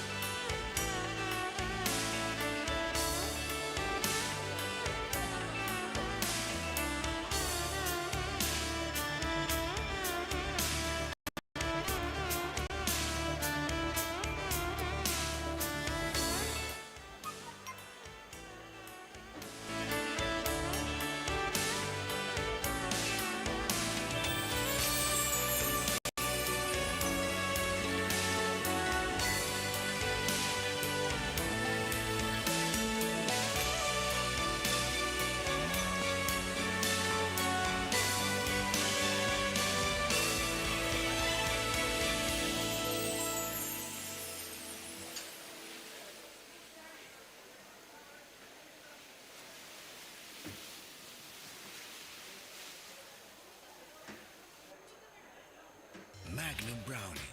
Brownie.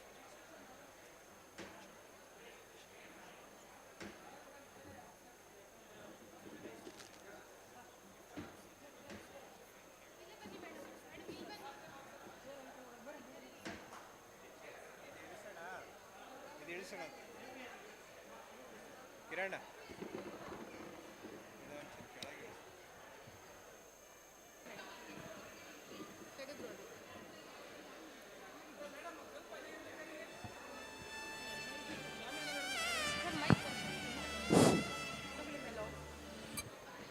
Hello,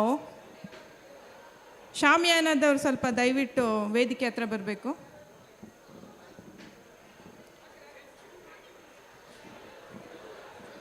Your kind attention, please. Now we are hosting the valedictory function. Please be seated, everyone. ದಯವಿಟ್ಟು ಯಾರು ಹೊರಗಡೆ ಇದ್ದೀರಾ ವಿದ್ಯಾರ್ಥಿಗಳು ಮತ್ತು faculty ದಯವಿಟ್ಟು ಒಳಗಡೆ ಬಂದು ಕೂತ್ಕೊಳ್ಳಿ.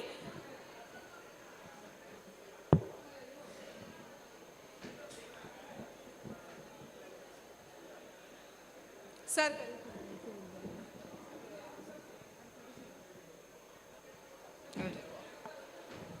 a warm good evening to the galaxy of entrepreneurs, intellectuals, professionals, faculty, and the targeted beneficiaries of today's marathon event, that is Industry Academia Conclave 1.0, that is the dear students.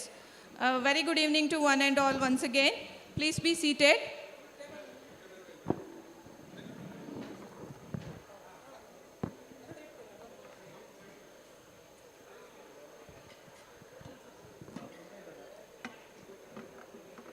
So we are approaching towards the end of the new beginning, I could say, because this is the first of its kind event under NAHEP IDP program in our university. As the name itself suggests, it is Industry Academia Conclave 1.0. So we are approaching the end of this new beginning. A warm welcome to the formal valedictory function of today's event. I request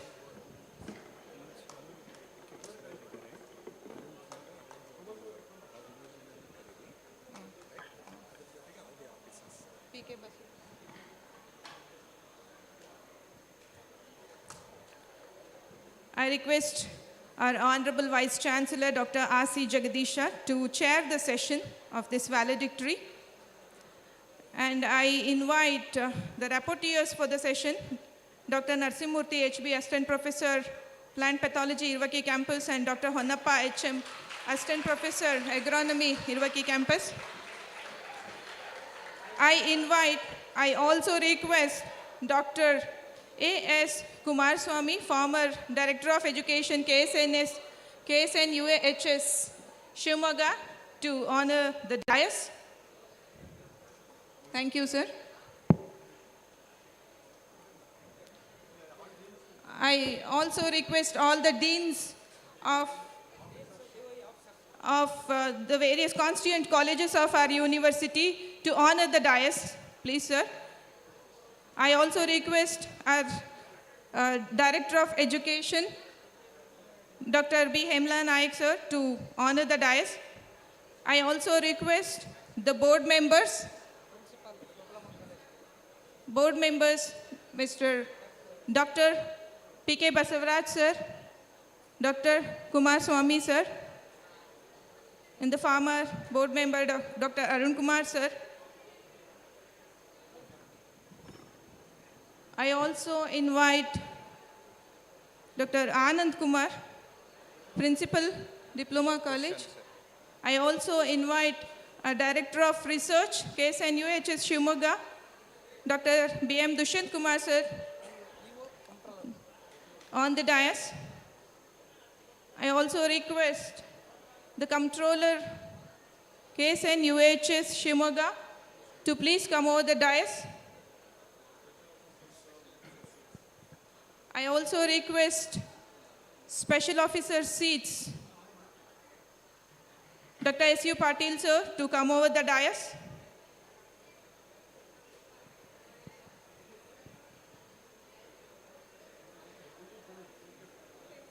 I also request Dr. G.K. Girijesh, sir, the Organizing Secretary of IAC 1.0, to please be seated. I also request Dr. K.C. Shashidhar, sir, the Coordinator, NAHEP IDP KSNUAHS Shimoga, to take over this seat.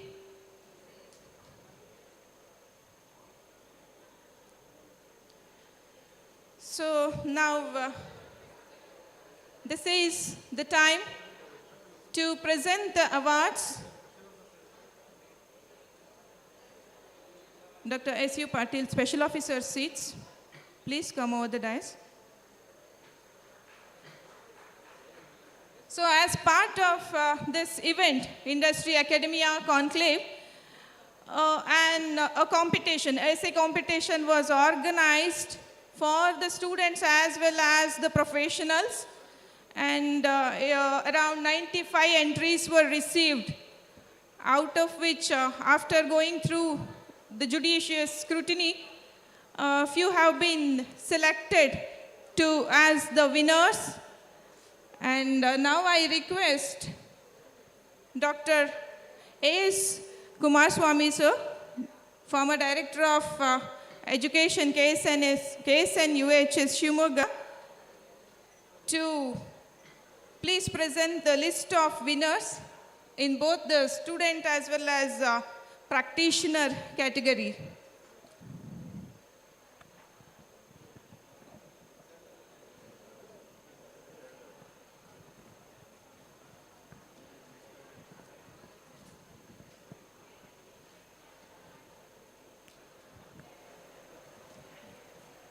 Respected Vice Chancellor, officers of the university, board members of the university, press, staff, and students of KSNUAHS Shimoga.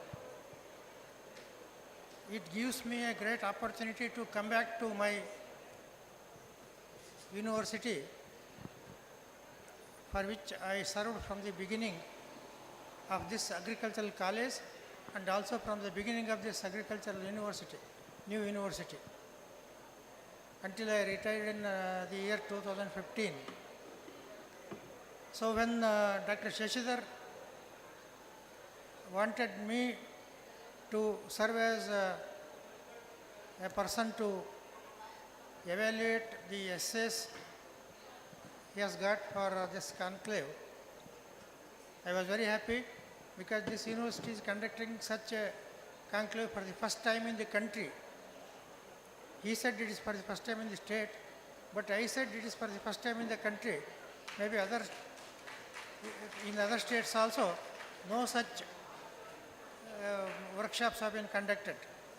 So it is a path-opening conclave, and such things can happen because of the persons like our Vice Chancellor, Dr. Jagdish, and our Registrar, Dr. Shashidhar, and his staff. So when I received the essays, when I saw there were 70 essays from students. These students, they were from different states. 33 from Karnataka, 13 from Bihar, 8 from UP, 6 from Punjab, 6 from Haryana, 5 from Gujarat, 5 from Kerala, 4 Tamil Nadu, 1 from Kashmir, 4 from Maharashtra, 2 from Assam, 2 from West Bengal, 2 from Telangana, and 4 from Andhra Pradesh. You can just imagine what an impact this seminar has got. So such a good impression it has got over all the almost say 10-13 states. So students have given essays. When I saw those essays, it was like, for me it was like correcting the papers after a gap of 20 years.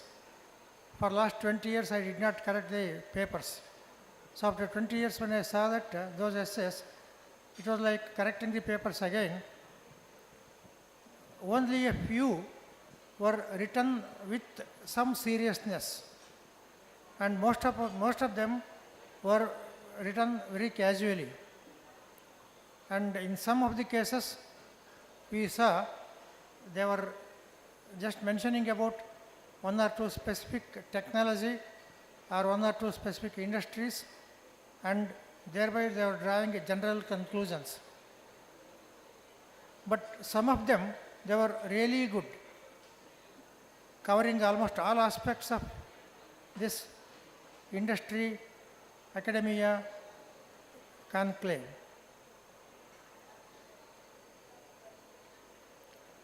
During the whole process of correcting, I recollected the time spent with Dr. Shishidhar. He was always having his mind towards shaping the students to become industrialists. Not necessarily now, but I have been seeing him for last several years. When I was in teaching here, and when I was in Hassan Agricultural College as a Director of Instruction, he was with me as a teacher. And also, when I was here as a Director of Education, so I have been seeing him. He is very much interested in preparing the students' minds to become entrepreneurs. So today, I think among all of us, maybe our Vice Chancellor and Dr. Shishidhar, they must be two very happy persons because they have achieved something, some goal they have achieved. So after going through the essays, correcting it myself and Dr. M. Shivamurthy and also Dr. T.S. Vagish. Dr. T.S. Vagish had taken a lot of pains to coordinate this activity and also to collect all the marks obtained and finally finalize the list of winners. We conducted the panel of judges. We conducted an online meeting and finalized winners for best essays among students categories and also among practitioner categories separately.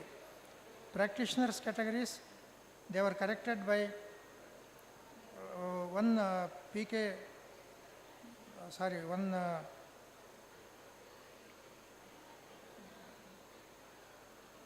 Kumaraswamy, a member of the board, and another from industries. So finally, we finalized the list of winners. First winner is Amarjeet Bharti.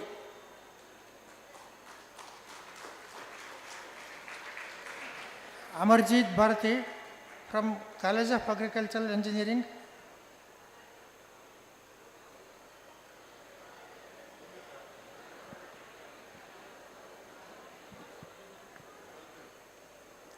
Ara Bhojpur, Bihar Agricultural University, Sabor, Bhagalpur.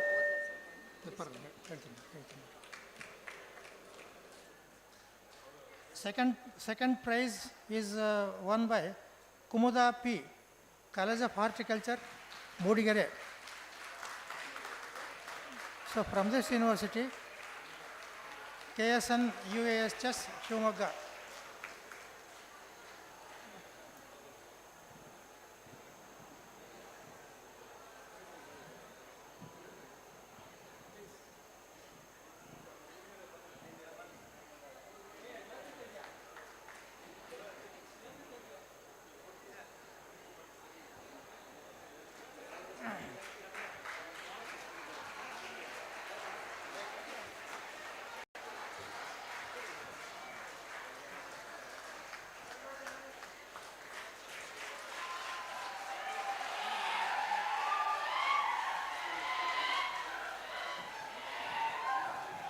Congratulations.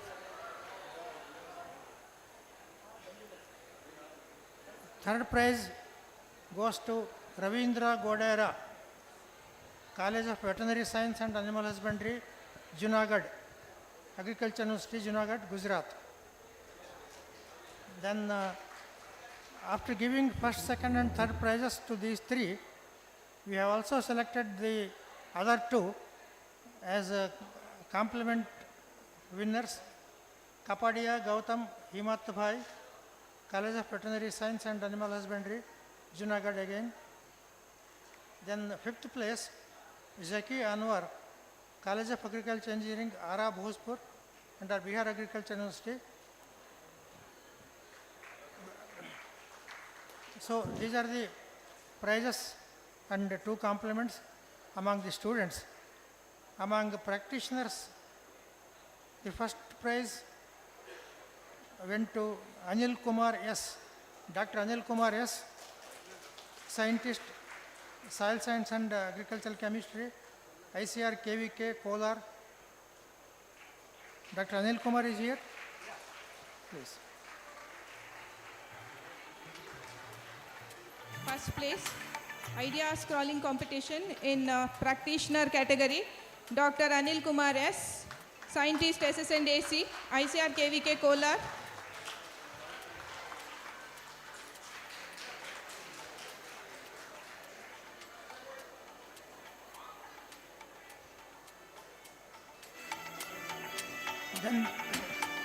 Then second prize goes to Mr. Vijay Kumar, Aquatic Environment Management, Faculty of Fisheries, Kerala Agricultural and Agriculture, Kerala University of Fisheries and Ocean Studies, Panangadi. Second place in idea scrolling competition, Mr. Vijay Kumar, Faculty of Fisheries, Kerala University of Fisheries and Ocean Studies, Kerala.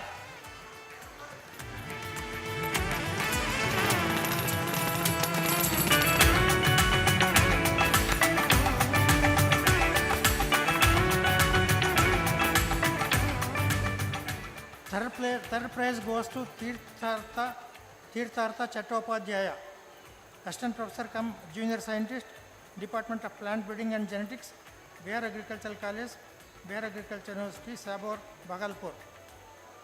Third place, Dr. Tirthartha Chattopadhyay, Bihar Agriculture University, Sabur, Bihar.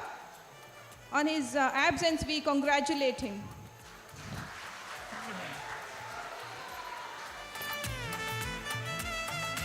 Then the compliment goes to Amir Muskan Un Nisa, Sher-e Kashmir University of Agricultural Sciences and Technology of Kashmir. Fourth place goes to Mir Muskan Unnisa, Sher-e Kashmir University of Agriculture Sciences and Technology, Kashmir. On his absence, again we thank him. Then another complimentary praise goes to Ravisha S., Assistant Professor of Agricultural Economics, College of Horticulture, Hiriyuru. Fifth place, idea scrolling competition goes to Dr. Ravisha S., Assistant Professor Agriculture Economics, College of Horticulture, Hiriyur.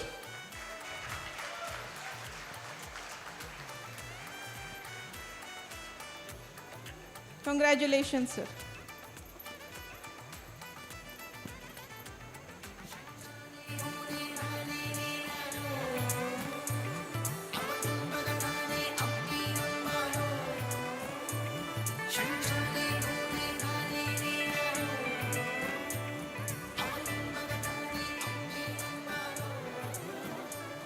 I congratulate all the winners on my personal behalf and also on behalf of KSNUAHS Shumaga, and I wish them all the best in future. Please participate in such essays in future also and try to get better places. So with this I thank the authorities of the University of Agricultural and Horticulture Sciences, Shumaga. Thank you again. I thank Dr. A.S. Kumar Swami, sir, on behalf of the university for taking all the pains in evaluating and presenting the results and declaring the winners list of idea scrolling competition. And I once again, on behalf of the university, a huge congratulations to all the winners of idea scrolling competition. Now, it's the time to get the feedback from the representatives of the industry as well as the students, the targeted beneficiaries of today's event. So now I request any of the two students to please come over the dais and share your feedback about today's event. Mr. Yes. Only 2 minutes time you have. Please conclude.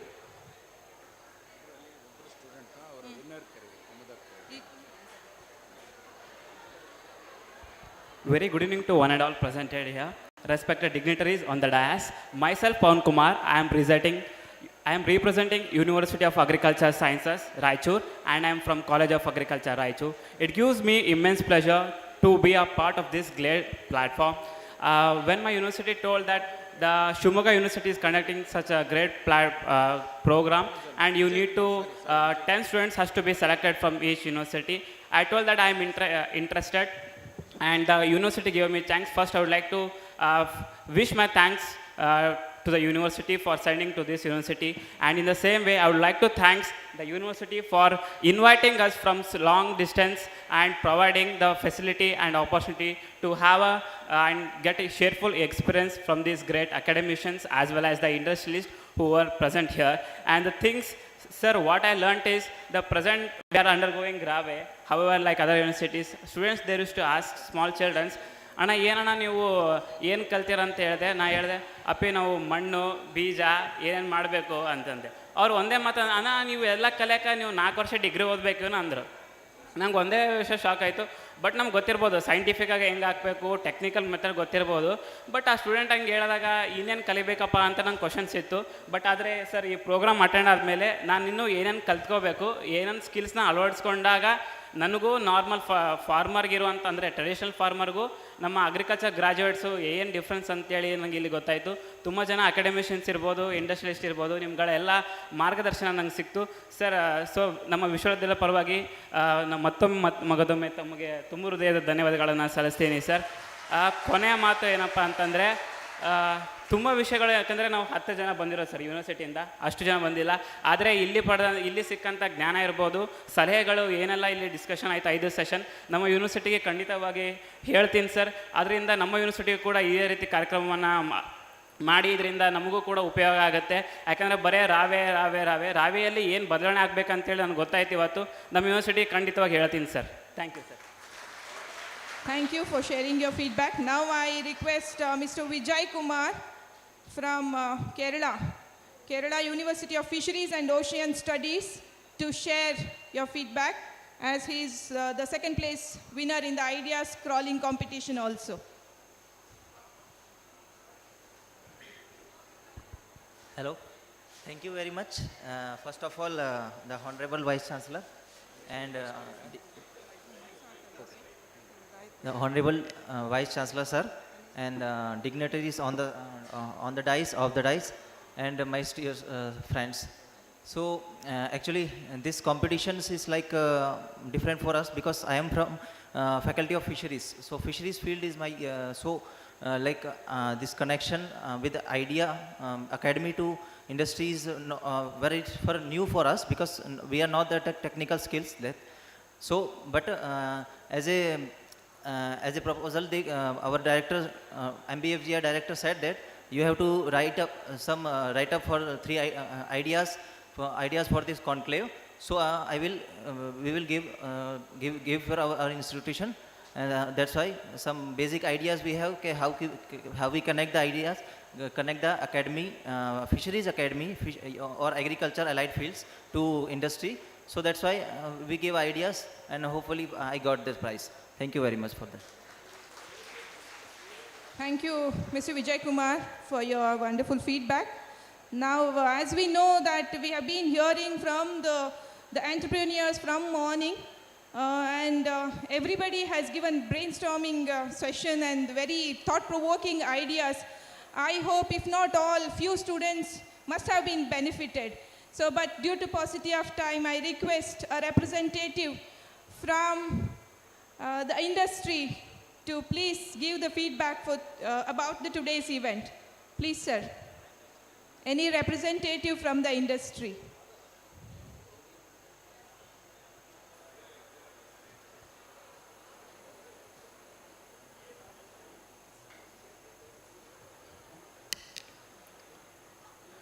Thanks for the opportunity.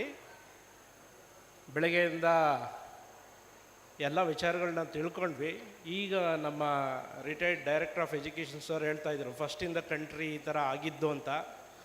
ಅದಕ್ಕೆ ಇಲ್ಲಿ ಯಾರ್ಯಾರು ಕೆಲಸ ಮಾಡಿದಾರ ತಮ್ಮೆಲ್ಲರಿಗೂ ಧನ್ಯವಾದಗಳನ್ನು ತಿಳಿಸ್ಬೇಕು. ಯಾಕೆಂದರೆ ಸ್ಟೂಡೆಂಟ್ಸ್ಗೆ ಇಂಥ ಒಂದು ಆಪರ್ಚುನಿಟಿ ಸಿಕ್ಕೋದೇ ಭಾರಿ ಕಷ್ಟ, ಭಾಳ ಕಷ್ಟ. ಯಾಕೆಂದರೆ ನಾವು ಕೂಡ ಸ್ಟೂಡೆಂಟ್ ಇದ್ದಾಗ ನಮಗೆ ಭಾಳ ಅಂದರೆ ಯಾರೋ ಒಬ್ಬರು ಇಬ್ಬರು ಬಂದು ಒಂದು ಗೆಸ್ಟ್ ಲೆಕ್ಚರ್ ಅರೇಂಜ್ ಮಾಡಿ ಅದರಲ್ಲೂ ವೆರಿ ಲಿಮಿಟೆಡ್ ಅಂದರೆ 1 hour ಅಥವಾ ಒಂದು ಹಾಫ್ ಆನ್ ಅವರು ಈ ಥರ ಮಾತಾಡ್ಬಿಟ್ಟು ಹೋಗ್ತಾಯಿದ್ರು. ಅದೇ ಒಂದು ಆಪರ್ಚುನಿಟಿ ಆಗ್ತಾಯಿತ್ತು. ಬಟ್ ಈಗ ಪ್ರಾಕ್ಟಿಕಲ್ ಆಗಿ ಬಟ್ ಇದೇ ನಡೀತಿರ್ಲಿಲ್ಲ ಅಂತ ಏನಿಲ್ಲ. ಭಾಳಷ್ಟು ಸ್ವಲ್ಪ ಇಲ್ಲೇ ಆ್ಯಕ್ಟಿವ್ ಮೆಂಬರ್ಸ್ ಅನ್ನೋರು ಇದ್ದಾರೆ. ಅವರು ಕೂಡ ನಾನೇನು ಅವರು ಇಲ್ಲಿ ಕೂತಿದ್ದಾರೆ ಅಂತ ಅವ್ರ ಬಗ್ಗೆ ಹೇಳ್ತಾ ಇಲ್ಲ. ನಮ್ಮ ಡಾಕ್ಟ್ರು ಹೇಮಲಾ ನಾಯ್ಕ್ ಸರ್ ಇರ್ಬೋದು, ಹಾಗೆ KC ಶಶಿಧರ್ ಅವರು. ಯಾಕೆಂದರೆ ಇವರಿಬ್ಬರು ನನಗೆ ಗುರುಗಳು.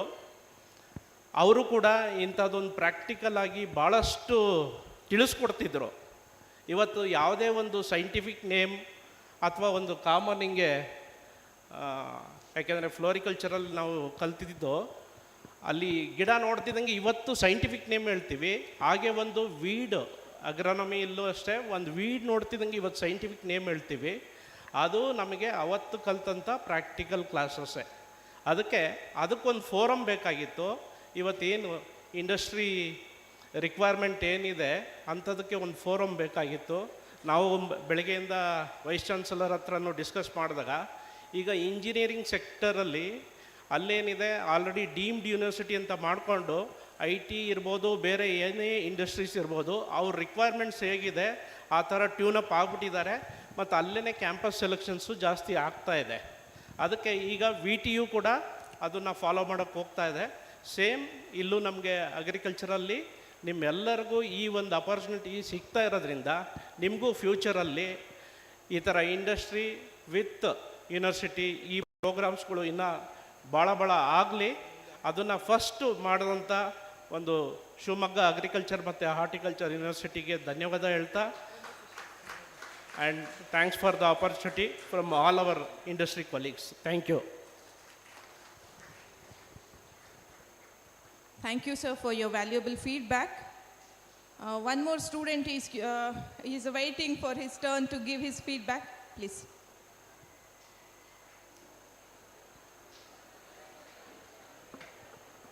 Good evening, everyone. As you all know, myself Akash from College of Agriculture, Kalburgi, University of Agricultural Science, Raichur. ಎಲ್ಲರೂ ಅನ್ಕೊಂತಿರ್ಬೋದು ಇವನೇನಪ್ಪ ಪದೇ ಸ್ಟೇಜ್ ಹಚ್ತಾ ಇದ್ದಾನೆ, ಸುಮ್ಮನೆ ಕ್ವಶನ್ ಕೇಳ್ತಿದ್ದಾನೆ ಅಂತ. But what I believe is as lord Buddha says, if you ask question for a minute you will be a fool for a minute, but if you do not ask the question and keep it yourself you will be a fool forever. ಅದಕ್ಕೆ ನನಗೆ ಏನು ಅನಿಸುತ್ತೆ ಅಂತ ನಾನು immediate ಕೇಳಿಬಿಡ್ತೀನಿ. So ಈಗ ಇಷ್ಟೊತ್ತು ಎಲ್ಲ formal type of meeting ನಡೀತು, ಅದು ಎಲ್ಲರಿಗೂ ಸ್ವಲ್ಪ ತಕ್ಕಮಟ್ಟಲ್ಲಿ ಬೋರ್ ಆಗಿರ್ಬೋದು. ಅದಕ್ಕೆ ನಾನು ಇನ್ಫಾರ್ಮಲ್ ಟೈಪಲ್ಲಿ ಒಂದು ಧನ್ಯವಾದಗಳನ್ನ ಅಥವಾ ವ್ಯಾಲಿಡಿಕ್ಟರಿ ಹೇಳ್ಬೇಕು ಅಂತ ಈಗ ಸ್ವಲ್ಪ ಈಗ ಅಕಾಡೆಮಿಷನ್ಸ್ ಎಲ್ಲ ಹೇಳ್ತಾ ಇರ್ಬೇಕಾದ್ರೆ ಅವಾಗ ಸ್ವಲ್ಪ ಬೋರ್ ಹೊಡಿತಾಯಿತ್ತು, ನಿದ್ದೆ ಬರ್ತಾಯಿತ್ತು. ಆ ಟೈಮಲ್ಲಿ ಒಂದು ಇಲ್ಲೇ ಕುಂತು ಒಂದು ಶಾಯರಿ ಥರ ಬರೆದಿದ್ದೀನಿ ಸರ್. ಅದು ನಿಮಗೆ ಧನ್ಯವಾದ ಒಪ್ಸೋಕ್ಕೆ ಇಷ್ಟಪಡ್ತೀನಿ. ಏನಪ್ಪ ಅಂದರೆ ಎಲ್ಲರೂ ಎರಡು ಲೈನ್ ಅಂದಮೇಲೆ ವಾ ವಾ ವಾ ಅಂತ ಹೇಳ್ರಿ. ಇನ್ನು ಸ್ಟಾರ್ಟ್ ಮಾಡ್ತೀನಿ ತಡ್ರಿ. ಸ್ಟಾರ್ಟ್. ಹಳೆಯ ಬೇರುಳು ಹೊಸ ಚಿಗುರೊಡೆದು ಅರಳಿದ ಸೊಗಸಾದ ಸುಗಂಧ ಉಳ್ಳ ಮೊಗ್ಗನ್ನು ನೋಡಿ ರಾಯಚೂರು ಬಿಸಿಲು ಕಂಡು ಬೇಸರ ಬಂದಿದ್ದ ಕಣ್ಣಿಗೆ ಚೈತ್ರಮದ ವಸಂತ ಕಾಲ ಬಂತು ಶಿವಮೊಗ್ಗ ನೋಡಿ. ಬಾನಲು ರಕ್ಕೆ ಬೆಳೆದು ಬಣ್ಣ ಬಣ್ಣದ ಗರಿಗೆದರಿ ಕಂಗೊಳಿಸುತ್ತಿದೆ ಪ್ರಕೃತಿಯ ಸೊಬಗಿನ ಹಕ್ಕಿ.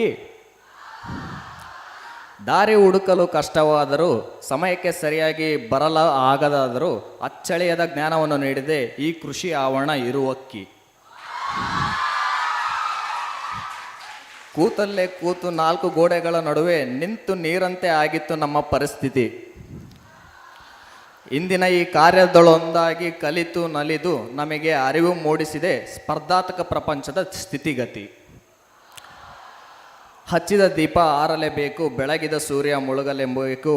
ಈಗ ಬಂದು ತಲುಪಿರುವೆವು ನಾವು ಈ ಕಾರ್ಯಕ್ರಮದ ಅಂತಿಮ ಹಂತ.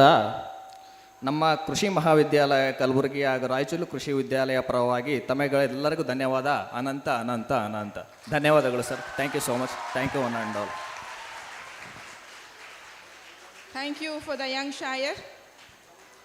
Now it is time for the declaration adopted by IAC 2023. I request Dr. K.C. Shashidhar, Coordinator NAHEP IDP, to present.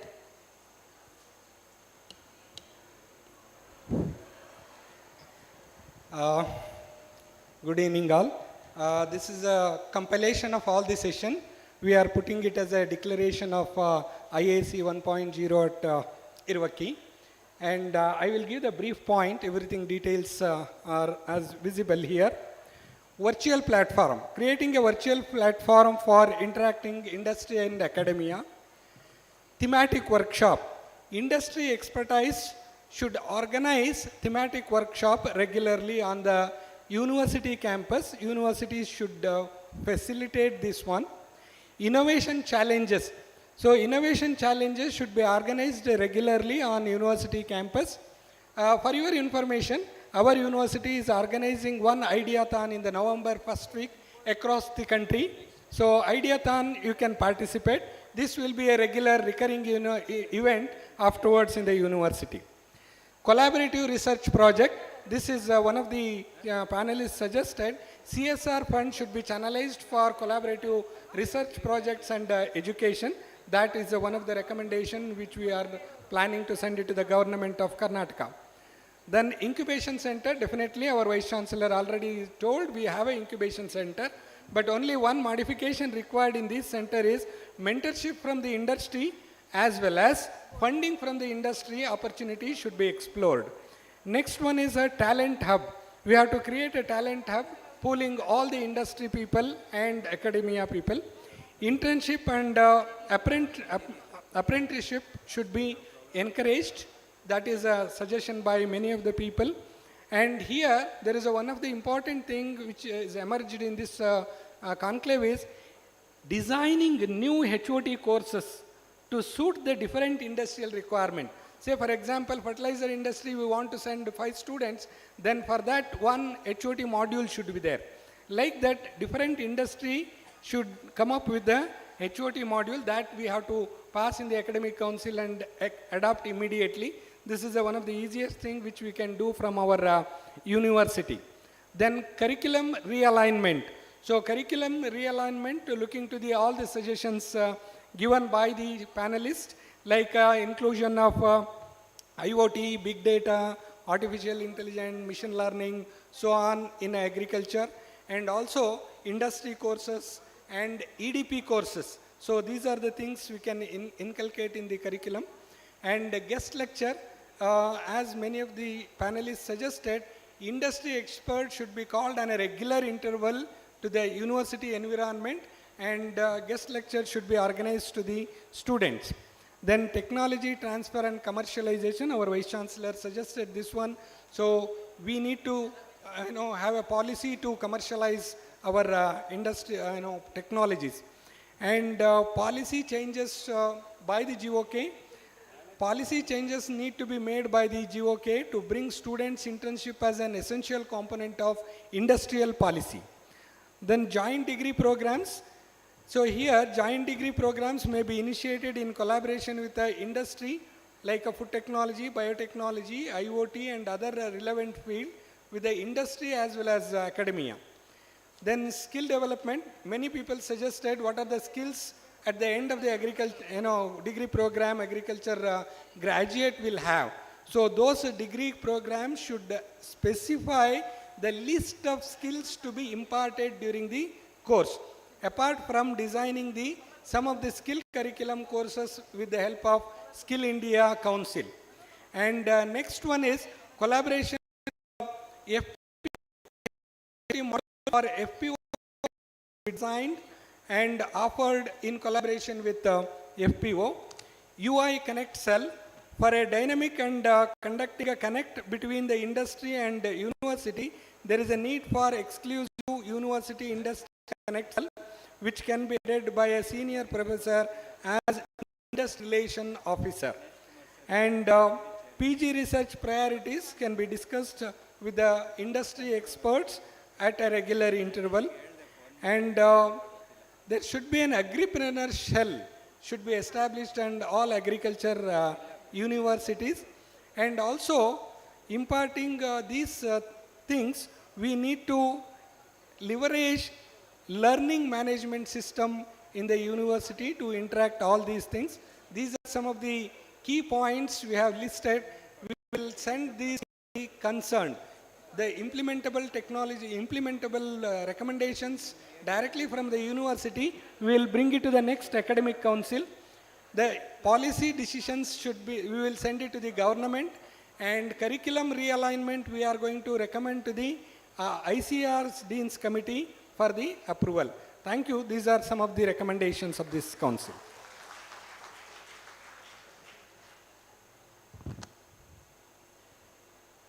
Thank you, sir, for the detailed recommendation of IAC 2023.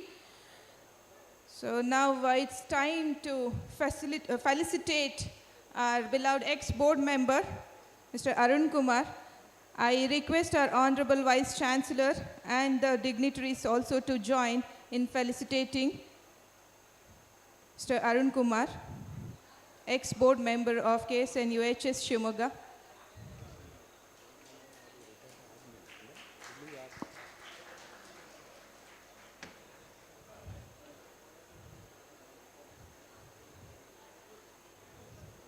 After completion of his tenure, due to some reasons, the felicitation was not done. Hence, we are taking this opportunity to felicitate Mr. Arun Kumar, sir, for serving as the board member of KSNUAHS Shimoga.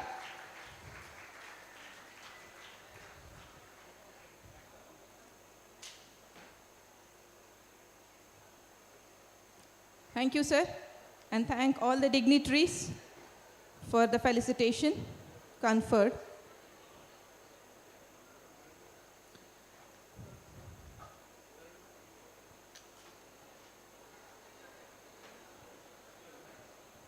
ವೇದಿಕೆ ಮೇಲೆ ಇರ್ತಕ್ಕಂತಹ ಎಲ್ಲ ಗಣ್ಯರೇ ಹಾಗೂ ವೇದಿಕೆ ಮುಂದೆ ಇರ್ತಕ್ಕಂಥ ಎಲ್ಲ ಆತ್ಮೀಯ ಬಂಧುಗಳೇ, ಮೊದಲಿಗೆ ಕರ್ನಾಟಕದ ಘನವೆತ್ತ ರಾಜ್ಯಪಾಲರಿಗೆ ವಂದನೆಗಳನ್ನು ಸಲ್ಲಿಸೋಕ್ಕೆ ಬಯಸ್ತೀನಿ. 2020 ಜೂನ್ 26ರಿಂದ ಮೊನ್ನೆ ಜೂನ್ 25 ತನಕ 3 ವರ್ಷದ ಅವಧಿಗೆ ಆ ಸಂದರ್ಭದಲ್ಲಿ ನಾಮನಿರ್ದೇಶನವನ್ನು ಮಾಡಿರ್ತಕ್ಕಂಥವರು ಘನವೆತ್ತ ರಾಜ್ಯಪಾಲರು. ಹಾಗೆಯೇ ಕರ್ನಾಟಕದ ಘನ ಸರ್ಕಾರಕ್ಕೂ ಕೂಡ ವಂದನೆಗಳನ್ನು ಅರ್ಪಿಸ್ತಾ ಇದ್ದೀನಿ.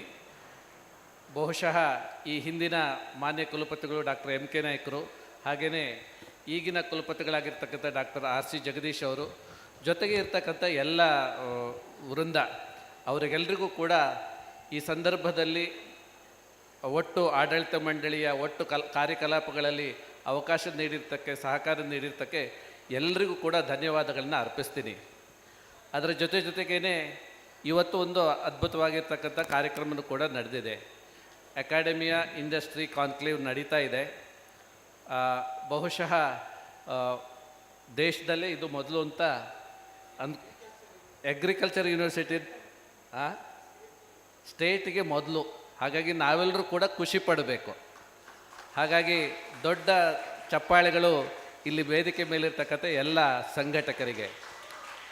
ಅದರ ಜೊತೆಗೇ ನಮ್ಮ ಈ ವಿಶ್ವವಿದ್ಯಾಲಯ ಪ್ರಾರಂಭ ಆಗೋ ಹೊತ್ತಿಗೆ, ನಮ್ಮದು ಕನಸುಗಳನ್ನು ಹೇಳೋ ಹೊತ್ತಿಗೆ ಇಲ್ಲಿ ಎಲ್ಲ ಸಂಗತಿಗಳು ಕೂಡ ಟವರ್ಡ್ಸ್ ಗ್ರೀನ್ ಅಂತ ಹೇಳ್ತಾ ಇದ್ರು. ಎಲ್ಲವೂ ಹಸಿರಾಗಿರಬೇಕು ಅಂತ. ಹಸಿರು ಅನ್ನೋ ಹೊತ್ತಿಗೆ ಭಾರತದ ಮೂಲ ಕಲ್ಪನೆಗಳು ಕೃಷಿನಲ್ಲಿ ಅಳವಡಿಕೆ ಆಗಬೇಕು. ಈ ಹಿನ್ನೆಲೆಯಲ್ಲಿ ಅಕಾಡೆಮಿಯಾ ಮತ್ತು ಇಂಡಸ್ಟ್ರಿ ಎರಡೂ ಕೂಡ ಯೋಚನೆ ಮಾಡಬೇಕು ಅಂತ. ನಾವೆಲ್ಲೆಲ್ಲಿ ಹೋಗ್ತೀವಿ, ನಮ್ಮ ತಂತ್ರಗಳು ಬರ್ತಾ ಇದೆ, ತಂತ್ರಜ್ಞಾನಗಳು ಬರ್ತಾ ಇದೆ, ಅಲ್ಲಿ ಮೂಲ ತತ್ವವನ್ನು ಮರೆಯದೇನೆ ಪರಿಸರಕ್ಕೆ ಪೂರಕವಾಗಿರುವ ಹಾಗೆ ನಮ್ಮೆಲ್ಲ ತಂತ್ರಗಳು ಬರುವ ಹಿನ್ನೆಲೆಯಲ್ಲಿ ಇವೆಲ್ಲವೂ ಕೂಡ ಕಾರ್ಯ ನಡೆಸಬೇಕು ಅನ್ನುವಂತಹ ಒಂದೇ ಒಂದು ವಿನಂತಿಯನ್ನು ಮಾಡ್ತಾ ಅವಕಾಶ ಕೊಟ್ಟಿರ್ತಕ್ಕಂಥ ನಿಮ್ಮೆಲ್ಲರಿಗೂ ವಂದಿಸಿ ಮಾತುಗಳನ್ನು ಮುಗಿಸ್ತೇನೆ. ನಮಸ್ಕಾರ. ಧನ್ಯವಾದಗಳು sir. Now it's the time for the chairman's remarks. I request our Honorable Vice Chancellor, Dr. R.C. Jagdish sir, for the presidential remarks. So good evening, friends. So now we are coming to the end of the Industry Academic Conclave. The dignitaries on the dais, officers of the universities, honorable board members and past board members, all the members of the industry, academics, partners, and also my student friends, teachers and non-teaching staff of our university, ladies and gentlemen, and also the media persons. So it gives me an immense pleasure to conduct the one-day Industry Academia Conclave at our new campus, Irvakki. It is only for the benefit of the students. And also we have learned a lot from the industry partners, what is their desire. So simply, our agriculture education we are giving, it is like a pizza base.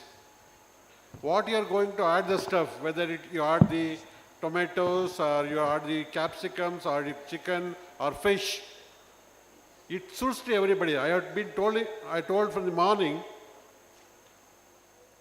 So we are not preparing our students for one particular industry or one particular role.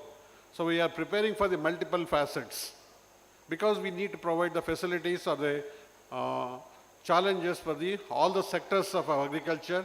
Agriculture is a very vast sector, and also the new areas are coming now onwards, including the IoT, machine learning, big data analysis, and whatnot. So at this stage, we are giving an insight into what is the industry wants for the for inclusion, some of the points in our academic careers. So we need to improve the academics by inculcating some of the points what they are given by the industry. And also we are sitting with the Director of Education and all the deans of the colleges, how to reorient the HOT courses. People have much talked about the RAWE programs, how to reorient the RAWE programs. We have to be more serious in ELP courses, and ultimately, and also we want to train our students. Skilling and reskilling has to be done so that we are preparing the best lot from our university. So it is known fact that the students from Karnataka are doing well all over the world. It is known fact. Even in the ICR, our students are doing well. But we are not complacent for that, but we need to further progress so that we can showcase our talents and also our potentiality in the whole of the world. So ultimately, we have come to the end. So the fertilizer industry has come up in a big way, and also seed industry is the biggest, I think, among all, and also the international standards. Linkage between the IT industry. So this is IT sector also we need to learn. So then agrochemicals and sustainable agriculture development, some farm machineries, and agriculture graduates to agri-entrepreneurs.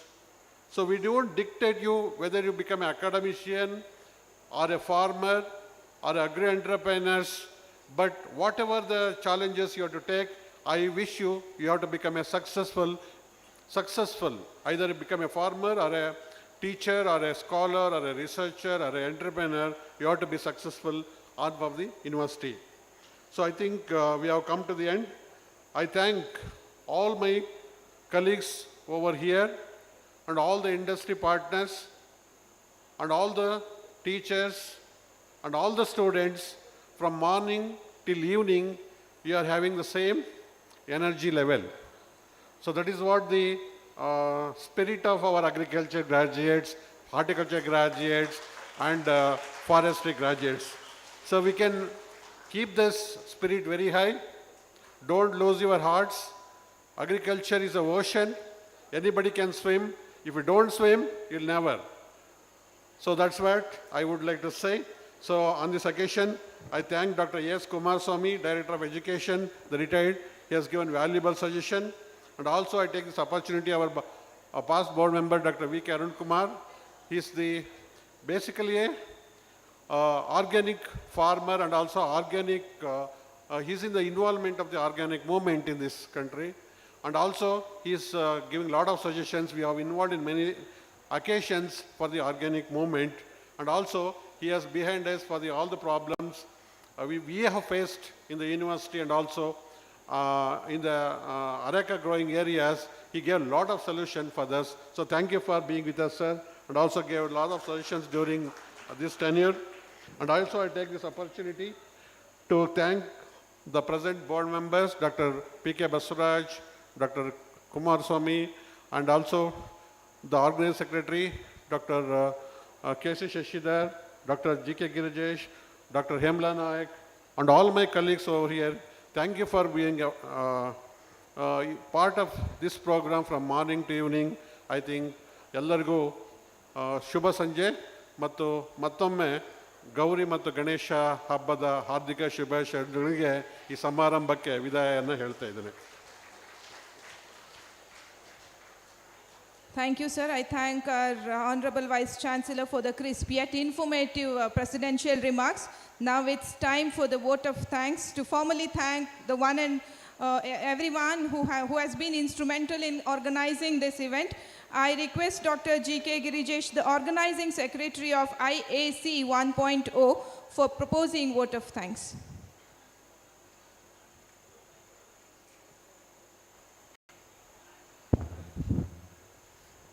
Good evening. Our Vice Chancellor told that so you have sustained the tempo since morning till now. Another 5 minutes because this is very important. Because though it is lost, why it is important means you have waited, you have been here since morning. Therefore, I have to thank all of you. So you have to receive my thanks. Therefore, you have to be here till vote of thanks is over. Dear friends and the officers on the dais, it is my privilege to thank all those who have contributed for this event. Anyway, since 1 month, we are struggling hard for this program. I hope this program has been successful to the extent possible. So this is because of the contribution of all, many hands together for this success. Therefore, it is my duty and customary to thank all those who have joined their hands for successful conduct of this program. Anyway, the leader is very, very important. So our leader is, it is obvious that our Honorable Vice Chancellor, Dr. Jagdish sir, so he is, because of his constant support and also inspiration, and every day he is to monitor this program because of his support and guidance. So it is possible to complete this program successfully. On behalf of all of you and also university, on my behalf, I thank heartfelt thanks to our Honorable Vice Chancellor. Similarly, this program is, another important person is the program is brainchild of our Dr. K.C. Shashidhar, the registrar of our university and also IDP coordinator. He is responsible for bringing IDP to our university. Under that NHEP and IDP, so this program has been organized is because of his guidance and also complete involvement from A to Z. Because of his complete involvement and devotion, so we have completed this program successfully. On behalf of you, all of you and university, I thank profusely Dr. K.C. Shashidhar. And also, as you know, because of this industry and academia conclave, many industries, many experts have attended this program and they gave their ideas and also the expertise and experience. So there were 6 sessions, there were 6 keynote speakers were there in that session. Adarsh TS from Joint Manager Zuari Farm Hub, Dr. B.K. Kumaraswamy, our Honorable Board of Member and also Prasiddhi Seats, Dr. K.C. Shashidhar, Dr. Anand Gudihal, Dr. Mr. Ramesh K.M. Varsha Associates, and also Dr. Shivamurthy, Professor Emeritus, GKVK Bangalore. So they served as keynote speakers for different sessions. On behalf of you all, I thank very much for all those keynote speakers for their experience sharing. Similarly, chairmen, all these sessions, Mr. Dr. K.T. Gurumurthy, Director of Extension, Dr. M. Dinesh Kumar, Dean PGS, Dr. Dushyant Kumar, the Director of Research, Dr. Emla Nayak, Director of Education, Dr. N.S. Mavarkar, Dean Mudigere, Dr. Manjappa, Dean Hiriyur, and also Dr. Devagiri, the Dean Forestry College, Pannampet. All these 6 chairmen, I thank them very heartily. Similarly, the panelists who have come far away from Bangalore, Dharwad, and also the Ballari and other places, they have shared their experience and also they gave an idea how to connect the industry and academia and also these things. So in the first session, Dr. P.K. Basuraj, soil scientist, member board of management KSNUAHS Shumaga, Dr. N.S. Vishwanath, Nano-Organics Shumaga, Mr. M.P. Nagaraj, MD, Exceeds Private Limited Hubli, Dr. G.M. Raghu, GMR Biotech, Arigesh Shumaga, Dr. M.S. Nagaraj, Division Head, Soil Science, KSNUAHS Shumaga. So I thank on behalf of all of you for their excellent presence as well as the critical interaction in that session. Similarly, in the second session, Mr. M.H.N. Devkumar, MD, Unisem Agritech Private Limited, Bangalore, Dr. Kumar Swamy Devaramani, proprietor, Devar Seeds, Ranebennur, Dr. Nishant G.K., scientist, R&D Limited, Bangalore, Mr. M.B. Patil, proprietor, Krushi Seeds, Kopla, Mr. Jaiprakash T.R., Director, Lakshmi Seeds, Bangalore, Dr. Lakshmana D., Division Head, GPB, KSNUAHS. So I thank all these panelists of the second session. Heartfelt thanks for them on behalf of you all. Similarly, in the session 3, Dr. Basav Prabhu Jirli, the Director, Center for Multidisciplinary Development Research, Dharwad, Mr. Y.B. Srinivas, MD, Tene Agriculture Solutions Private Limited, Bangalore, Mr. Subramanya Basavanahalli, co-founder and Chief Technology Officer, Bull Force Private Limited, Bangalore, Dr. C.P. Lohit, Head, Siddhganga Institute of Technology, Tumkur, Mr. Sachin Negde Kudigi, founder and director, Roots Goods, Shumaga, also Dr. Tirtha Mallappa, S, East Seeds, Bangalore, Dr. S. Sridhar, Professor of Agronomy and also PMSL Head, KSNS Shumaga. I profusely thank all of those panelists of that session on behalf of the university. Similarly, in the fourth session, Mr. Raghavendra K.H., Sales Manager, Agricos Private Limited, Bangalore, Mr. Bharat K.S., DGM, Sales Mankind Agritech Private Limited, Bangalore, Dr. T.H. Shashidhara Swamy, Director, Marketing, Synergy, Insecticides Private Limited, Bangalore, Dr. S.U. Patil, Division Head, Entomology, KSNUAHS Shumaga. Again, I profusely thank all those for their presence and critical analysis of this session. In the fifth session, and also last, Mr. Linkesh H.S., Industrialist, Kaushiya, Bangalore, Dr. B.M. Anand Kumar, Professor, Division Head, Agriculture Engineering, KSNUAHS Shumaga, Dr. Nandini M. Ghante, ICRI Group and GMN Consultancy, Chamrajpete, and Moinuddin Hassan Harun, MD, iTech Seeds, India. So again, I profusely thank all those panelists for this session also.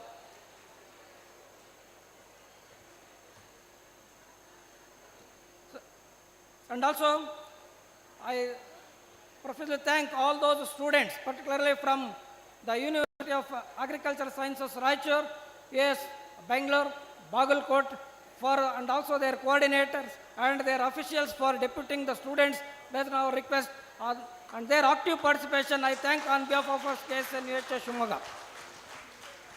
Similarly, the students from other campuses in our university, the students of College of Forestry, Pannampet, students of College of Horticulture, Mudigere, students from College of Horticulture, Hiriyur, and also the students of Iruvaki campus, as well as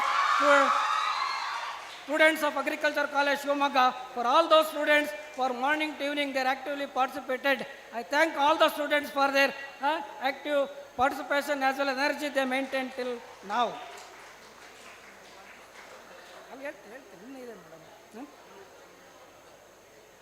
and also all the alumni and students, and also I thank profusely all the IDP staff. Since 2 months, morning from 9 o'clock to even up to 11:30 yesterday up to 11:30, they involved in the arrangement for all these, this one, for their toil and also the effort. I thank all those IDP staff, particularly Dr. T.S. Wagish sir. He is the Dean PGS, retired from our KSNUAHS Shumaga. So he worked like a regular. He worked like a regular professor, and also the officer in this conclave. His critical involvement and also suggestions all are well documented, as well as I heartfully thank Dr. T.S. Wagish sir on behalf of our university. And also I thank all not only the students, non-teaching staff. Their effort is also very important, and also including the drivers and also the laborers. All those things they have directly or indirectly contributed, and also all the committee chairmen. We have formulated more than 10 committees: food committee, transportation committee, and other things.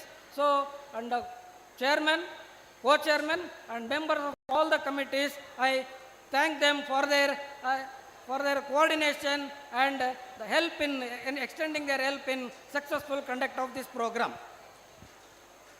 Similarly, food preparation. Those who have prepared food also, Shamyana, sound system, media personnel, particularly Chandru. So he is the video, he is recording the video and other things. I thank and also the media persons who have indirectly.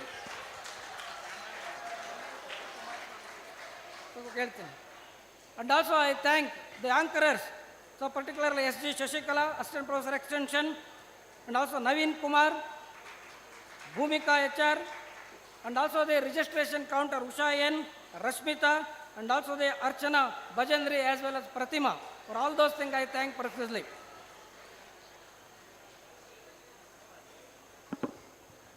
Now, so and also the rapporteurs, they are very important. They are documenting each and everything without this one, because that is very important. That is going to transfer into policies.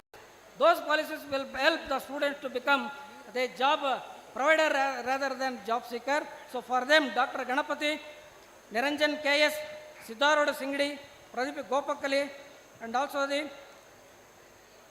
and Santosh Pattanashetty, Dr. Satish Y, Chaji Vazukunan, the Satish Pattanashetty, Naveen NL, Narasimurthy, and also Dr. Basuraj Bogi, Dr. Basamma Aladakatti, Dr. Niranjan KS, Dr. Ravi Shankar Patil, and all those, I thank profusely for their patience documentation of all the proceedings of all the sessions. If anybody left, and also I thank another is essay competition, crawling essay competition. It is a very hectic this one. We have received 95 participants, 95 this one applications. Out of I thank all those 95 participants and also congratulate 6 winners. So for this they have taken a lot of patience as well as involvement. I thank jury members Dr. A.S. Kumaraswamy, Dr. T.S. Wagish, Dr. Shivamurthy, Dr. B.K. Kumaraswamy sir, as well as Prashant. He is IFS, MD, Karnataka Soaps and Detergent. He is an old alumni of our association. He also involved in the evaluation of the scrolling essay competition. For all of them, I thank profusely once again on behalf of the university and other things. So if anybody left, and also Lingraj and Narasimurthy, now they are serving as the rapporteurs.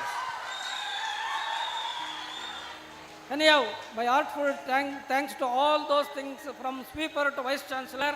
If anybody left, sorry for that. Now it is a small request. Now it is a felicitation for our Dr. A.S. Kumaraswamy, DYA, retired from KSNUAHS Shumaga, for his valuable presence. Thank you. Thank you, sir. And we all would like to thank the organizing secretary of this Indian Industry Academia Conclave 1.0, Dr. Girijesh, sir. Thank you, sir.